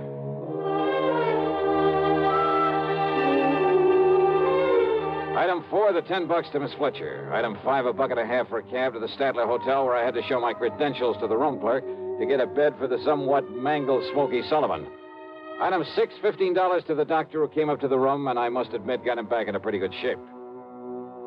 Then, when the doctor had left us... Yeah, Johnny, all those fires, big insurance, all of them set. 7 of them in a row. So that means by one firebug, No. this Mickey Fortina you mentioned, huh? No, Johnny, Mickey's too smart for that. What? All set by different guys. I don't know who they are, but I see no remains. And the police ain't sure, but I know there was arson. Who's Mickey Fortina? He's a go-between. I seen this happen before. Yeah? Frisco, Seattle, and Denver, a lot of places. He brings in a lot of boys of his own. Everyone got a different way of setting a blaze. So the cops can't tie it up with any local boy whose methods they know? Yeah. Fortina's a go-between? He makes the deal with whoever wants a fire. And the police aren't onto him? What for? He never set a fire himself. Well, I know, but he's the guy that... By the time the arson squad is in, the guy who done it is far away. So there's no witness can prove Fortina set up the deal. And the police have never been able to put the squeeze on whoever made the deal for a fire? And get sent up for it? For being accessory or whatever you call it? Oh, yeah, I see what you mean. Yeah. Fortina sent for me when he found out I was here in L.A. I used to know him, Johnny. Wanted you to be a torch for him, huh? He just asked if I wanted to work for him. And he knew that I knew what he meant. But if you knew that Fortina was operating here... Smokey. How could I prove it? How can I prove it now? Well, maybe I can. But if he finds out I sent for you, Johnny... It looks to me like he already has. Oh, yeah. All right, then. If somebody who wants a fire can get to Mickey Fortina, there must be some way I can. At his office. His what? At his office every night. 1025 South Spring. He has an office for a racket like this? Why, you'd never know it. You'll see. Yeah, I think I'd better see. Hey, Smokey, you... Who's that? You got a gun, Johnny? Right here and ready. Open up in there. This is the police. Police, huh?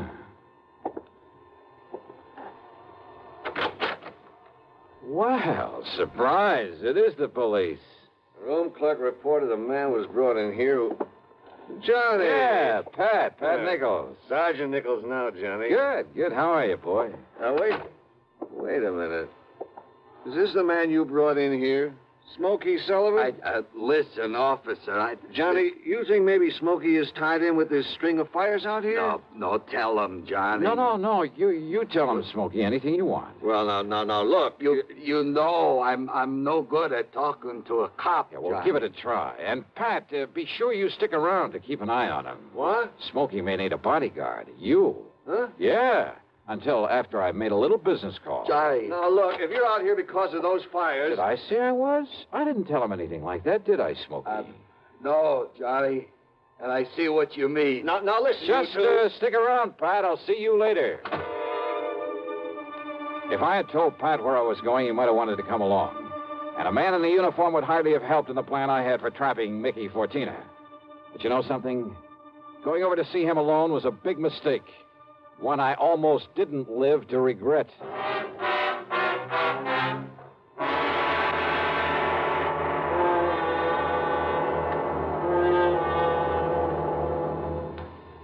We'll bring you Act Two of yours truly, Johnny Dollar, in exactly 1 minute.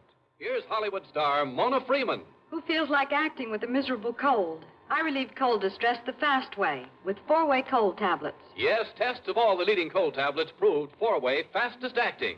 Amazing 4-way starts in minutes to relieve muscular pains and headache, reduce fever, calm upset stomach, also overcomes irregularity. When a cold strikes, do what I do. Take 4-way cold tablets.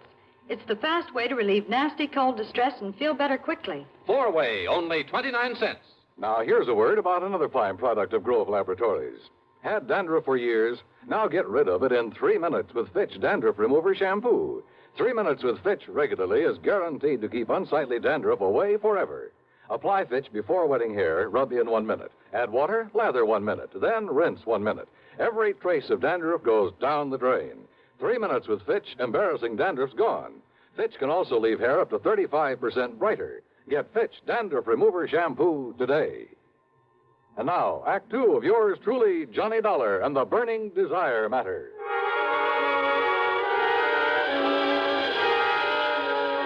My plan for trapping Mickey Fortina was a very simple one. I'd make like a property owner who was anxious to collect some fire insurance, who was willing to pay in advance to make sure my property went up in flames. Easy, or so I thought. Item 7, 85 cents per cab to the office building at 1025 South Spring. The only lights on were in Suite B on the second floor. According to the directory in the lobby, that was the office of the Fortina Friendly Loan Company. Loan office, huh? Yes, sir. Can I help you? Yeah, I'd like to see Mr. Fortina. You got an appointment? No, but I'd like to make a little deal with him. Oh, can I have your name, mister? It's Morris, Theodore Morris. Just a minute, huh? Excuse me. Yeah, sure. Man says his name is Morris. Wants to see you, Mick. Oh? Hey, listen, has the chimp come back yet? No. And he said he was going to send Husky over there. Husky? Why? Well, Chimp said he was afraid if he showed up at that hotel... Careful what you say. Close the door. Sure. The chimp. And somebody was going over to the hotel. That can mean only for one thing, to get Smokey Sullivan. I carefully edged over closer to the door of Mickey's office, hoping I could hear more. But it was too thick. And it suddenly dawned on me. If they knew I was the one who put Smokey in that hotel, they probably also knew why I'd come here. There was only one way to make sure. I'd have to go through, or at least try to go through, with a bluff I'd planned. Oh, sorry to keep you waiting, Mr. Morris, is it? Yeah, that's right, Mr. Fortina. Ted Morris. Oh, Mary, when he gets here, send him in. Sure, Mick.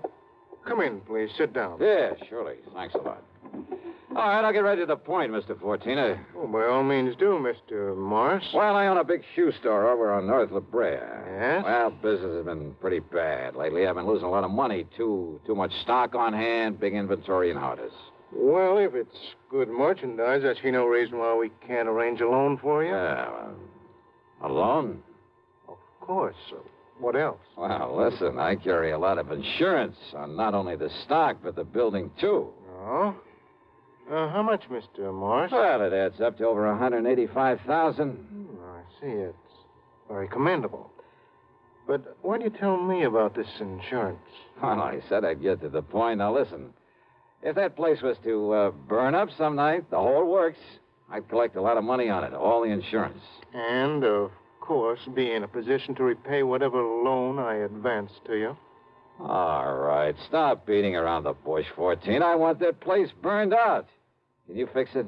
Mr. Morris, if you want a loan, possibly even a sizable... Well, you know what I want. Come on, how about it? As I said, possibly we can advance it to you. Now, look, I didn't come up here to... However, as evidence of your good faith, your, shall we say, good intentions, are you prepared to make a down payment on such a loan, say, $10,000 cash in advance? What are you talking about? Set the fire, burn the place up so I can collect the insurance, and I'll give you $15,000. Now, just a minute. Who said anything about just a minute? Who said anything about setting a fire? I did. Well? Who sent you here? If you said it was a former client, I won't believe Oh, it. look, does it make any difference? Do you by any chance know a man by the name of Smokey Sullivan? Sullivan? He knows him all right, Mick. Well, the chimp? Shut up. Sure, Mick, this is the guy I told you about. I come to see Smokey at his rooming house. What I left of him. Very interesting. After I ducked out, I hung around there. I seen him take Smokey in a cab. I followed him to that hotel. Did you send Husky over to take care of him? Sure. And listen. Yeah? I don't know what name this guy gives you, but when he knocks on Smokey's door, he says it's Johnny Dollar. Dollar? Insurance ticket? Yeah, that's right, Mickey. All right. So maybe I do arrange another fire with you in it, Dollar. Mickey! There's a police car just pulled up in front! Go ahead, Chimp. Yeah, I'll kill this dirty All right, now, 14er, your turn. Don't move, Dollar. Reach for a gun and I pull this trigger. I see. Yeah. How are your eyes, Mickey? Can you see in the dark? What? Without this lamp in here? All right, Mickey! All right, you...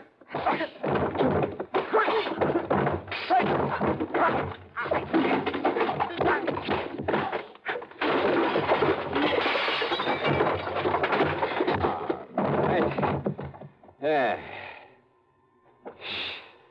Wow. I guess Smokey was right at that, Johnny. Hi, Pat.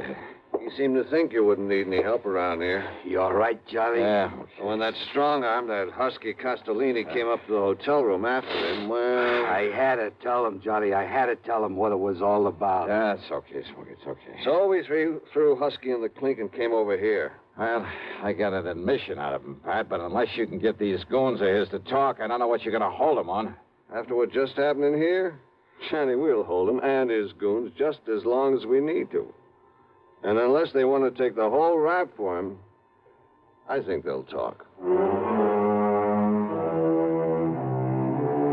Yeah, they talked all right. And as a result, the police in a couple of nearby states should have no trouble at all in picking up some of the other of Fortina's boys, his hired torches. Funny, isn't it? These stupid jerks just never seem to learn. Expense account total, including hotel bill, plane ticket back to Hartford, and the sizable bit of folding money for Smokey Sullivan, $874.20. Yours truly, Johnny Dollar.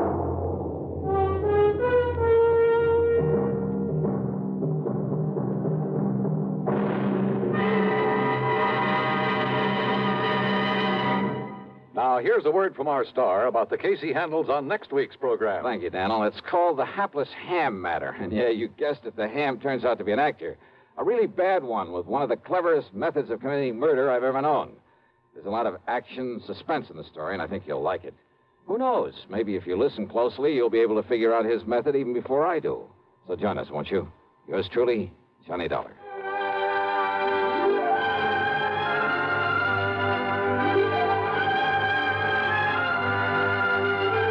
Yours truly, Johnny Dollar, starring Bob Bailey, originates in Hollywood and is written, produced, and directed by Jack Johnstone. Heard in our cast were Virginia Gregg, Gene Tatum, Lawrence Dobkin, Vic Perrin, Paul Duboff, Don Diamond, and Frank Gerstle. Be sure to join us next week, same time and station, for another exciting story of yours truly, Johnny Dollar.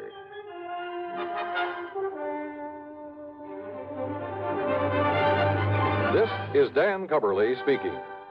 Intrigue breeds terror as Suspense brings a shady moonlight sail next on the CBS radio network. If I should ever become totally disabled, it would be a mighty comfortable feeling to have a check coming in every month regularly. Yes, it's a good feeling to know you have a financial cushion against trouble like that. Well, if you're a veteran with World War II or Korean GI insurance, you can protect yourself. You do it by adding a disability income rider to your present policy. The cost of the extra premium is just a few cents a day.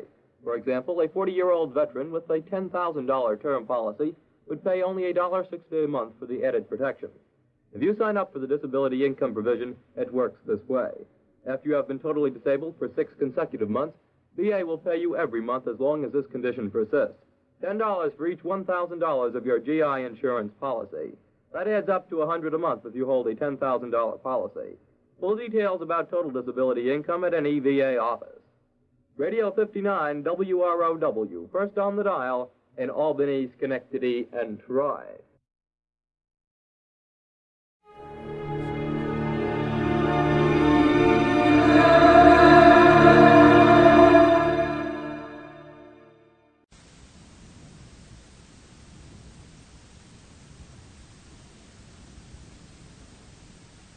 The Adventures of Sam Spade, Detective, brought to you by Wild Root Cream Oil Hair Tonic, the non-alcoholic hair tonic that contains lanolin. Wild Root Cream Oil, again and again the choice of men who put good grooming.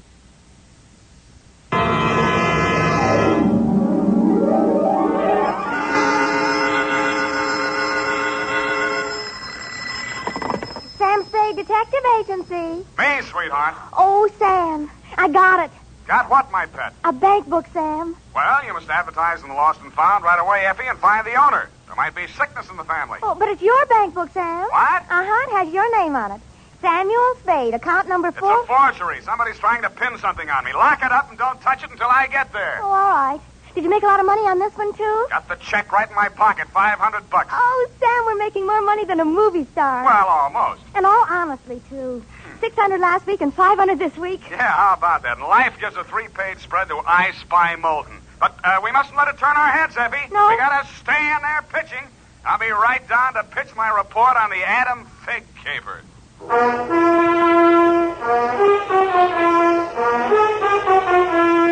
Dashiell Hammett, America's leading detective fiction writer and creator of Sam Spade, the hard-boiled private eye, and William Spear, radio's outstanding producer-director of mystery and crime drama, join their talents to make your hair stand on end with the adventures of Sam Spade.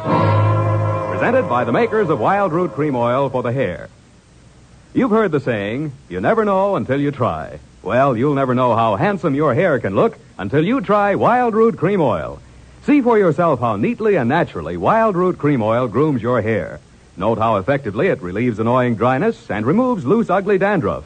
You can get Wild Root Cream Oil Hair Tonic in either the big economy-size bottle or the handy tube. Or you can ask your barber to use it on your hair. But by all means, try it. Don't delay. Get it today. Wild Root Cream Oil. Again and again, the choice of men who put good grooming first. And now, with Howard Duff starring as Spade, Wild Root brings to the air the greatest private detective of them all in The Adventures of Sam Spade.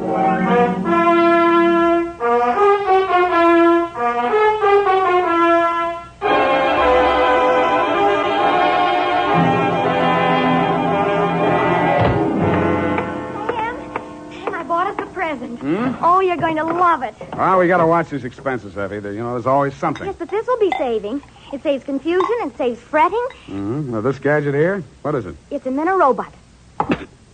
A what-a-bot? It's for busy men like yourself, Sam, so you don't have to burden your mind with petty details. You see, it has this dial on it, right here. And you drop these little cards in this slot. Mm-hmm. You don't have to worry about that. That's for me to take care of. Oh, good. Then, when you come into the office, and supposing you have an appointment with Mr. Jones at 2 o'clock, and you forgot about it, you just dial 2 o'clock, and the little card pops out. And it says Mr. Jones on it. How do I remember to dial 2 o'clock? Oh, well, maybe it's in the instruction book. But anyway, now go ahead, Sam, please. The card's right in there. Now, dial 2 o'clock. Go on, Sam. Let's see. Just like a telephone, Sam. Now what do I do? Well, give it time, Sam. It's thinking. You must have forgotten. Jones. Mr. Jones. Effie, do you think it's dead? Oh, Sam, I don't understand it. It was working perfectly. Well, I'll take it straight back first thing in the morning. You'll have to. It'll never find the way itself. You got your book, sweetheart? Yes, Sam, I don't understand. It was working perfectly. Well, it's all right, honey. It doesn't matter. Date October 5, 1947, to Hillary Exxon Esquire from Samuel Spade, license number 137596. Oh, honey, it's only a memo robot. Subject, the Adam Figg caper. Dear Mr. Exxon, October 2nd in San Francisco was one of those days that you see blown off the calendar by a gust of wind in the movies to denote the time is passing. It was a day for scraping off the minutes with a fingernail file and wondering whether the display ad I'd paid for in the classified section of the phone book wasn't just a waste of money. It certainly wasn't the day I'd expect a leprechaun to walk into my office. He said his name was Adam Figg. He said he was the butler at Exxon Manor in Los Nidos. The limousine, Mr. Spade, is waiting to take you away. We mustn't keep them waiting, must we? Of course we mustn't. Who mustn't we? Why, Mr. Hillary, of course, sir. Oh, Mr. And Hillary. old Mr. Exxon. The old gentleman is very ill. Dr. Feig's office is down the hall. Turn to your right, second door. Well, I assure you, sir, that Mr. Exxon is the best of medical care. Your duty will be simple, to prevent his death. Do I donate blood or just frighten away the evil spirits? Oh, it isn't quite that, sir. Someone is trying to kill Mr. Exxon. He's a very sick man, and I'm sure he'd prefer dying from natural causes. Uh-huh. I get $25 a day in expenses. Here is an ample amount in advance. But you should know, sir, that the old man is a nasty, cantankerous, villainous, crooked, intimidating... $500? Please, Figg, you're talking about the man I love. Los Nidos was at least an overnight caper, so on my way out, my lovely and charming secretary, Miss Perrine, handed me a brown paper bag which contained A, one pair of socks, darned, B, one shirt, ironed, and C, the apple which she always polishes for me the night before. We arrived at your large Southern-style mansion 2 hours later. Figg! Oh, Figg, where the devil have you been? The city, sir. I can't find the keys to the liquor closet. Where are all the maids? What happened to that cook we hired yesterday? Who is this man, and why is he wearing that necktie? This is Mr. Spade, sir, the detective. I'm Hillary, Exxon. Come in, please. Go on upstairs, Figg. See what that girl is doing to my father. I don't believe she's a nurse at all. Very good, sir. In here, Mr. Spade. Pardon the condition of the house. The old man has been firing the servants again. Your father, you mean? Yes. Every time he gets shot at, he fires all the servants. He gets shot at pretty often? About once a year. In the fall. Uh-huh. You always hire a detective? No. Oh, dear. I'm not keeping you up, am I? No, excuse me, please. It's much worse this time. I can't get any sleep. Guns going off in the middle of the night. The whole household disturbed. When and where was he last shot at? Yesterday morning at about 1:30.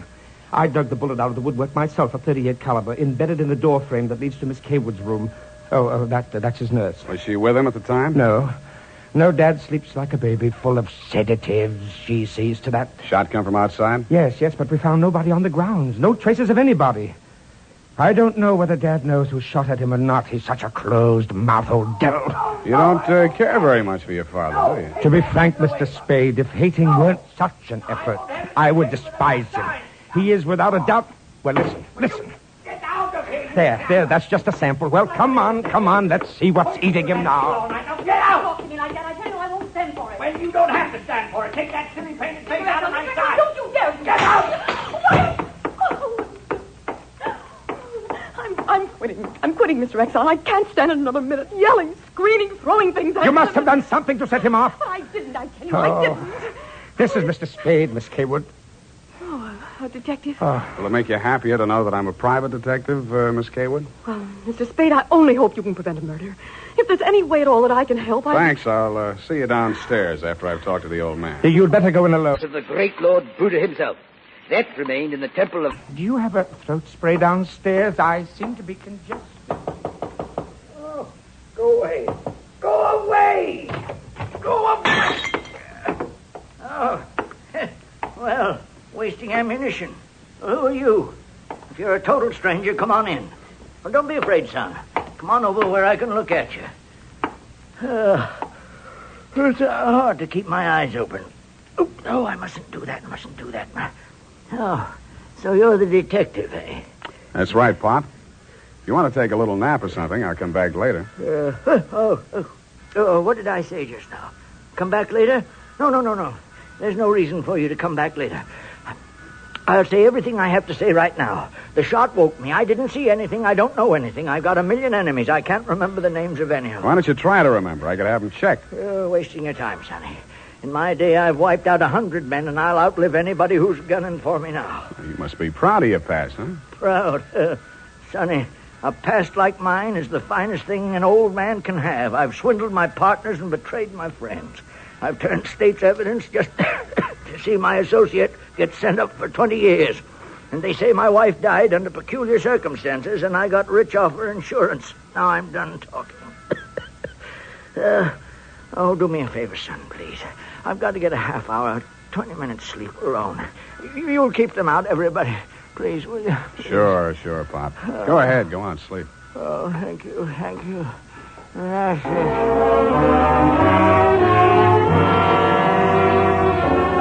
He closed his eyes, rolled over, and fell into a heavy sleep. I stood there a moment, looking down at the frail, wasted old body. Then I cased the room. In digging the bullet out of the door, Hillary had done a good job of ruining any chance there might have been of proving the direction it had come from. I strolled out on the balcony. It was a pretty night. I lit a cigarette and took it in. Then I heard a door open and close softly behind me. Nurse Kaywood was at your father's bedside. She was filling a hypodermic from a small vial of bluish liquid. He didn't awaken when she jabbed it into his arm. Then she saw me standing in the doorway. She hastily dropped the medicine vial into her uniform pocket and came around the bed to meet me. Oh, Mr. Spade, thank heaven. Why, when I saw you standing there in the half night, I thought you might be... Thought I was who? Why, the man who fired the shot. There was a man? Well, I don't know. I didn't see it happen. I just assumed that... You shouldn't have done it. I warned you, sir. Eleanor. Oh, we're disturbing him. Let's talk outside. Okay. Oh, it's good to breathe something besides sick room air. I thought you got used to things like that in your profession. Why are you so unfriendly, Mr. Spade? Nurses are human, aren't detectives. Try me, sweetheart. Oh, I know what you're thinking of me. But after a week in this horrible house, that poor old man, he's frightened. He's really frightened. What of? Why, the shots. 38 caliber or hypodermic? Surely you don't think that He's supposed to be under sedatives. The doctor's orders. Sorry, sweetheart. It's my job to suspect everybody. Oh, can't you forget your job, even for a moment? Sure. If you don't mind the fact that I know you're a liar, that I'd make book you didn't come here primarily as a nurse, and what's worse, your act's not even convincing. Oh. Is it that bad, Sam? Yeah. Almost bad enough to be good. Come here. Oh, I hate you.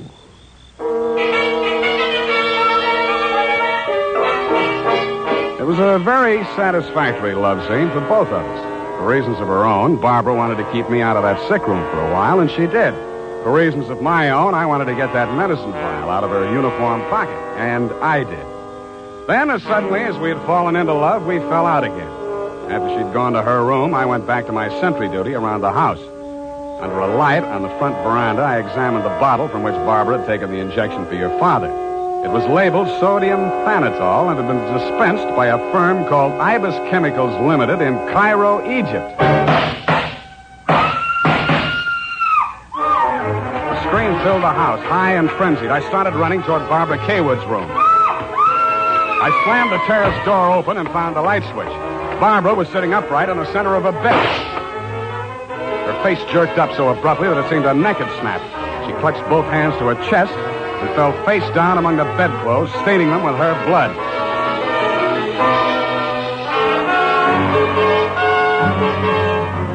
I don't know whether I went through, over, or around the screen that stood between her room and the old man's. I circled Exxon's bed. He lay on the floor on his side facing the window. I went outside. A .38 automatic lay on the ground a few yards away from the building. I put that into my pocket and listened. No shadows moving. Nothing. Then he was on me before I could be sure he wasn't a medium-sized tree. Break your back. Need the light. The warm stuff in my cheek might have been the thing's blood or mine. It gathered me up and bent me back and tore at my throat. Then I remembered that hands are stronger than fingers. I started with his thumbs.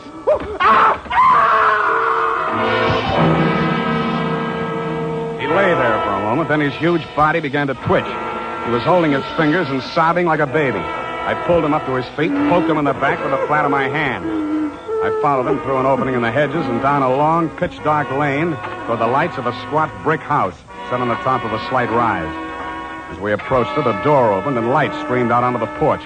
The tall man framed in the doorway was the last person in the world I expected to see. Ah, Marcus, you brought it. Oh, master, very delightful service, but have much pain in fingers. Always complaining, Marcus. Welcome, Mr. Spade. Come in, my dear fellow. Come in. I've been expecting you. The lost family fortune by blackmailing me. And if you don't remit, Exxon could have you booked for forgery, blackmail, definition of character. Oh, my dear fellow, please. This is most painful. But if I had but the original letter, I could destroy it and go back to the felt. Ah, the felt. What happened to it? That Figg, that stinker stole it. He burgled my home. Are you taking pot shots at old Exxon? Well, don't be a fool, man. I want Exxon to stay alive. I must find out some part of his life which will have an exchange value that will cancel out what he has on me. By the way, old thing, you met Miss Kaywood. Mm-hmm. At the present moment, she's milking me for $150 a day. Oh? She's supposed to goad the old man, by whatever means necessary, into talking about his past. And that information she is to bring to me. Well, that ought to be easy. Exxon brags about his past. Now, so far, I've learned that Hillary Exxon stole 2 heifers at the livestock show in Abilene in 1906. I feel for you, Captain. That wouldn't get much on the current market, would it? My dear fellow, I've a proposition to make to you. Should you ferret out anything that would be of value to me, I'll reward you handsomely. Well, maybe something can be arranged, Captain. Good, excellent. May I have your word on that? Well, there isn't much time, Captain. I'd better trot on back. I'll show you to the door, sir. And let me warn you, Mr. Spade, for your own good, should you ever hear the thrum of Ivor's wings, run, flee. I assured him that I would heed his warning, bade him good night, and started back down the lane in the direction of Action Manor. Business was going on as usual. There were no shots this time, only the scream. When I got to Barbara's room, you and Adam were standing at a bedside trying to quiet her down. Well, Mr. Spade, is this the way you guard the house against intruders? Where have you been? Ask Adam. What does he mean by that, Figg? I'm sure I don't know, sir. I've not left the house, sir. What happened here? Oh, she woke up screaming. She said someone had come into the room and torn off her bandages. A nightmare, of course. Please, I want to talk to Mr. Spade alone. Oh, please go. Adam, you go too. Please, Hillary, you go too. Good. Some questions I want to ask you, sweetheart, alone. But look here, Spade, look here. She just had a terrific shock. She shouldn't be questioned. Well, the code of detective transcends that of the medical, Mr. Hillary. Perhaps he should have a few minutes alone with Miss Kaywood. Oh, very well, Figg. I suppose you know best. Remember what the doctor said, Miss Barbara. Not too much exertion. What happened, Barbara? Oh, it could have been a dream.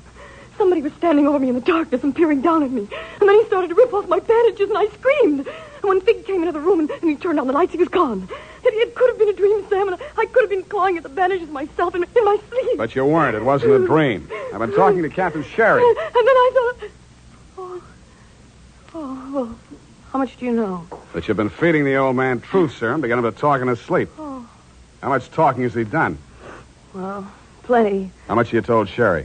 Well, just as little as possible. Why?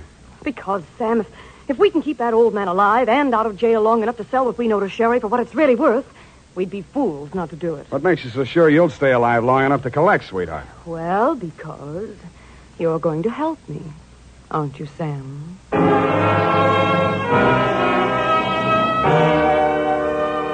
So I helped her, but not for the reason she thought. I made a lot of noise leaving her room and going to mine. Going back, I didn't wear any shoes. I slipped into a clothes press in her room so quietly that even she didn't hear me. I left the door slightly ajar and waited. Time passed, and I was stiff from standing still. It happened at about 3 a.m.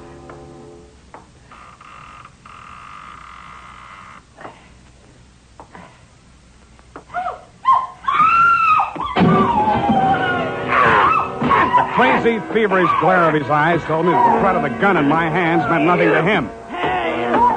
I jumped to his side, twisted the knife away from him, picked him up in my arms, and carried him, kicking, clawing, and swearing, back to his bed. He lay there, breathing hard. Then he smiled.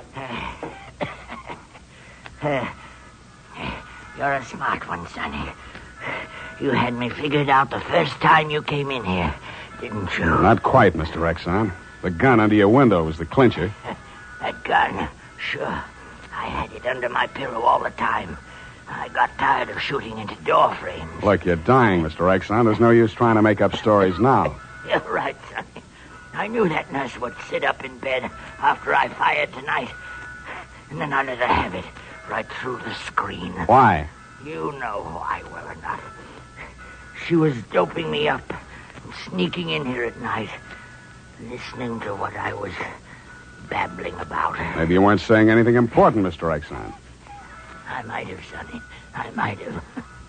14 years ago, I killed my wife. I wanted to carry the secret to my grave.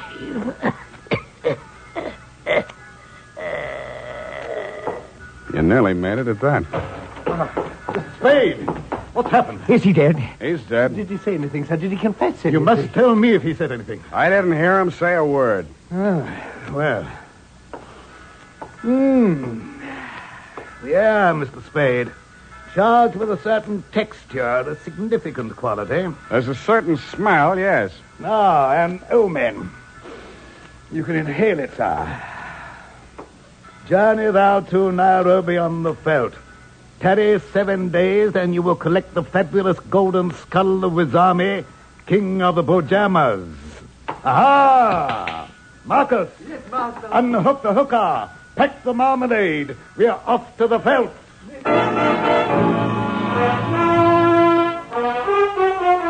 Just then, a flock of birds broke across the horizon, screaming. There must have been thousands of them, but not ibis, Mr. Exxon. Vultures. I suppose if you're going to pay any attention to omens, it's a good thing to know your birds. Period. End of report.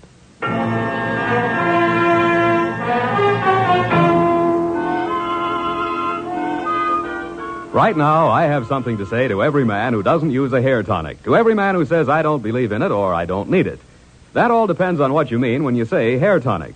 If you mean the old-fashioned greasy kind that leaves your hair smelling like a perfume factory, you're absolutely right. But remember, Wild Root Cream Oil Hair Tonic is nothing like that.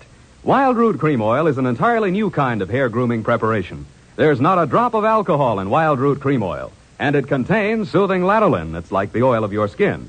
Most important, Wild Root Cream Oil grooms your hair the right way, neatly and naturally. Never leaves your hair sticky or greasy. Get the big economy-size bottle and the handy new tube that's economical, easy to pack when you travel, and grand for the bathroom cabinet. Don't delay. Get it today. Wild Root Cream Oil Hair Tonic. Again and again, the choice of men who put good grooming first.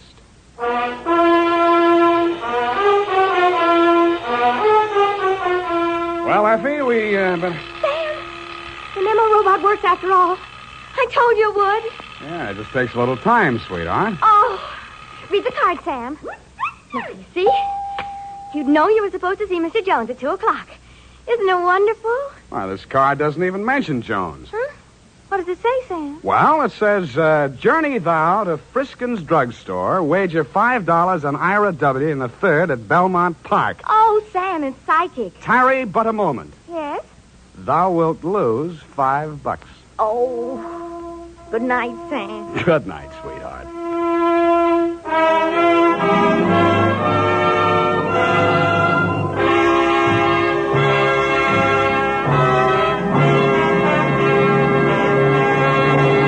The Adventures of Sam Spade, Dashiell Hammett's famous private detective, are produced and directed by William Spear. Sam Spade is played by Howard Duff. Lorene Tuttle is Effie. The Adventures of Sam Spade are written for radio by Bob Tallman and Gil Dowd with musical direction by Lud Gluskin. This is Dick Joy reminding you that next Sunday, author Dashiell Hammett and producer William Spear join forces for another adventure with Sam Spade, brought to you by Wild Root Cream Oil. Again and again, a choice of men who put good grooming first. Smart girls use Wild Root Cream Oil, too, for quick, good grooming and to relieve dryness between permanents. Mothers say it's grand for training children's hair.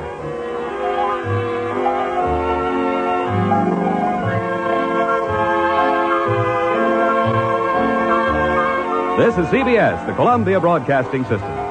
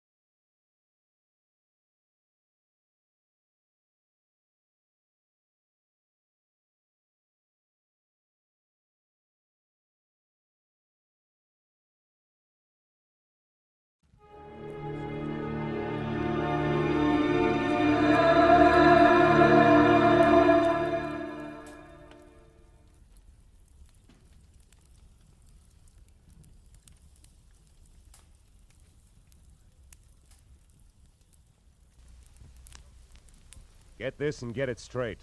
Crime is a sucker's road, and those who travel it wind up in the gutter, the prison, or the grave. This time it started with a kid hawking papers on Hollywood Boulevard, and moved from there to a house full of hate on a quiet street, a blonde liar on ice skates, and a corpse in a burned-out shack. And it all wound up right where it really began, in the heart of the kid on the corner. From the pen of Raymond Chandler, outstanding author of crime fiction, comes his most famous character in The Adventures of Philip Marlowe.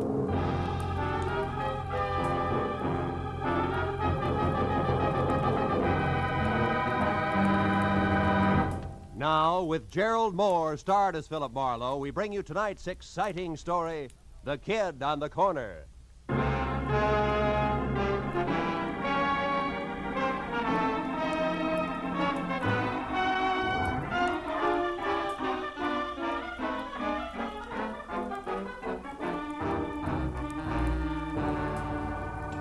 After a day jam full of heat waves in December, actresses who passed mascara and long A's off as talent, and producers with glossy convertibles and holes in their shoes, the world looked as phony as a $7 bill.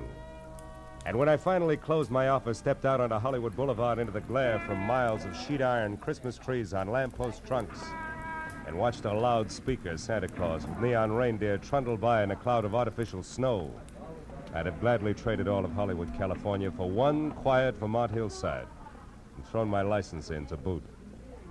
All of which convinced me that what Marlowe needed most was a martini in his own apartment, a good book, and a night's sleep in that order. So I started home after them, but only got as far as the middle of the street. It was the kid who sold papers on the corner. Mr. Marlowe, can you spare a minute? I gotta talk to you. Okay, Tommy. Let's get out of the street first, huh? I'm not so good at dodging fenders. Oh, yeah, sure. What's on your mind, kid? It's about my Uncle Bert. Bert Larson. He's gone, Mr. Marlowe. What about your family, Tommy? Don't they know where he is? Oh, I don't have no family. I've been living with Uncle Bert in a flat down in Van Ness. Hey, if you haven't had your dinner yet, maybe you'd eat with me in the cafeteria, huh? It's real important to me, Mr. Marlowe. Anything that's important to you, kid, is important to me. Let's go in. Oh, swell. I should have known something was wrong when I heard him walking around. Late last night, you know?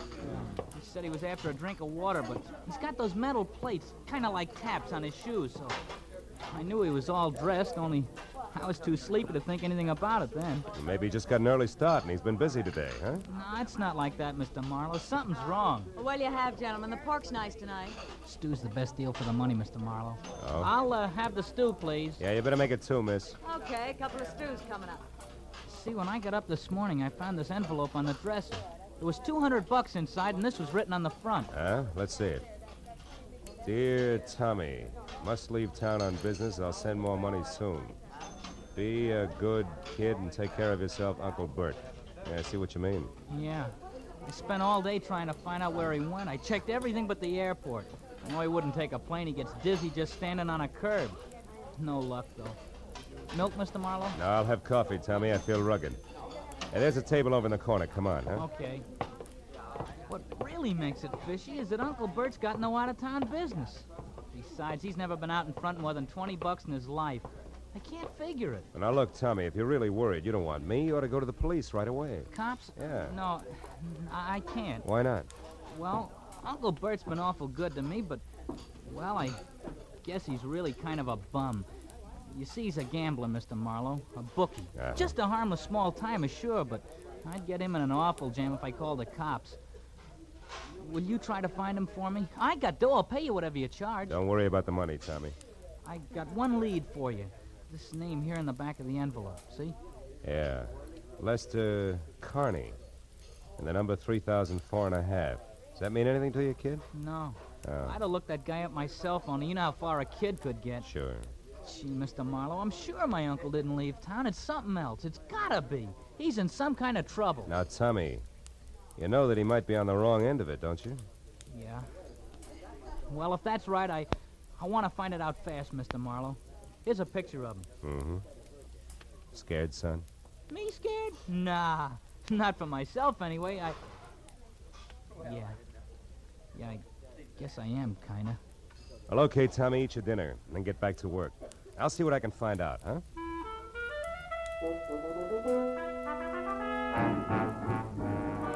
patted my new client on the shoulder and left the cafeteria. But I was sure of one thing. The dry rot that gets to most people in Hollywood wouldn't touch a hard-working kid named Tommy Lawson, who was already smarter at 15 than a lot of citizens get at 50. I stopped in a phone booth and found the name Lester Carney listed in the book at 8110 Cherokee Street. That turned out to be an oversized California Spanish model that had taken lots of old-fashioned wealth to build. Halfway up the curving walk to the already open front door, I heard the All voices. right, Susan, if that's the way you feel, I don't want you in this house another night. Well, I'm sorry, Mom, but I don't think that spying and telling lies are a part of a maid's duties, so I'm leaving. But I would like to know about my back salary first, You'll Mrs. Carney. get your back salary, my girl. Don't worry about that. Now get out. Very well, Mom. Excuse me, sir. Oh, yeah, sure. Well, what do you want? I'm looking for Mr. Lester Carney. Is he in? He is not. Oh, would you mind telling me where I can locate him? I don't know. And I don't care anymore. Just a minute. Is he with Bert Lawson, maybe? I don't know what you're talking about. Now get out of here. And good night to you, too, Mrs. Carney. Hey, Susan. Just a minute, baby. And who are you calling baby? Well, I call anybody baby when they're as cute as you are. You're not so bad yourself. Well, now that that's established, let's get friendly. I'm always friendly. But they're not, huh? Oh, there's going to be trouble in that house. Oh? Well, good night, Mr. Now, wait a minute. I'll give you a lift in the car. Let me have your bag. Well, all right. Thank you. Ah. Say, what about that trouble you spoke of, Susan? What did you mean? It's Mrs. Carmen. Julia. Oh. She isn't as pretty as she used to be. She's turned a rancid. She's driven that poor husband of hers out of his mind. He almost never comes home nowadays. Practically lives in his studio. Studio? What kind? Photography. Oh. It's way up in the Hollywood Hills someplace. Susan, did you ever hear either of them mention a Bert Lawson? No. Why, who's he? A gambler. I gather from Julia that Connie's blowing the family fortune, huh? Sure he is. And that's not all she's driven him to. No. What else? What do you think? Another woman, of course. Oh. An ice skater named Carol King at the Igloo. That's that nightclub with the skating show. Yeah, I've been there. Does Mrs. Connie know? Oh, she suspects. That's why she wanted me to spy on him. But I wouldn't because I don't blame him one bit. Not with Julia being like she is. Yeah, maybe you're right, Susan. But then again, maybe you've got your cause and effect backward, huh? Yes? Well, I don't know anything about that. But that poor man's been driven so crazy, he's threatened to kill her. Well, here's where I get out. And stay out.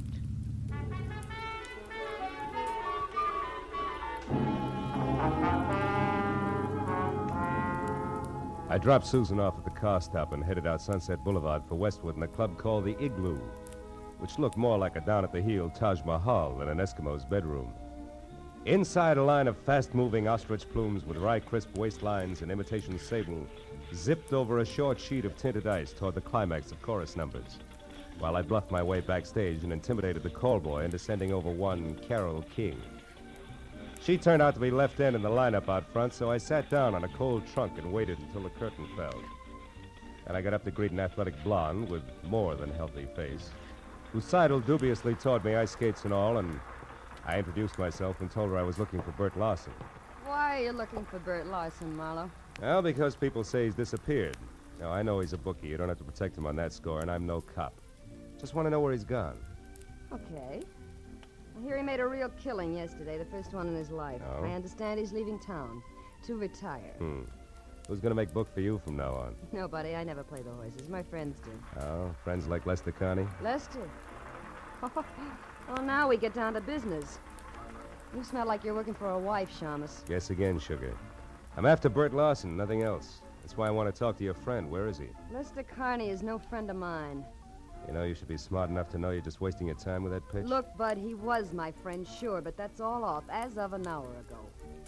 We're all through, washed up. I gave him the boot. Why, did he run out of blank checks? I ought to bust your shin wide open keep those for skates that. on the floor, honey. Then skip the cracks. I threw him out because I got sick and tired of waiting.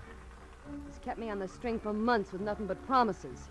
Said he hated his wife, but when it comes down to cases, he refused to leave her. Why? I don't know. He's got some hold over him he hasn't nerve enough to break. So I wrapped him up in a neat little bundle and sent him home. It was a mess. I'll bet. Between you and Julia, he must be in a great frame of mind tonight. That's his problem now, brother, not mine. What is yours? How to keep your life on ice? No, wise guy. For your information, I'm quitting this show. Gonna make a clean break all around. Happy landings. But look, what's the connection, if any, between Lawson and Carney? Why, Mr. Marlowe, I have No idea. Isn't that wonderful? Okay, sugar, that's where we'll leave it for now. But in making that clean break, be sure it's not your neck. I'll see you around.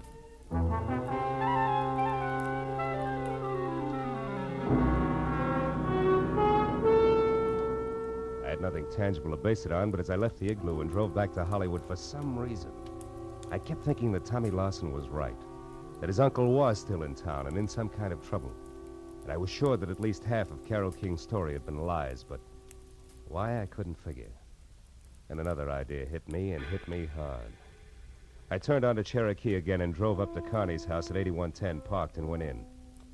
There the vague hunch began to shape up like grim fact, because the front door was wide open and spilling a pale glow from the one light in the house, the hall lamp. I saw the note propped under the lamp even before I went in. I left it where it was. It said, "To whom it may concern, I have paid all my just debts, my affairs are in order, and since life has been made intolerable for me, I have destroyed that which made it so, my wife, Julia. Now there's nothing left, I shall dispose of myself, nor am I sorry, Lester Carney." And I looked up beyond the note and saw her lying at the edge of the circle of light from the lamp. Julia had been strangled by a silk cord that was still embedded in her swollen throat. I turned and started for the phone. There you are. Oh. So I got here a little too late, huh? Or is it too soon? My wife's dead, so what's the difference? You better stand still because I'll shoot fast. Who are you and what are you doing here? Name's Marlowe, and I assume you're Carney. All right, I'm a private detective trying to find Bert Lawson. In the process, I got mixed up in your little fiasco from one end to the other. Bert Larson. Just a cheap bookmaker. You're one of the very few people who ever gave me a fair break. Where is he, Carney? Do you know? No. Does it matter? Too bad you bunted in here just now. The man's going to do what I've decided to do. It's a most personal, private affair. It's your party. But maybe you better think it all over again, huh? I've already thought it over. Thoroughly. Turn around and walk through that door to the kitchen. Go on. Sure. All right. Stop there. Now, open that door on your right. This one? Yes. Years ago, that cellar was filled with the best wines the world had to offer. What happened? You pulled too many corks? Find out for yourself, Marlowe. Oh!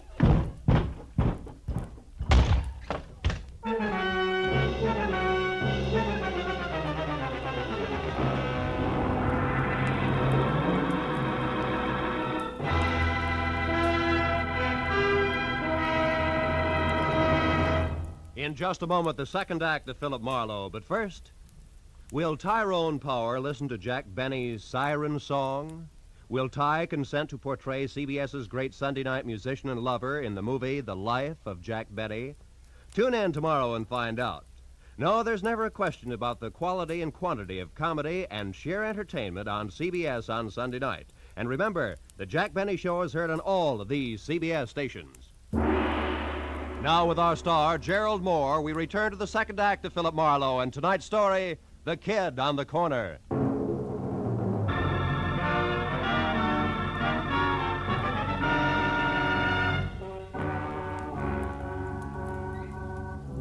Lester Carney, bouncing the private detective down the cellar stairs, had been rough on both the inner and outer man, and my jaw was bleeding where his heavy signet ring had connected.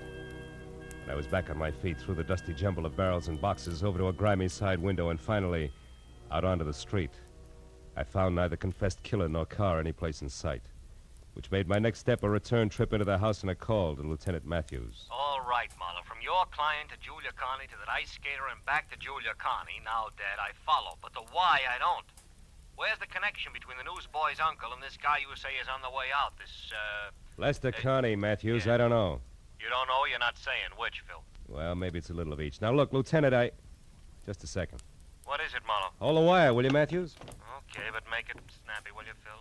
Killer on the loose isn't such a good idea, even if he's promised to knock himself off.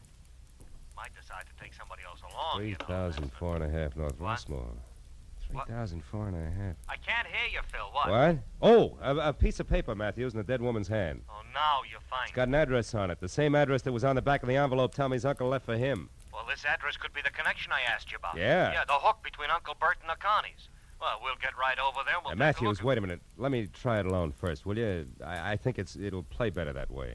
And keep the kid's uncle out of the police lineup that way. Yeah. Marlowe, I can't. Oh, now, wait a minute, Matthews, please. I'm thinking of the kid. Yeah, well, I'm...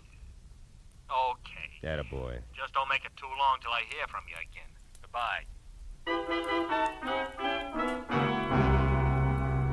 I knew that the 3000 block on North Rossmore wasn't even close to the Hollywood Hills, which meant that the address couldn't be the dilettante photographer studio that the Connie's ex-maid had described. And 20 minutes later, when I was out of my car and standing next to the doorbell marked 3004.5, I knew something else, because the name underneath was Carol King. A light showed from someplace deep inside, and my leaning on the doorbell only proved that it worked. There was no answer at 3004.5, but 3004, the other twin to the duplex, was different. It featured a sweet old lady who shattered the illusion the second she opened her mouth. I suppose you're just another one of that King girl's friends, eh? Why, do I look the type, Granny? There is no type, young man. Miss Carol King entertains all sorts. Oh, which might include a recent someone who's gray at the temples, short, and maybe talks a lot about the ponies? What? How would I know what a guest talk about? Oh, you gotta be kidding. Look, honey, a woman's been murdered tonight. And Murdered? I knew it. I knew it. No, she wait a had minute. to come to a bad Wait a minute, end. Granny. Well, only yesterday Whoa, I told Henry hold that it, if that... hold it, Granny. Carol is not the one who's dead. Oh, Yes. well, I'm glad. Sticks out all over you. Now, look, what about that man? Well, he was here about 30 minutes ago, just the two of them, drinking that hard liquor like it was water and making enough noise to raise the devil himself. A farewell party, they called it. Oh, did you see him leave? No. Henry made me come in then, and I... Well, I mean... Yeah, I know what you mean. You missed it. Okay, Granny, now look, how do we get in here without kicking the door down? Come on, sweetheart, it's important. There may be a body inside. Body? Oh, well, how awful. Here. Over here, behind this ledge. That's better. She always kept a spare key. Yes, here it is. But, you do it. I'm too shaky. You shouldn't be. Just think of tomorrow, Granny, and the news you'll have for one and all. The light switch is on your right there. Uh-huh. See anything? No. How many rooms here? Bedroom, kitchen, and bath, aside from this. Anything in there? No. You suspect foul play, all right, don't you? The foulest. Don't let it worry you, because... Hey, those photos there on the wall. They're taken from Mulholland Drive, aren't they? One by day, one by night, both in the same spot, the Hollywood Hills? Sure. That's where he has a studio, that Lester fella. Yeah, that Lester fella. Granny, do you know where it is? I mean, Mulholland Drive and where? You know, that street runs for miles along the top of the mountain. Well, of course I do. Was born and raised here in Los Angeles. Granny, where? Mulholland and where? Mulholland, Laurel Canyon Boulevard, just south of the intersection. Thank you, sweetheart, and goodbye. Oh, wait, one moment now, if you please. What's the matter? What's your name, officer? I know my rights. Your name and your division. Granny, dear, I'm no cop. Huh? I said I'm no cop. Oh, not a police officer. Well, then who are you? Just a passerby. A stranger in the night. Good night, Granny.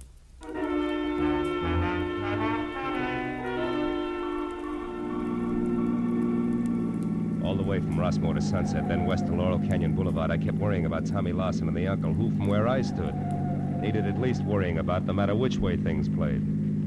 But when I was on the strip of macadam that twists its way upward toward Mulholland Drive like a snake writhing from a long, long bellyache, I forgot about both client and relatives alike. Because at the top and a little to the south, where Granny had said it would be, was Lester Carney's studio, all right, but burned to the ground. Well, these select flyweight joints sure go fast, huh, Chief? Yeah, it wasn't 20 minutes on this one. Hey, mister, where you going? Some of that metal stuff's still pretty hot. Who are you, with the law? No, Chief, I'm a private detective named Marlowe. I was wondering if Lester Carney was caught in there. He owned this shack. Yeah, I know. Is he a friend of yours? No, it's strictly business. He's wanted for murder. Yeah, he was wanted for murder, Phil. He was burnt to a crisp in there. Hello, Casey. Hello, Matthews. Well, what's your guess? He started on purpose? No, suicides hardly ever burn themselves to death. No. He probably took some sleeping pills or poison and then a cigarette he left going did this, you know. Hey, by the way, Phil, you saw Connie tonight. You think you might recognize him? Might. Yeah, he's over there. There isn't much. See you, Casey. Right, Matthews. Hey, Garson. Hey, you tied Connie and this fire together kind of fast, didn't you, Lieutenant? I just found out about this place. Yeah, but you were at help. Oh. There it is. All that's left. See anything?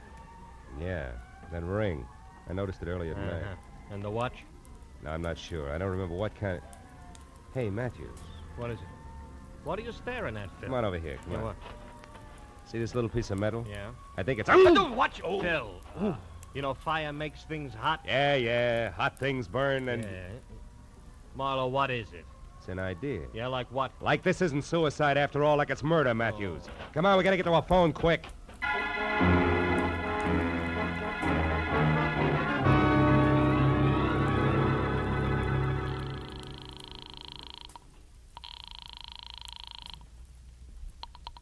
Los Angeles International Airport, Central Dispatcher's Office. Look, miss, this is important. I'm calling for Detective Lieutenant Matthews at police headquarters. What passenger flights have left in the last half hour? Passenger flights? Yeah. Well, there have been two, sir. One to Dallas, Texas, the other to Chicago. Both American Airlines. Nothing out of the country? Marlowe, what are you getting Will you wait a minute, No, Matthews? sir. However, there is a flight scheduled to leave at 10:10. Uh-huh. That's just 5 minutes from now. That's going to Manila. Hmm. Mercury Airways. Shall I connect you? Yeah, hurry, will you please? Yes, Hey, Matthews, sir. this may be it. I'm glad for you. Mercury Airways. Central Dispatcher's Office, Mercury. There's a call from the police here for you. Go ahead, sir. Look, your 10:10 flight from Manila, is it going out on schedule? Yes, sir. The plane's standing by for the tower signal now. Oh, then tell me this. Is there a passenger aboard named Bert Larson? Lawson? one He's the moment, killer, please, Phil? sir. Hurry, will you? This Lawson killed Lester Connie. Then he's Will you the hold one it, who- Matthews? Yes, sir. We have a Bert Larson aboard. Oh, good.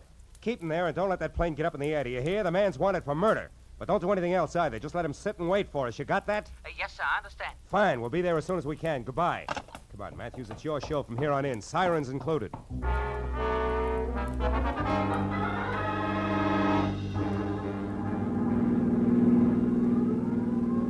Okay, Marlowe, okay, enough. So we're on our way to the airport. We're going to catch her killer. Everything is great. But first, how do things add up? Mooney, take it easy. 5 seconds more or less, never yet turn the trick. Okay, Lieutenant. Were you saying something, Matthews? Yeah, I'm saying I don't know which end is up, Phil. Look, Lester Connie killed his wife, right? Right. Why? Because he wanted her out of the way so that he and a cheap little monster named Carol King can live happily ever after. Oh, divorce wouldn't do that for him, huh? No, Mooney! No, I don't think so. Probably because Julia Connie had a real tight grip on the purse strings. Oh. Maybe something more, like it's not very nice pass for a guest. Yeah, but the purse strings, the money, that's where Bert Lawson figures in, huh? A bookie with a claim. No, blackmail. Now, I figure Bert Lawson knew about Connie and Carol King. He must have stopped by once to pick up or pay off a bet at the right time. Yeah, and from there, what? And from there, the team of Carol and Lester killed Lester's wife. Yeah, which we've covered. But not in detail. Now, listen. You see, after the murder, Lester planned to kill himself. Yeah. Or at least make it look like that. Yeah. A suicide note, the Mulholland studio burned down, the works. Yeah, and the body we found, Phil. That's an added attraction. Bert Lawson included in the last minute. What? The wife and then the blackmailer? Ah, you're getting it. Drugged while drinking at Carol's, where he thought that he was going to get paid off in money, then up to Mulholland Drive, ring watch, and flames added. Oh, and then out here at the airport, headed for Manila. Lester Connie. Uh-huh. Hey, Mooney, we're getting close. You better kill the siren. Okay, Marlowe. Now, Phil, how do you know all this? I mean, the switch, you know, what makes it so? That piece of metal I burned my fingers on, Matthews, it was a tap from a shoe. And Bert Lawson wore taps. The rest of it adds from there. Yeah, including Connie at the airport now as Larson. Sure, who'd be looking for a beat-up second-rate bookie who decided to leave town? Aside from a nephew, that is. Yeah, aside from a nephew, tried every place but the airport. Uncle Bert couldn't stand planes. The brakes, Matthews. Oh, here we are. Yeah, just you and me and Mooney and the killer. Aren't you coming, Phil? No, I think I'll wait here, Matthews. I got some thinking to do. About the scum you sometimes meet in the night? No. Not the kind of a kid I almost never meet in the night. See you. Yeah. All right, come on, Mooney. Maybe our boy will make a break for it, I hope.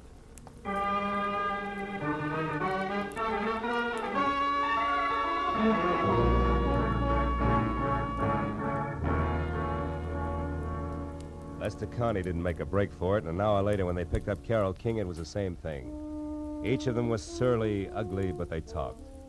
So when I finally left police headquarters, where try as he would for Tommy's sake, Matthews had found it impossible to skip over Bert Larson's connection as a blackmailer. It was pushing midnight, and I was dog-tired.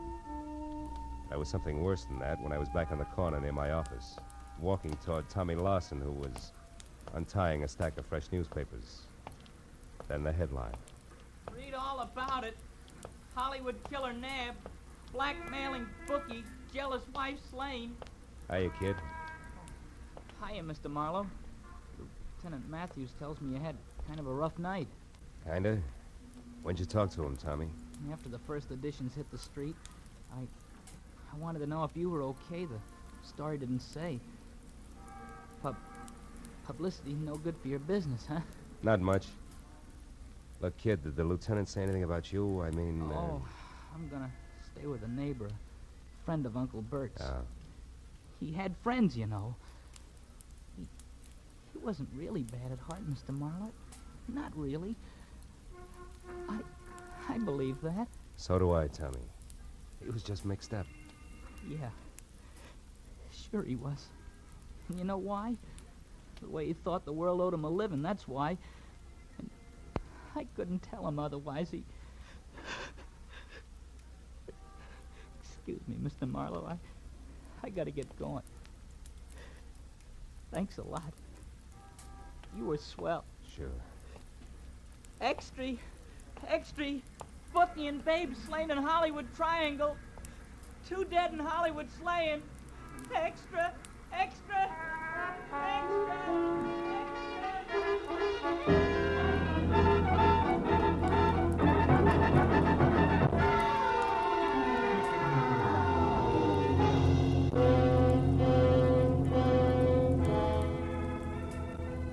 There's nothing more pathetic than a kid. The first time he's really slapped down by life. We, the older ones, the tired ones, learn to roll with the punch. Because we've got time in our corner, watching us, counseling us, teaching us how to save ourselves, so that at the final gong, we're still on our feet. But a kid steps into life's arena expecting to find his opponents all he was taught to believe they would be. But instead he finds the old 1-2 below the belt. But if here he finds a good guy, and there a great girl, the going suddenly becomes not so rough. The fight becomes worth it, if only to help the next generation of Tommies find their ring a little cleaner, and the breaks not quite so tough.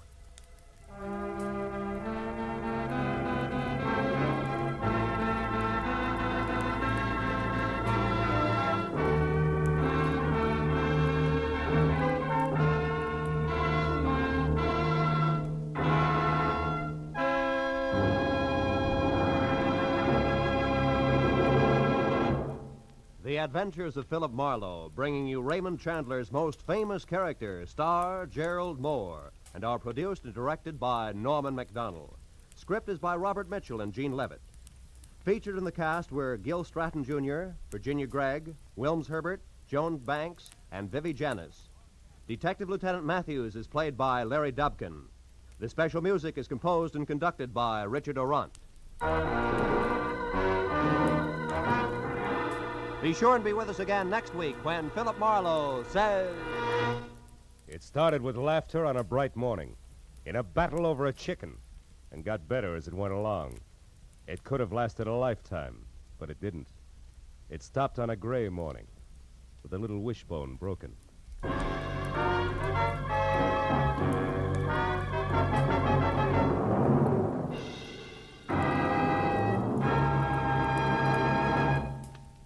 Stay tuned now for Gangbusters, which follows immediately on most of these same CBS stations. This is Roy Rowan speaking.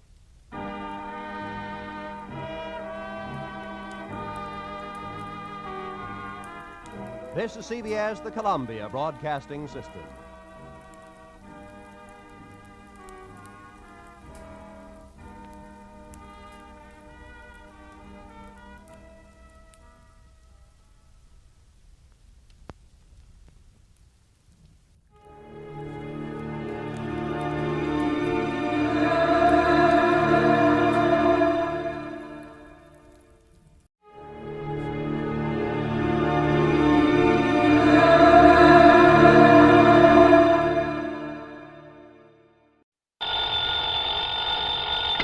Johnny Dollar. Pat McCracken, Johnny, Universal Adjustment Bureau. Well, good for you, Pat. Just keep it up.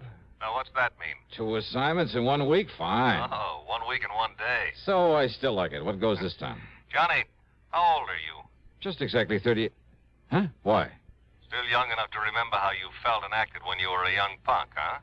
Sure. But I hope you were a better sort than the one we have to deal with in this matter. And yet, on the other hand, well, you know the saying, it takes a crook to catch a crook. Huh? So maybe we'd be better off if you'd been an A-1 delinquent when you were a pup. Do you mind telling me what you're yammering about? But I suppose you were a good boy. Well, I was no mama's boy, if that's what you mean. Oh, I mean no real trouble with the law. No stretch in a reform school, no hoodlum gang, no good contacts, experience, that sort of thing. Pat. No, I guess not. It's kind of too bad, though. You mean if I had a nice black record, I'd be just right for this whatever you have in mind. And yet, on the other hand, Oh, Johnny... come on, Pat. Start making sense, will you? Well? Yes. All right. All right. Culpepper Walker, Mono Guarantee Insurance Company. Do you know him? In their office in Little Rock, yeah. Good. Fly on out and see him, will you, Johnny? Because of some trouble with some kid? That's right. Okay. Just a kid, Johnny. But if what Walker says about him is true, if you expect to get anywhere with this boy... Yeah? You'd better take along a pair of brass knuckles, a length of chain, maybe a switchblade knife. Oh, that kind, huh? That kind. A real bad one.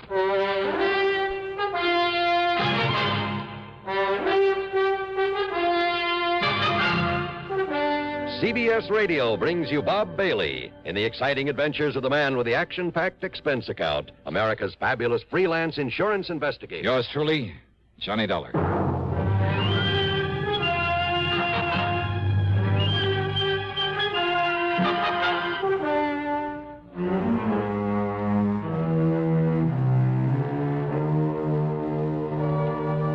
Expense account submitted by Special Investigator Johnny Dollar to the Mono Guarantee Insurance Company, Little Rock office. The following is an account of expenses incurred during my investigation of the Bad One matter.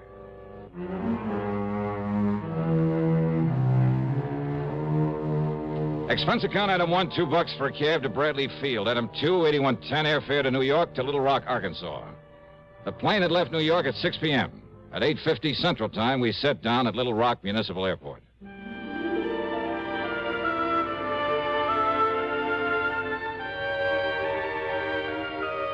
There have been a lot of changes since the year 1772 when a guy named Bernard de la Harpe stopped here and tagged the place after an outcropping of rock on the south bank of the Arkansas River. Yeah, it's an interesting town with its modern air-conditioned buildings of chrome and glass, its busy streets and busy people. And at the same time, its beautiful residential section, fine homes, plenty of trees and gardens and hedges and lawns that stay a lush green throughout the year. Not far away are well-cultivated farms and dense forests. And along the river, lots of rich bottomland, much of it loaded with cotton. Any kind of crime just doesn't seem right in this area. As soon as I got settled, I called Culpepper Walker, made a date with him, and then early the next morning met him at his office where he got down to business. No, Dollar, not right here in town, but in one of the outlying precincts, I guess you call it. Section they call Milltown. Oh, I see. And his name is Pete McGuire. Works in a cotton mill. He's 18, 19 years old. And he's the only one knows who killed Mr. Brierly.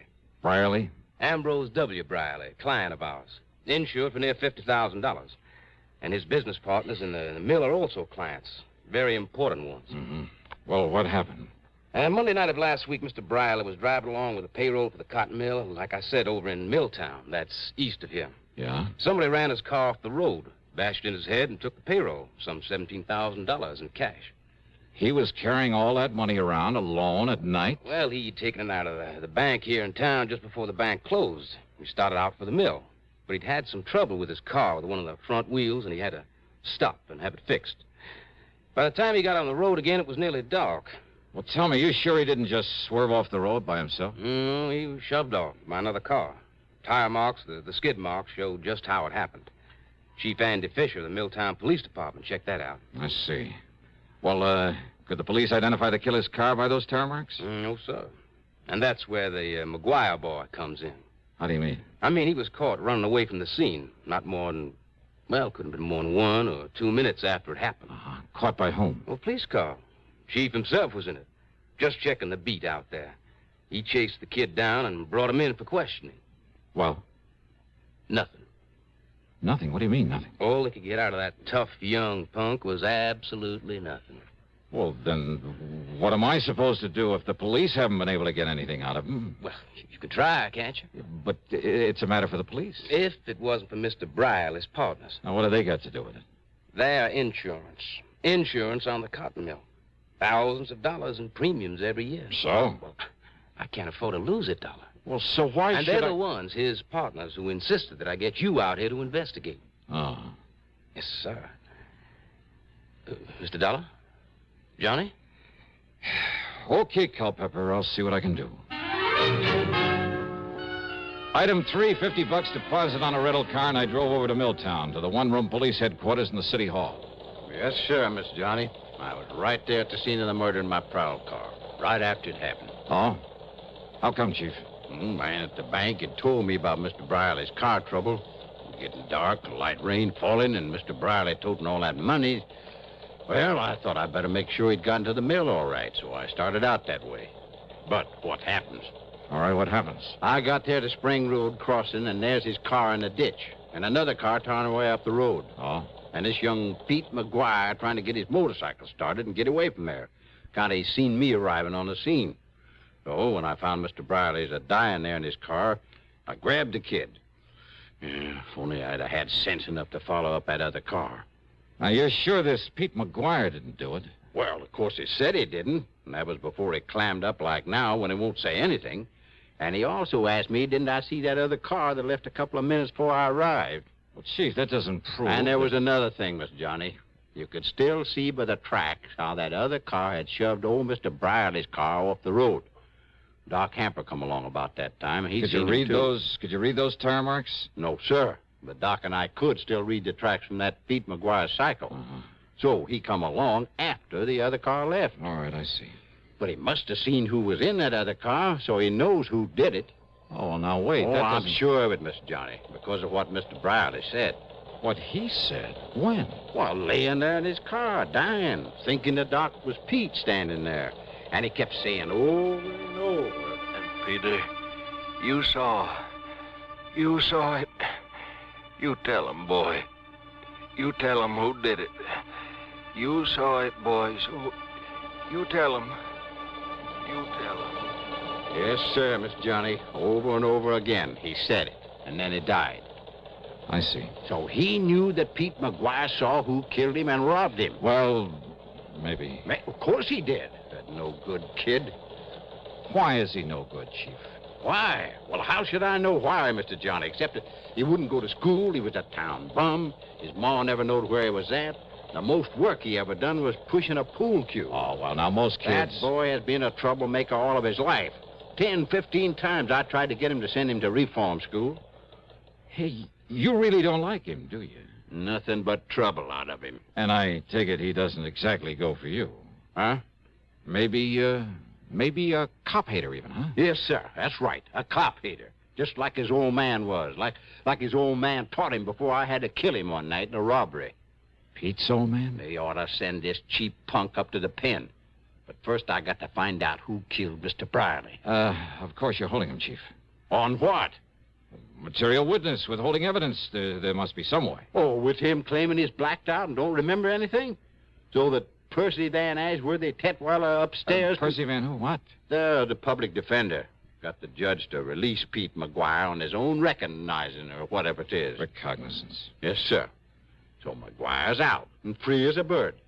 But if he tries to run up before I can get him up before the jury... Oh, Chief, lots of But kids. don't you worry, Mr. Johnny. Everybody on that jury my friends. So they'll lock him up, all right. Yeah, I see. Be a kind of revenge, huh? Because he won't cooperate with you. Now, look, Mr. Dollar. Or maybe just because he's a cop hater. Where'll I find this Percy Van, this public defender? Upstairs in his office. But do you think he could get anything out of that kid? Well, now, as the kid's defender, do you think he'll tell you if he did? But if he did, and you find out, you got to tell me. Yeah, we'll see about that. Mr. Johnny, I am not going out of here with a punk kid making me look like a fool. All these years working to keep order here in Middletown, having to retire a few months from now. Yeah, and going out no richer than when I was walking a beat. So maybe I'll have to live with some of my relatives somewhere out west. But you think I'm going to leave with this kid making a fool out of me? I'll see you later.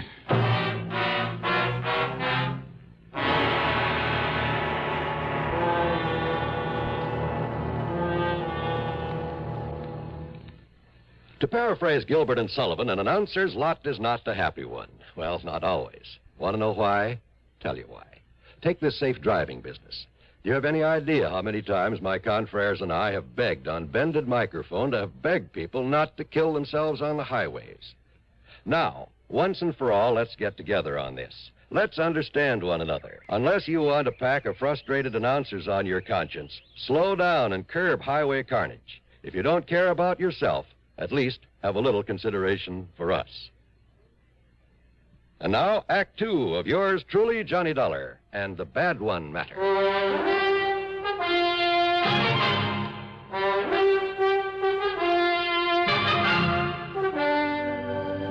Percy Van Ashworthy Tetweiler was hardly what his name might have implied.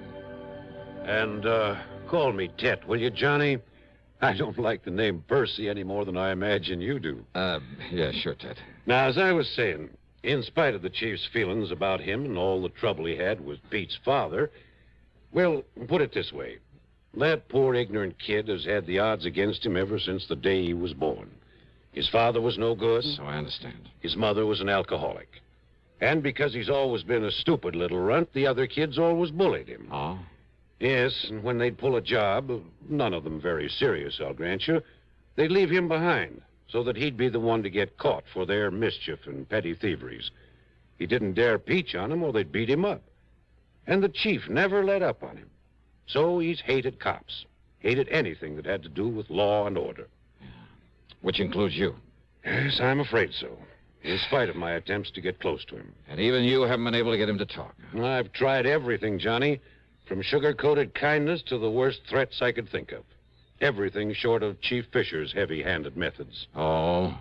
You mean the good old third degree, the rubber hose tactics and things like that? Well, of course, the chief denies it. Oh, sure he does.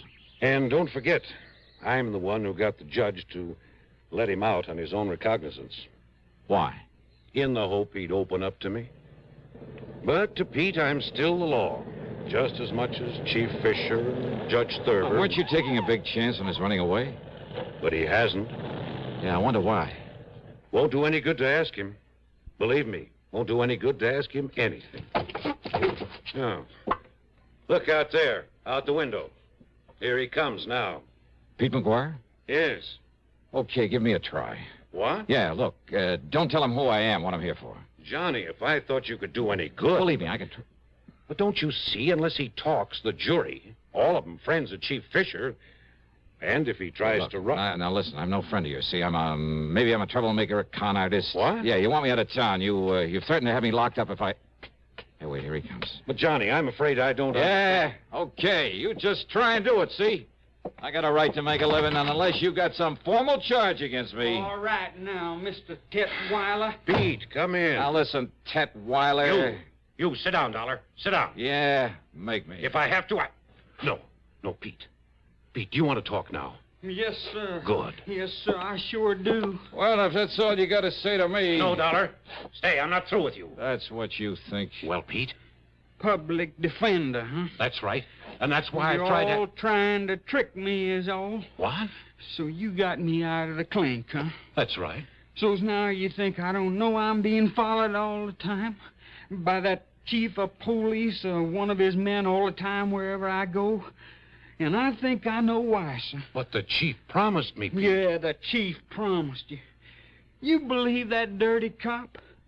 I tell you, Mr. Tetweiler, you get him off my tail. Now, listen, Pete. And don't you see, if you just tell me what you know about the murder of old Mr. Brierly... Pete? Pete, please, boy.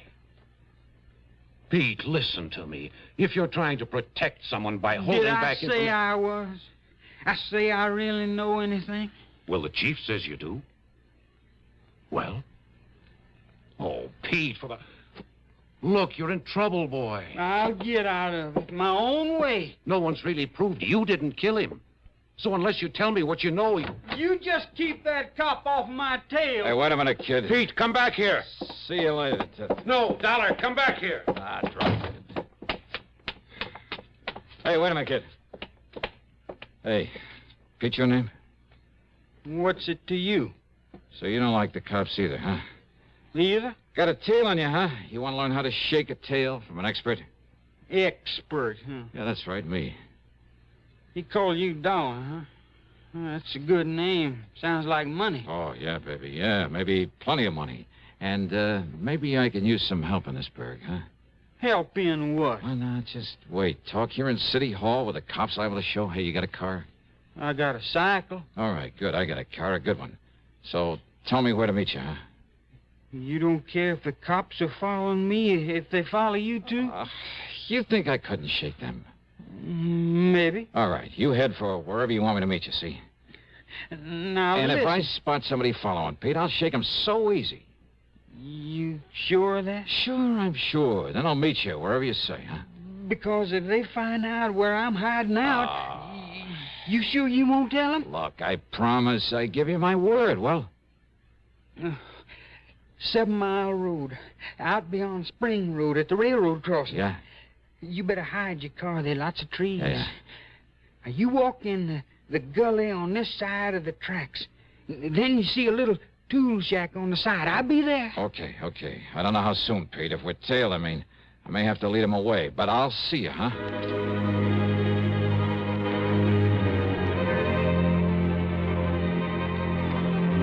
We were tailed, all right. And I could see by whom. And I wondered. To keep him from following Pete, I had to let the boy go on ahead. It was nearly an hour later then by the time I got to the tool shack. And I thought I'd lost the man who was tailing me. There was no padlock and a heavy hasp on the door of the tool shop. So y'all come on in, Mr. Johnny. Johnny? That's right, Johnny Dollar, the big eye. Oh, I see. So they brung you here to try to make me talk, huh? The insurance company, Pete, not the law, not the police. No? No. I know all about you, Mr. Johnny. I long admire you for a long time. I hear that you was coming here. Oh, I hear lots of things, Mr. Johnny. And I hear you coming here. I figure maybe you can... Help you, Pete? But unless I know whatever it is you know about that murder... Maybe I can tell you. Come on, Pete, try. But I couldn't tell the police. I'd tell any of them. I'd tell that defender you talking to. They don't believe me. You think they believe me over that chief, Mr. Johnny? You think they do? Oh, Pete, you must have a pretty sour idea of justice. And that chief, he run this town. And he liked to kill me. Like he killed my old man. He don't like him. Only he killed me because he'd say he'd catch me trying to run away. Now, Pete, you listen to me. And I don't really know who killed that Mr. Briley. But I think I know, and that's why I don't dare say what I think to that chief or to anybody. But when you saw the killer's car, heading away from the place... But, Mr. Johnny, the only one I see is the police car when it comes from the direction of the mill. So From the direction of the mill? So I really don't know. But that chief say I do, and if I try and answer the questions... Oh, wait, Pete. trick questions, like that chief trying to make me answer when he come there and see me there. Pete, listen. And I tell you, they only let me loose so they can make me try and run away. Then that chief, he can kill me, and nobody see it's wrong. Wait a minute. And he'd do it, too. And that's Chetweiler. why I gotta hide He away himself from said anybody. that. Yes, Dollar. The chief had me let him go in the hopes he'd have confidence in me. Talk to me. The chief had let him go. Sure. Maybe it was to get an excuse to kill him if he ran. And that other car, Pete saw no other car. So how would the chief know one had left the scene a couple of minutes before he got there? And there were other things. You think I'm going to retire with this kid making a fool out of me? Pride of an old man who's been running the town. Yeah, and going away no richer than when I was walking a beat. Oh, but he'd be rich enough with that 17,000 payroll. Sure. And meantime, he knew that Pete McGuire, in his ignorance of justice and his fear, didn't dare to say what he suspected, didn't dare accuse this man to say what he suspected, didn't dare accuse this man he thought would kill him with impunity. Yeah. And that everyone connected with the law was against him. They're all against me. And so I want to live, Mr. Johnny. I can't tell nobody, not even you. Maybe you don't need to, Pete. And besides, I only think I know who killed Mr. Briley. Yeah? Well, I'm sure. As sure as I... Huh? Hey, Pete, that smell. Coal oil. Yeah, kerosene. Hey, look. Soaking in around this door. It's locked. Somebody's jammed something into that hasp out there. Mr. Johnny, fire! Now they're smoking this fire. You're right. Williams is locked in here. We'll be burned alive. Keep talking, Pete. We forgot the hinges are inside this door. What's it? Keep talking while I pull the pins out of those things. We're dying here. We're going to be cooked alive in here, Mr. Johnny. There's one. We're going to burn up in There's here, the Mr. other. Johnny. We're going to be cooked alive. Come on, Pete. Come on. Mr. Johnny, we're going to die. All right, Chief. Dollar? Yeah, that's right. I see this shack on fire. Yeah, well, you set this fire. As further cover-up for having killed Mr. Brierly. This boy told you that. I'll kill him, too. Oh, no, you won't, Chief. Put away that gun. I'll kill you, too. Oh, no. Chief!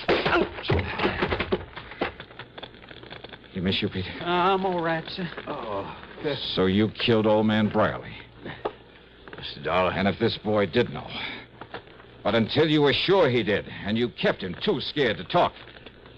All right, Chief, you want to write and sign a confession? But if my people found out Or shall I use this gun of yours on you? No, please. Be justice, though, wouldn't it? Well? No. Oh, yes, sir. I'll sign the confession. Okay, then. Up on your feet. Up on your feet.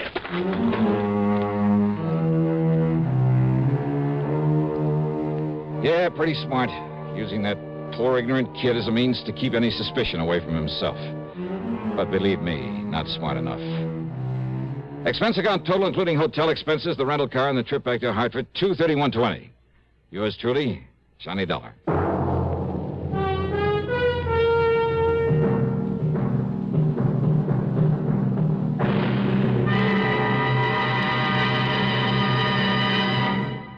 Catching a cold?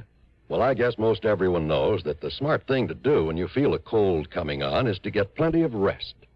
But there are some days when no matter how miserable you feel, you just can't stay in bed. And if tomorrow is one of those big days and your cold is complicated by constipation, well, that's when you'll appreciate X-Lax most. You see, X-Lax has the qualities doctors consider most important in a laxative. It's gentle, effective, and close to natural acting. Taken at bedtime, X-Lax won't disturb sleep.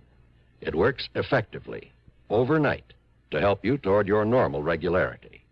And X-Lax is so close to natural acting, there's no upset or discomfort. So gentle, it's even recommended for children. So, if tomorrow's a big day for you, if you have a cold and need a laxative too, take X-Lax, a laxative with the qualities a doctor would recommend. X-Lax. Now, here is our star to tell you about next week's story. Next week, the double deal matter. And I give you one guess about who comes out at the short end of it. Join us, won't you? Yours truly, Johnny Dollar.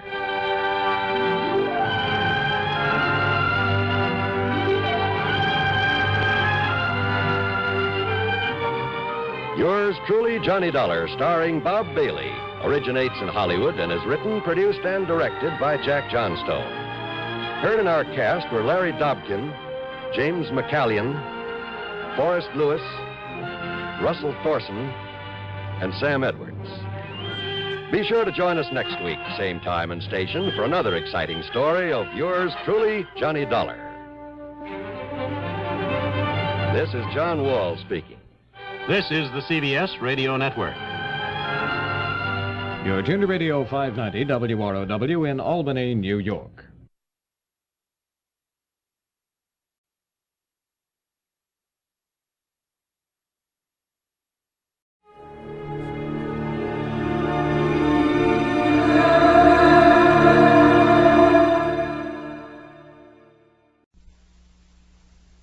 For your listening enjoyment, John Lund as Johnny Dollar. Ben Turner, Johnny. How does your blood pressure react to hobnobbing with nobility? Well, so far, I don't feel a thing. How are you going to? Nothing like the beautiful Baroness Olga Jarvas to provide impact. How much of a jolt is she giving you? Around $100,000, jewels and furs, stolen from a New York penthouse last night. But get this, 2 2 marriages ago, the Baroness was a Mrs. Thomas Bentley. Last week, Bentley filed a petition in bankruptcy.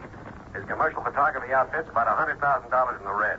Well, one coincidence doesn't make a fraudulent claim. If you read the gossip columns at night, Why is that? then you'd know what beautiful Baroness has been seen billing and cooing with what broke ex-husband. Well, it's kind of late to scoop George Fisher now, but I'll try.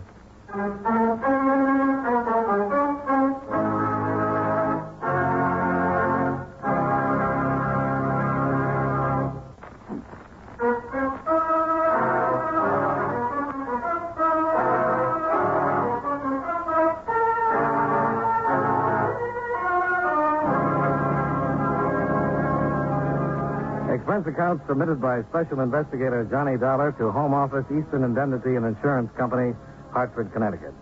The following is an accounting of expenditures during my investigation of the Bilked Baroness matter. Expense account item 1, $6.35. Gas and oil, sandwich, and coffee between Hartford and New York.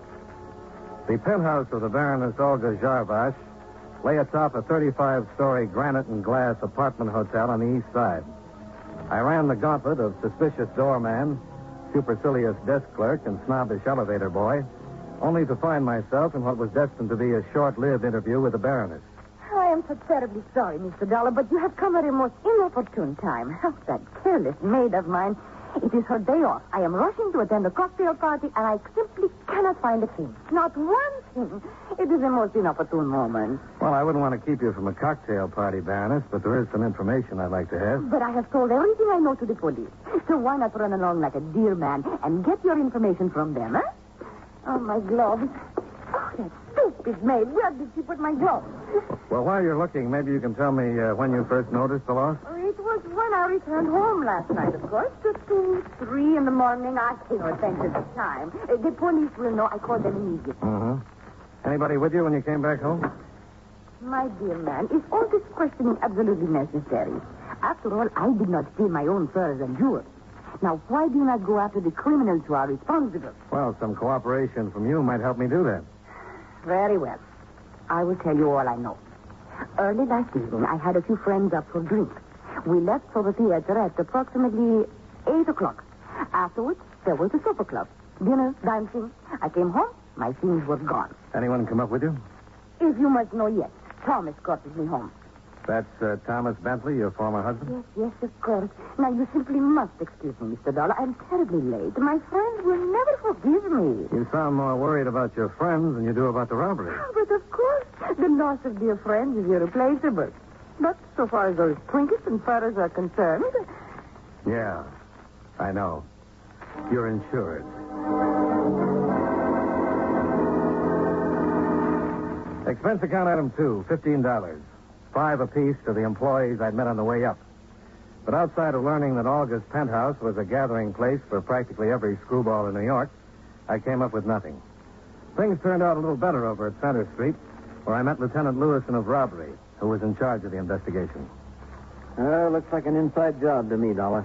Well, what's the dope on it, Lieutenant? Only 2 doors to the penthouse, front and service. Neither one was forced. Service door bolted and double locked from the inside. So someone got in the front way with a key, huh? Seems reasonable. Outside of the furs and jewels, nothing else in the apartment was touched. Whoever did it knew exactly where to go. No ransacking. The job was well planned and well carried out. Mm-hmm. You got a list of those who have keys? Oh, you can't possibly narrow them down. The Baroness hands them out to her friends like tossing confetti at a New Year's party. We checked the obvious ones, maid, hotel employees. Haven't come up with a thing. There were 2 full-length coats, 2 jackets, and a stole among the missing furs. That's right. Well, now, the jewelry might not be too hard to handle, but how did anybody get out with a load of fur like that and not be noticed? I don't think it's possible. Another thing that makes it look like an inside job. The Baroness telling you she had some friends up last night? Yeah, she mentioned it. Didn't happen to mention Vasily Udescu, did she? No. Should she have? He was one of them. The doorman tells us that while the rest of the party came down around 8, Udescu didn't leave till 11:30. Might be interesting to know why, huh? Yeah, particularly in view of the fact he's got a record. Suspected confidence game on a Fifth Avenue jewelry store, suspicion of shoplifting furs, no conviction. Could be we'll close this as soon as we pick him up. Maybe. Why the doubt? You know something we don't? Yeah. I haven't had an easy case in 3 years. And I don't think you've had too many either.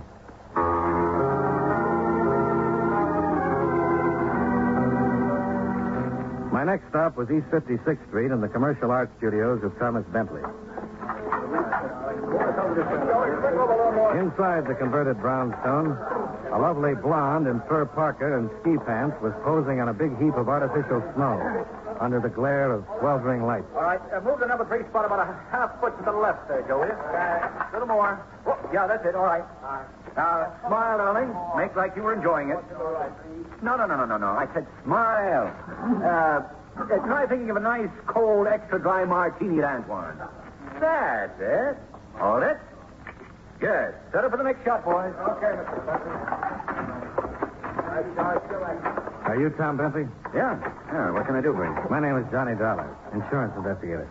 Oh, you want to talk about that stuff of Olga's? That's right. Well, make it some other time, Dollar. I'm pretty busy right now. Yeah, I was wondering. Well, what? How you could be in full operation when you're supposed to be dead broke? Trying to figure some tie-in between the $100,000 of insurance and my bankruptcy petition? Might not be too big a jump. The beautiful Baroness always moves onward and upward, Dollar. You better break that down for me. I was only sucker number 2 on a list of 4 husbands. How could I top number 4? The Baron Jarvash?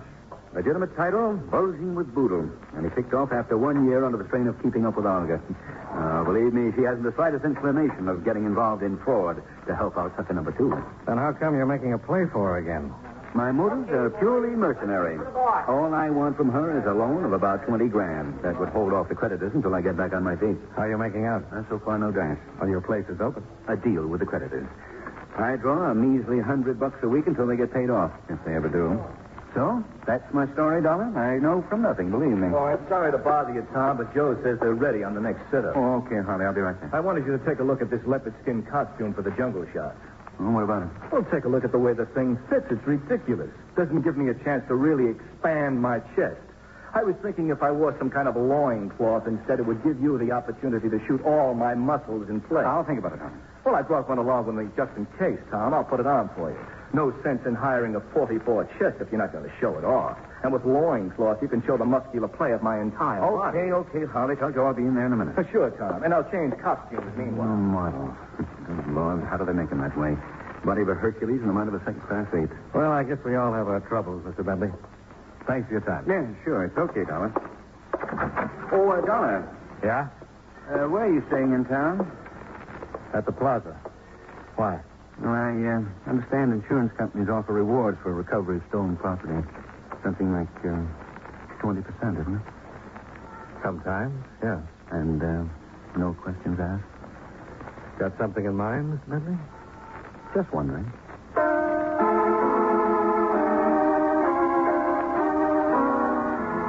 It was getting late in the day and time for the inner man to be cared for. So I headed for the Plaza Bar. En route, I stopped to telephone Lieutenant Lewison. You know, Dollar, this case might not be so tough at that. What have you come up with, Lieutenant? Vasily Udescu picked him up 20 minutes ago. Don't tell me he confessed. No, not that, baby. I didn't think it could be that easy. No, it's not. We'll just have to be satisfied with the stolen jewelry we found in his apartment.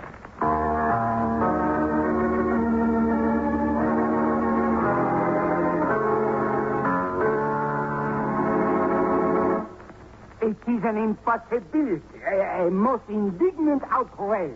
Me, Vasily Udescu, being accused like a criminal element. I will sue you before the court for every penny you have. You said that before, Udescu. And I will say it again and again until you have released me. What have you got on him, Lieutenant? Exhibits A and B, Dollar. 1 emerald ring, 1 diamond bracelet. Look familiar? They were covered under August policy, all right. I do not care what is covered my way.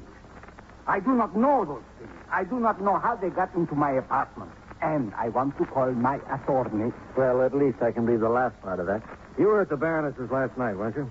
And why should I not be? We are the most dear of friends. Well, the rest of the party left for the theater at 8 o'clock. You didn't leave until somewhere around 11:30. 11:30. And this is a criminal act, I presume? No, but it might require a little explanation. So I had seen the play they were going to do. Why should I be bored all over again? I remained there, comfortable, having some drinks until it was time to join them at the leg lawn. Uh-huh. How'd you get the furs out of the building? I took no furs nowhere out of no building. How about the rest of the jury? I know nothing about you. And I will say no more until I have talked to my attorney. So. Okay, Udescu. This way. In here.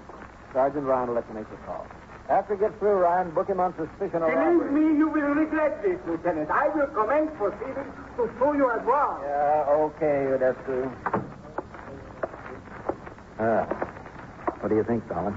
Well, you've got enough to book him on. Meaning it's not enough for you? No, not quite. How do you figure?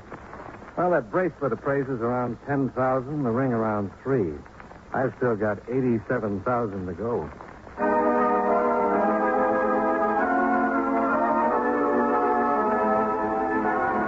Expense account item 3, $1.50.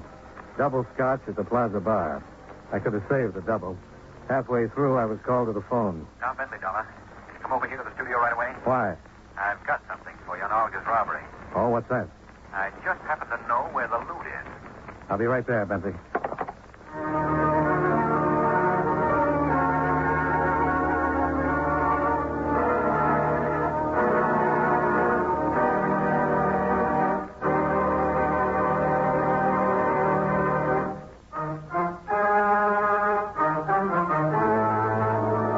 And now, with our star, John Lund, we bring you the second act of Yours Truly, Johnny Dollar.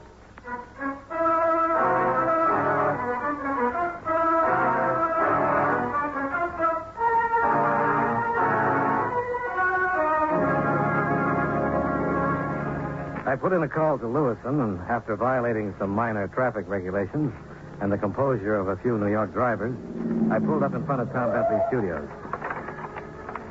The headquarters car was parked out in front, and Lewison was waiting for me just inside. Oh, it didn't take you very long, Dollar. No, I caught all the lights. Mm-hmm. Where's Bentley? Back here. The funny thing about people, Well, what's that? if they'd stop trying to chisel the law, they'd save themselves a lot of trouble. See what I mean? Yeah.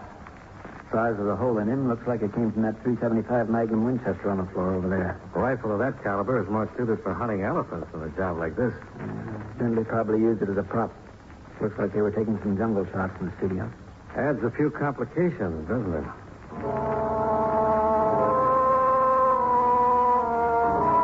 After homicide arrived, Lewison and I went back to headquarters. Baroness Olga Jarbosh was there with a cute blonde by the name of Herta Werner. I recognized Herta as the model Tom Bentley had been using in the snow scenes. The Baroness had as little trouble recognizing the ring and bracelet. But of course they are mine, Lieutenant. Most definitely mine. I cannot understand how Vasily could do such a thing.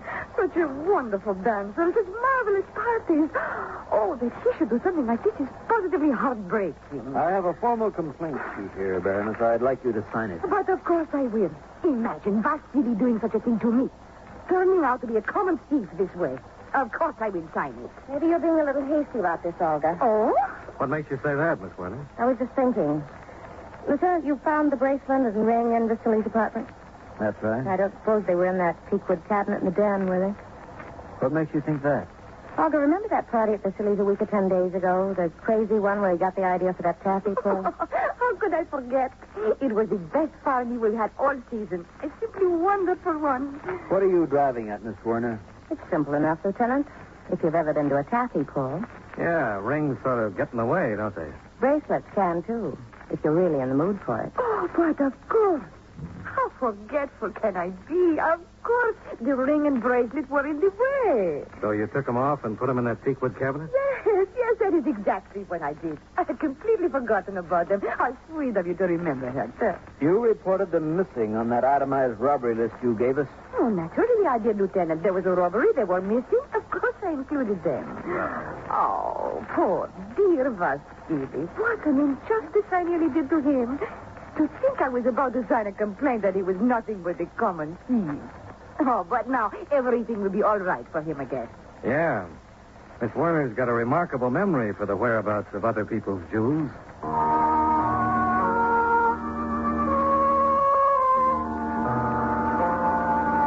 The Baroness signed a statement covering the facts about the ring and the bracelet.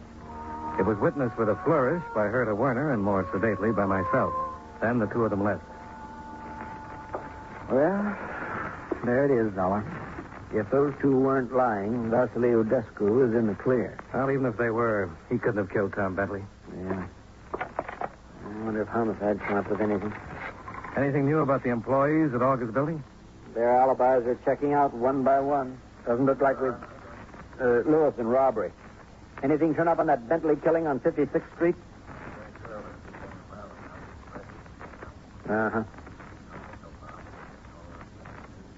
Yeah, well, keep us posted. No, not much help there. It seems pretty certain the .375 Winchester did the trick. Ballistics will verify in about an hour. No prints on it. So far, no witnesses. Looks like we're right back where we started from.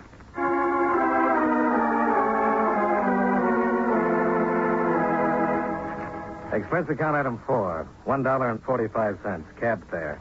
Driving my own car, I knew I'd never have found that little back street on the far side of Greenwich Village.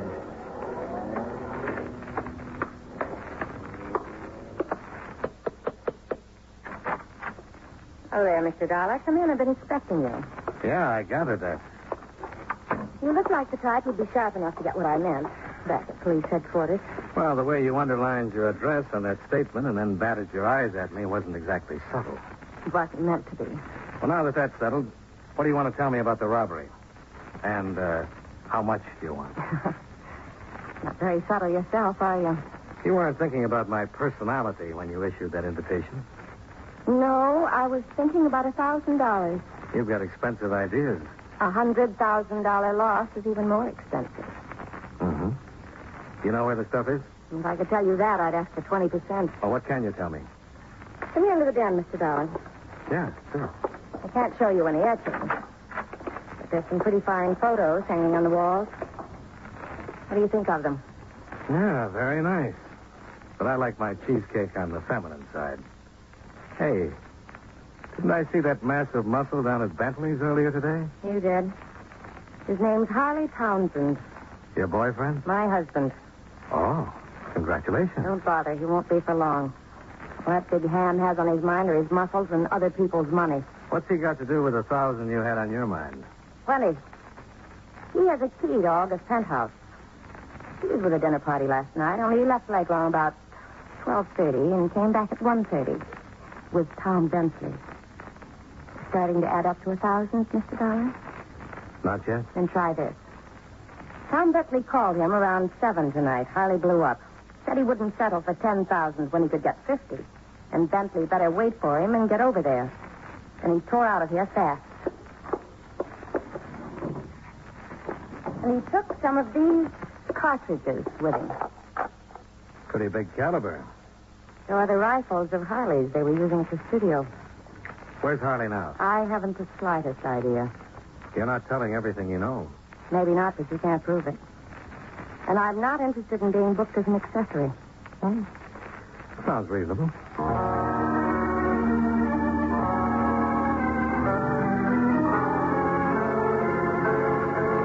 Expense account item 5, $1.75. Cab fare back to Center Street. So Herta Werner came up with something, huh, Dollar? Well, if $1,000 is the going price on selling out husbands, she has. Might tie in at that if Harley and Tom Bentley worked it together. Bentley wants to take a safe $20,000 for turning his stuff back, and Harley objects with a .375 Winchester. I can't think of a neater answer. We'll check it out when we pick Harley up. Not much we can do until then. We could try to figure how those furs got out of the building without being seen. I got a couple of possible answers. They could have been worn out on some woman's back or smuggled. Smuggled out by an employee. Uh-huh. Say, a lot of those buildings have their service pickups at night, don't they? Yeah. Saves traffic jams. Why? Well, somebody posing as a cleaner or storage man could have carried them out without anyone paying too much attention. I thought of that too, Dollar. Trouble is, the side street the service entrance opens on was torn up for repairs. No service calls or deliveries were made yesterday or last night. When is that repair job supposed to be over? Sometime late this afternoon or tonight. Why? Well, then maybe our boy could still use the serviceman gag. Not unless the stuff is still in the building. You know, that's a thought, Lieutenant.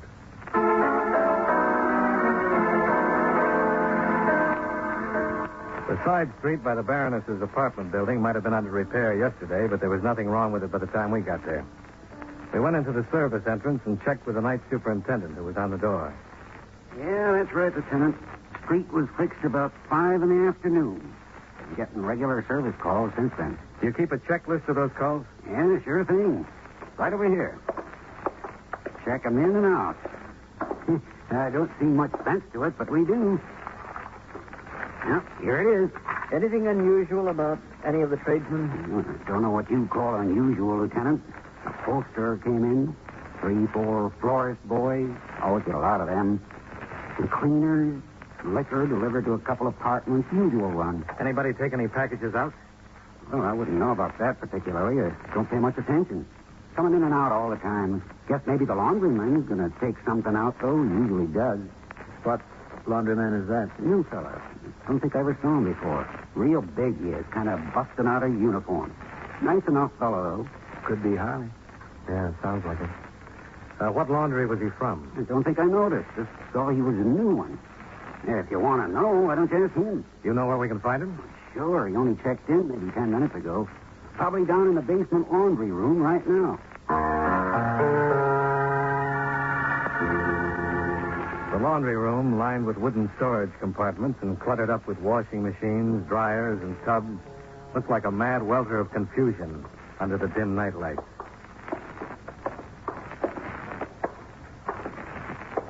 See him, Dollar? No, not yet. He's got to be down here somewhere. There's no other way out. One of the storage compartments. Yeah, down at the end.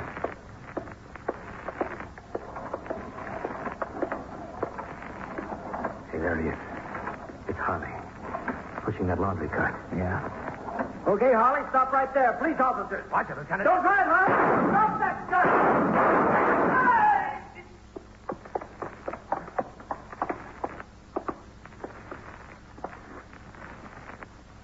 He should have listened, Lieutenant. Yeah.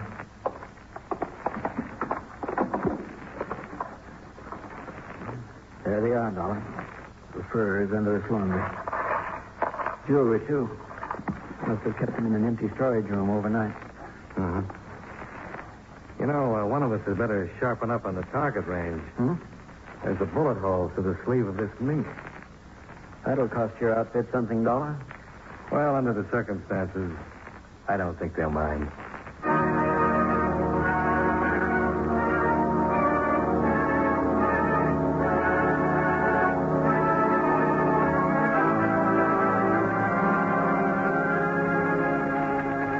Expense account item 6, $19.30. Hotel bill and miscellaneous. Expense account item 7, $5.10. Gas and oil back to Hartford. Expense account total, $50.45. Yours truly, Johnny Dollar.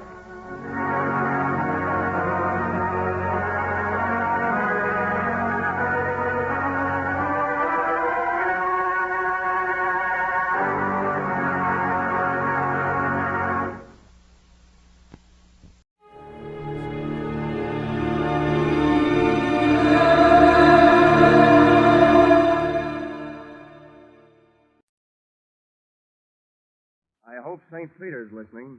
This report may one day help qualify me for that pass through the pearly gates. This case almost rushed me up there.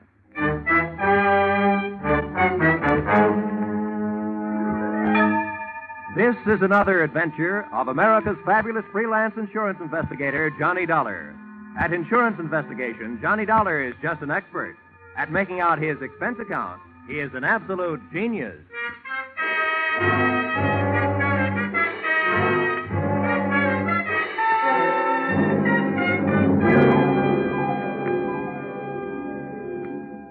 Expense account submitted by Special Investigator Johnny Dollar. To Special Investigator Johnny Dollar. This one's on the house. I wouldn't even bother itemizing it, except that the whole thing is probably tax deductible. The following is an accounting of my expenditures during my investigation of Bonnie Goodwin. Or, she was under 21, but that didn't mean she was involved with nothing but minor vices. Or, murder ain't minor. Expense account, item 1.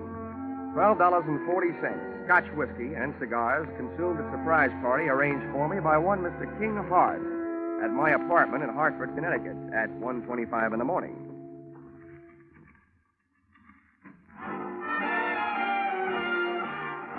Well, who are you? And which one of us is in the wrong apartment? Neither one of us. I'm King Hart. I came down from New York to see you. I hope you don't mind my helping myself to a cigar while I was waiting. Well, no, not at all. I'd even join you in a drink of my scotch, only I don't think I could squeeze it out of the cork. I'll send you a case. Send me a copy of your pass key while you're at it. Maybe I can drop in on you sometime. This verges on the illegal. Let's not waste time trying to scare each other, huh? Let's talk business. What is your business? Well, that verges on the legal. That's why I need you. In your racket, you're well enough known to do me some good. In mine, I'm too well known to do it myself. Do what? Find a girl for me. Now, wait a minute. I'm in the insurance business. So's the girl. She's a beneficiary of my insurance policy. This is a very unusual case. I was a sucker. The way that policy is written, I need her signature to do what I want to do. Change the beneficiary? Yeah. I'm all set to marry an honest dame. She's lovely. Well, I'll tell you, Mr. Hart. I make it a habit to work for big insurance companies, not individuals. Sorry. How come? I can't look up your credit rating in Dun & Bradstreet. Look it up in this wallet. Go ahead. Don't be bashful. Mm-hmm.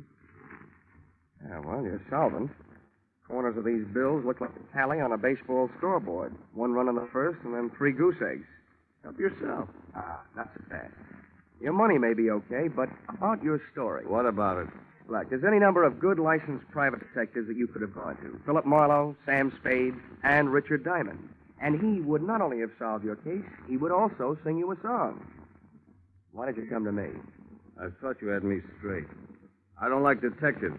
I'm allergic to coppers, pro or semi-pro. So's the girl. Look, Dollar, all you have to do is find the girl, get her signature on the form, and bring it back. Is that so tough? Yeah, my wisdom tooth still finds it a little tough to chew. I'd like to see the policy. Sure, I brought it with me.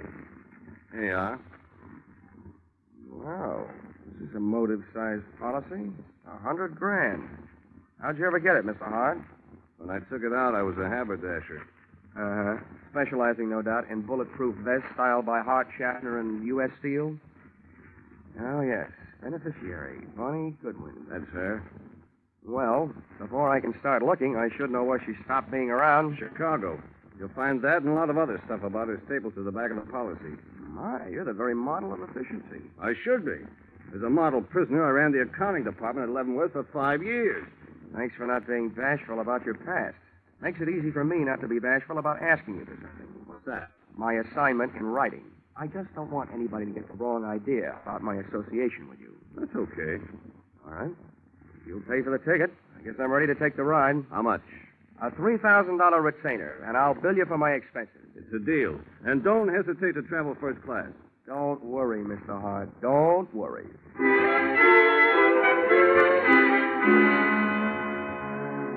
Expense account, item 2, $55.32. Plane fare, Hartford to Chicago. Expense account, item 3, $4. Cab fare from airport to downtown. It takes about half as long to get from the Chicago airport to downtown as it does from Hartford to Chicago airport. I checked into the Ambassador, where I intended to live, first class.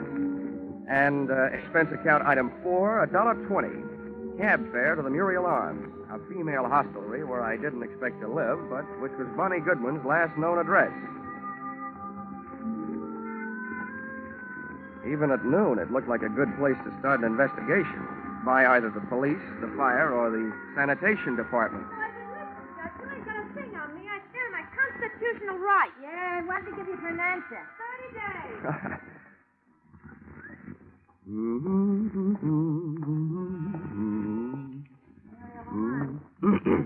Call back at before. Hello, Muriel Arms. I'm sorry, Miss Graham left a no disturb until 2:30. Hello, Muriel Arms. Call back after 2:30, please. Pardon me. Muriel Arms.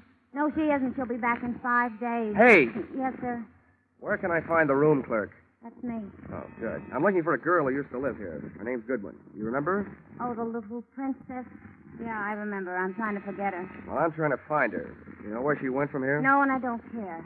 One of the girls said she saw her hanging around Emma's place. That's over on West Street. You'll hear it before you see it. I'm sorry, mister. That's all I got time for. These calls are piling up. Hello, Muriel Arms.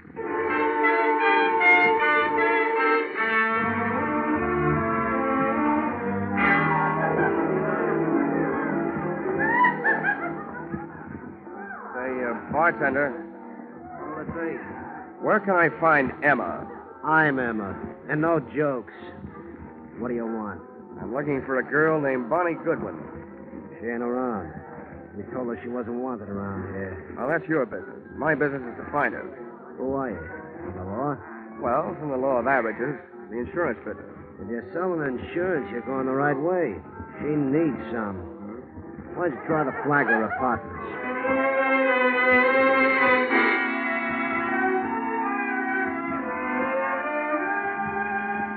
Not only did the Flagler Apartments fail to produce Bonnie Goodwin, but so did about 18 other wayward way stations scattered from the Loop to the far north side.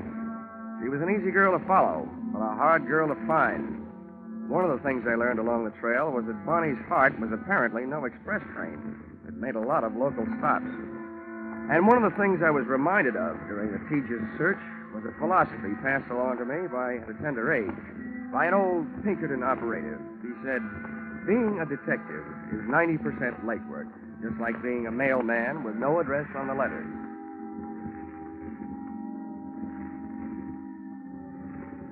Expense account, item 5. $14.95, shoe leather.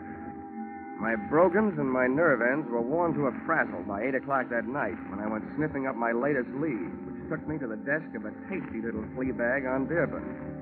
Oh, it felt like you were picking up the 7-year itch just walking into the lobby. Hiya, Sonny. Are you looking for somebody? Yeah, and if I don't find her soon, I think I'll just sit still and let her find me.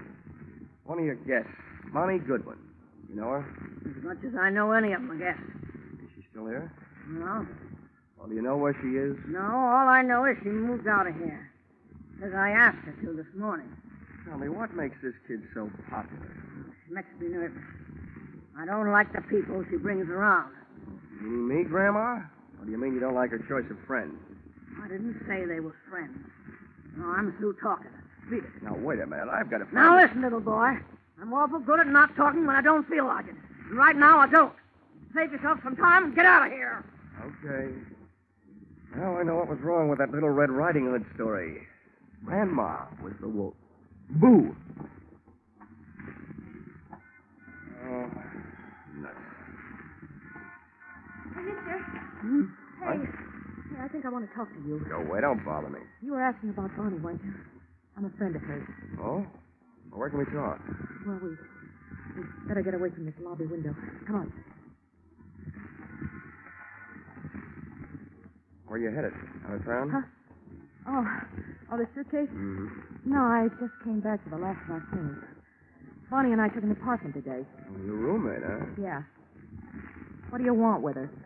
Wait a minute. Can you think of any good reason why 2 men should be following you? Where? Don't turn around. Where can I meet you? You're not going to leave me. Just long enough to get where we're going. Where's a good place? The hangover house on North Park.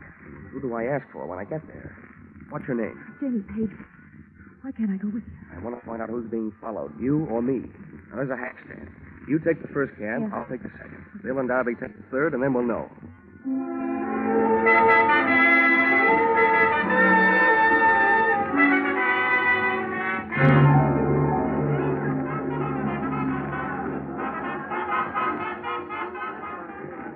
What did you find out? Oh, nothing, Janie. Those guys pitched me the biggest curve since Lefty Grove. What does that mean? We took 2 cabs, so they took 2 cabs. One of them followed me, so it figures one of them followed you. Any idea why? Now, wait a minute, mister. First, I got to get you straight. I just picked you up on a hunch because you don't look like the other ones. Who are you, and what do you want with Bonnie? My name is Johnny Dollar. My business? Insurance. Insurance? Who's dead? King Hart? Did I hear a hopeful note in your voice, Janie? Well, is he? Like in my business, I've learned never to give a definite answer to that question. But, as far as I know, he's still alive. He was when I saw him yesterday. He hired me to find Bonnie because he wants to get her name off his life insurance policy. As simple as that. That skunk. After what he put her through. You can file this question under N for none of my business, but just what did he put her through? He built her way up and then he dragged her way down. And she's still too good for him, for anybody who works for him. I'm getting out of here. Maybe I told you too much about my business. Just enough. You're trying to help King Hart take away the only thing he left her. If I have my way, she'll never sign away the money from that insurance policy. Good night. This was the first chance I'd had all day to make anything happen. With a little luck, Janie Figg was going to finally bird dog me straight to the little chick who had flown so many coops, thus making herself so hard to find. As she started down the 60-foot length of the long, narrow bar toward the back door, I saw two familiar hulks launch out of their chairs up near the front door. They were after her, and too big for me, our opponents from that game of taxi tag. So I set about stopping them. I took advantage of the narrow room, the big crowd, and a little bitty drunk. I hated to do it, but I had to turn the bottle baby into a bottleneck. I hope he was too numb to care. Hey, lay off the little guy. Well, he's about his own business. I'm sorry. Guys like you to do Come on, let me like through here. Get out of our way. We're coming through. If you like mob scenes, it was a great go-round when it lasted. But it only lasted 40 seconds. And then we got upstaged by some off-scene action out in the back alley.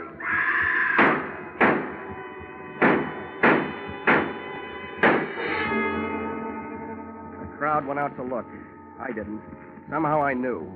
My live lead had turned into a dead one. And the morning news flash over my hotel room radio read the funeral services over what little remained of my hopes. Guns roared on Chicago's north side again late last night when 6 slugs tore the life out of a 105-pound brunette in an alley shooting reminiscent of the early 30s. Listed at the city morgue as dead on arrival, the body was identified as that of 19-year-old Bonnie Goodwin, ex-girlfriend of the notorious hoodlum King Hart.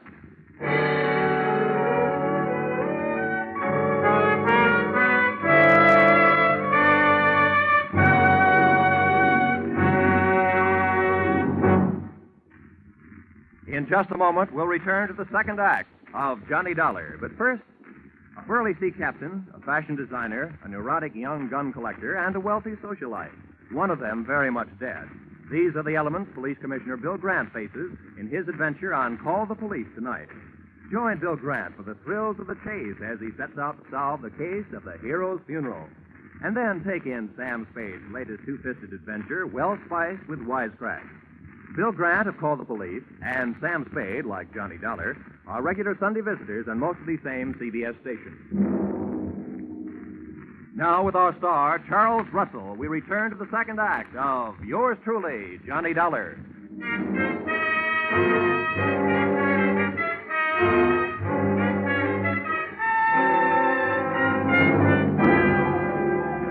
In an alley shooting reminiscent of the early 30s, listed as dead on arrival at the city morgue, the body was identified as that of 19-year-old Bonnie Goodwin, ex-girlfriend of the notorious hoodlum King Hart.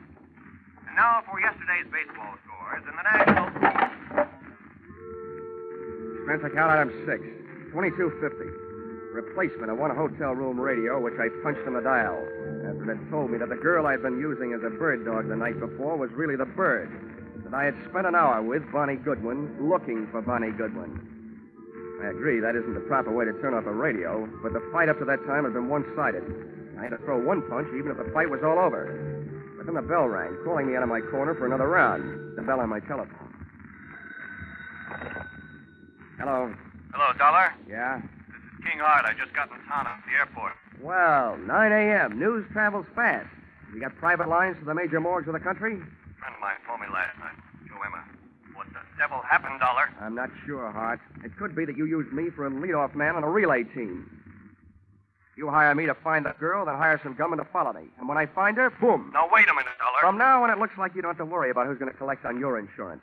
Do you, by any chance, collect on hers? It's out of my line these days, and flying 800 miles just to be at the scene of the crime has never been one of my habits. I'm not so sure you just flew in, but I'm dead sure that I'm not on your payroll any longer. Dollar, listen to me. You listen. I didn't follow through last night because I didn't want to be picked up as a material witness. First, I'm going out to prove a few things that'll keep me from being picked up, and then I'm going to make my report to the police. Aren't you jumping the gun, Dollar? You know more about guns than I do. But I learned a lot about Bonnie Goodwin while I was tracking her down yesterday. And one thing I learned, I like her kind better than I do yours. There wasn't anybody around to help her last night when she needed it. But I'll bet she had plenty of help making her first big mistake. Probably from you.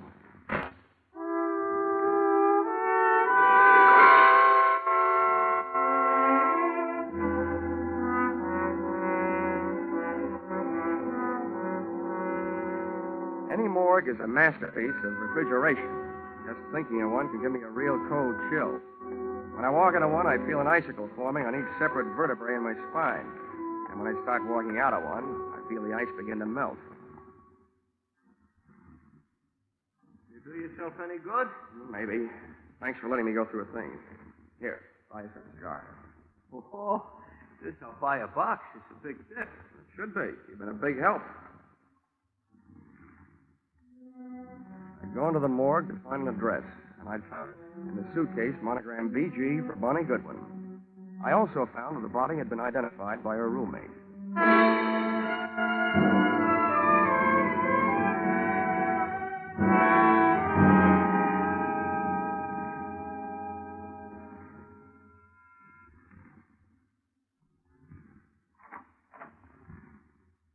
What do you want? I was a friend of Bonnie Goodwin's. I want to talk to you about her. You're no friend of hers. I knew them all. Leave me alone. There's nothing to talk about. She's dead, isn't she? Yeah. I have a pretty personal interest in it. Why? I was with her just before she walked into the alley. And you might be interested to know that she was using your name. How do you know? You don't know my name. Janie Page. So you're packing. I might be unpacking. When you pack, you fold things on the bed. When you want, you put them on hangers as you take them out of the bag. Now, you know where you're going? You better close the door. Well? I don't have to be a quiz kid to figure out that you're leaving because you're scared. Probably running away from the same thing Bonnie didn't have a chance to run away from. I'd like to find out what it is. Bonnie didn't have any big brothers looking out for her. What's your angle? I'll break it down for you. About 10% of my interest is keeping myself from being implicated in what happened last night. The other 90% might get me a merit badge in a Boy Scout troop. I'm just trying to do my good deed for the day. I'd like to see somebody get paid off. Who's your candidate? Kinghart? He's one of the people she was afraid of. For a little girl, she had a lot of people after her. Did she double-cross too much, talk too much, or just know too much?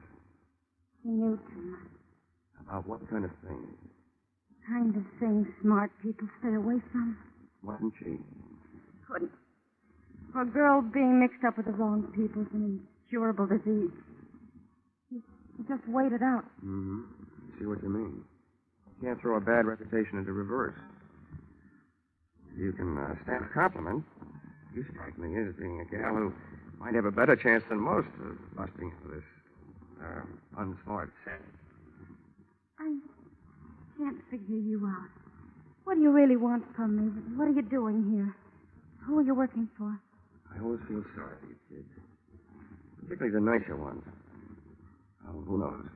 Maybe I'm just being selfish. Maybe this is a good chance for me to show off in front of heaven.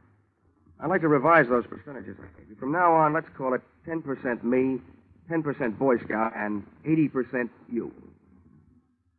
Well, now that I've cut you in for most of the profits, I'll get some help. I haven't got much to give you, but I think it was Kinghart. Why? That insurance policy? That'd be one good reason. And the others? She brushed him. He wanted to marry her, but she brushed him. He was crazy jealous. Kinghart claims he was in New York at the time of the shooting. If he can prove it, he's clear. But assuming that he did have some gun work to do in Chicago, who would he hire to do it? A guy named Joe Emma, by any chance? Joe Emma? He'd be more interested in shooting Kinghart. They split up over Bonnie Goodwin. Emma wouldn't leave her alone till after Hart got out of town. Is there enough reason for him to kill her? I don't know. I don't know how jealous he gets. There's only one other thing I'd like to know. What? How I'm going to help you. I want to do something more than just help you pack. Hey, how does this sound? You and Bonnie are about the same type, same build, same hair, close enough to confuse anybody in a dark alley. Hey, what have you got going? If I could get a little story published on the first page of the evening paper to the effect that the body in the morgue, originally identified as Bonnie Goodwin, is not Bonnie Goodwin, that it was identified in error and actually is you, Janie Page, I think we could sweat Bonnie's killer out into the open, trying to finish the job. Hey, what are you trying to do to me? I'll get killed. No, you won't. because you won't be waiting here for them. I will.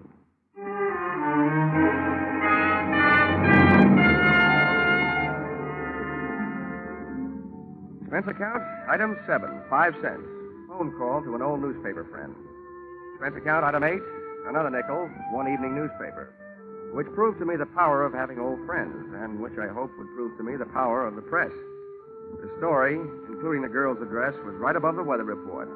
And it looked like a fair night for Chicago, but a stormy night for me.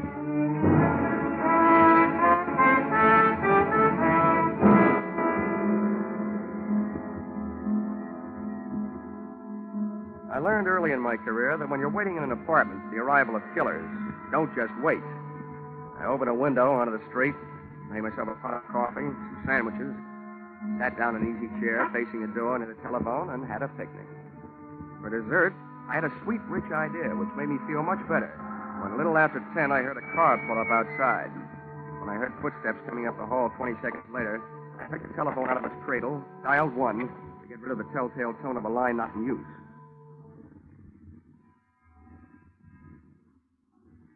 Come on in. It's unlocked.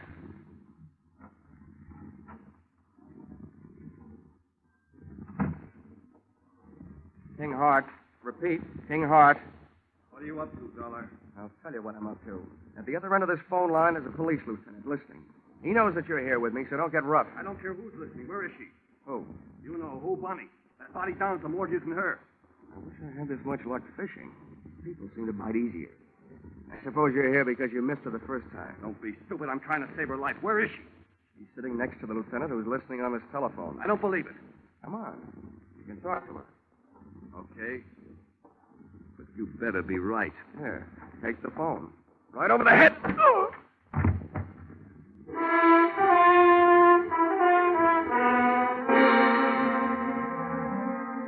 Dragged Mr. King Hart into the living room closet, went back to the phone, and really told the police to tell them that I had their man.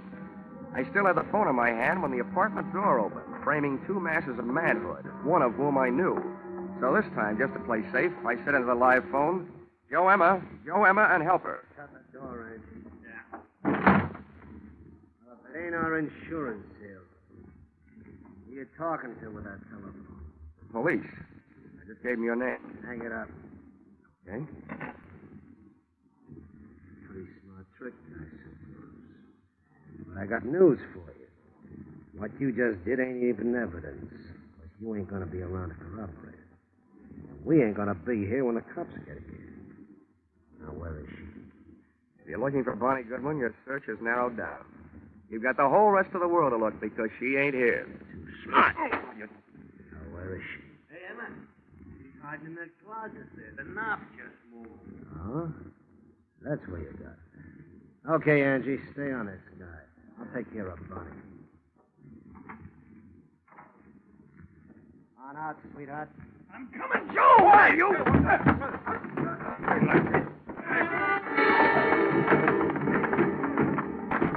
Joe Emma had expected the pleasure of kicking a girl around, but instead found himself being belted around by a man. Angie's right hand dove for his armpit, and not to scratch himself.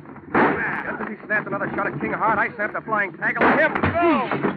Down your fist again, Angie, and it's over you.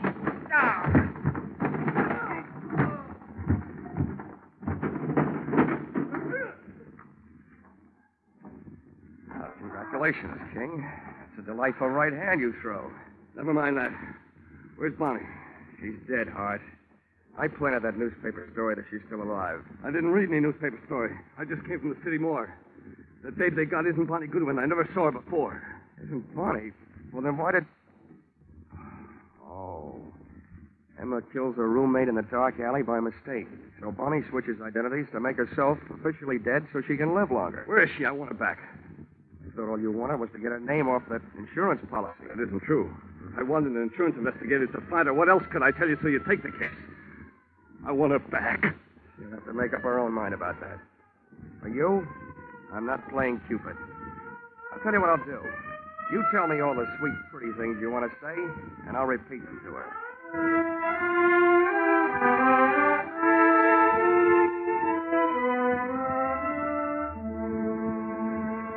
Expense account, item 9.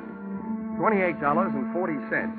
dinner, while repeating all the sweet, pretty things King Hart had wanted to say to Bonnie Goodwin, and telling her all the unsweet, unpretty things I felt about his kind of guy. Don't worry, Johnny. I'm not going to him or anybody like him. Well, where are you going? Back to my hometown, I guess. Your hometown didn't seem to do a very good job of giving you a start the first time. How far from Chicago is it? It's only about 28 miles north of here. Yeah. Here's an envelope. But what's in it? You'd better buy yourself a ticket that'll take you about $3,000 worth west of here. Oh, Johnny, Thank you.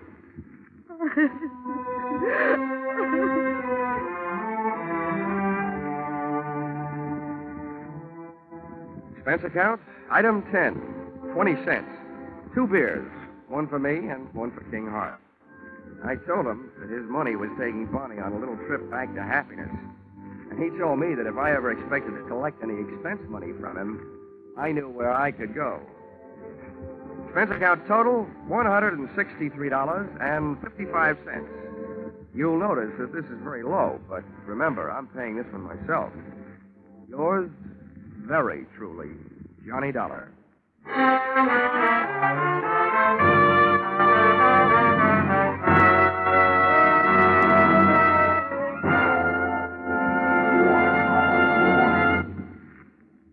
Yours truly, Johnny Dollar, directed today by Gordon T. Hughes, stars Charles Russell, with script by Paul Dudley and Gil Dowd. Featured in the cast were Georgia Ellis, Paul Dubov, Martha Wentworth, Lou Krugman, Gene Bates, and Larry Dobkin. The special music is written and conducted by Leith Stevens.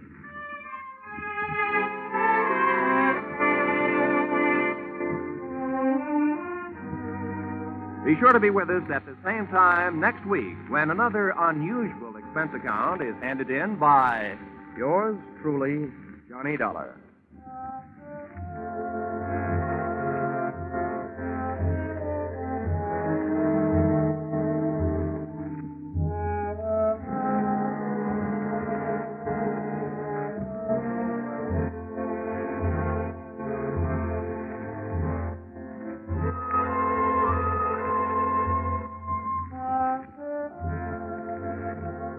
Cheek to cheek, I'm in the mood for love.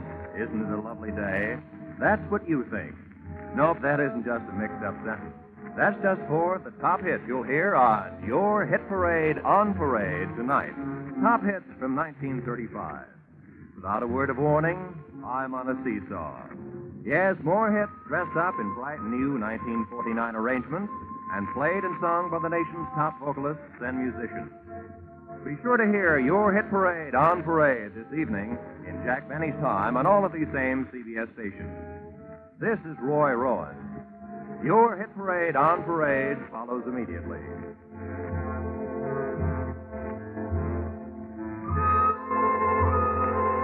This is CBS, the Columbia Broadcasting System.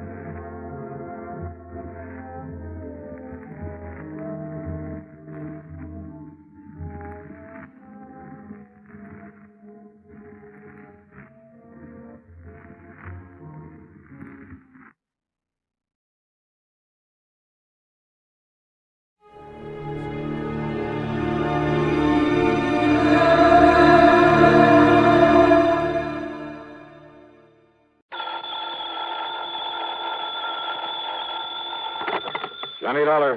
Pat McCracken, Johnny, Universal Adjustment Bureau. Pat, haven't had an assignment from you in, several days. Yes, I know. Now, listen, this expense account of yours. Huh? On that case you just finished. Oh, now listen, Pat, after all these years, and I not only gave you a full report, but an itemized statement. I know. That expense account was completely legitimate from start to finish. Every single item was money out of my own pocket that I spent to solve that case. What case? The one you're talking about, the one I handled for you last week, whatever it was. You don't remember what it was. Well, what difference does it make? All I'm saying is that whatever expenses I put down there were completely justified. You remember what the total came to? Haven't the least idea. Then let me remind you. Oh, now, look, that's Johnny, beside the point. Came to exactly $12.30. Well, I tell you, every penny of it was $12.30. That's right. Now, do you blame me for thinking maybe you were sick or something? Oh, no. And I thought you were... Okay, Pat, argument's over.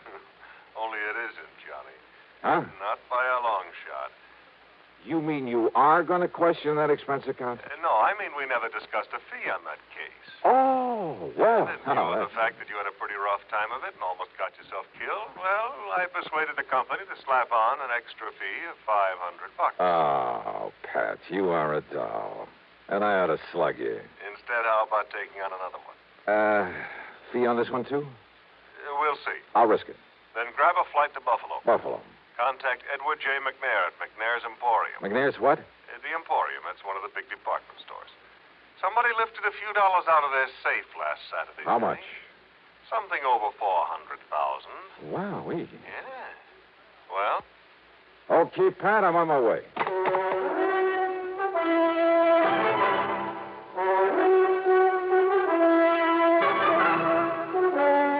CBS Radio brings you Bob Bailey in the exciting adventures of the man with the action-packed expense account. America's fabulous freelance insurance investigator. Yours truly, Johnny Dollar.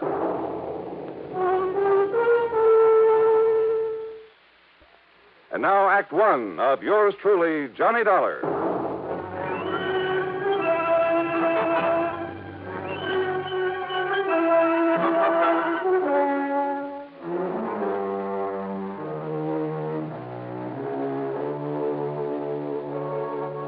Expense account submitted by Special Investigator Johnny Dollar to the Universal Adjustment Bureau, Home Office, Hartford, Connecticut.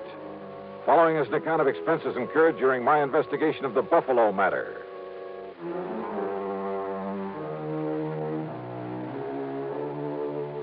Expense account item 1, $49.50 plane fare and incidentals to Buffalo, New York. Item 2, $8 even for taxi fares. After dropping my luggage at a hotel, I went over to the Emporium. In the big office on the top floor, I talked to Mr. McNair himself. $421,216, according to the books. Well, that's quite a loss, Mr. McNair. And I suppose, Mr. Dollar, that to some extent it's my own fault. My fault. Oh, why do you say that, sir? Heaven knows John Harker suggested changing the procedure more than once. John Harker? Yes, my young personal assistant. Also company treasurer. Oh, I see. But I've run things single-handed the same old way for so long, and nothing like this ever happened before. Mm-hmm. What do you want to tell me about it? We've followed the same procedure every Saturday night for over 28 years, which is to say that as soon as the store was closed, each department head, in turn, brought his cash receipts up here to the treasurer. This, John Harker. Then Harker gave the department head a receipt, put the money in the vault, and that was that. Well, sir, it seems to me it would have been a lot safer to have an armored car deliver that money to the depository of some bank during the day, maybe several times a day. Exactly what John suggested some time ago. I suppose I should have listened to him. Well, go on, sir. Last Saturday, after we closed, things went along quite as usual. That is, until Mr. Ellery in Sporting Goods, always the last to bring his money to the vault, until he knocked on Harker's door. Well, right on cue. Excuse me. Come in. Miss McNair, John, come in, please. I want you to meet Mr. Johnny Dollar. This is John Harker. Mr. Dollar? Hiya. Dollar represents the insurance companies we trust will make good on our loss. Well, I certainly hope you can make more progress than the police have, Mr. Dollar. That bandage on your head have anything to do with the robbery, Harker? Yes, it certainly has. Terrible, isn't it? Now, sit down, John. Tell Mr. Dollar exactly what happened on Saturday night when Mr. Ellery came up to turn his cash over to you. Thank you, sir. Oh, I'm afraid it was all my fault, Dollar. Not a bit of it. Yes, for being caught off guard. All right, what happened? Well, when Ellery knocked on the door of the vault room, I asked who it was. He told me, and, well, I should have known by his tone of voice that something was wrong. Now, John, you're not to blame. This sort of thing could have happened to anybody. Even to me. Thank you, Mr. McNair, but it doesn't alter the fact that... Well, Dollar, I went over and unlocked the door for Ellery. But instead of walking in, he was forcibly thrust into the room. The door was thrown back so hard it knocked me down, knocked me unconscious. Terrible, terrible. And when I came to, the cash drawers of the vault were empty. The keys had been literally torn out of my pocket. You shall have a new suit for that, John. Thank you, sir. Ellery, poor Mr. Ellery, lay there bound with adhesive tape after being badly beaten. Did you see whoever it was came barging in that way? If I hadn't been standing behind that door, I might have. I see. What about this man Ellery? Tell him, John. Yes, sir. Well, poor Ellery did catch a glimpse of him, but the man was wearing a sort of mask over his face. He gave what description he could to the police, of course. And, well, that's about it. Thank you, John. Now go along. Yes, sir. Well, now, wait a minute. Don't misunderstand me, Mr. Dollar, but I don't want to keep John around here any longer than necessary. Well, but If I'd Dollar like wants to be around, I'll cancel the trip gladly. Trip? Of course. After what's happened, that knock on the head was pretty serious. John is taking my cruiser on a little trip. Oh, I can't say I blame So him. run but along, now- John. You can leave tonight as you planned. Whatever you say, Mr. McNair. Harker, wait a minute. Your please. friend all ready to go with you? Oh, I hope you don't mind my taking him along, sir. Not a bit. Now run along. Run along. Have a good time. And a good rest. Look, Yes, it's customary. Thank you very much, sir. Mr. Dollar, I suppose you'd like to talk to Mr. Ellery now. Well? Yeah. I'd like to talk to somebody who was involved in this thing.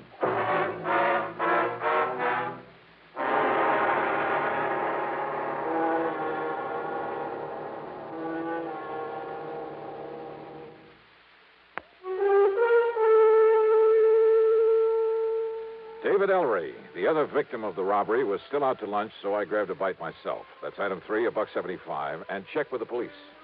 Nothing helpful at all. No leads on the man who got away with over $400,000 from a store there in Buffalo, New York. Then I went over to the Emporium to the sporting goods department. Ellery was back, and I talked with him in a little office in the corner of the stockroom. He was still suffering from the beating he'd taken. Yes, sir, Mr. Dollar. It was awful, terrible. And, yes, sir, it was just like young Mr. Harker told you it was. I understand that you gave the police a description of the man who attacked you. Well, yes, sir, best I could. Had you ever seen him before that you know of? Well, of course, I can't be absolutely sure because of that mask he was wearing, but I don't think so. Was he waiting at the door of the vault room when you got there to put the money in the safe? Well, Mr. Harker always does that, sir.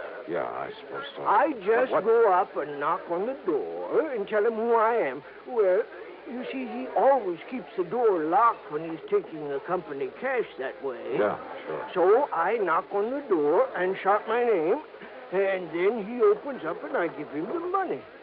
Then he gives me a receipt, and he puts the money in the vault. But you didn't answer my question. When did you first see this man in the mask? Well, only when Mr. Harker was opening the door for me. Yes?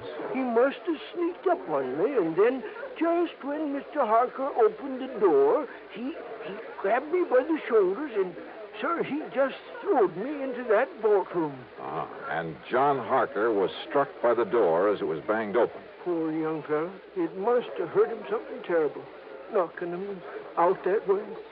Looks to me like you got the worst of it, though. Oh, I'm so sorry for John Harker. What? Nice young fellow like him, trying so hard to make his way in the company, and then to have a thing like this happen. Now, Mr. Ellery, Doing real good for himself, too. Doing real good for the Emporium. Yeah, well, now tell Lots me. of good ideas for building up the business. And Mr. McNair liked that and kept pushing him ahead. Oh, yeah, sure. So But now- that someday John could be earning himself a lot of money. Not that us old-timers ever complain. Mr. Ellery. I mean about the wage scale here at the airport. Wait a minute, please. Yes, sir. How long has John Harker been with the Emporium? About a year now, and he's lived up to the recommendations he come with so well. It's just no wonder, Mr. McNair. Recommendations? From where? Macy's and Gimbel's in New York, and John Wanamaker in Philadelphia. Oh, from lots of big stores. A couple in Chicago, too. Oh? Yes, sir. Mr. McNair told us about it himself when he hired Mr. Harker and explained that's why he'd give him a better job than some of us old-timers have.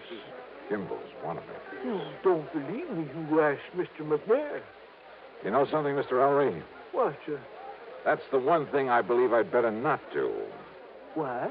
Well, thanks a lot. You've been a lot of help. Well, now, Mr. Dollar.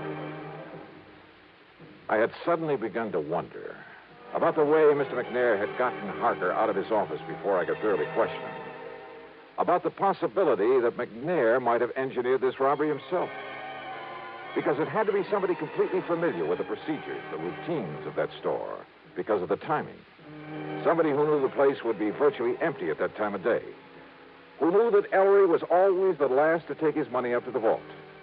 I'd noticed a checkbook on Mr. McNair's desk. It made a mental note of the name of the bank. But it was now after 5 p.m., so rather than push things until I was sure, I went back to my hotel room to clean up, eat some dinner, and get a good night's sleep. But as I started to open my handbag, wondering, by the way, if I'd forgotten to lock it for the first time in my life. Yeah, I'd heard that sound before. I grabbed the bag, made a dash for the open window, and threw it as hard and as far out from the building as I could, out over the empty lot beside the hotel.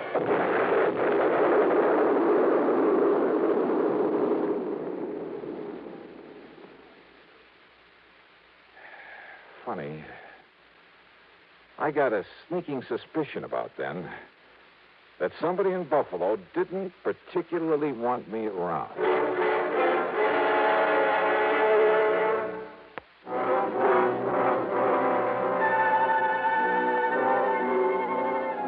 Needless to say, I had to do a bit of explaining to the police about the infernal machine in my handbag that I'd tossed out of my hotel.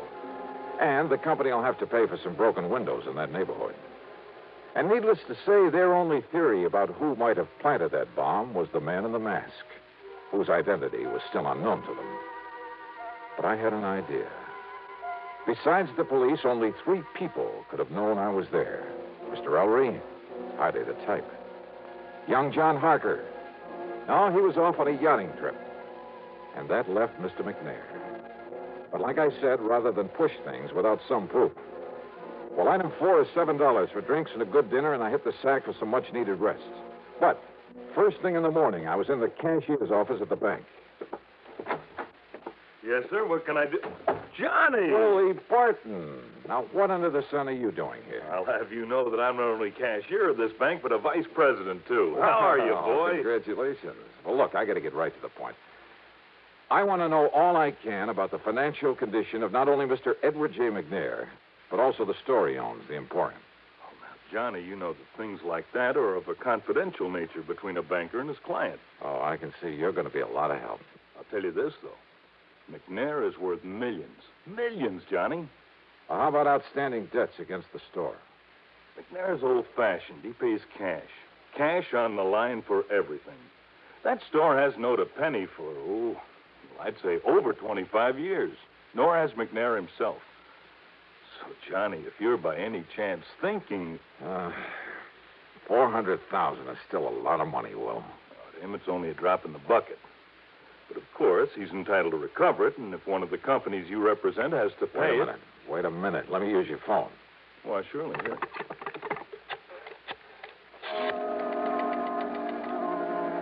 Item 5, 840, long-distance calls to New York and Philadelphia to Macy's, Gimbel's, and John Wanamaker's, to the personnel directors. And from each of them, I get the same answer.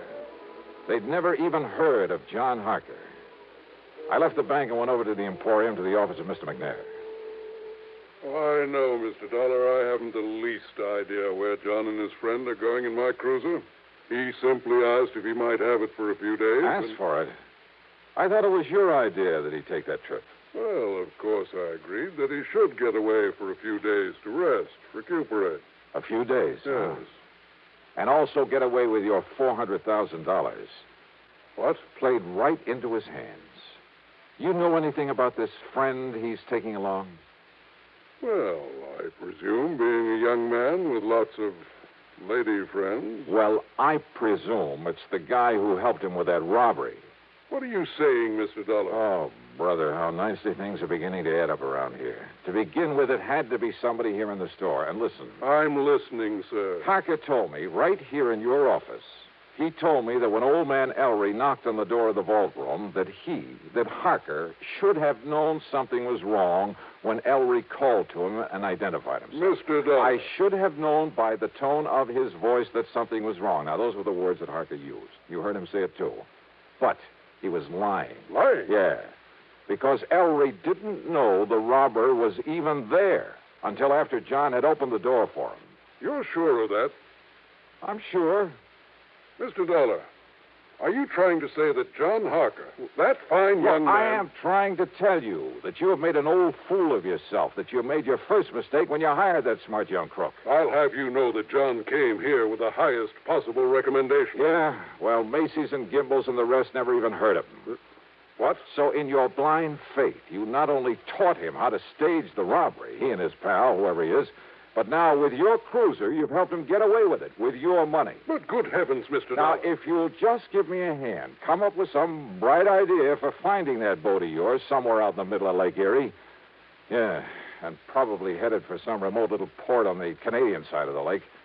Believe me, if ever I needed a stroke of luck, it's right now.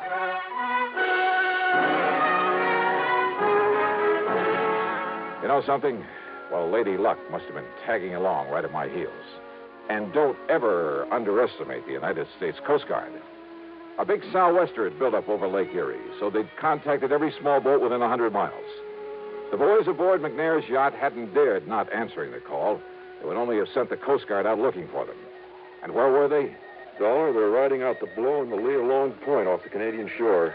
Here it is in the chart. Or is that just where they say they are? No, radio compass checks have verified their position. Right there. But now, Mr. Dollar... Yeah, no. That puts them in Canadian waters, doesn't it? Yeah, I'm afraid so. Which means we have no jurisdiction, no authority. Of course, our friends across the border will be glad to cooperate any way they can. I'm sure of that. Yeah, but by the time we take whatever legal procedures may be necessary... No, listen.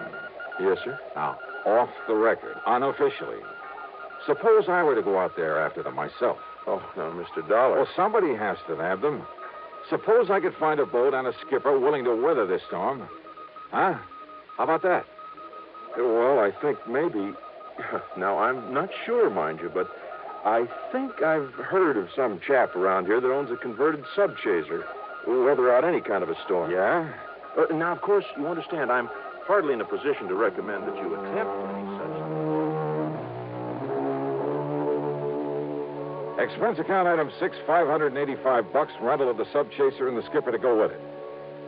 And while I'd like to give you a thrilling, dramatic ending for this case, well, the trip across Lake Erie in that storm did have its moments. But from there on in, it was just a matter of running down John Harker and his pal, clapping him into chains and hauling him back to Buffalo with the money. So expense account total, including transportation home? Well, now, wait. As it turned out, there's a lot more to this thing. Yeah. I'll tell you all about it in my next report. Yours truly, Johnny Dollar.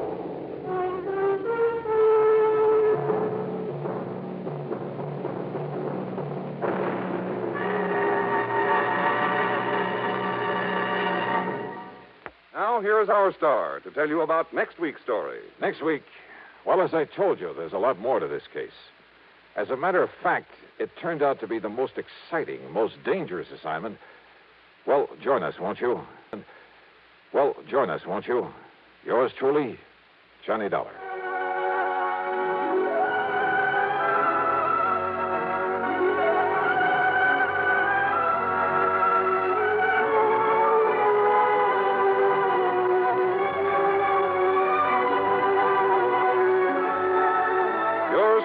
Johnny Dollar, starring Bob Bailey, originates in Hollywood and is written, produced, and directed by Jack Johnstone. Heard in our cast were Lawrence Dobkin, Bartlett Robinson, James McCallion, Dick Crenna, Junius Matthews, and Gil Stratton.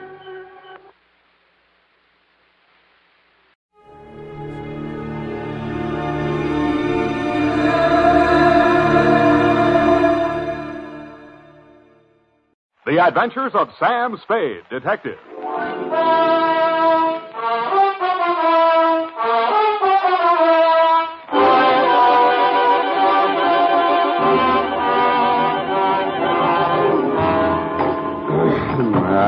State. To Deputy Sheriff Bill Woodington, Marin County Sheriff's Office, San Rafael, California. From Samuel Spade, San Francisco, license number 137596. Subject, the Battles of Belvedere. Dear Bill.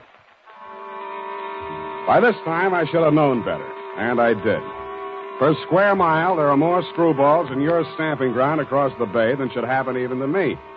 But Belvedere Island is very small, and I'd always been very curious about it. I can see it from my office window. A little green hump rising out of the water just around the corner from the Golden Gate Bridge and connected to the mainland by a narrow causeway. But I got there the stylish way.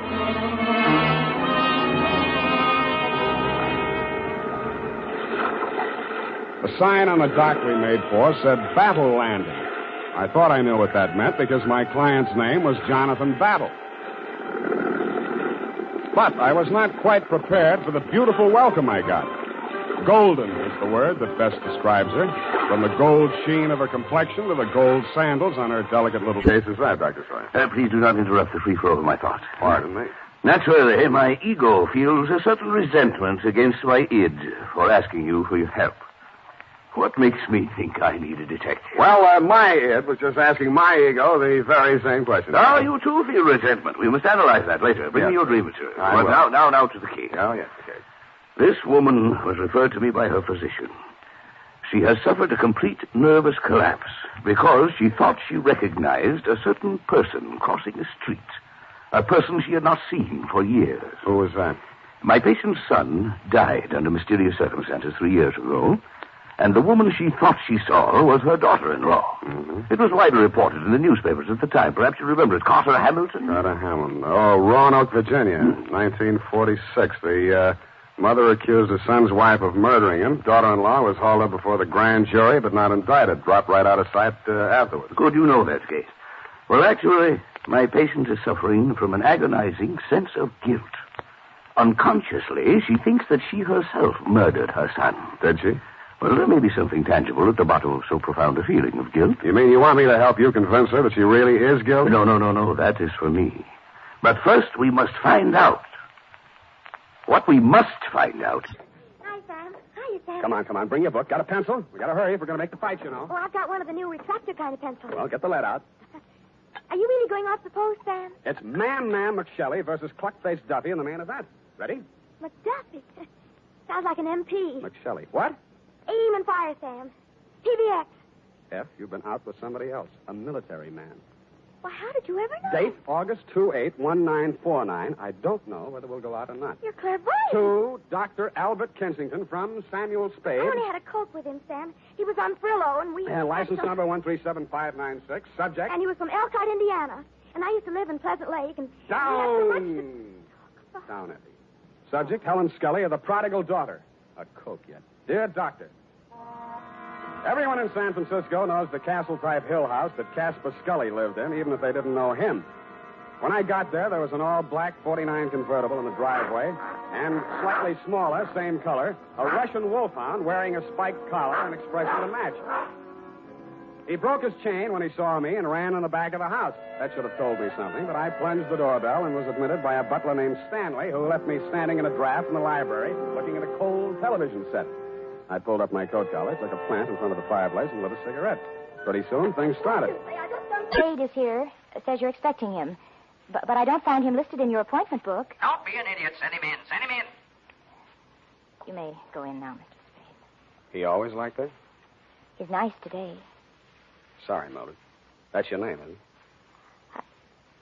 it? His office is the first on the right. Don't bother. I'll find it. Thank you. I'll just go to lunch. Mr. Champion? Well, don't just stand there. Come in and shut the door. What I have to discuss with you is private. I don't want that snoopy niece of mine listening to our conversation. She's out to lunch now. But does she listen in often? All the time. Why? She didn't know who I was. I outsmarted her there. I called you from the drugstore on the corner. I don't want anyone to know who you are, why you're here. Oh, now, where did I put that lighter? Behind the inkwell. Oh, yeah. I'm a dangerous man to play games with. Joseph's found that out once, and if he keeps this business up, he's going to find it out again. No games? You're dangerous. Say, are you mocking me, Spade? Just wondering what you're talking about. I just told you got ears, haven't you? Joe Josephs is back in town, and I'm not going to fool around with him. Mildred told me you were nice today. Oh, she did she? Well, Mildred talks too much. That's what's the matter with her. She talks too much. And you'd fire her, only she's your niece, and you'd have to pay somebody else 3 times what you pay her to take everything she has to take. Get out of my office. Scully suffered a severe accident many years ago that affected his throat and his respiratory tract. The smoke. Oh, of course, I understand, Doctor. Sorry, Mr. Scully, I did... Yes, thank you, Spade. This is not generally known, but the unfortunate accident in the chemical plant also robbed Mr. Scully of his vocal power. I see. Yes, the modern doctor, the physician of today, is a far cry from the general practitioner of yesteryear. Today, we must know the mind, the psychological quirks, well, he must follow through completely on a case. He is sometimes, as I am today, a confidant, an executive officer for his patients. He is a friend, to say the least, eh? Oh, yes, to say the least. Eh? Oh, of course, Mr. Scully, to the point, of course. Sit down, Spade. Oh, thanks. Now then, Mr. Scully, as you well know, and the world knows, has made several fortunes in his lifetime. And he didn't accomplish this by allowing people to run roughshod over him. But, Mr. Scully, I'm just backgrounding Mr. Spade. Please be patient. Mr. Scully intends leaving his daughter Helen his entire fortune. A great deal of money, to say the least. Say the least. But Helen doesn't care about the money. She's foolish, young, headstrong, and impetuous. Huh? I heard her arguing with Mr. Scully a bit. Now, Mr. Scully. We'll straighten all this out. Mr. Spade will help us. Well, then, Spade, you have half the problem right there. She is a headstrong, impetuous girl. And lately she's done several things to displease her father. Right, Mr. Scully? Would you like a drink? Well, not right now. Can I fix you one? In about 20 minutes, maybe. I'm still wondering how they located you? I think the elder Mrs. Hamilton saw you on the streets. Oh, is she here in San Francisco? Yes. Is that so surprising? No, it's a large city. What is surprising is her staying on after learning that I was in town. She's not very well. In fact, I think she's had some kind of a nervous breakdown. I'm sorry to hear that. I'm very fond of her, you know, in spite of everything. No, I didn't know. Maybe I should explain. I'm a private detective local. I was hired here in San Francisco to bring these papers to you. Oh, you found me. I seem to be a little slow introducing myself. I'm sorry. Sam Spade. Well, if it had to be a detective, I'm glad it's you. But I can't help wondering why they didn't send a lawyer. The lawyers cost $50 an hour. I only cost 10. Oh. In the private eye stories, it's always $25 a day and expenses. I wish those writers would get abreast of the times. I'm sure they'll catch up. But if you're being paid by the hour, perhaps I can keep you here a little longer. I'm glad you said that. You remind me of someone. Pleasantly, I hope. Yes. Really? Well, really, Mr. Spade, Sam Spade. Well, really, Mr. Spade. I'm only waiting for Lenny to get here so we can make the first curtain of streetcar. And we're going to be late if he doesn't get here. You can understand that, Mr. Spade. You're going to be a little early. Streetcar doesn't open until Monday. And I'm all ready, and he hasn't shown up. Well, good night, Mr. Spade. Hey. The white ermine cape you were wearing and the black strapless thing needed a touch, but you had it. A diamond necklace.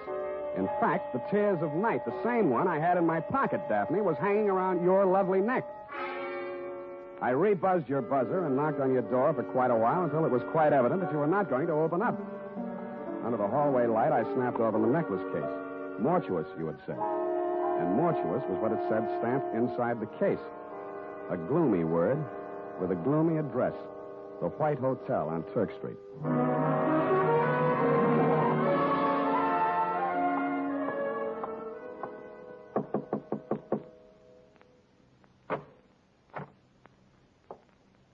Hannibal Mortuous. At your service, sir.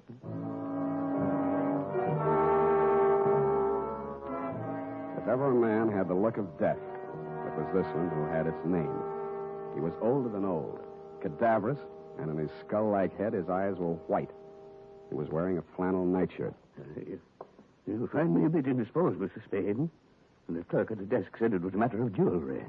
Therefore, Hannibal Mortuous is at your service. Now then, sir, what is so urgent? I came to ask you about a diamond necklace.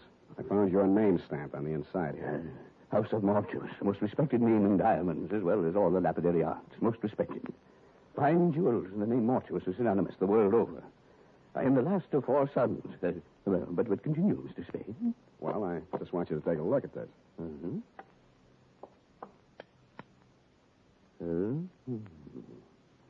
How do you come in possession of the Tears of Night, sir? Well, a man named Johnny McCall, who runs a gambling club, hired me to deliver it to a lady named Daphne Arlington. She lost it at the roulette table. She left it there until she could raise the cash. Deplorable conduct on her part. Daphne Arlington, a most indiscreet young lady, to be sure. I recall my interview with her when her late husband, Sidney, ordered this necklace. A lovely body, propelled by a ridiculous mind. For shame, such conduct, a gambling house, the Tears of Night, a pond. Well, this is real, then? It isn't phony? Mr. Spade, I am a gemologist. The House of Mortuus. Of course, it's real. Take a good look. And an artist. It's a man named Joseph. Come in. I was expecting Aggie, but come in. Thanks. I always fix my own dinner. Poached egg and half. Ulcers. Name Spade? Yeah. Want an egg? No, thanks. I'm on duty. Mind if I finish? It's up to you. Who's your client, Spade? Elliot Champion. Joe Josephs is back in town, and he's been making telephone threats and throwing 38s around. 38, huh? Mm-hmm. You know where he is? Joe was a nice kid, but a calendar job. Born with one war going on, a depression on deck, and another war in the hold. Makes a difference. The calendar got him. Everything was against him at the trial, too. I couldn't do anything. He thought I let him down and told me so. He got real sore when they read the book at him. Threatened Champion and that private Dick, Lem Drigger. Drigger and everybody else. Said he was railroaded. You were his attorney? I know, but he didn't have a chance in a million of beating that rap. He thought I ratted when I took the guilty plea in court's mercy, all for a lousy $2,000. Well, he's done his time, and he's out now. He hasn't gotten in touch with you? Nope. No threats? Nope. Have a right to you from prison? Nope. Any idea where he'd be in town? Nope. Is it possible he has a mother? Nope. Then I guess I leave you to Aggie. We play records. Aggie used to be a violinist. Well, it's up to her. Spade. Yeah? If you find... Stop. I'll be brief. 20 years ago... Oh, here we go. Marcus and I were having a go at the east slope of Nanga Parbat in the Himalayas when our pack train encountered an avalanche which swept us bodily across the border into Tibet. I'll bet. Our carriers were decimated, but luckily most of our gear remained intact. What kind of contraband were you carrying? Contraband into Tibet? Oh, I say, really? No, matter of fact, we were traveling light in the hopes of baking a few brace of bar-headed geese. Foul play, eh? Allow me to finish. We arrived in Serra, a valley adjacent to Lhasa, to find the religious community in an uproar. It seemed that in their haste to create a new Tashi Lama, the native astrologers had misread their stars. In short, they had vested in the holy monastic robes an infant girl.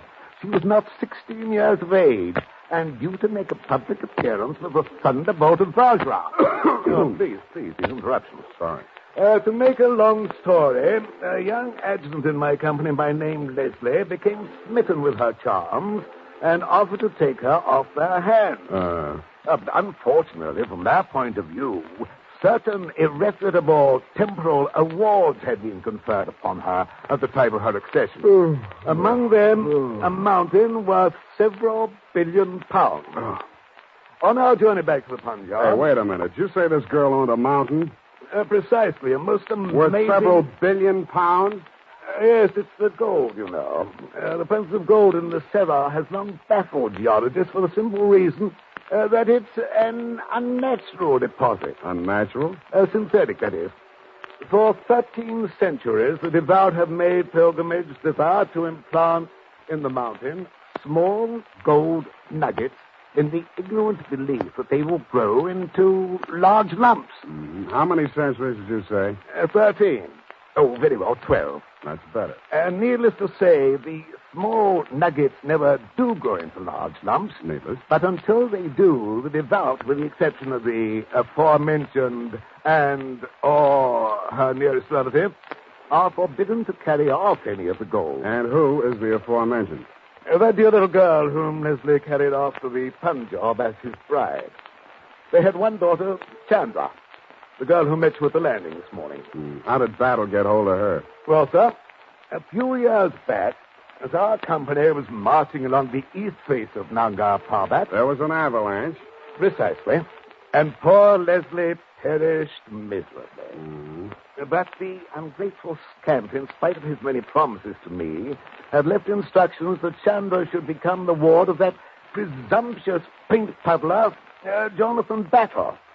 He forbade her to see me, and finally left India under cover of night, taking her with him. So you finally tracked them down on Belvedere Island. Exactly. And my plan, if all else failed, was to win her hand in marriage. What if she objected? You little comprehend the Oriental mind. She's a woman. She must do as she's told. All I had to do to turn the trick was to frighten Battle into giving her the necessary fatherly instructions. So you see, his death has come at a most awkward time.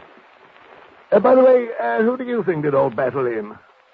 I think he was killed by the rifle held by that warrior he was painting, the figure your boy Marcus posed for. Oh, hello. Oh, that's nonsense. Marcus was with me at the time. I don't think Marcus had to be there. I don't think anybody had to be there. Well, that settles that. Marcus, pack the marmalade. We're leaving. Never mind the crumpets. We'll leave them for the poor. Oh, delight, very delight. Secretary's desk was even more interesting. What I found there led me to, 1, call her home. Result, no answer. And 2, to revisit Attorney Speezer. I found him poaching another egg. All right, I'm here. It's late, Aggie. What's the idea? Unless it's Beethoven, I don't... Oh, Spade. Aggie have a show? Yeah, left early. Has to work tomorrow. Oh, it's too bad. What's with you? Still looking for Joe? Yep. Any leads? Wish I could help you, Spade. Elliot Champion was shot and killed in his home tonight. No. That all you have to say? Joe do it? Maybe. Well, You don't seem scared for a mouthpiece Joe didn't like. if you mean should I be next, no. I'm not scared, Spade. The kid should realize by this time I liked him and did all I could. You've been here all evening? Aggie? Could you prove it? Yep. You may have to. Did you know Mildred Champion was married to Joe Josephs? Yeah. How'd you know? It's a secret. I found this marriage license in her desk drawer. Nosy, huh? I found something else. Champion didn't pay his income taxes all the time.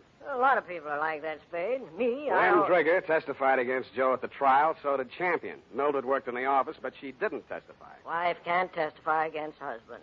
Real good story, Spade. But what about Joe? Champion had something on Lem Drigger, and Drigger had something on Champion. Joe's in between. You tell me, huh?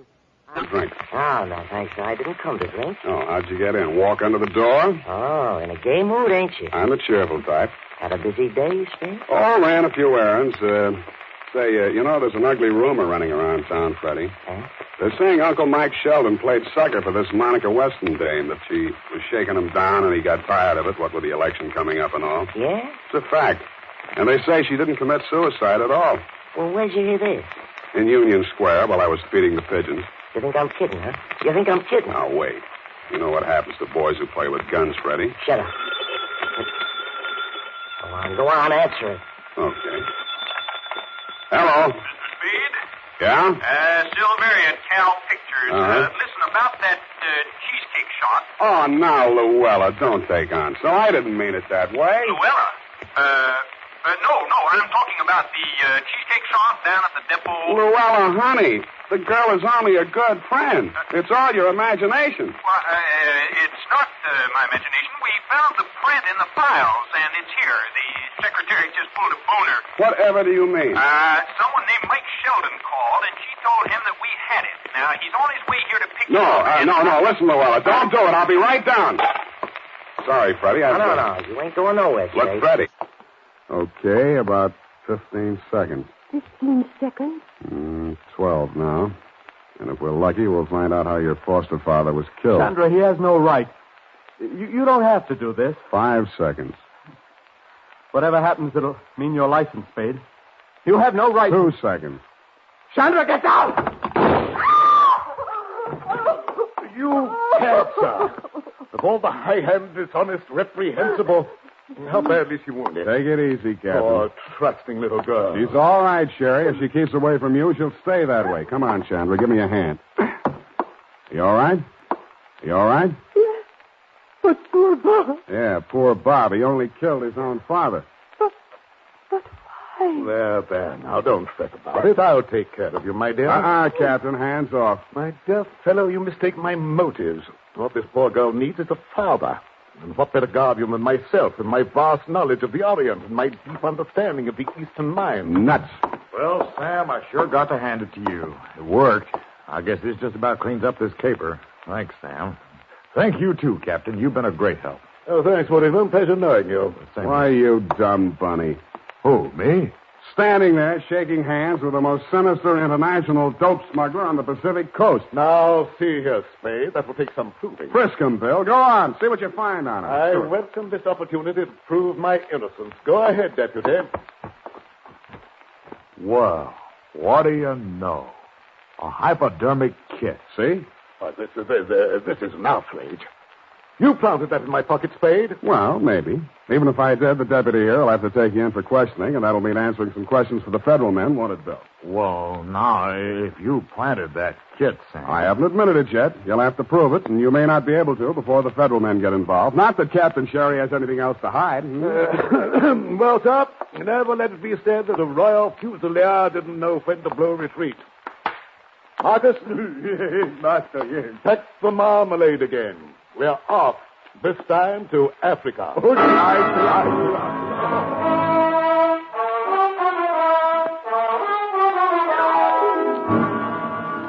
Period. End of report. But, Sam, you let him go. I know exactly what you're going to ask, Effie. It worked like this. At a certain time of day, the sun rays were refracted through the crystal directly on the spring metal clamp and the trigger guard of that rifle. This caused the metal to expand, thus pushing the trigger and discharging the rifle, which had previously been aimed at the spot where Battle customarily stood while painting. But, Sam... Don't interrupt. To further confuse the issue, as well as splitting an infinitive, not to mention a hair, Bob, son of Battle, loaded the smooth-bore rifle with a cartridge containing a slug previously fired from his revolver, thus drawing attention away from the rifle and onto the revolver, which could not be placed in the locked room at the scene of the crime. But, Sam... Please, these interruptions. His motive.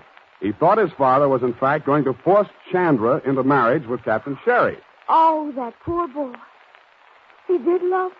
Perhaps, but don't forget the $1 billion mountain. But he leapt in at the crucial moment and interceded with the bullet meant for her. He died for her sake. He undoubtedly will have, but at the expense of the state and not of my conscience. In short, I loaded that rifle with a blank cartridge. He was not dead when he hit the floor, merely in a dead faint. Oh. No, please, no applause. Business as usual. Go type that up.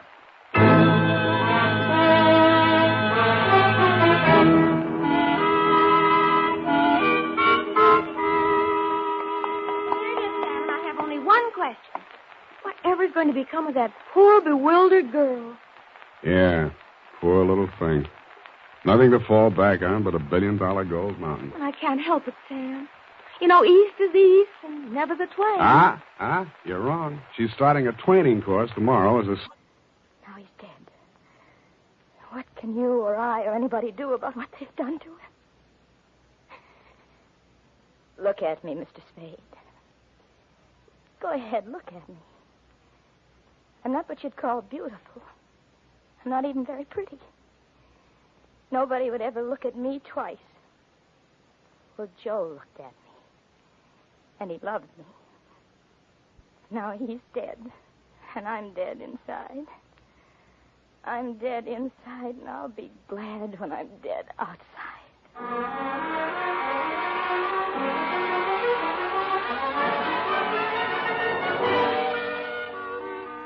Period and a report.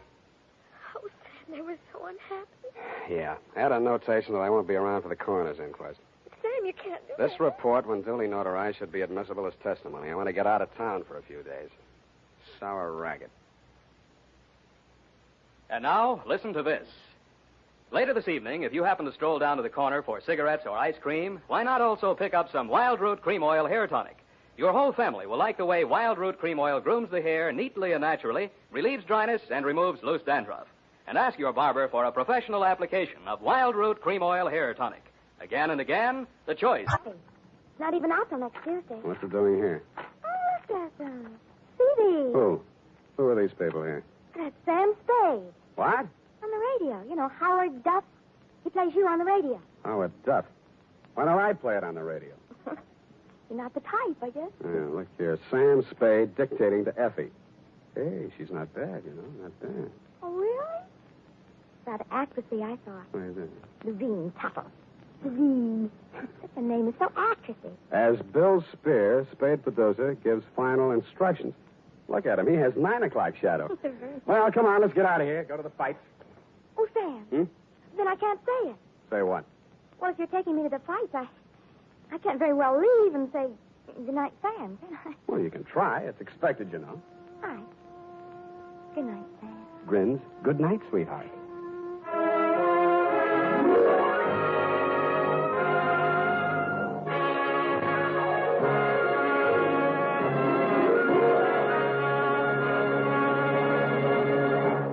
The Adventures of Sam Spade, Dashiell Hammett's famous private detective, are produced and directed by William Spear. Sam Spade is played by Howard Duff. Lorene Tuttle is Effie.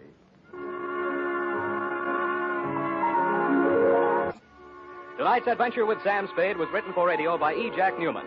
Music was directed by Lud Gluskin, with score composed by Renee and Pierre Garrigang. Join us again next Sunday when author Dashiell Hammett and producer William Spear join forces for another adventure with Sam Spade. Brought to you by Wild Root Cream Oil. Again and again, the choice of men and women and children, too. This is Dick Joy reminding you to get Wild Root Cream Oil, Charlie. It keeps your hair in trim.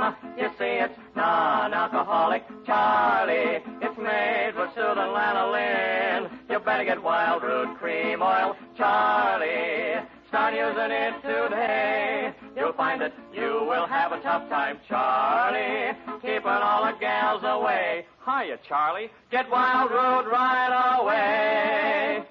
This is CBS, the Columbia Broadcasting System.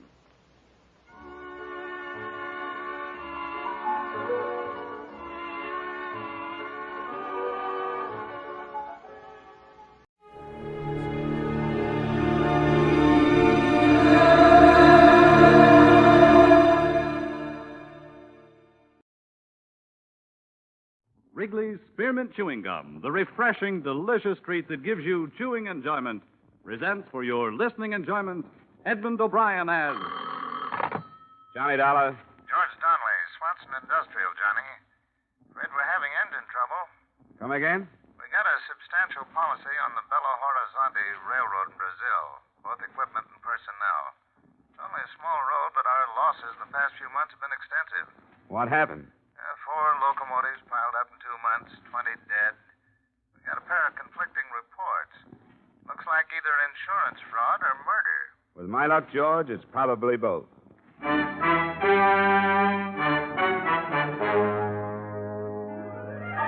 The makers of Wrigley's Spearmint Chewing Gum bring you Edmund O'Brien in another adventure of the man with the action-packed expense account, America's fabulous freelance insurance investigator. Yours truly, Johnny Dollar.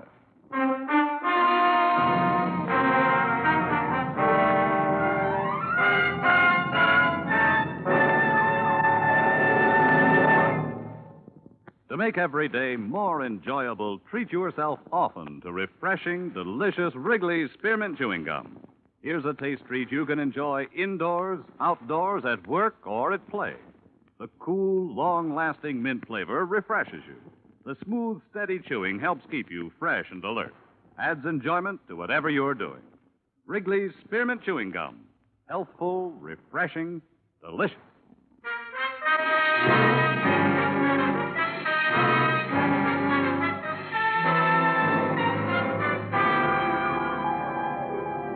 Expense account submitted by Special Investigator Johnny Dollar to Swanson Industrial Insurance Corporation of Hartford. Attention, George Donnelly.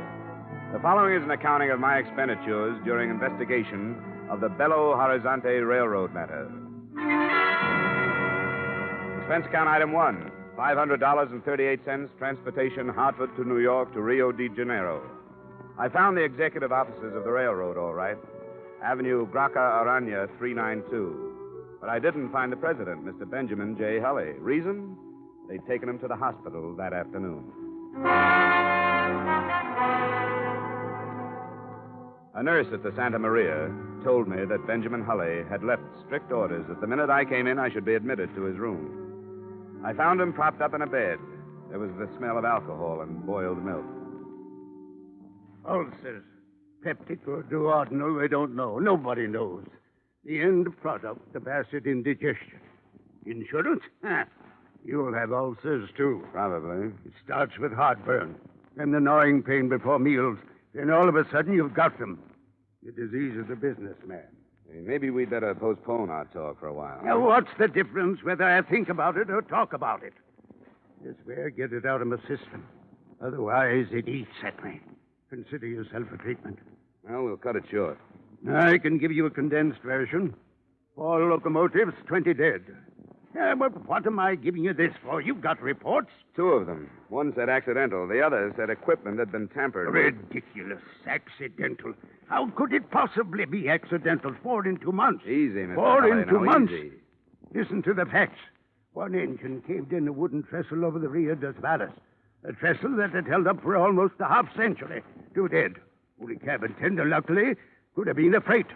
Another derailed at Bom Despacho.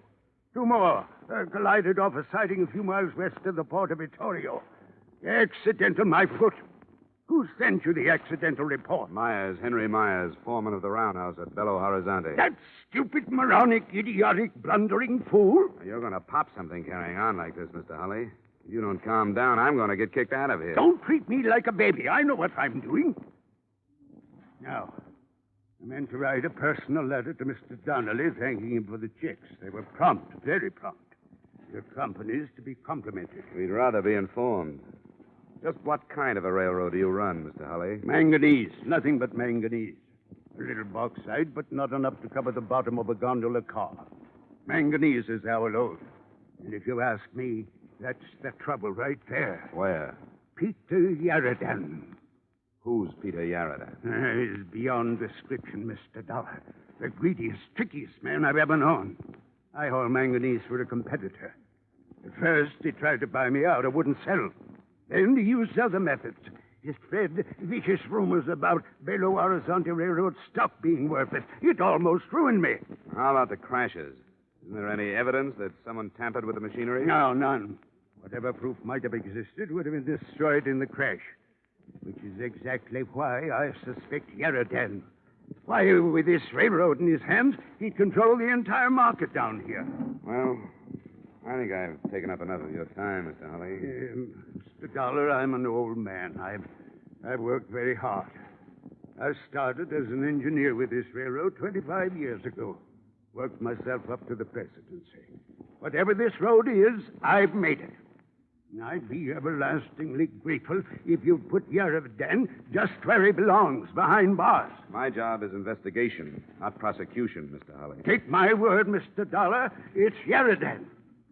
Well, before I go any further, I'd like to talk to this Myers, the foreman in Belo-Horizonte. Yes, very wise. It's about 400 miles north. I'll have a car and driver waiting for you in the morning.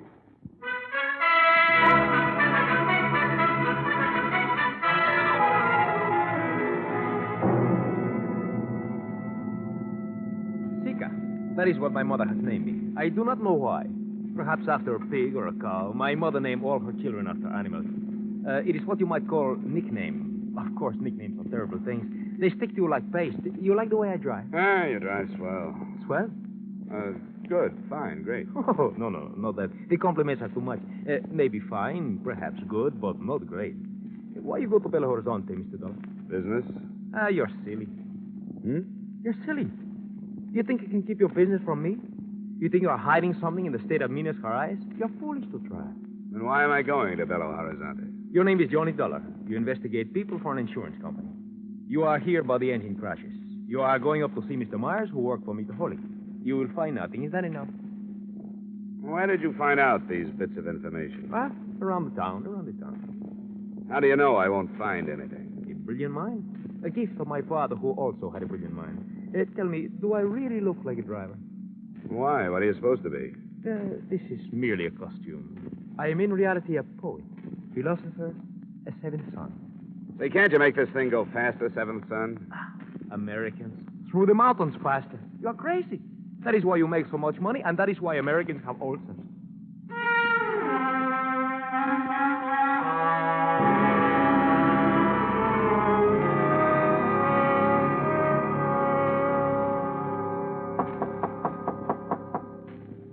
Second. Yeah? My name is Dollar, Mrs. Myers. Yeah. From from Hartford, Connecticut, insurance investigator. I'd like to talk to your husband, if I may. He ain't here. When do you expect him? I don't know. Is it about the wreck? That's right. Well, I don't know if it'd be right to ask you or not. Well, it's up to you. I'm not from the police, you know. Yeah, I suppose it'd be all right. Thanks. He's shaving. Oh, I got plenty of time. Saturday Evening Post just come in from the States, if you'd like to see it. Oh, fine, thanks. And there's caramels on the table. Never touched the stuff.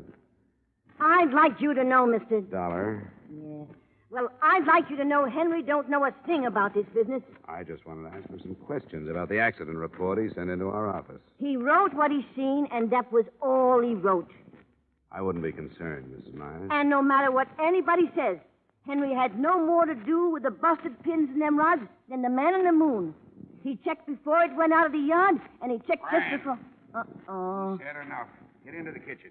I didn't say nothing to him. Go on. I didn't say a thing. She talks a lot. Dollar, did you see? That's right.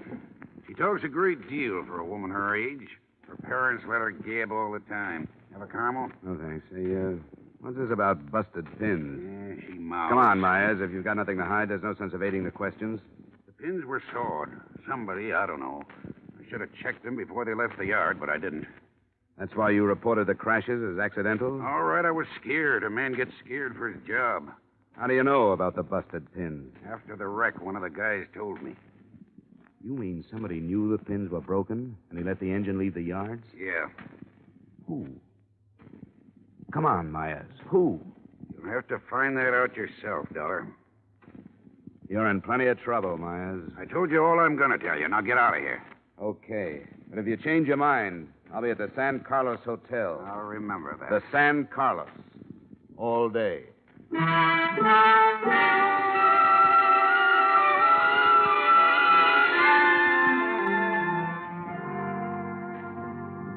If you sit here in your room all day, Mr. Dollar, you do not have the benefit of the sunshine which plays so gently upon the soil. I'm waiting for a call, Seeker. Are you certain you would not like another game of Monopoly? No, you won. Yes, company, you are dull. Sorry. If it were not orders, I would go back home. Yeah? If I insulted you, would you fight with me? Too tired. Even if I call you a coward and a thief? Names will never hurt me. Well, if I... Johnny Dollar. This is Henry Myers, Dollar. Be over here in 5 minutes. I'll give you the stuff you want. Don't move, I'll be there. You want Myers? He feels talkative. Come on, let's go.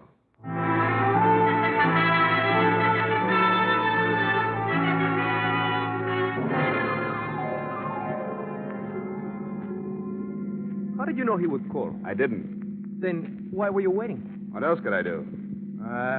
The American mind. Shrewd. Here.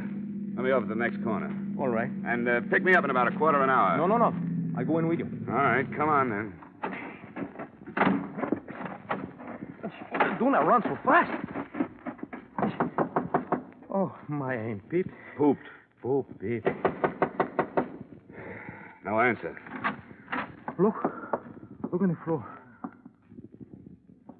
Myers. Looks like somebody had an earlier appointment. He's still breathing. Myers. Who did it, Myers? Vita. Go to Vera Vita. He's dead. What is Belvedere? Don't look at me, Seeker. I don't speak the language. Somebody's coming. It's Mrs. Myers. Come on, Seeker. Oh, hello. What you been doing? Talking to Henry? Don't go in there, Mrs. Myers. Why not? I get poison oak or something? It's my house. Don't, Mrs. Myers. It's your husband. What's the matter with him? He's dead. What? Somebody shot him. Let me in there. Mrs. Myers, please. Henry, I knew they'd do it. I knew they'd get him. I knew they'd get him. Mrs. Myers. I knew they'd get him. Who, Mrs. Myers? Who would get him? Sheridan. Wish I'd never heard the name. Sheridan.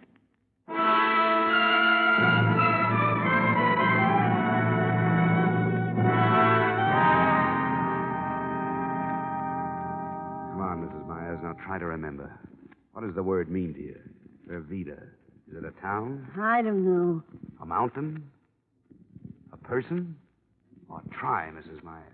Your husband must have mentioned the word to you sometime. Look, if I remembered, I'd tell you, wouldn't I? Well, the police probably seek a call about half an hour ago. Come in. Mr. Taylor? Wrong house, Bud. Oh, permit me to refer to my pad. Oh, D-O-L-L-A-R. Dolar? That's right. Oh, good. I was sent to pick you up. Oh, really? By whom? No trouble. I am properly armed. The woman and your driver will also come. Better not argue, Mrs. Myers. He's the same one who killed Henry. He must be. Who's your boss, friend? Yaradan, Mr. Dollar. Peter Yaradan.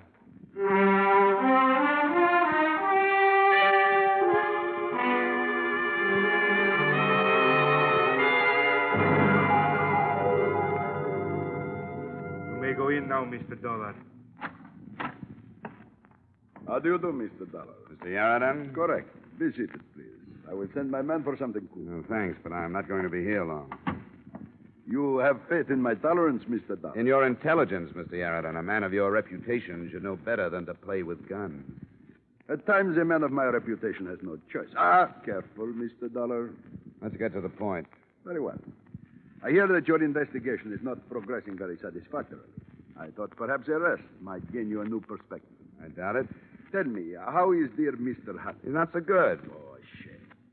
He tells so many tales that are untrue. He is lucky to be dying of natural causes. Something I hope I should be spared. Just keep piling up that manganese, Mr. Yaradan, and you won't have to worry.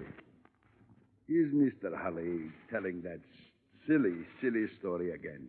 If you mean the one about your wrecking locomotives and spreading false financial rumors, yes. Oh, you don't really believe that nonsense, do you? I'm not paid to believe anything, Mr. Yaradan. I'm like an old hound. I just follow my nose.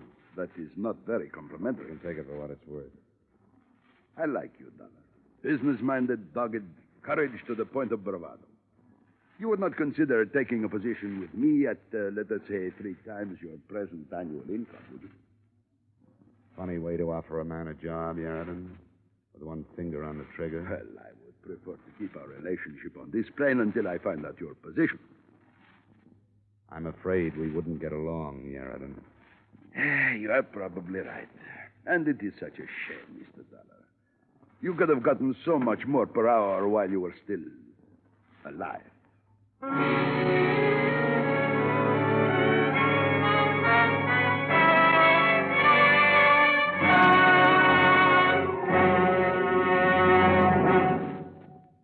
To make every day more enjoyable, treat yourself often to refreshing, delicious Wrigley's Spearmint Chewing Gum. A lively, full-bodied, real mint flavor cools your mouth, moistens your throat, freshens your taste. And the chewing itself gives you a little lift, helps you keep going at your best.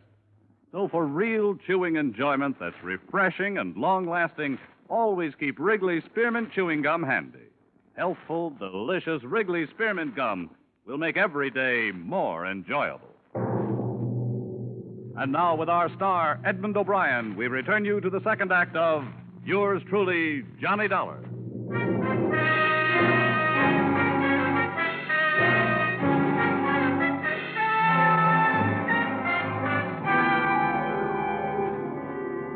Yaradan smiled, but this was his living room. He wouldn't do it here.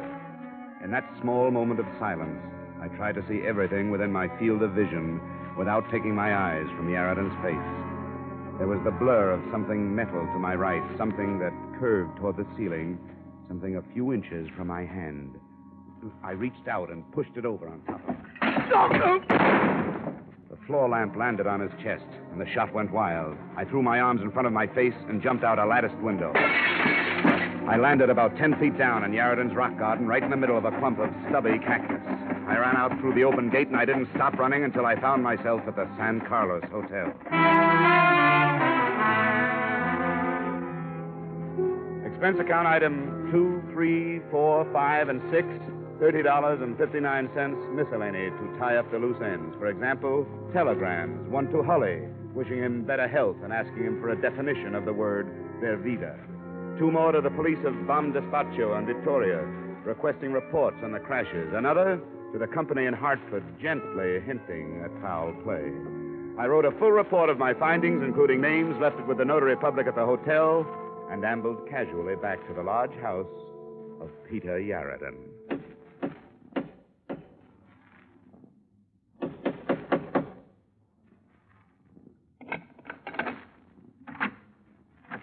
Hello, Bud. Well, don't just stand there with your teeth showing. Invite me in.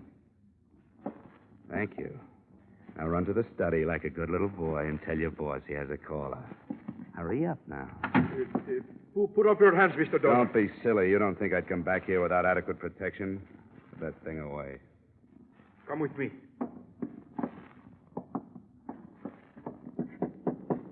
Come in. Mr. Yarradin, it's Mr. Dolar. I'm back. Couldn't leave without getting an apology, Yarradin. This is a surprise seeing you again. All right, Flash, you can go. But, Mr. Yarradin, last time... It is all right. I will be perfectly safe. Yes, sir. I will be at the door. You made a brilliant exit, Mr. Dollar. However, it is a shame I frightened you with my innocent conversation. Fear comes in handy sometimes, Yarradin. It saved my skin a couple of times lately. You have contacted the police? Not about you. You have come alone? Alone. You have a remarkable mind, Dollar. You think I can allow you to leave this house? Not only leave this house, mister, but leave with some information. Marvelous. I filed a full report, complete with names, places, and time of day. If I'm not back to get that report in 2 hours, it goes to the police department. And just where did you file this report, Mr. Dollar? That's the little secret right there. I am holding 2 friends of yours, you know. I know. I would exchange their lives for the report. I'm sick of your office, Yarradin. You're going to release Mrs. Myers and Seeker, and you're going to tell me all about the word Bervida. Tell me all about the word Bervida. How I wish I had a man like you working for me. Bervida, Yarradin. Of course, Bervida. But what you are really asking is, did I have any part in the railroad matter? You can answer that one, too. The answer is no. You don't believe me. Go on. The Belo-Horizonte Railroad has been on the verge of bankruptcy for 2 years. But Mr. Benjamin Hulley is a very stubborn man. I have offered to buy him out 1,000 times. And he'd rather sell to the devil. I think he would. You see, the manganese fields in the Minas Gerais are owned by a competitor of mine. A small competitor, but a competitor. These fields are very valuable. At the rate of their present exploitation, however, they make little profit. Small operation. Exactly. If I had the fields, I could make them pay, and pay very well. If I owned the railroad, I could boost the freight rates, force my competitor out of business, and take over the fields. But Hulley refuses to sell, even at a large profit. And the crashes? They should be obvious, especially to you, an insurance man. The railroad is failing. So he is scuttling his equipment and getting the insurance money. And Bervida? If I could get to him, I would have all the information I need to put Hulley where he belongs. Okay, Yarradin. I sense something of disbelief in your tone. There are other possibilities. Oh? Right now, I'll keep them to myself. Dollar, I will give you $10,000 not to deliver your report. I'm glad you made that offer, Yarradin. That tells me a lot. Tells you what? That you've been giving me a nice mixture of fact and fancy. Now bring Seeker and Mrs. Myers down here. We're going back to the hotel.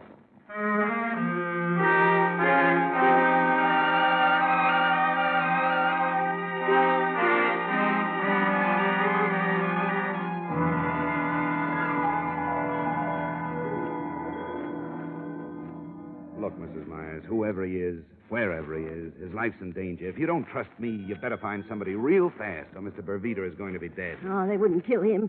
He's in somebody's way, or Yarradin wouldn't be that interested. All right, all right. There was 20 killed in the 4 crashes, Mr. Dollar. 20 dead, that's right. Yeah, and 1 injured. Ah, a survivor. The only witness. Bervida. Yeah, Bervida. Where is he? Small cabin in the mountains. I'm the only one that knows besides Henry, and Henry's dead. Bervida was fireman on one of the engines that crashed near Victoria. He saw somebody pull the hand switch, so the 2 locomotives was on the same track. The engineer put on the brakes, but not quick enough. Bervida jumped. Thanks, Mrs. Myers. I think I'll have the notary mail that report on Yarradin to Hartford for safekeeping. And, Seeker, my boy, we're going to pay our respects to Mr. Bervida. You stay here in the hotel, Mrs. Myers. I want to know who killed my husband. I'll give you that information when I get back. I'll contact Rio and have Mr. Hulley's secretary put through an authorization for a locomotive and engineer to take me up. There's a dirt road, Mr. Dollar. Why don't you take a car? No. I think the locomotive is much faster. Seeger's right, Mrs. Myers. We'll go by rail. Mr. Dolar. Yeah? Would you mind very much if I stayed here in Belo-Horizonte? Wife and children, you know. Well, I never would have put you down as having a family, Seeger. Well, to tell the truth, I don't, but someday I hope to have.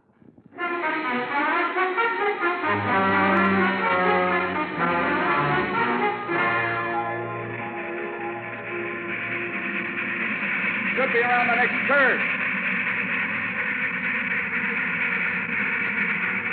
That must be the place. Up ahead.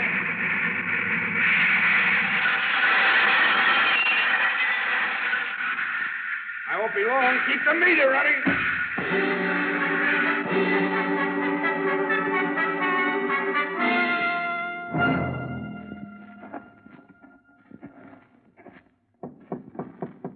Who is it? My name is Dolar.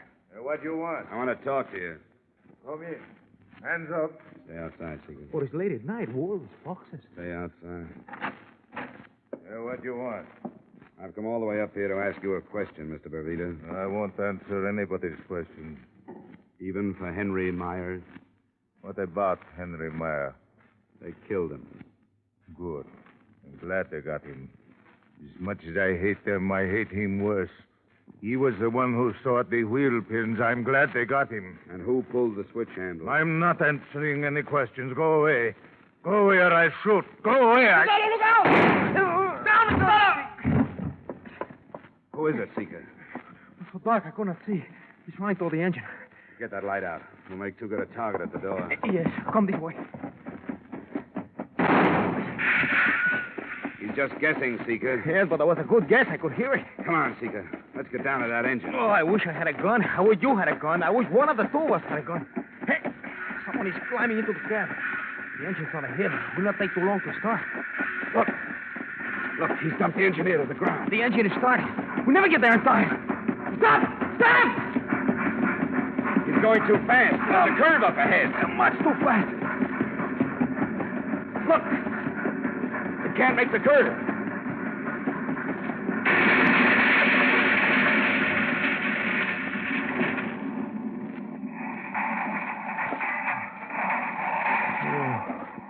There is. Well, who could it be, Mr. Dollar? Who could it be?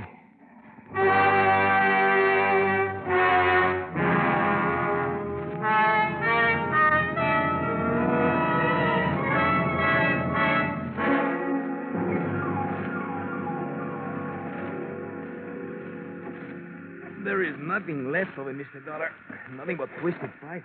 Look out. Don't touch it, Seeker. Most of it's still at boiling point. There is no sign of anyone. Yeah, but there was someone in that cab. Must be a trace of them somewhere around here. Come on, let's keep looking. But the boiler exploded. You think there is any part of a man in this bunch who wreck? You're crazy, Mr. Dollar. Seeker. Look, up there. You find something? Yeah. There's a wallet. The outside's burned to a crisp. Can you open? Yeah, but I can't read the cup. Wait. There's one that isn't burned. What does it say, Mr. Dollar? It says, this certifies that the holder is a 25-year member of the Railway Engineers of South America. And the name? What is the name? Benjamin J. Hulley, late president of the Belo-Horizonte Railroad.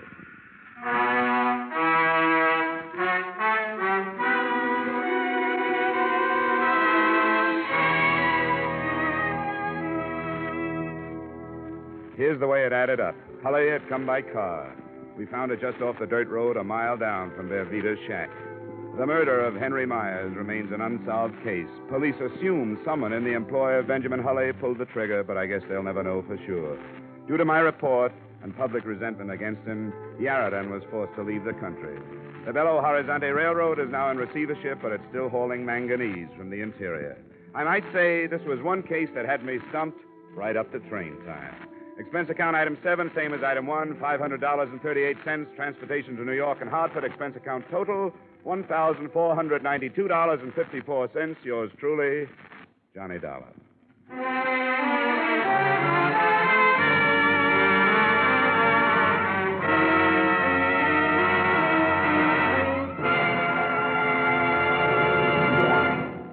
Remember, friends, to make every day more enjoyable, treat yourself often to refreshing, delicious Wrigley's Spearmint Chewing Gum. There's lots of cooling, real mint flavor in every stick. And chewing Wrigley Spearmint helps keep you feeling fresh and alert. You feel better, work better, get more fun out of doing things. So indoors, outdoors, wherever you go, keep some healthful, refreshing Wrigley's Spearmint Chewing Gum handy. To make every day more enjoyable, treat yourself often to delicious Wrigley's Spearmint Chewing Gum.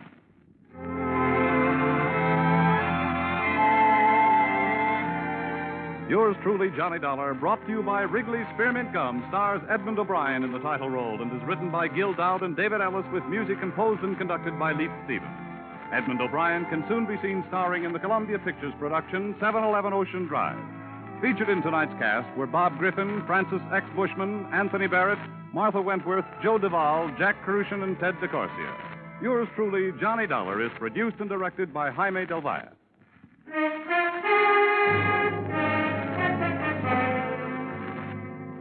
The makers of Wrigley's Spearmint Chewing Gum hope you've enjoyed tonight's story of Johnny Dollar and that you're enjoying delicious Wrigley's Spearmint Chewing Gum every day.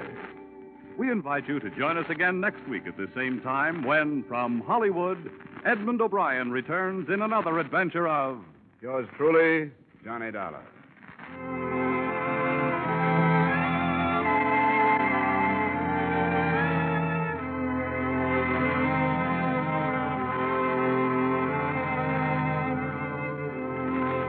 Bob Stevenson speaking.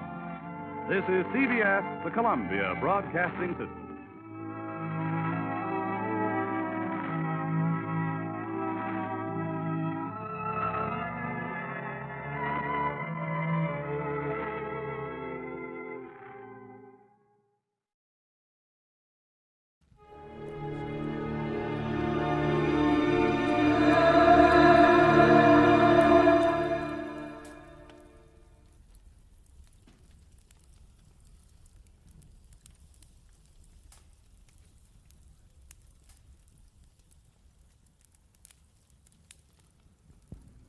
Get this and get it straight.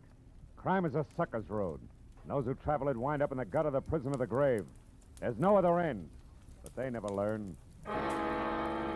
From the pen of Raymond Chandler, outstanding author of crime fiction, comes his most famous character in The Adventures of Philip Marlowe.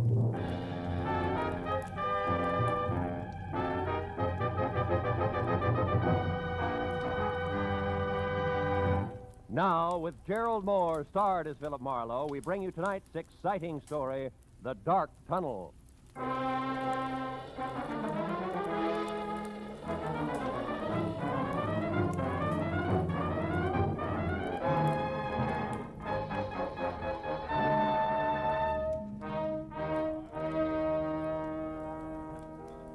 So, after being hitched 1 month, Marlowe, 30 days, where am I? I don't know. Where are you? Out in the cold, and with enough unpaid bills, Marlowe, to choke an elephant. Fur coat, hats, shoes, dresses, the works.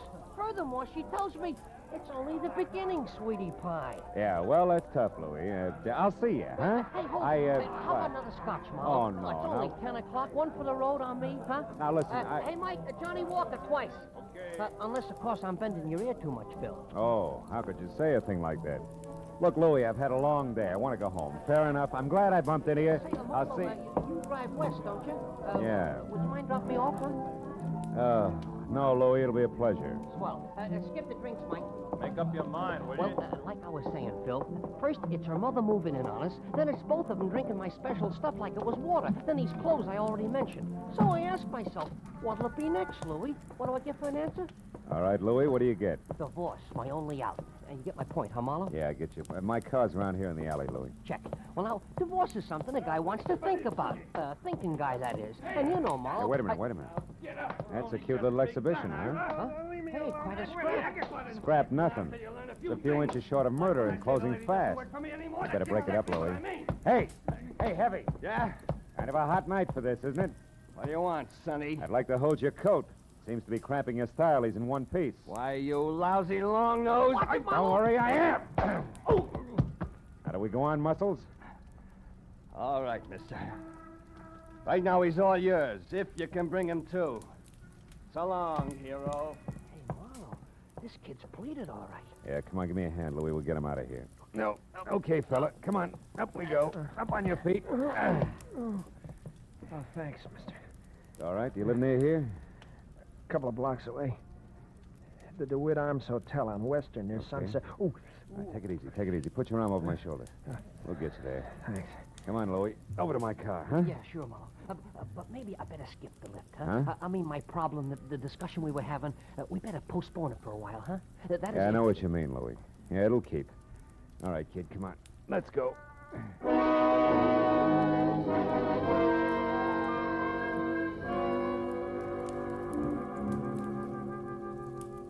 The DeWitt Arms on Western was one of those cheap stucco and neon sign little hotels where the lobby floor is threadbare carpet and cigarette butts. The furniture is chained in place, and there are always the usual number of John Smiths on the register. By the time we were there and in the dingy, cramped room, number 111, it was no bigger than a cell. I knew that the boy with the swollen face who leaned heavy on my shoulder was 25. Answered to Ira Clausen, and he knew that I was a private detective without a job on my hands. Then I began to learn a little more. That slick guy in the alley, Mr. Marlowe, his name's Link. Austin Link. He runs the New Blossom Dance Land on North Hoover. Well, what has he to do with this Julia Thayer? Well, I'm not sure. It was the last place she worked just before she dropped out of sight a month ago. I don't think I'll need this towel anymore. I feel... Ooh, take it easy. Take it easy. You better stay on your back, kid. Oh, yeah. Anyhow, Mr. Marley, I went to the New Blossom Dance Land tonight to see if I could pick up any kind of a lead on Julia. Where she went, or why, anything at all. And you found out what? In Austin Link's office, in a desk drawer, this newspaper clipping. It's a month old, like Julia's disappearance. But otherwise, it doesn't make any sense to me. It was stapled to this picture of Julia. Here. Guess it was used in an ad for the dance hall or something. Hey, she's a pretty girl, isn't she? That clipping, what's it all about? Well, I'll read it to you. You mind closing the window first, Mr. Marlowe? I think I'd rather have it hot in here. Yeah, I know I would. Every jerk thinks he's Valley. All right, go ahead, kid. The headline is Faye Patillo killed in car wreck, and then mystery surrounds death of famed gangland woman. Faye Patillo. Hollywood's glamorous first lady of crime in the rackets. Yeah. It says she was killed late last night when her car plunged from Lookout Mountain Road at a hairpin turn. However, the police are puzzled by the fact that although the 40-year-old redhead was in her own car, she was not found at the wheel, but in the back seat where, according to the condition of the wreck, she could not have been thrown.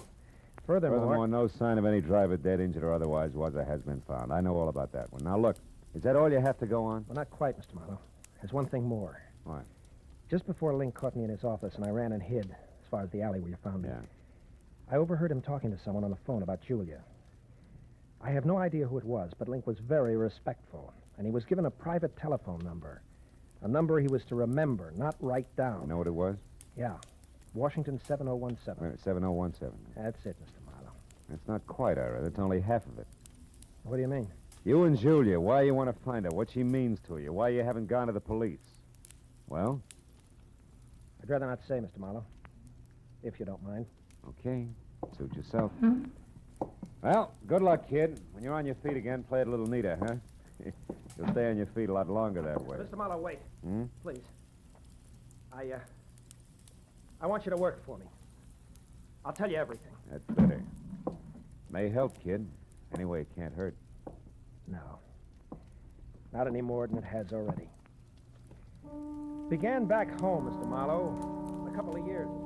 The story Ira Clausen told me I'd heard before. So had anybody who'd spent more than a weekend in Hollywood. Only the names were different. Julia Thayer had loved Ira loved Julia, all this in Cedarville, Oregon. Then the snapper. Someone says Julia's not only beautiful, but has talent. She's wasting her time in Cedarville. Julia believes this, packs her bags, scrambles for movie land, where she falls flat on her face, which isn't quite as gorgeous in Hollywood as it was in Cedarville. Then it's no dough, lots of pride. You got to eat to live, so you get a job. That was where the New Blossom Dance Land came in. And when the letters quit coming on the home front, Ira started to worry. He knew that Julia needed help. Mr. Marlowe, and followed one lead after another. Got as far as the alley where I collected you. Okay, kid, I think I've heard enough. Then you'll help me? Yeah, I'll try. Call you later.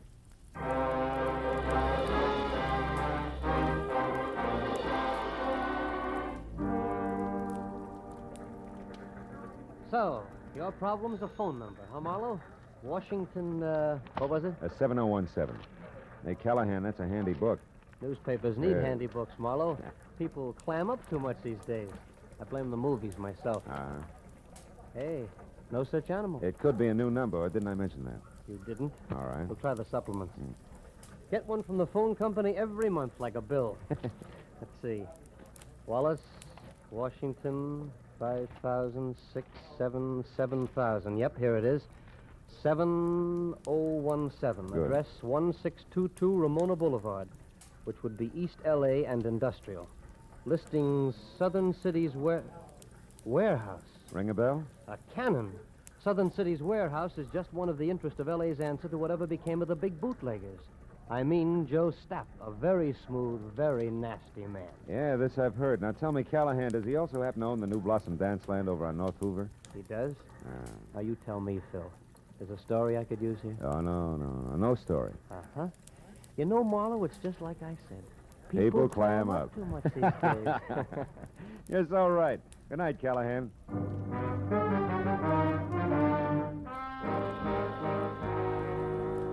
If the good gray reporter hadn't mentioned Stapp's prohibition background, I would have chalked the warehouse off as the kind of 9-to-5 place that couldn't possibly help. But on the hunch that Stapp might live in a lush penthouse atop a stockpile a la Chicago 1929 style, I pointed my car for East L.A. and the Southern Cities Warehouse.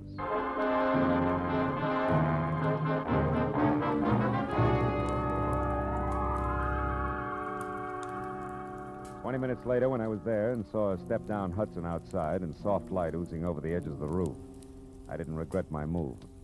Not at least until I'd found a flat metal door and had pushed the button attached there, too. Then I began to wonder because Aladdin himself couldn't have gotten a quicker response. Nor could his genie have been any more of a mountain than the item I drew. Out of a nearby shadow, not the door. Okay, Charlie. Lay it out nice and neat. Who are you and what do you want? Joe Stapp. Name's Marlowe, occupation private detective, now you. The handle's Pork. I work for Stapp and... Hey, now wait a minute. What's it to you who I am? Shamus is close enough to cop this stink. And I'll beat it before I start thumping on your boy Wonder and turn you into something vest pocket size. Steady, Pork. Seems to be the trouble. Who are you, mister? His name's Marlowe, Mr. Stapp. He's a private... He'll answer for himself, Pork. Go ahead, Marlowe. What do you want with me? What's it about? Fay Patilio. Fay Patilio? Shut up, Pork. Fay Patilio is dead, Marlowe. So is conversation about her. Anything else? Yeah, something else. Girl who used to work over at the New Blossom Dance Land, Julia Thayer. Know where she is? Why she disappeared? No, and I don't care. Why should I? Because you used to go places with her. I've gone with 100 girls, Marlowe. Julia was no different, except for one thing. She gave me the brush. Well, good night, Marlowe. Sorry I couldn't have been more help. I won't be long, One Pork. more thing, Joe.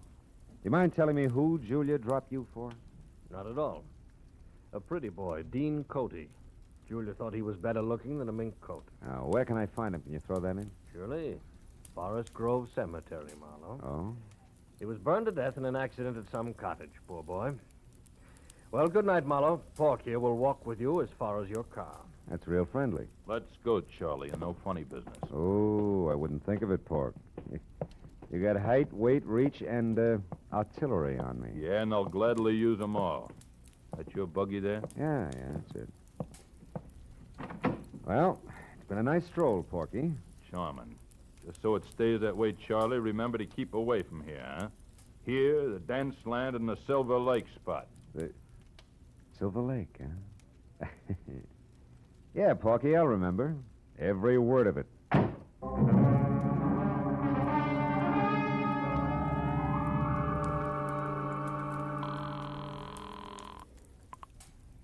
City desk. Callahan, go ahead. Marlowe again, Callahan. Now, listen, on Joe Stapp, does the Silver Lake spot mean anything to you? It does. Yeah? It's on the north end of Silver Lake Road, Marlowe, overlooks the reservoir. Stapp built it as a nightclub, mountain lodge style, about, 10 years ago. Uh-huh. When it didn't go, he converted it into a private home. Or I should say, a cozy place to take the cuties for that one drink. I know what you mean. Good night, Callahan.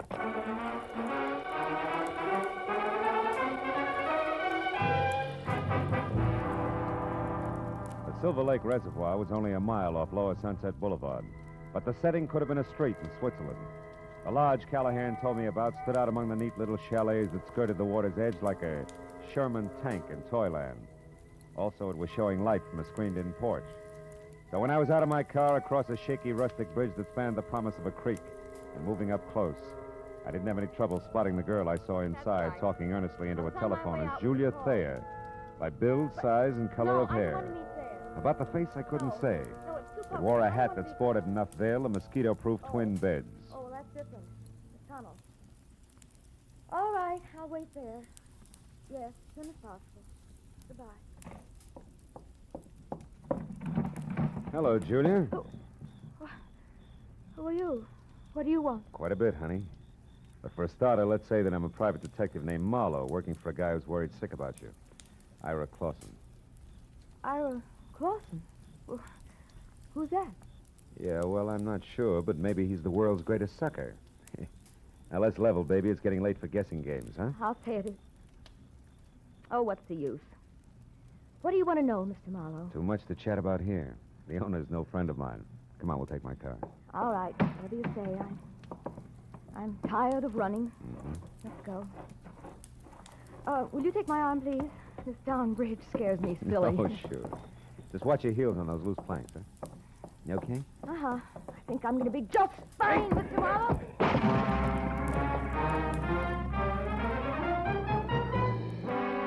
It was all the lead she needed because by the time I'd crawled out of the inch-deep, inch-wide river and was back up on the road, Julia Thayer was in her car away fast as far as Sunset Boulevard. So I went to the phone back in the lodge and got through to my client at DeWitt Arms Hotel and brought him up to date in a hurry, including the latest question mark. The tunnel?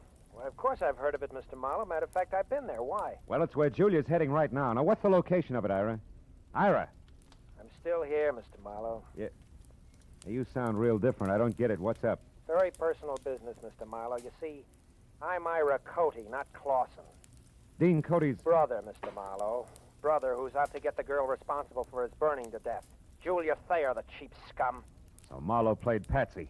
Oregon, the boy-girl pitch. You made it all up. Every bit of it. Mr. Marlowe, before I needed your help. Now I don't anymore. Get lost.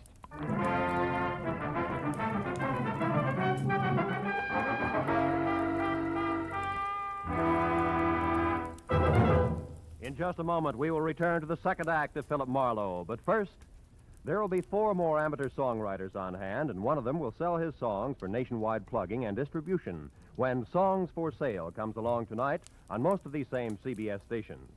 Songs for Sale gives these new songwriters a great chance. Their songs are judged by a panel of experts. Their music is sung by Rosemary Clooney and Richard Hayes. They're made to feel at home under the guidance of the experienced showman Jan Murray. For an hour of fascinating fun behind the scenes of Tin Pan Alley, here's Songs for Sale tonight and every Friday on CBS.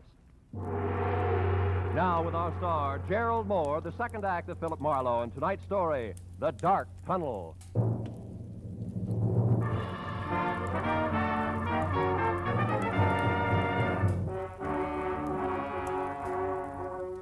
I stood there for a minute after Ira Cody hung up and tried to figure my next move, while the phone in my hand quietly buzzed sucker. A pair of haywire lives was scheduled for a smash-up, and I'd let myself get mixed up right in the middle. Now my only chance to do something about it was to find out fast what was meant by the tunnel. I started out of the place, but only got as far as the front door. You going somewheres, cutie? That rod makes you 6 feet taller, doesn't it, Porky, huh? I don't like you, Charlie. You played a dirty trick on me. Trick? What are you talking about? When I slipped and mentioned Silver Lake, it made Mr. Stapp mad at me, and I don't want Mr. Stapp mad at me. That I can understand. Now, look, you feel like talking this out? No. Oh, listen, you dumb ape. It's for your own good. Something's going to happen tonight that'll make your boss a lot madder than he is now. I'm the only one who... You're just trying to trick me again, but it won't work. Not this time. First, we lift your gun. Now, get going. We'll take your car. Porky, you're going to hate yourself for this in the morning when Stapp finds out. I doubt it. You see, Charlie, it's his idea. Now get going.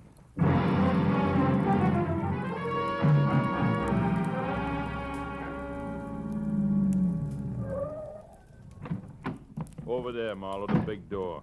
I don't suppose Stapp would bother to tell you why he wanted to see me, would he, Porky, huh? No. That's none of my business. Yet. What do you mean by yet? Oh, he might want you to tell him something you might not want to. Then it's my business, Charlie. Go on, open it up. That's enough. Inside. Real genuine warehouse, huh? Chains, tackle, even a hand truck. Well oiled, too. Don't tell me your boss is going legit. Never mind that junk. Just stand right there till I get this crazy door locked. Here, Pork, try something heavier. Like this truck. Ow! My leg, why you... Now it's your chin. Good night, Charlie.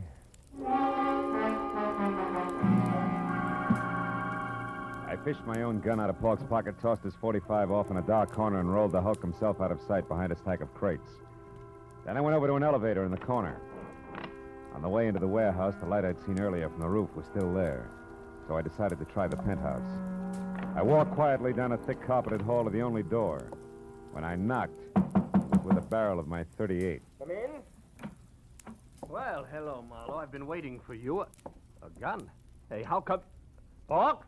Pork! Save it, Joe. Oh, that dumb cluck. Yeah, big wheel like Joe Stapp ought to afford better help.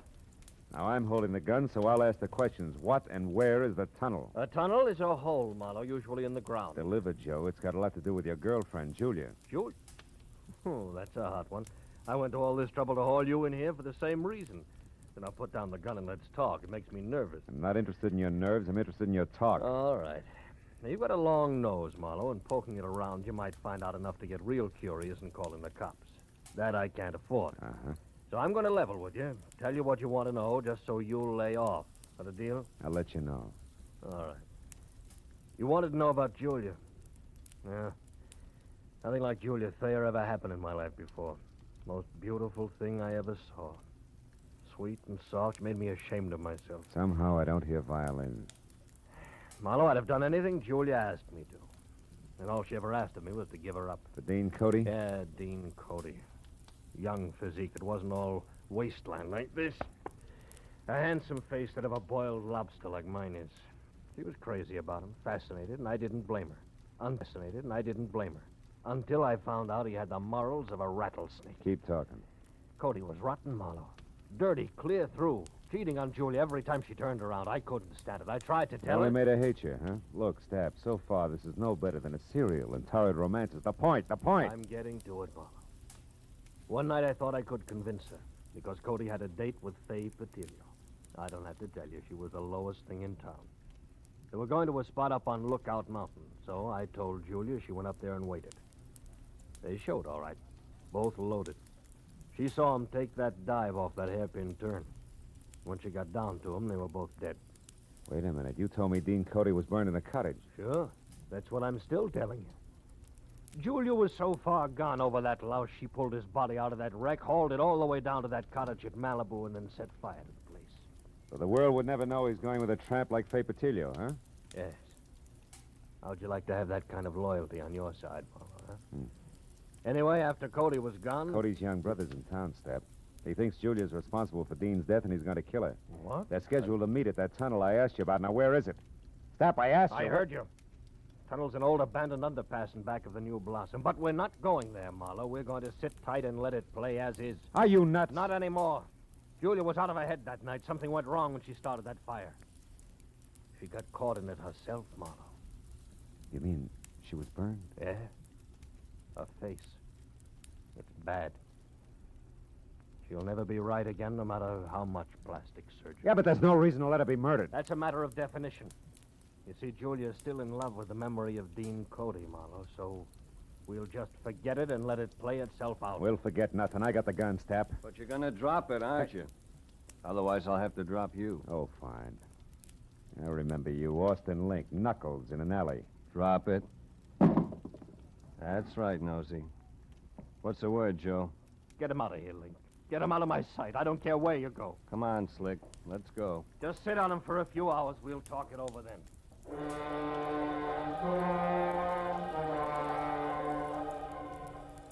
Link was a professional. He stayed exactly far enough behind me to be always out of reach, but always close enough to keep me under control. All the way down in the elevator, I watched for a chance that never turned up. And as I rounded a corner and headed for the big door again, I glanced at the stack of crates. Pork had come, too. He was on his feet behind them, a heavy steel pulley block in one hand, his face a stupid mask of blind hate. He slammed the block at me with everything he had. I'll kill you! I dropped to the floor and heard the thing connect behind me. It had caught Link dead center. He fell like a bag of sand. Before Pork realized what had happened, I charged the stack of crates, threw my shoulder against it, made it to the door and out in one dash. My car was sitting where I'd left it. I heaved a sigh of relief and piled in.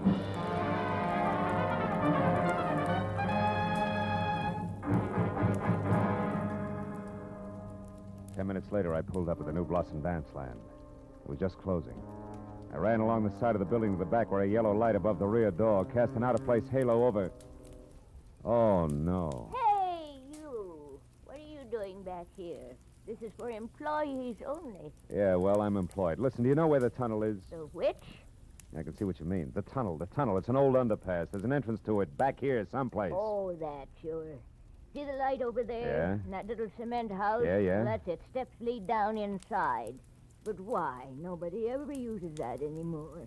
Well, I tell you, I got a date in there with a couple of screwballs. Oh, well, you'll be right at home. Good night, dearie. A baker's dozen steps led down into the thick darkness littered with newspapers, weeds, and wine bottles, all long dead. As I eased down inside, I heard voices, low and tense, amplified by the rolling, hollow echo in the tunnel. At least I'd made it in time. When I got to the bottom, I could see the two of them silhouetted against the dim glow at the far end. I pressed my back against the wall, thought about my empty shoulder holster, and moved toward them. And you killed him, didn't you? You're making a mistake, Ira. A terrible mistake. No, you killed him, all right. You and that beautiful face of yours that he couldn't resist. Why are you hiding it behind a veil? You used to be so proud of it. You killed Dean just the same as if you'd shot him. But you're not getting away with it, Julia.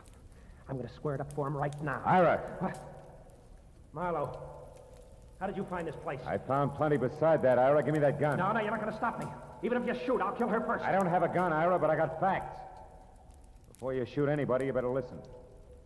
Julia wasn't responsible for Dean's death. He was. Everything she's done since then has been to protect what little good there was left of his crummy reputation. You're a liar. I can prove it. Dean went bad, Ira, all bad. He was a low, double-crossing cheat. You're lying. The night he died, he was two-timing Julia.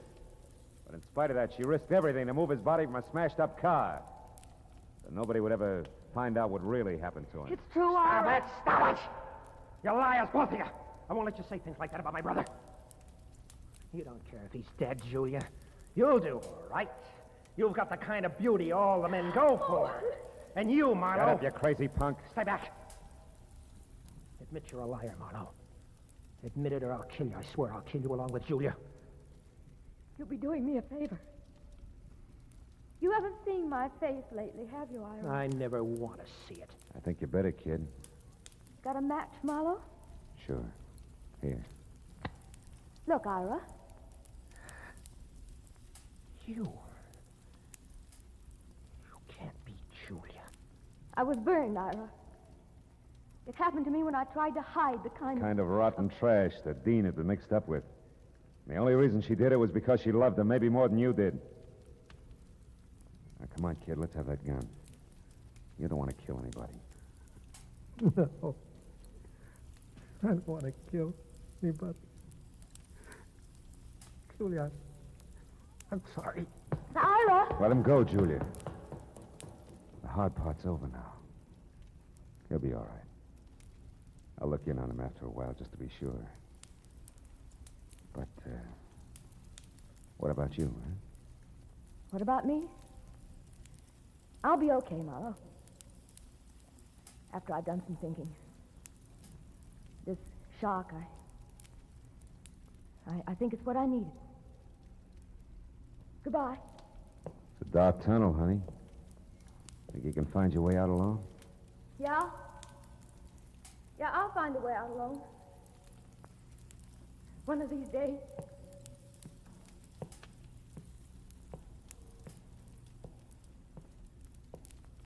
She was gone. And I went back and climbed the stairs. Out of the tunnel and into the night again. As I drove slowly home, I thought of Julia. Alone in a dark, blind tunnel with no end to it. And then I thought of all the dark, blind tunnels that men stumble into. Tunnels of blind love and blind hate.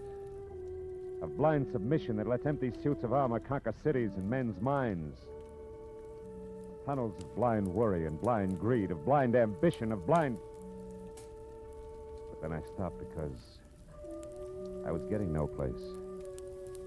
except into a blind alley.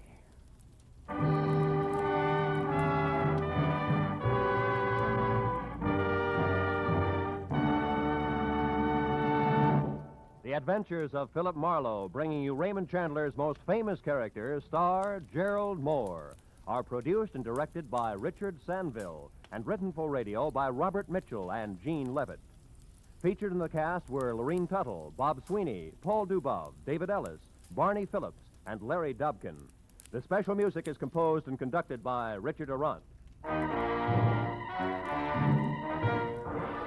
Be sure and be with us again next week when Philip Marlowe says... This time, greed in a green suede dress, a diehard from Dixie and a cuckoo coin collector, added up to violent death for two, and all over $50 in Confederate money.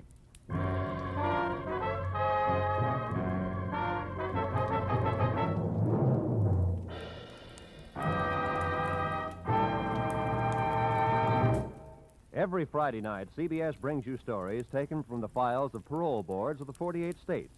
With only the names changed, these stories give in complete detail the events of a criminal's life up to the time he is up for parole. Then, before you hear the board's decision, you can make up your mind. Is this man ready to be set free?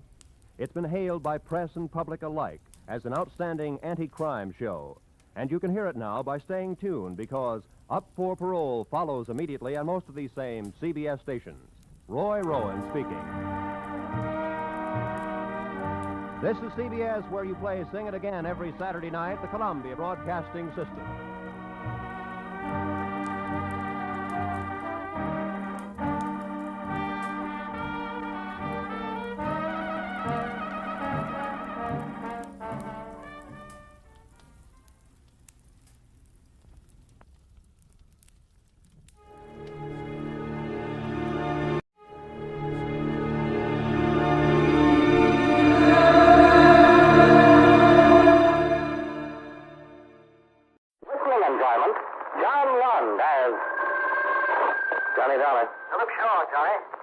Mr. Shaw. Our company holds a policy on Miss Judith Thompson.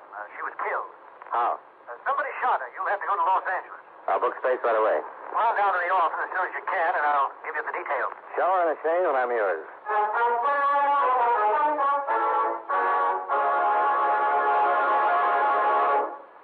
We'll return to our program in a moment. But first, I'd like to say a few words about jamming. And I don't mean Mother's Preserve. During wartime, it has frequently been the practice of an enemy country to jam our radio communications.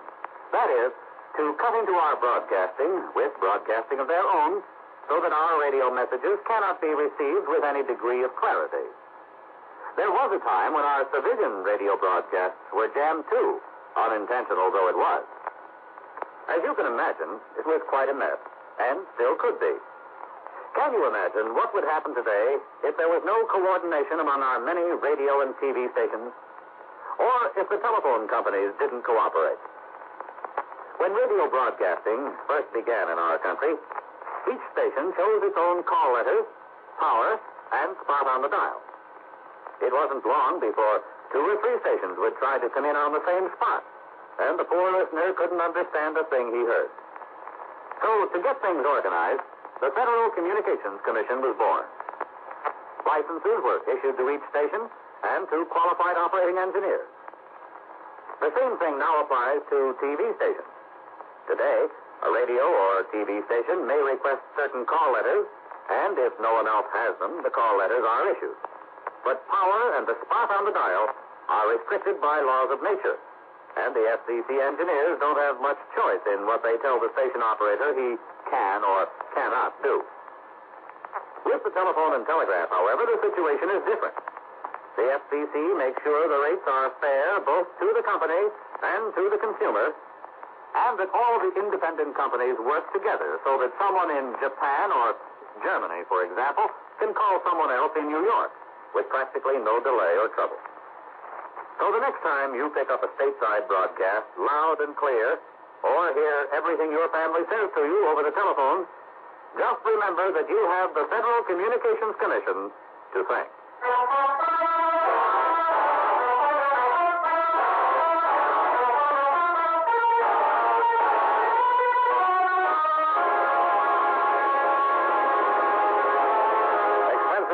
Presented by Special Investigator Johnny Dollar to Home Office, National All-Risk Insurance Company, Hartford, Connecticut.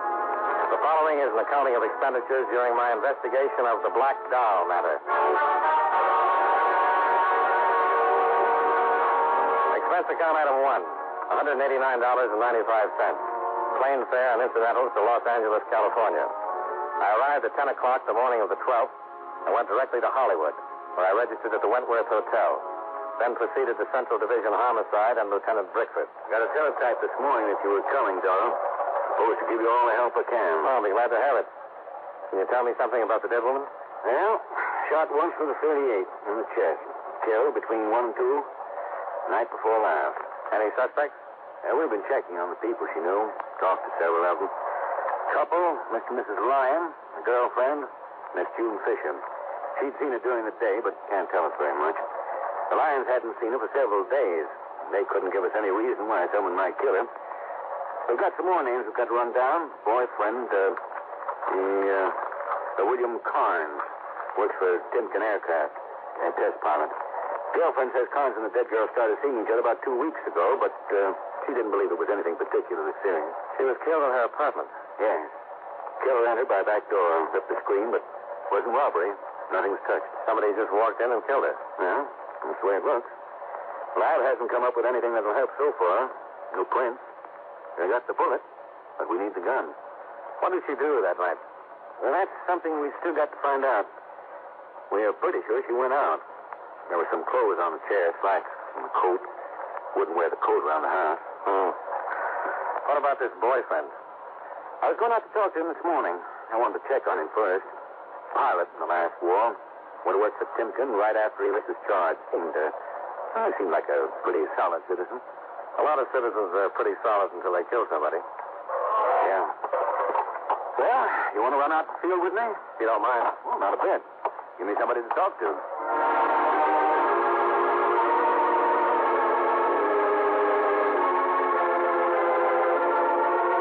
5 minutes later, we were driving through the gate at Timken Aircraft.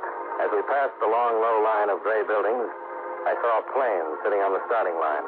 A bullet-shaped jet with stubby, swept-back wings. Inside the main building, we were shown into Mr. Rudolph Timken's big presidential office. Come in, gentlemen. Which is Lieutenant Brickford? I am, sir. This is Mr. Dollar. I'm pleased to know you. What can I do for you? Well, we'd like to talk to one of your pilots, Mr. Timken. William Carnes. Bill? Oh, certainly, but I'm afraid you'll have to wait a while. He's just getting ready to take up the XR-200. Is that the jet I saw on the line? Yes, it's a beauty. Oh, thank you. We think it's the best. Hey, if you'd like to come out on the field, this test isn't security. The last 2 years we've been under wraps, but since we got the bugs out and the Army's given us a contract, would you like to watch? Oh, sure would.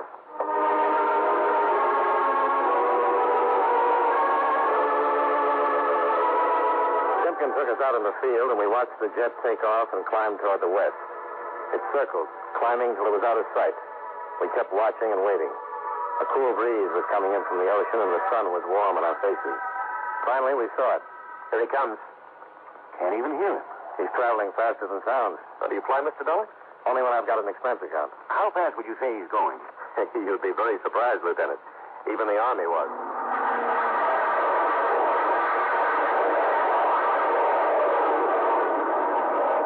Hey, impressed? Yeah. I'll stick to being a cop. He's in his turn now. Yeah. Come in across field. He's even lower. Here he is.